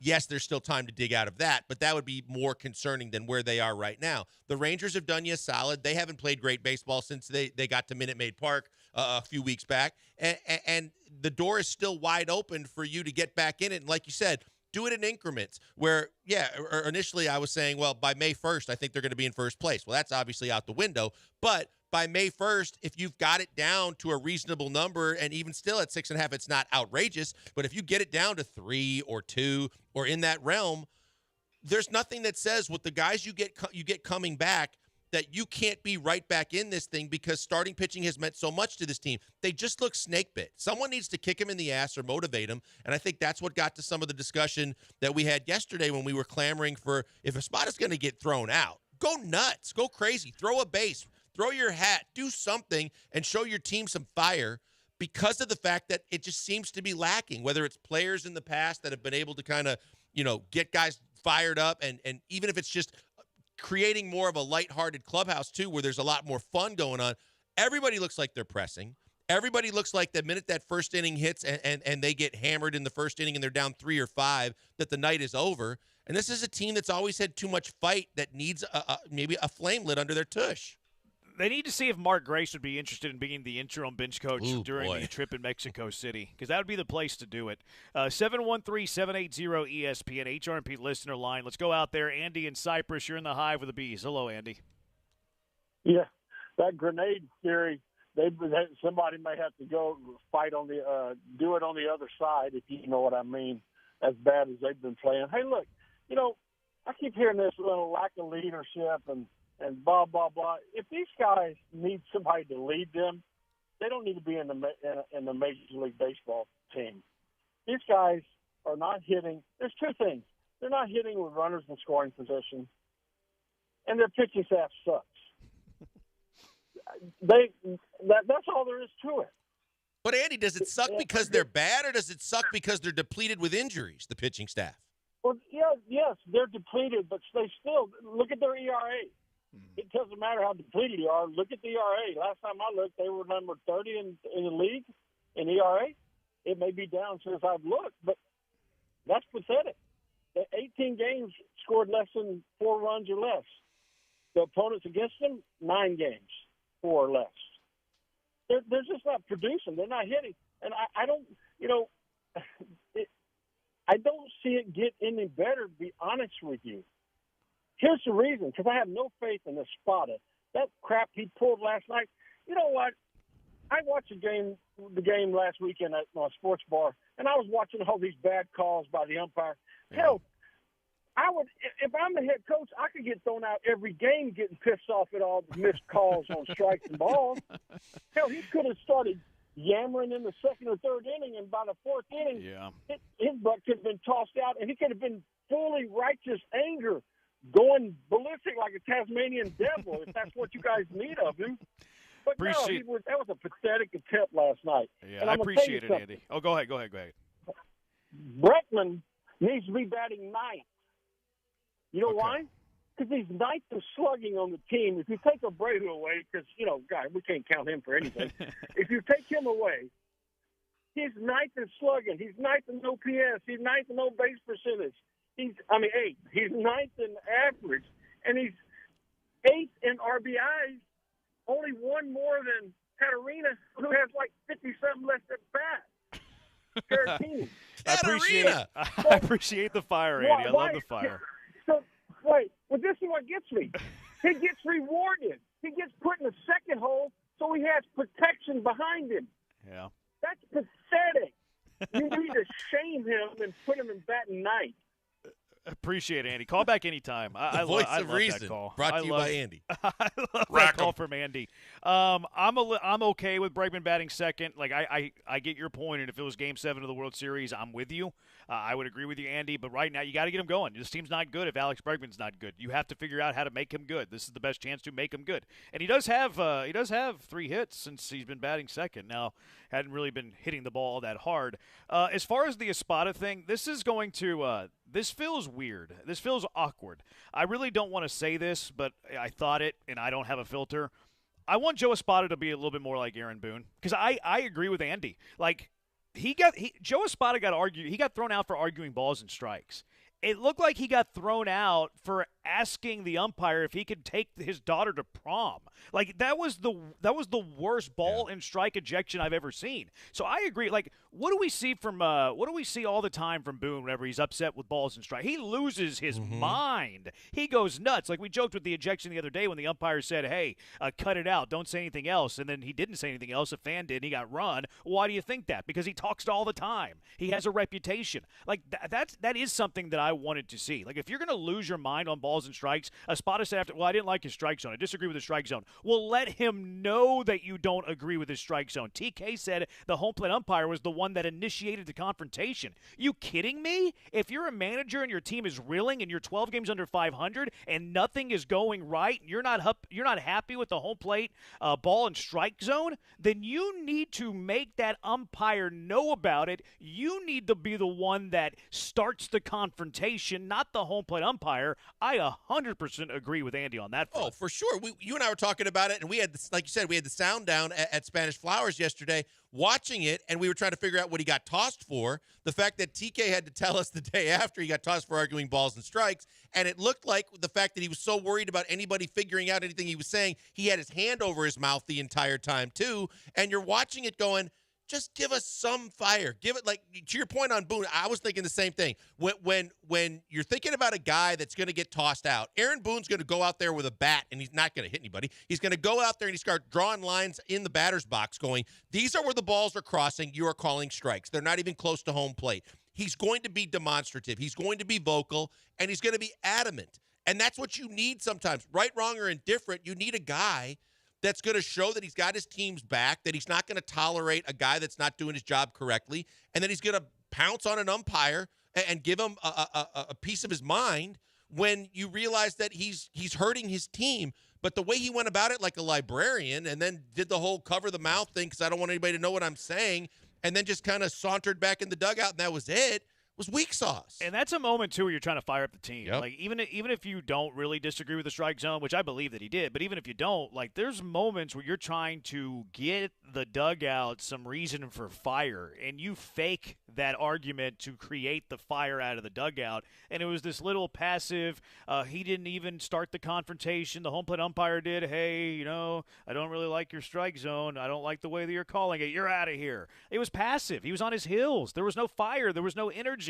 That really bothered me. Act like Boone. Go out there. Our guys are savages. Like, have that fire, man. Like, teams take on the attitude of their manager and their head coach. Like, I agree with Andy that, like, teams and players, they don't need, like, this motivation from the dugout and other players to be driven. Like, it's kind of silly. Like, I don't need somebody to lead me to motivation. I wake up every morning to have, like, do my job and to be motivated to do my job. I don't have Carlos Correa visiting me in the, in the morning whenever I'm having coffee, being like, you got to be your best today. No, I don't need that because I'm a grown-up. I'm an adult. I can handle that on my own. But teams oftentimes take on the attitude of their head coach and their manager. I think that could be going on right now. Dusty didn't get tossed maybe enough for a lot of people. And we would question a lot of times where he hadn't been tossed. Yeah, but at the same time, he still would jaw. He still would be jawing with umpires. And you look at it, it also kind of trickled down to his coaches. Cintron was a fiery guy. Cintron maybe went too far with the confrontation with the A's that got him suspended. But at the same time, he wasn't afraid of an ejection. He wasn't afraid of getting tossed. You don't know, but to your point about if you're taking on the personality of your manager, if that's changed, because there were coaches in the NBA that said their coaches couldn't say a thing, couldn't get a technical, weren't allowed to speak up, and they were adamant about it. And other coaches that encouraged it, saying, if you're fired up about something or you see something I don't, go ahead, have at it. And then that's the kind of fire that you like to see across your coaching staff. We haven't seen it with any of our coaches this year. Yeah, I don't think that Espada's told the coaching staff to pipe down. Alex Cintron's not going to pipe down for anybody. But I'm saying, you, like, to your point, you take on the personality of your manager. If he's not the guy that's kind of doing what Dusty did, guys are going to be less likely to start being the first guy jawing at an umpire. Yeah, to your point, like, Dusty wouldn't blow up, like, other than that Game 5 in Arlington whenever he lost his mind, rightfully so, on that stupid call, Breu to Adolis Garcia. That's the only time we saw him lose his mind a lot. He would get ejected maybe once a year, but he would chirp. He would chirp from that dugout, and you don't really even see a spotted chirp. And, like, to Andy's point, like, if you're not happy with the strike zone throughout the whole game, why aren't you chirping from first pitch, man? Aaron Boone's chirping from the first – and I can't stand Aaron Boone. I think Aaron Boone a lot of times is childish. But would I rather have Aaron Boone, childish antics, backing up his guys, or Joe Espada walking to the home plate umpire on his heels and passively getting thrown out of a game? Give me Aaron Boone. Sorry, it feels disgusting for me to say that because I don't like Aaron Boone. It feels disgusting for me to say that. Give me Aaron Boone's antics over that weak sauce we saw from Joe Espada yesterday. Agreed, 100%. 713-780-ESPN HRP listener line. Who said it? I think we have a winning streak going. I don't know what y'all did last week, but Blankers and I 2-0 last time the band has been together. No, that's not accurate. Jeremy, I'll fill you in. It was are Blankers and I not? No, you and I are good. Bush League Brian in there pulled a fast one last week. Last week, throw it out. Anytime you lose this, it's Bush League. We've won 2 in a row, I think. Haven't we won 2 in a row? I think that might be right. Yeah, we won 2 in a row. You won 1 in a row together, but this last week, I gave Joel a special partner since you were out. He gave it to me. He didn't give me a choice. He gave it to me. It was supposed to be a surprise. Brendan Riley returned to the show to help Joel out, but I told Joe it's your final decision on all these, and he went 1 and 4. Jeremy, what are you going to do? It's like your dilemma in the coffee shop with someone trying to get your charger when you're a nice guy. I mean, all of a sudden he goes, "Hey, we're ready for Who Said It next," and we come back from break and he goes, "Got a surprise for you." I mean, you don't have to take him, but Brendan Riley's on the line. No, I didn't say you didn't have to take him. I said it was your final call for who it was on the. No, you said you don't have to play with him if you don't want to. I'm like, well, I'm not going to shut him down now. Never said. Why would you listen to him though? Why would you listen to any advice he gives you? Tried to be a good teammate, man. Yeah. So Blankers and I, when we've been together, though, we've won 2 in a row. We go for 3 in a row next. It's the Killer Bees on ESPN 97.5 and ESPN 92.5. Hey, before we go to the break, another word from my good friends at X Golf.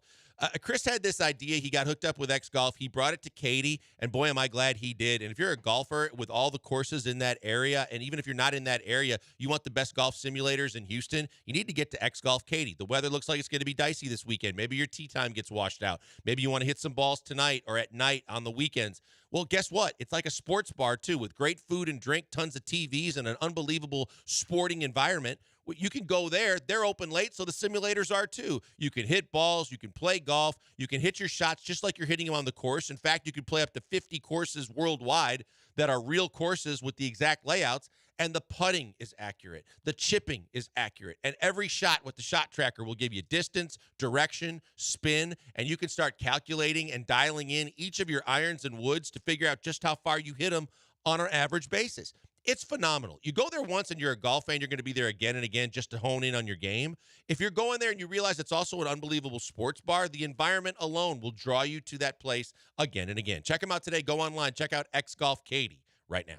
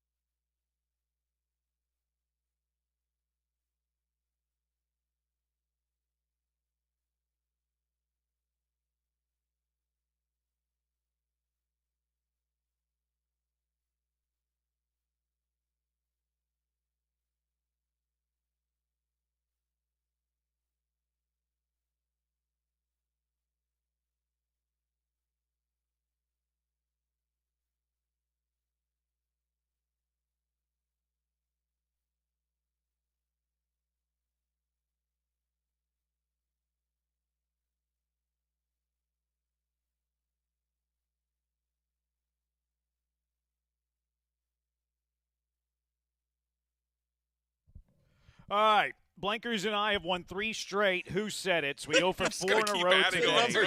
The numbers keep getting better. I love it. Blankers and I have won 4 in a row. We look for our 5th straight victory today as we go toe-to-toe with Tremac. All right. So Brian's going to read to us quotes said by ESPN 975 personalities. 5 questions. We try to get 3 right. If we do, we win. All right. What is number 1 here, Brian? Well, I just hope I can keep you from the 7th win in a row. All right. Quote number 1. Anytime you put pepperoni in some type of dough and cheese, I mean, it's a can't miss. Okay, Astros are in Chicago. They're talking about Chicago-style pizza. Joe's from Chicago. Joe and Granado, both. Oh, that's right. I forgot about Granado. Granato's been here forever. Granado's lived in Houston longer than I've lived in Houston. I've lived in Houston my entire life. Would Brian throw us off the scent, though, here? I wonder. Yeah, we don't have, like we used to have, the people with the really, like, that don't like cheese. Like, Palillo doesn't like cheese, which was just un-American. It was crazy. Yeah, this could be literally anybody. I don't see Dell saying that. Okay, you can cross Dell off then. Maybe not Paul either, because that's kind of, that's a little heavy for Paul. A little deep dish Chicago pizza is a little heavy for Gallant. So maybe we could trim it down to Joe, Lance, and Paul. I'm agreeing with that. I meant John. I meant John, not Paul. Right. And because I think Brian's a trickster, I think we can eliminate the Chicago guys. I could see that. He does like to try and guide us down the wrong path. And he keeps the straightest face, and I hate it. Because I keep seeing if he'll – I would say it's the bench, or John and Lance, as they're called again. I definitely think that, and I tend to – you know what? I'm a good teammate, and I tend to agree with you. I think he's trying to lead the witnesses in this case. He's trying to lead us. Well, I'd rather you be right than a good teammate. I couldn't care less if you're a good teammate. No, I think because he's been that way in the past, I'm fine with if we want to go with Lance. All right, let's see if I'm on the roll today. If I'm on a roll, let's go with Lance and a little heat check early. Oh man.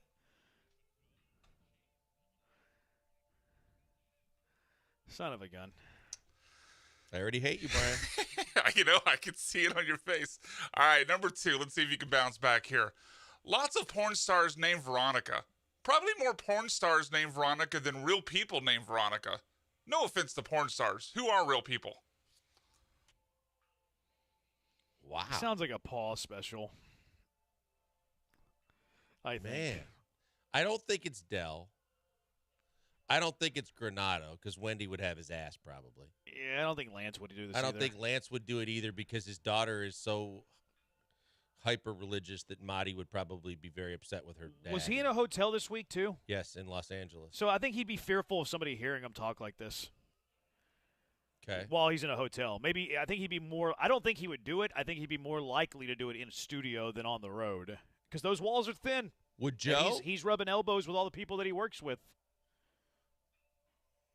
No, I don't. I think this is Paul, man. Okay. I'm pretty sure that this is Paul. Yeah, I think as the single guy that's very, very open about how he spends his time away from work, I could see Paulie saying it. Yeah, let's go with Paulie. Yeah, that was slay up. Do you know of Veronica? Do I? Yeah. Real people named Veronica. I'm not trying to tell you. I feel like I went to elementary school with Veronica. I don't know that I've ever known Did she a end up Veronica. in porn? I wouldn't know. I don't know that I've ever known a Veronica. Yeah, I think I went to elementary with a Veronica. I don't think I've known anyone named Veronica either. I think Paul might be onto something. Maybe. All right. I feel like I maybe went to middle school with a Veronica too, but it might have been the same one. I don't remember. I want to say that Elvis Costello had a song named Veronica. Other than that, I don't know. You got me there. Elvis Costello, wasn't he the guy who did the Who's on First? Kidding. All right.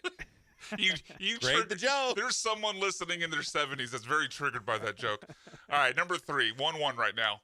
I was playing around with Tankathon. I got the Rockets to get the number 1 pick from Brooklyn. Yeah, it's possible. You never know. The NBA is rigged, okay? And they might say that, we want Jalen Green and Alperen Sengun to get some more new teammates.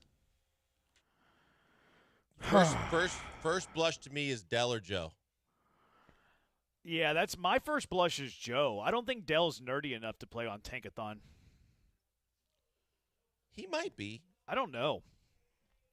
I don't think Dell would waste his time Dell's playing a on Heat fan. But would Dell wait? Yeah, so they're not in the lottery. Right. Would Dell waste his time playing on a computer generator? I Joe don't would think for so. sure. You're right. I don't think Paul would waste his time doing that, and I don't think that John and Lance would do this. Joe is a child and yet finds a way to stay up till 3 a.m. playing video games. And it's this week too. It's weird they were talking Rockets this week. Like, what are they talking about the Rockets Yeah, for this week? That's a good point. Like, why in the world are they talking Rockets this week? I guess because the NBA playoffs and the wish that the Rockets were playing. I would say that the second person that talks more about basketball, it might be Dell. Like, more than you would either be Dell or Joe. My gut is Joe here. I don't feel like I do it that much, but okay. Maybe more willingness. Maybe not actually does it, but Yeah. maybe more like a willingness to be. Yeah. I think you're right. Actually, I'll take that back. I'll recant and say willingness to talk basketball. Yeah, I think I like it. I like Joe. Okay, let's do it. Yeah, Bam. Tankathon was a giveaway there. There's not many people that have Tankathon in their bag, quite frankly. Yeah, in hindsight, that probably was an easy one. The Tankathon, I think, gave it right away. I'm not going to say it again, but Brian gave away one last week with one that he did that is a true Joeism that I'm keeping in my back pocket. Yeah, okay, good. that's true. Yeah, don't keep your That's knowledge true. to yourself Yes, on that one, Blankers. yes. So what's the score here? You're up 2-1. You're up 2-1. Going to question number 4 or quote number 4. I'm the worst at keeping score. Like, when I used to play pickup basketball, I would forget the score every single point. Well, I mean, you just proved. I mean, you also kept score back on the right side of it that we're about to win 6 in a row. No, it's 8. It's 8 in a row. Oh, It's I 8 have in a the row. worst short-term Yeah, no, memory. he's miscounting. You guys have won 8 in a row. All right, quote number 4. The toilets can determine if you're healthy or not based off of your urine. It would be terrible though if you're going to the bathroom and it's like you have cancer. What? Toilets can determine your health? Could This this sounds be like news of the weird. News of the weird. Yes. That's exactly what I was thinking. Can you repeat this? Sure. The toilets can determine if you're healthy or not based off of your urine. It would be terrible though if you're going to the bathroom and it's like you have cancer. My John? gut feels Lance. That's great. We go, but here we go again with show divided. But is this Lance reacting to John reading the story, or is this John reading the story? John normally reads the stories. And Lance is in L.A., so I don't think there's any chance Lance is reading the story. This One more could time, be- Brian, please. Sure. The toilets can determine if you're healthy or not based off of your urine. It would be terrible, though, if you're going to the bathroom and it's like, you have cancer. This could be Killer G's, too, though, like in their little garbage time. See, what screws me up is I can hear Dell saying it the way he read it. I don't think he would go there, though. He hasn't gone there yet. Can you read it again? An unprecedented fourth read, all right. The toilets can determine if you're healthy or not based off of your urine. It would be terrible, though, if you're going to the bathroom and it's like, you have cancer. Now I hear everybody. I can hear Paul saying it, Dell saying it. That cadence sounds like Joe to me. Like just the way he has his sentence structures. I think that's Joe. Oh man.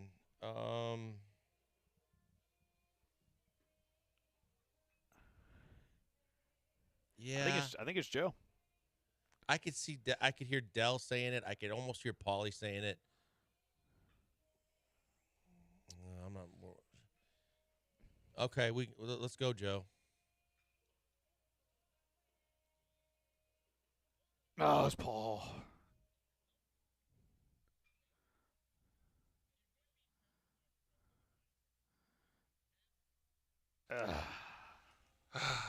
Yeah. All right. Another one, right? Show wrong. 2-2. So yeah, you were right there. You were right there at the end. I felt good at first when you went to John and Lance, but then you kind of self-corrected. At the very end, and too, had I it, was like, and had it kinda sounded, 50-50. Yeah. All right, 2-2. Go into the fifth question. This is the money one. Here we go. Quote number 5. This is how you end up with a daughter named Reba Jr. You're going to end up hooking up with some other Southerner down there, and you're going to name her after some country stars? Dolly Reba? It sounds like a Dell condescending take. Like you Southerners? Like What's the topic? I don't know. It sounds like country western music. Yeah. Yeah, I could see Lance saying it. Yeah, I have no idea. My gut One more feels time, down, Brian, but please. I missed my gut feel last time. All right, sure. This is how you end up with a daughter named Reba Jr. You're going to end up hooking up with some other Southerner down there, and you're going to name her after some country stars? Dolly Reba? Dell, final answer. Oh, dang. Okay. Jeremy, you agree, or? Yeah, I support my teammate. Dang it. He used 3 Pauls. Did he go 3 happy. Pauls? He's laughing right now. He's so happy with himself. Did he go 3 Pauls today? What was the top? What? Sheesh. Sorry? What was Bush the League, I think. context behind that? It was some NASCAR race. They were talking about people going and camping out in the infield. I don't remember the exact full story, but there's some context to this that Joel might remember. When we had Brendan Riley on last week, he was criticizing me for not having enough Paul, so I decided because he admitted his love for Paul. That's so right. this week I gave us lots of Paul. Was that Bush League of Brian to use 3 Pauls? Yep. I think it was. All I know is I won. 713-780-3776. Well, we got a chance to go 8 out of 9 next week. Unreal. That was Bush League. Winners win. They cheat a little bit, too. All right, JP France sent down. Surprising to you, surprising to me, but I think it does tell us what the Astros think of Jonathan Patrick France. It's the Killer Bees on ESPN 97.5 and ESPN 92.5.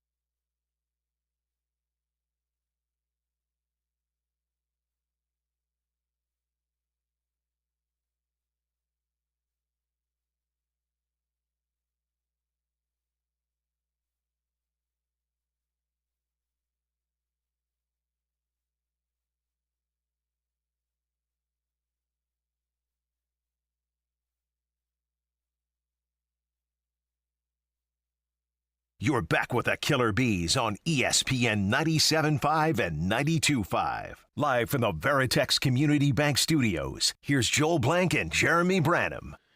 Did it surprise you that the name that is being sent down is JP France? Not out of the rotation, but just sent down. Is it a surprise to you that it's JP France that will be the guy demoted when Framber Valdez is officially activated? It didn't to me when we had the conversation. I was pretty adamant about the fact I still thought Hunter Brown's stuff was better than JP France. And maybe the overall message that's being sent is that they don't trust him in a short relief stint, so that if he's either going to be a starter or nothing else, so he might as well continue to start down in Sugar Land, so that if they need a spot starter, he would be the guy. It didn't surprise me simply because of the fact that his stuff just hasn't looked great this year, and hitters have been all over it. So it wasn't surprising to you that it wasn't Arrighetti or Sean Dubin? I'm in the minority on Dubin. I really like the fact that, for the most part, I like Dubin's fastball. I liked a lot of his stuff. I think that he can get guys out.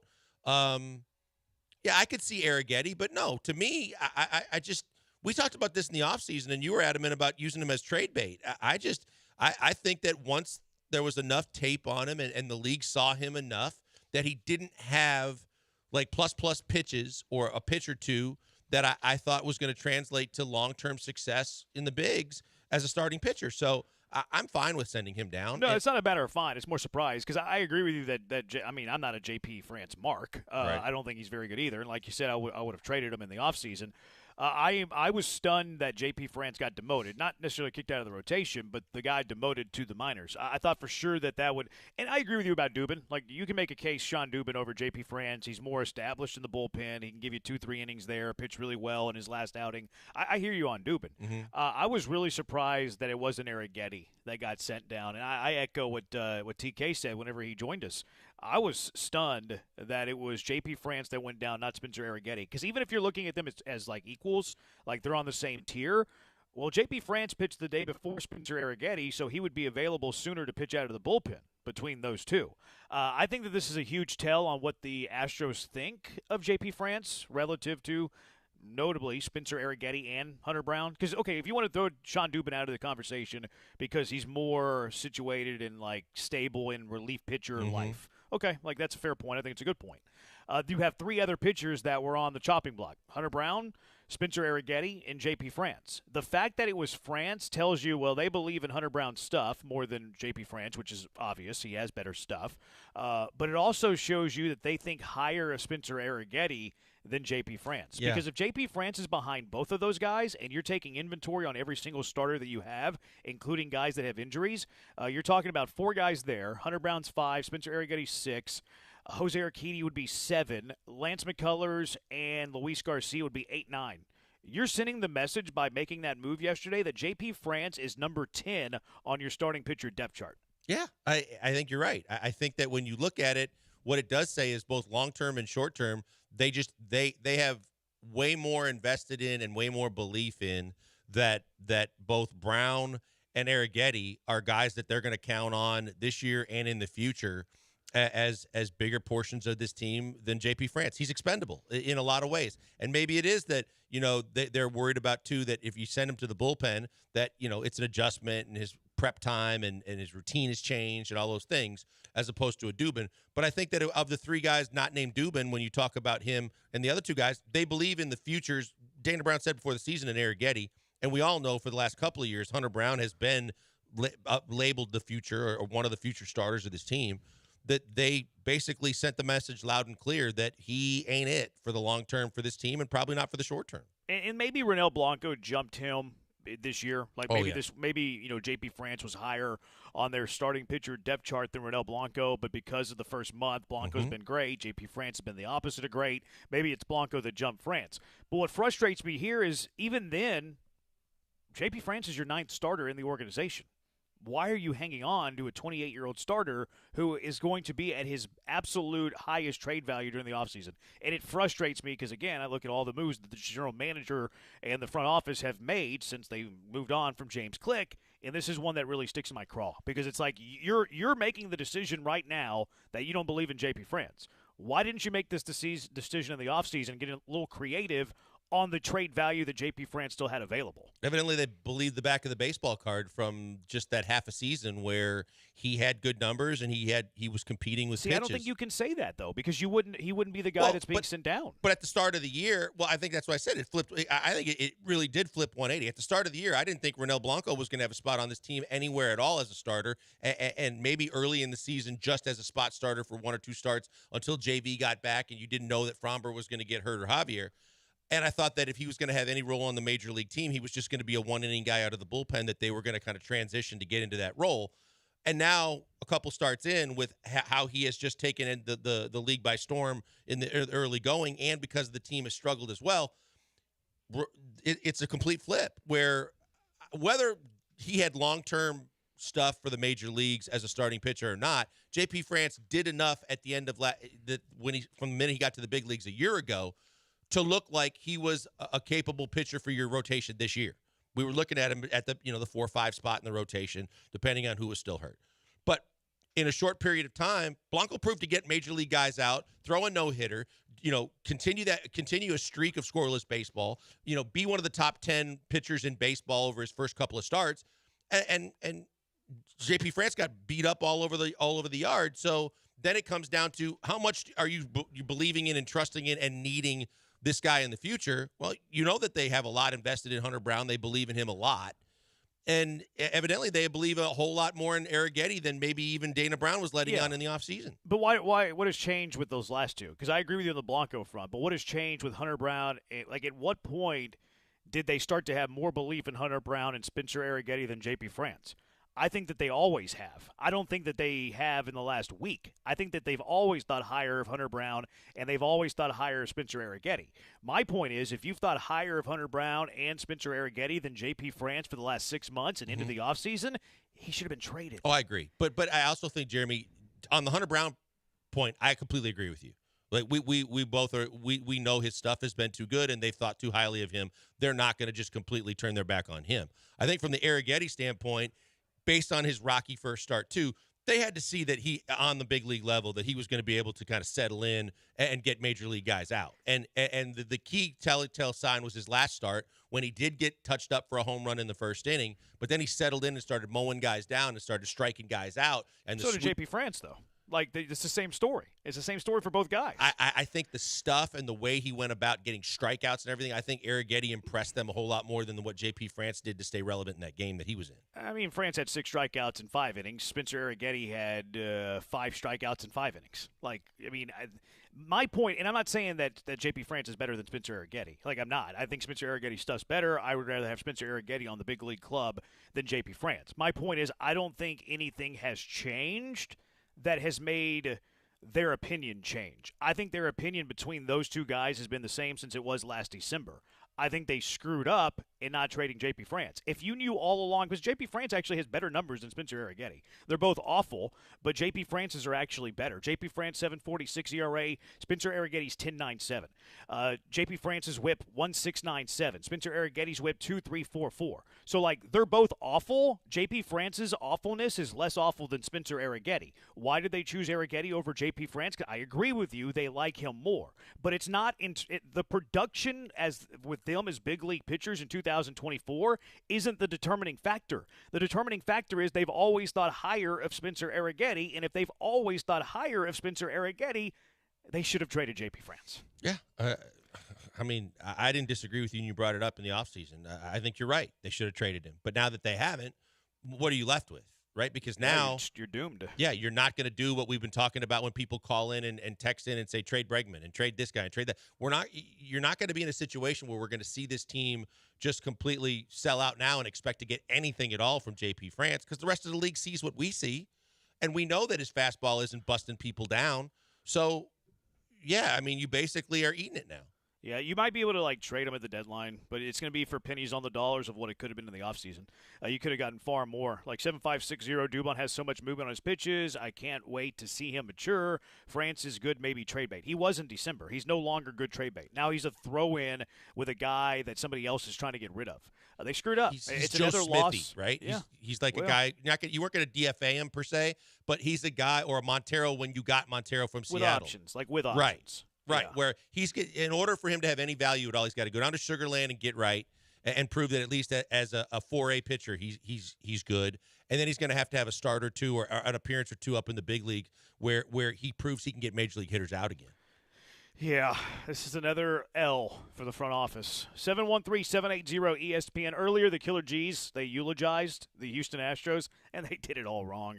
We're going to pick up where they left off. It's the Killer Bees on ESPN 97.5 and ESPN 92.5.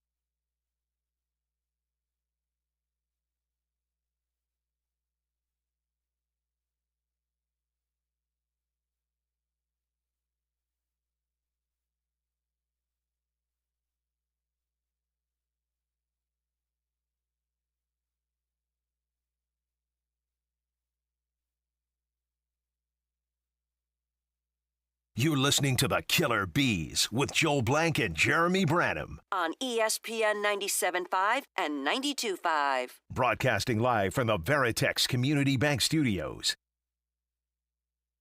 His Seattle Mariner jersey today, they eulogized the Astros. The Killer G's eulogized the 2024 Houston Astros season. Here's a little bit of a sample. Joe George, our friend, with one of the eulogies.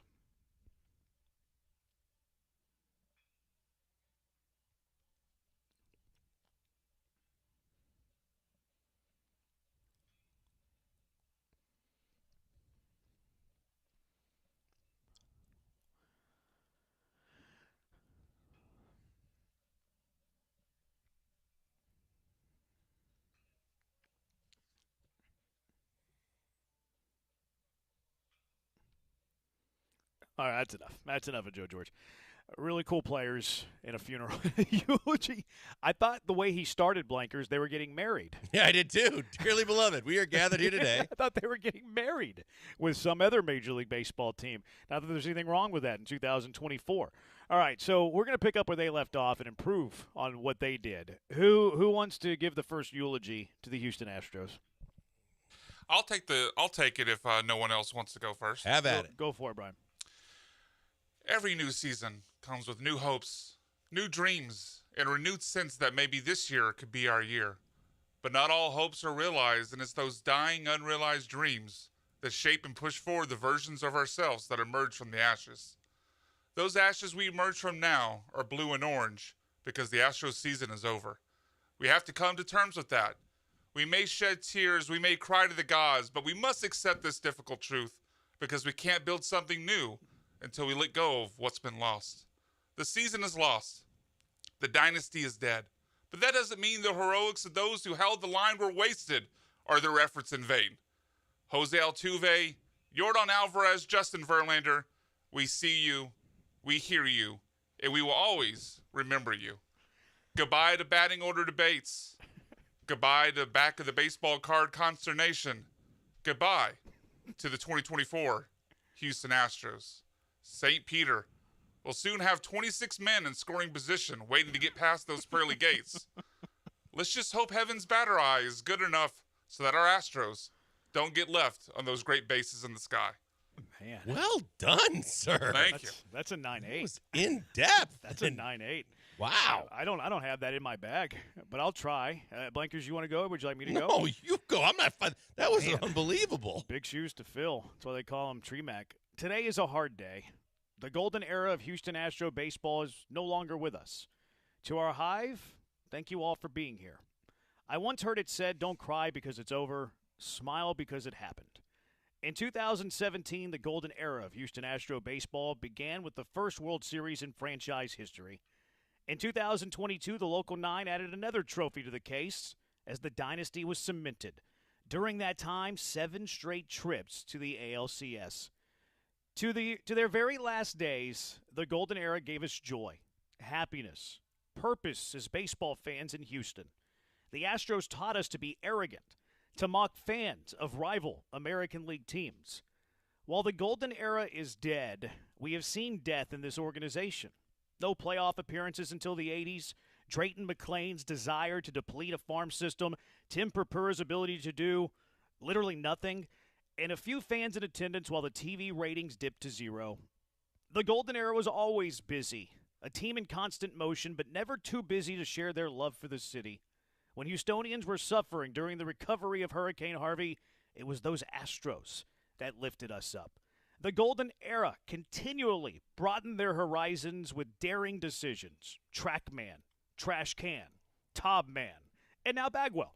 The golden era was always on the edge of innovation.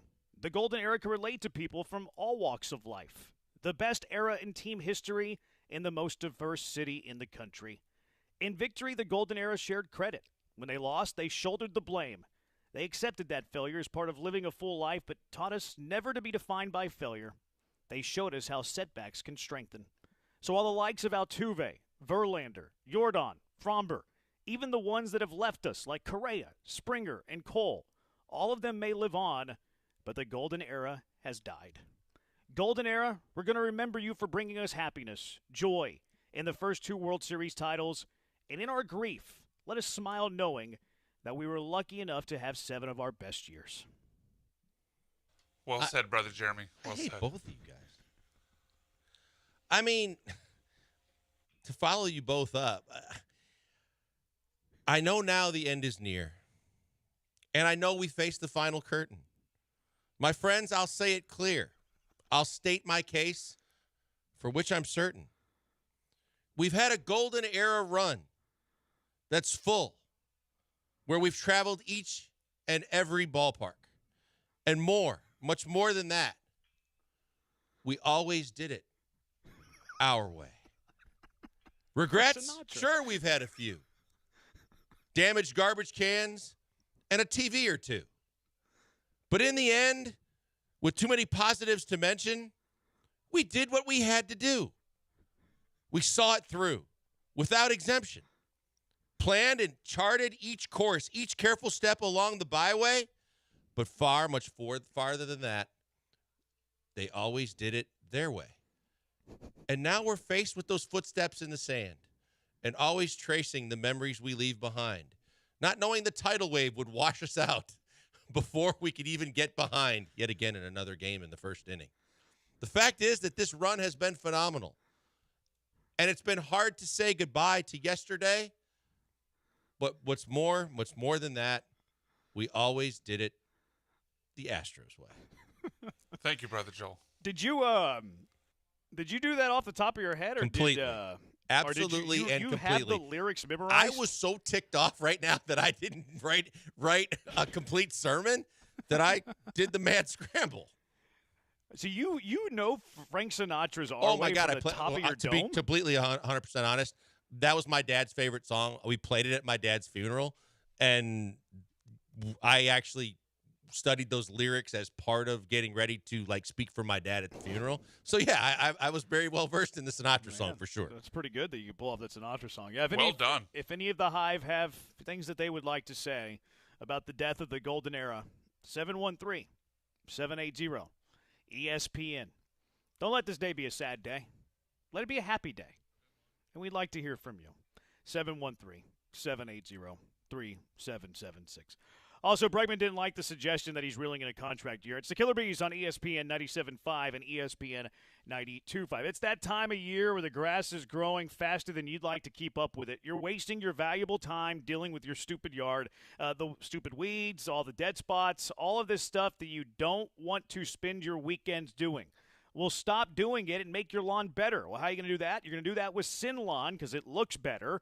It's easier to maintain. In fact, it's almost no maintenance at all. Sin Lawn is here so you can get your weekends back. Sin Lawn, the evolution of the AstroTurf that was made popular by the Astrodome, and now Sin Lawn, S-Y-N Lawn, Sin Lawn, wants to improve your lifestyle and make your yard look way better. Stop mowing, stop pulling weeds, stop throwing money into an ugly yard that you're embarrassed of people seeing, and have a great yard year-round. Sin Lawn Artificial Grass is the best on the market. They offer a lifetime warranty, products that are top shelf, made in the USA. The people are great, too. They're also fully insured, fully bonded. They have their own in-house crews. You don't have to contract anything out, which is always super annoying whenever you have work being done on your house and they're going to contract something out. It always turns into a nightmare story. Don't have to worry about that with Sin Lawn. Sin Lawn's number one priority is making their customers happy. Sin Lawn is perfect for your yard. It looks beautiful all the time. I saw one done the other day with pavers. I saw one done with some like a mulch with some flowers around the fence line. Whatever you want to do, they're going to figure out how to make it work, and it's going to look great. Perfect for your yard, however you want to get it done, whether it's the patio, maybe the kids' playground. You don't have to worry about your pets tracking mud inside. You don't have to worry about your kids tracking mud inside the house anymore either. How about that putting green? Putting green that you've always wanted. You can get that into your backyard as well with Sin Lawn. Head to 975sinlawn.com to learn more. 975SYN-lawn.com. 975sinlawn.com to get started on that yard of your dreams. Sin Lawn. Control the process from yarn to yard.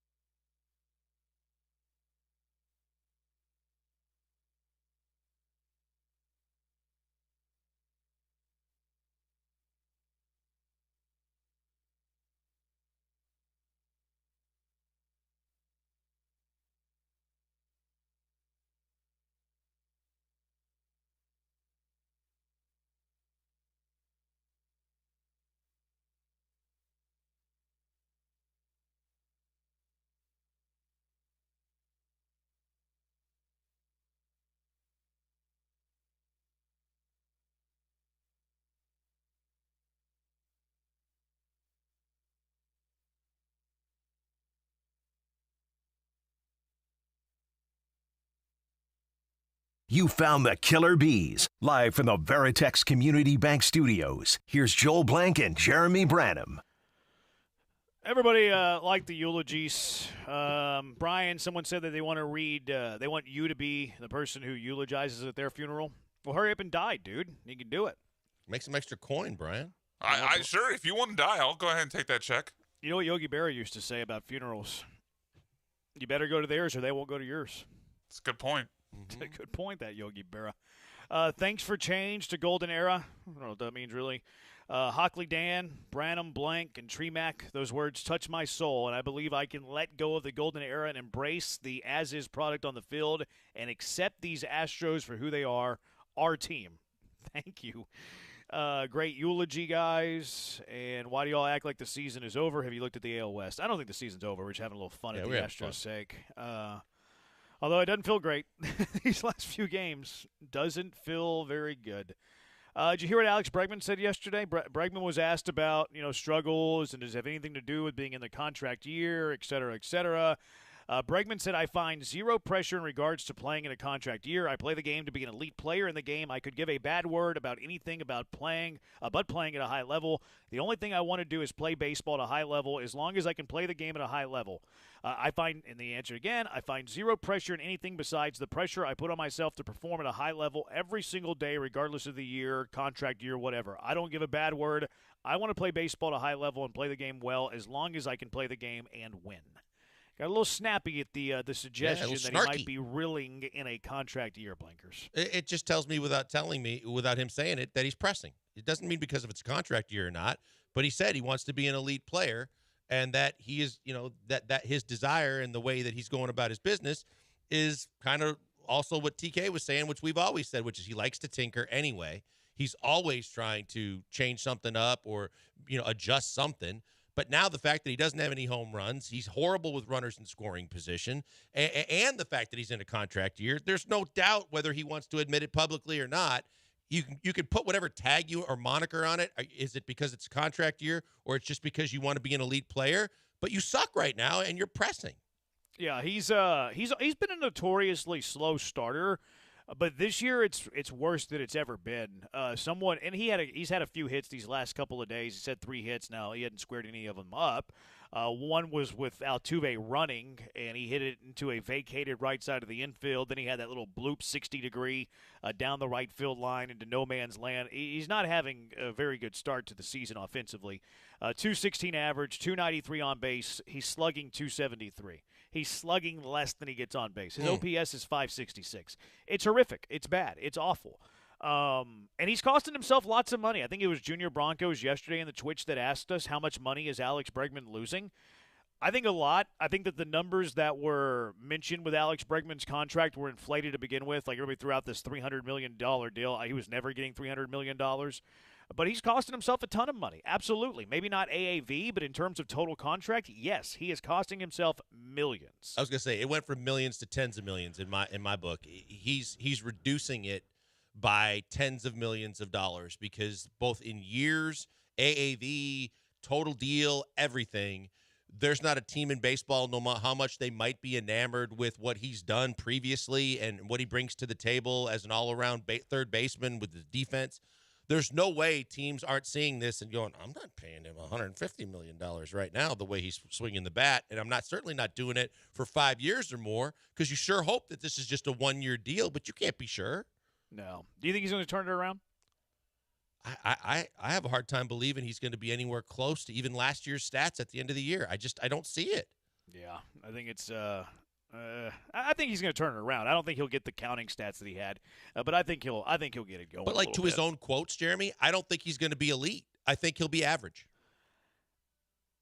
His final numbers, probably, but I mean, playing at a higher level, I think so. And I don't think he's ever been. I think the only 2 years he's been elite was 18 and 19. 19 for sure. Yeah. Like since the end of 2019, he's been a good third baseman. Like, he's been super solid. Like, he's a really good offensive player, solid offensive player, and then he's really good defensively. But in terms of, like, an elite third baseman in baseball, he hasn't been that since the late 2010s. I mean, let's call it what it is. Like, everybody, well, Bregman's, people still act like whenever people were throwing around $300 million on Alex Bregman's contract, everybody was acting like Alex Bregman was still 2018, 2019 Alex Bregman. Let me run the numbers here. Since 2020, since the COVID year, this is a massive sample. It's over 2,000 plate appearances. It's over 1,750 at-bats.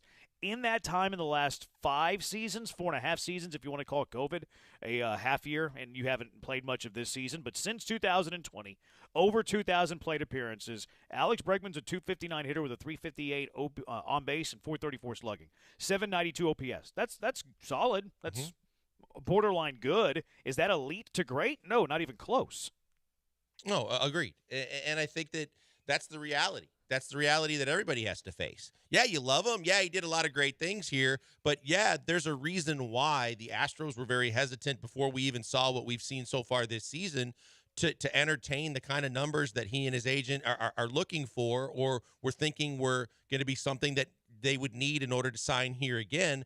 And now it's the danger that you face when you bet on yourself. And the Astros have played their cards the right way so far, regardless of how he's performed. But right now, no matter how he performs from now through the rest of the regular season, unless you get an owner with a wild hair that just loves him because he's Alex Bregman, I don't think that he's going to get any. I think he's cost himself $20-30 million easy.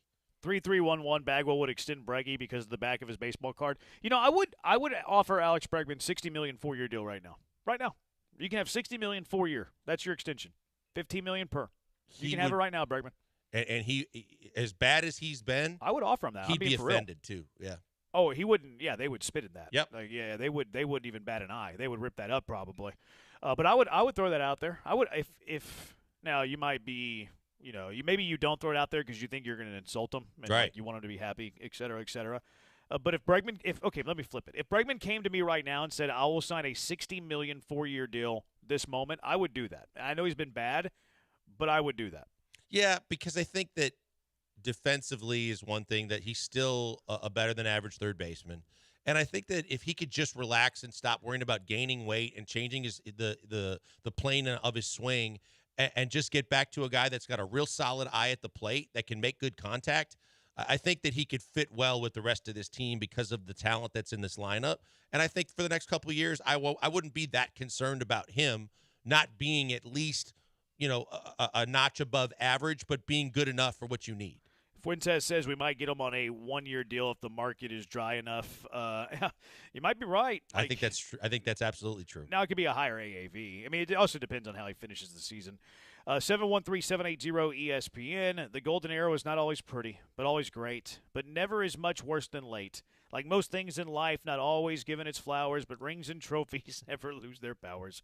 The memories were great and always cherished. Never thought washed-up Hall of Famers running the team would be why it perished. That's well done. I wonder pretty good. I wonder if that was Chat GPT. I wonder if that was a little AI there. Oh, good. That's a good call. I'm curious if that might have been that. Astros will catch fire after the All-Star break. I certainly hope so. Do you think this team is capable of winning 10, 15 in a row, climbing back in the race? That's a bit lofty, 10, 15 in a row, but maybe like 15 out of 18?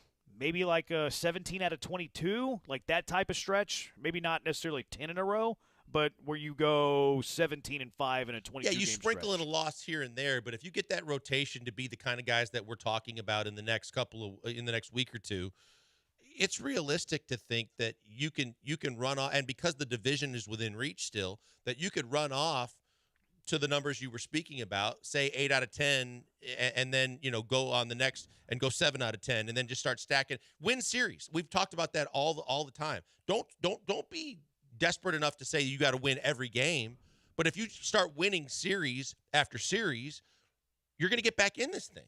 Yeah. Junior says we need a 30-10 run. Yeah, you're looking at Yeah, that's 3 out of every 4. It doesn't I can figure out the math on that. Alex says start with 2 in a row first. That's a good point. That's a really No good doubt. point. One step at a time. It's a casual baseball fan. As a casual baseball fan who's learning the game, can you clarify what a 4A player is? It's a player that's a fringe big leaguer. Like he's a good AAA player. He's not a good big leaguer, so you label him a 4A player. That he's better than a AAA guy, but he's not as good a major league guy, and he's stuck in this purgatory known as 4A. Which is probably a JP France type. Jason Lane was that guy. He was a 4A guy. John Singleton is a 4A guy. Cabbage might be that guy. Cabbage is probably a good call as a 4A guy that the Astros currently have. That's kind of all off the top of my head, but that's what that means. Better than AAA, not as good as Major League Baseball. 713-780-ESPN, HRP listener line. It's time for the Wheel of Bits. You never know what you're going to get with the Wheel of Bits, but you do know that it's going to be great. What's in store today? It's the Killer Bees on ESPN 97.5 and ESPN 92.5. Guys, a moment here for Vanderford Air, because Vanderford Air is not only one of the newer members to the ESPN family, but Vanderford Air is someone that you guys need to know about because they can be so helpful to you, and you guys know what to do. You need to memorize their number and understand how to get to them because we know what we're dealing with when we're in Houston, Texas, and that is excessive heat. And we deal with a ton of heat for a ton of the year, and when your air conditioning unit goes on the fritz and it goes down, the wrong time to not have the number is right then and there. You need to save it and go to Vanderford Air because they take care of you every step of the way. They're going to be there within 24 hours of you calling them. You got a plumbing issue, an HVAC issue, you need a part or an entire unit replaced.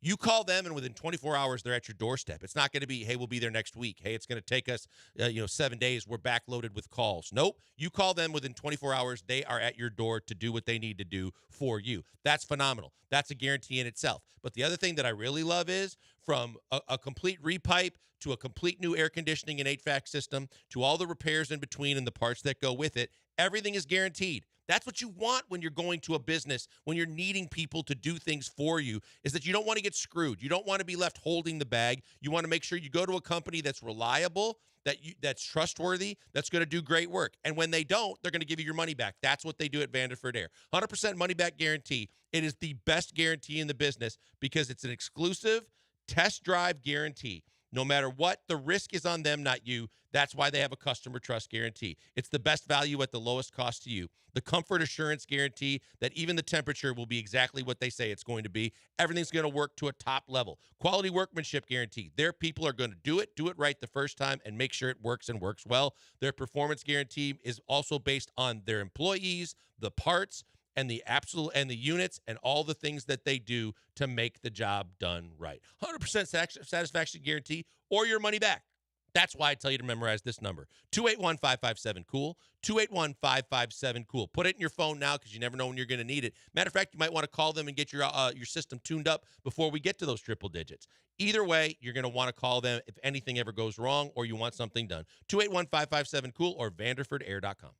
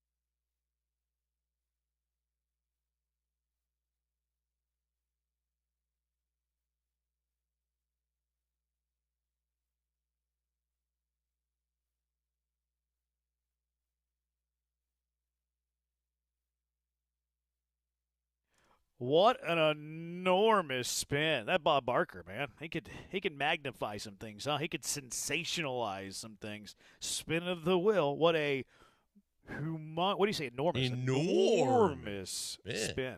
What do you say? Bush League? That's right, Bush League. Yeah, Bush League or not. All right, couple of things that we can bring up here. Is it Bush League playing your phone or iPad with sound on in a public setting? Absolutely.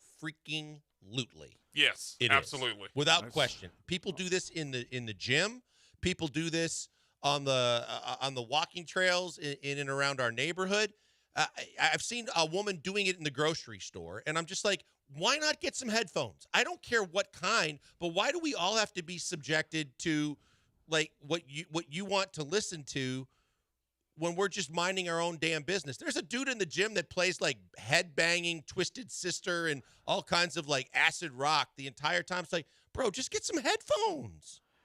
Yeah, this is Bush League. I ran into this in the airport the other day. We were waiting for our flight, and the lady next to me was just playing TikTok videos on her phone out loud.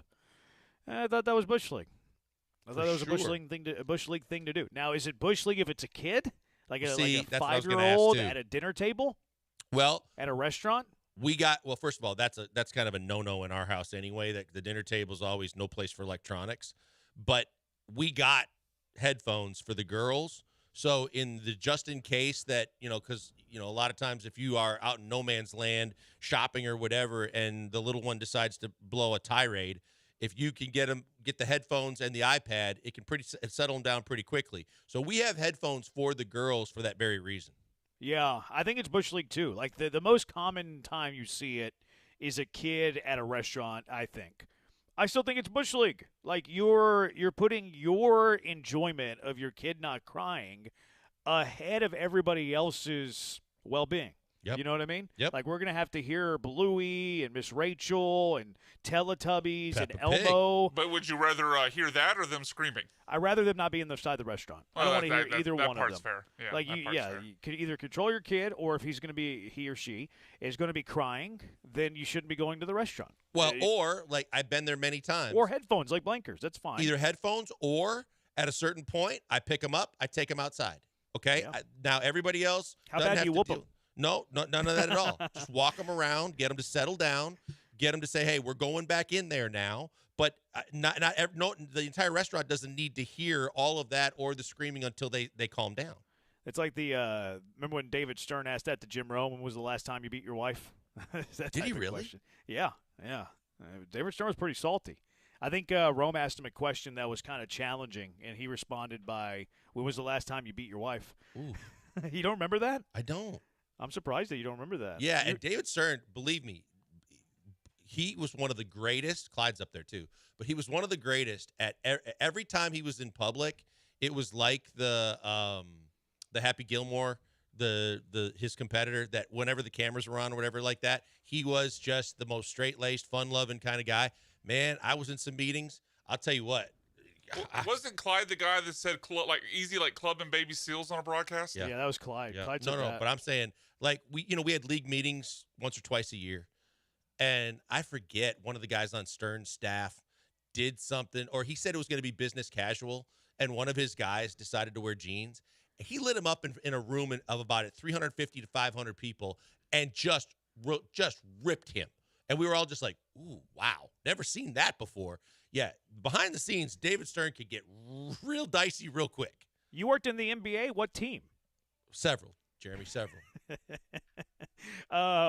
Yeah. I was going to say something else about the headphones, but I don't think anybody has an objection to that. Honey Glazed Branham, what about a coworker playing games on her phone without sound at work? Wasn't Honey Glazed Branham the one that wanted us to help him get someone girl. fired? It's the same girl. Yeah. She still hadn't been fired. We almost – no, that was – I don't mind if somebody is playing a game on their phone without sound. That doesn't bother me. Like, Yeah, it's none of my business. Honestly, it's the boss's job to figure out whether she's a good employee or not. That's fine. Now, if it's influencing my workload, like I have to work more because of that, then I'm probably gonna have a conversation with her, and then if that doesn't fix it, then probably take it to the superiors. But I don't have from an annoyance point of view, if it's not adding more work to my plate, I don't care if they're playing a game on their phone without sound. Now, if there's sound there, we have an issue. Yep. All right, next Bush League or not, going to the movies before noon on a weekday. Is this Bush League or not? I don't think so. I think that if you're off of work or you have nothing else to do and you want to go catch a flick, and the fact that normally the matinees are cheaper too, then I don't think that's a problem. I think that if that's the way someone wants to see a movie, then so be it. Get a job, you bum. Get a job. What if they're on Twitch? Movies before. What do you mean if they're on Twitch? They don't have a job. Yeah. Some people do stream for a living though on their Twitch.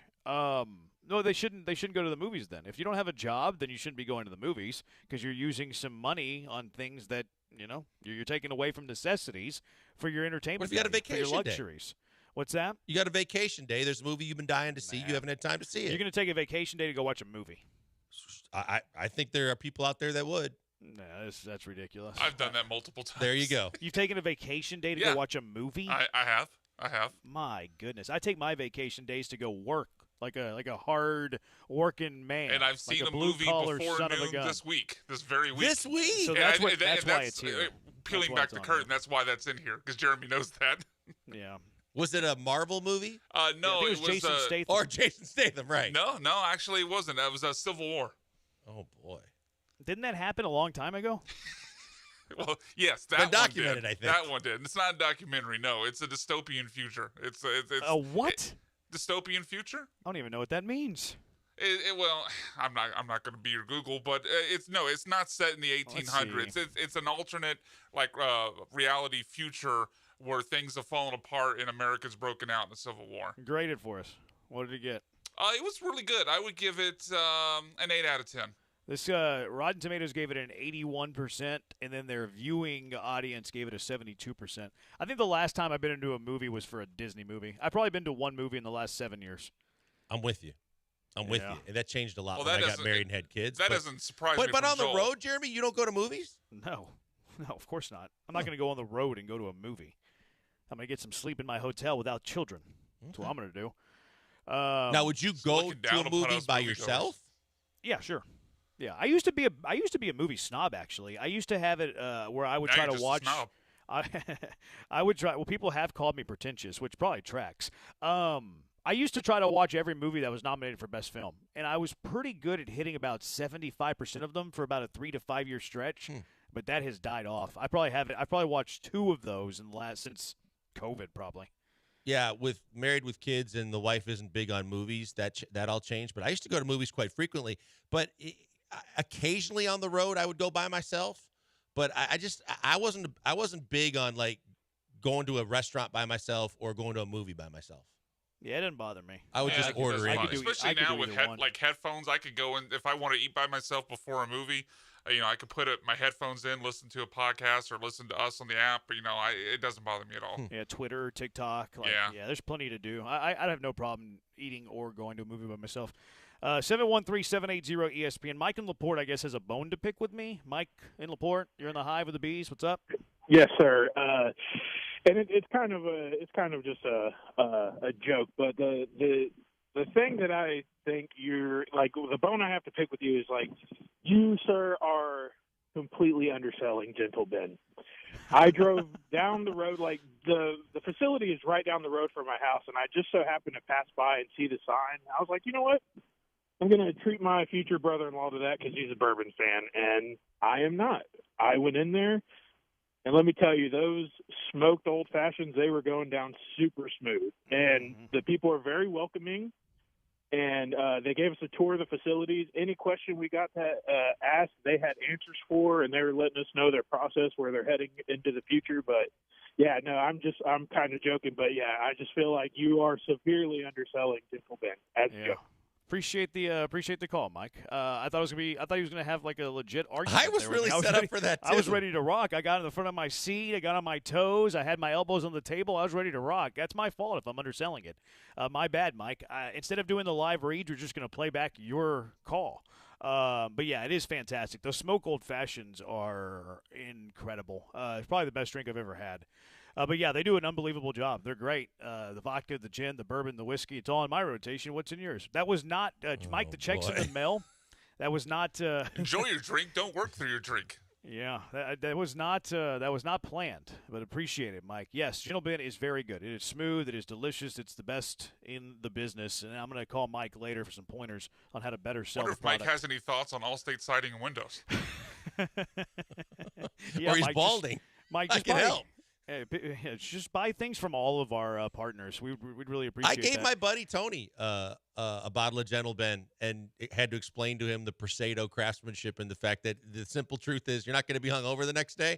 He's like, I had no idea. And then he tried. He's like, whoa. I'm like, there you go. Yeah. The more you know. Yeah, it's very good stuff. My buddy won some Gentleman the other day, and I'm not sure I'm going to give it to him. All right. Anyway. That's nice. Every Friday, our car wreck of the day are the mean things you say to us. What are the meanest things that you've had to say to us this week? Mean text with the Killer Bees up next on ESPN 97.5 and ESPN 92.5.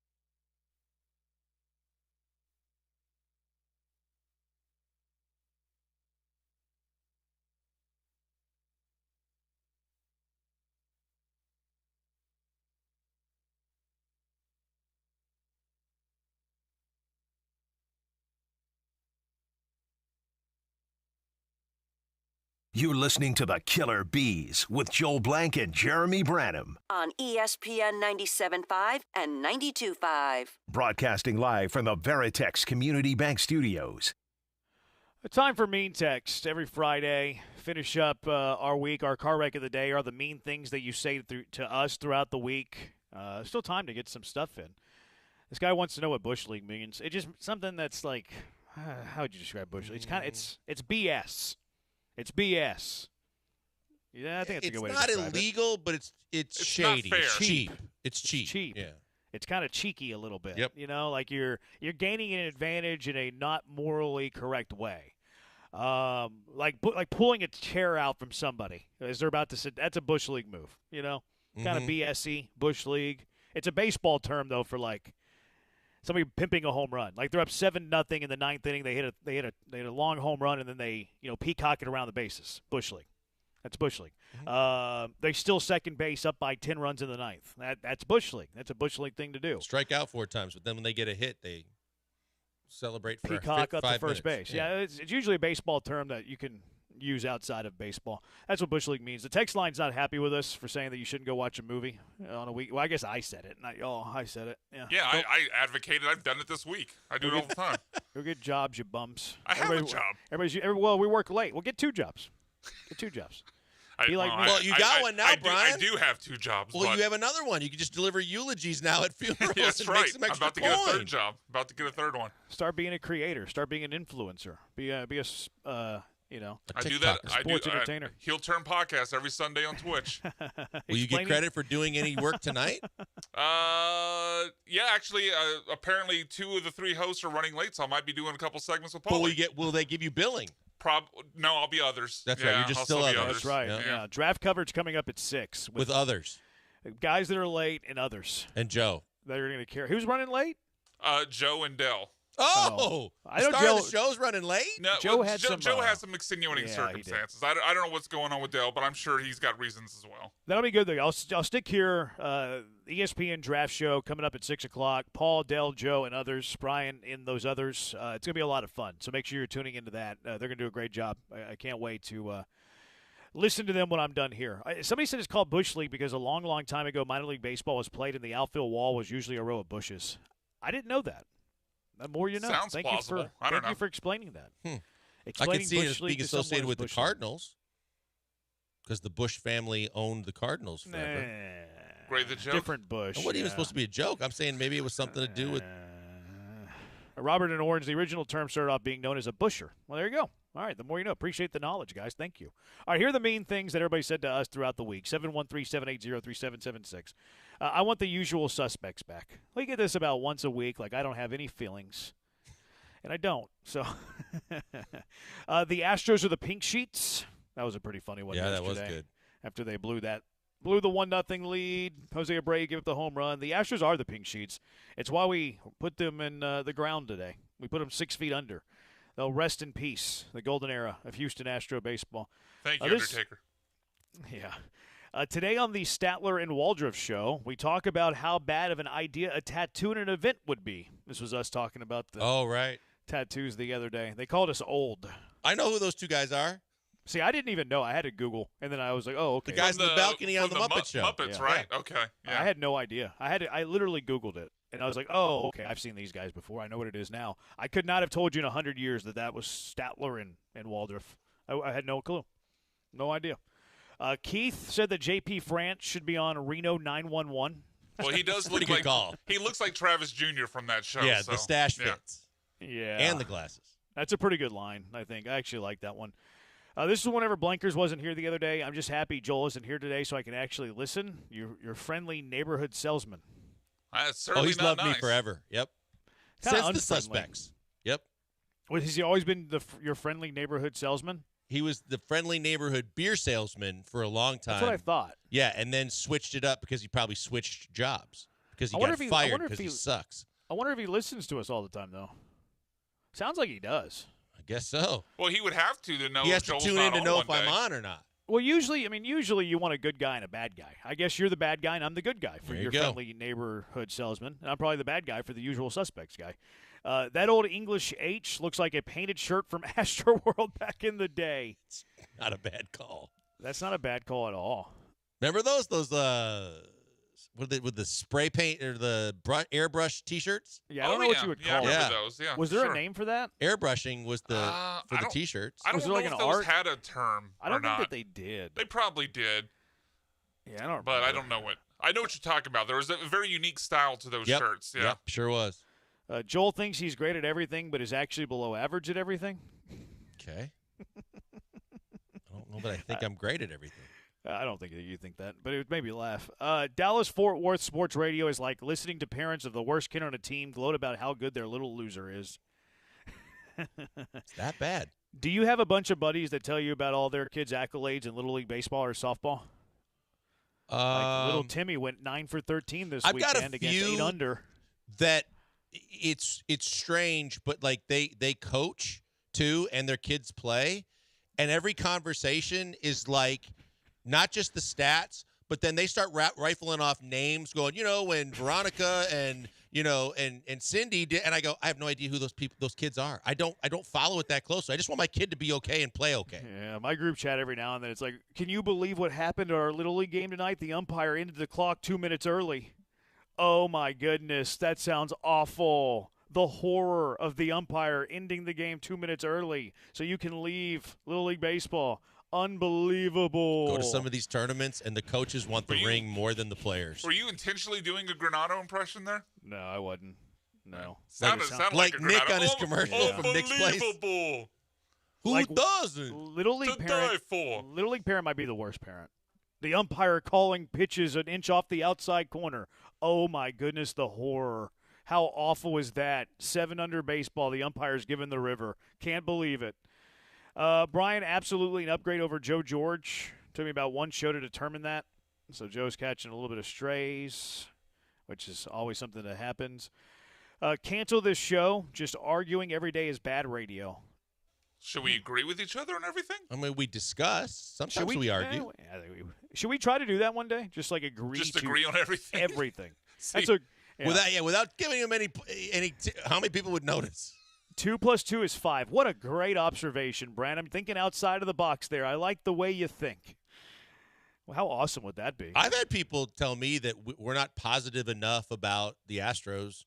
I'm like, they suck right now. What do you want us to do? I mean, are they, 7-19? Yes. What are we supposed to say about They have them? the same record as the Rockies. That's not supposed to happen. I feel like we've actually been a little optimistic about them. Like, we certainly crushed them, but I feel like we're pretty optimistic that they're going to turn it around. I think all three of us have said we expect them to get back in the race. And yeah, I mean, I know for sure you two have said that today during the show. So I've done it every time. I don't think either one of us is ready to bury them. Sports LM, are you guys actually extra funny right now, or is happy hour kicking in? I clearly know the answer. Was that today?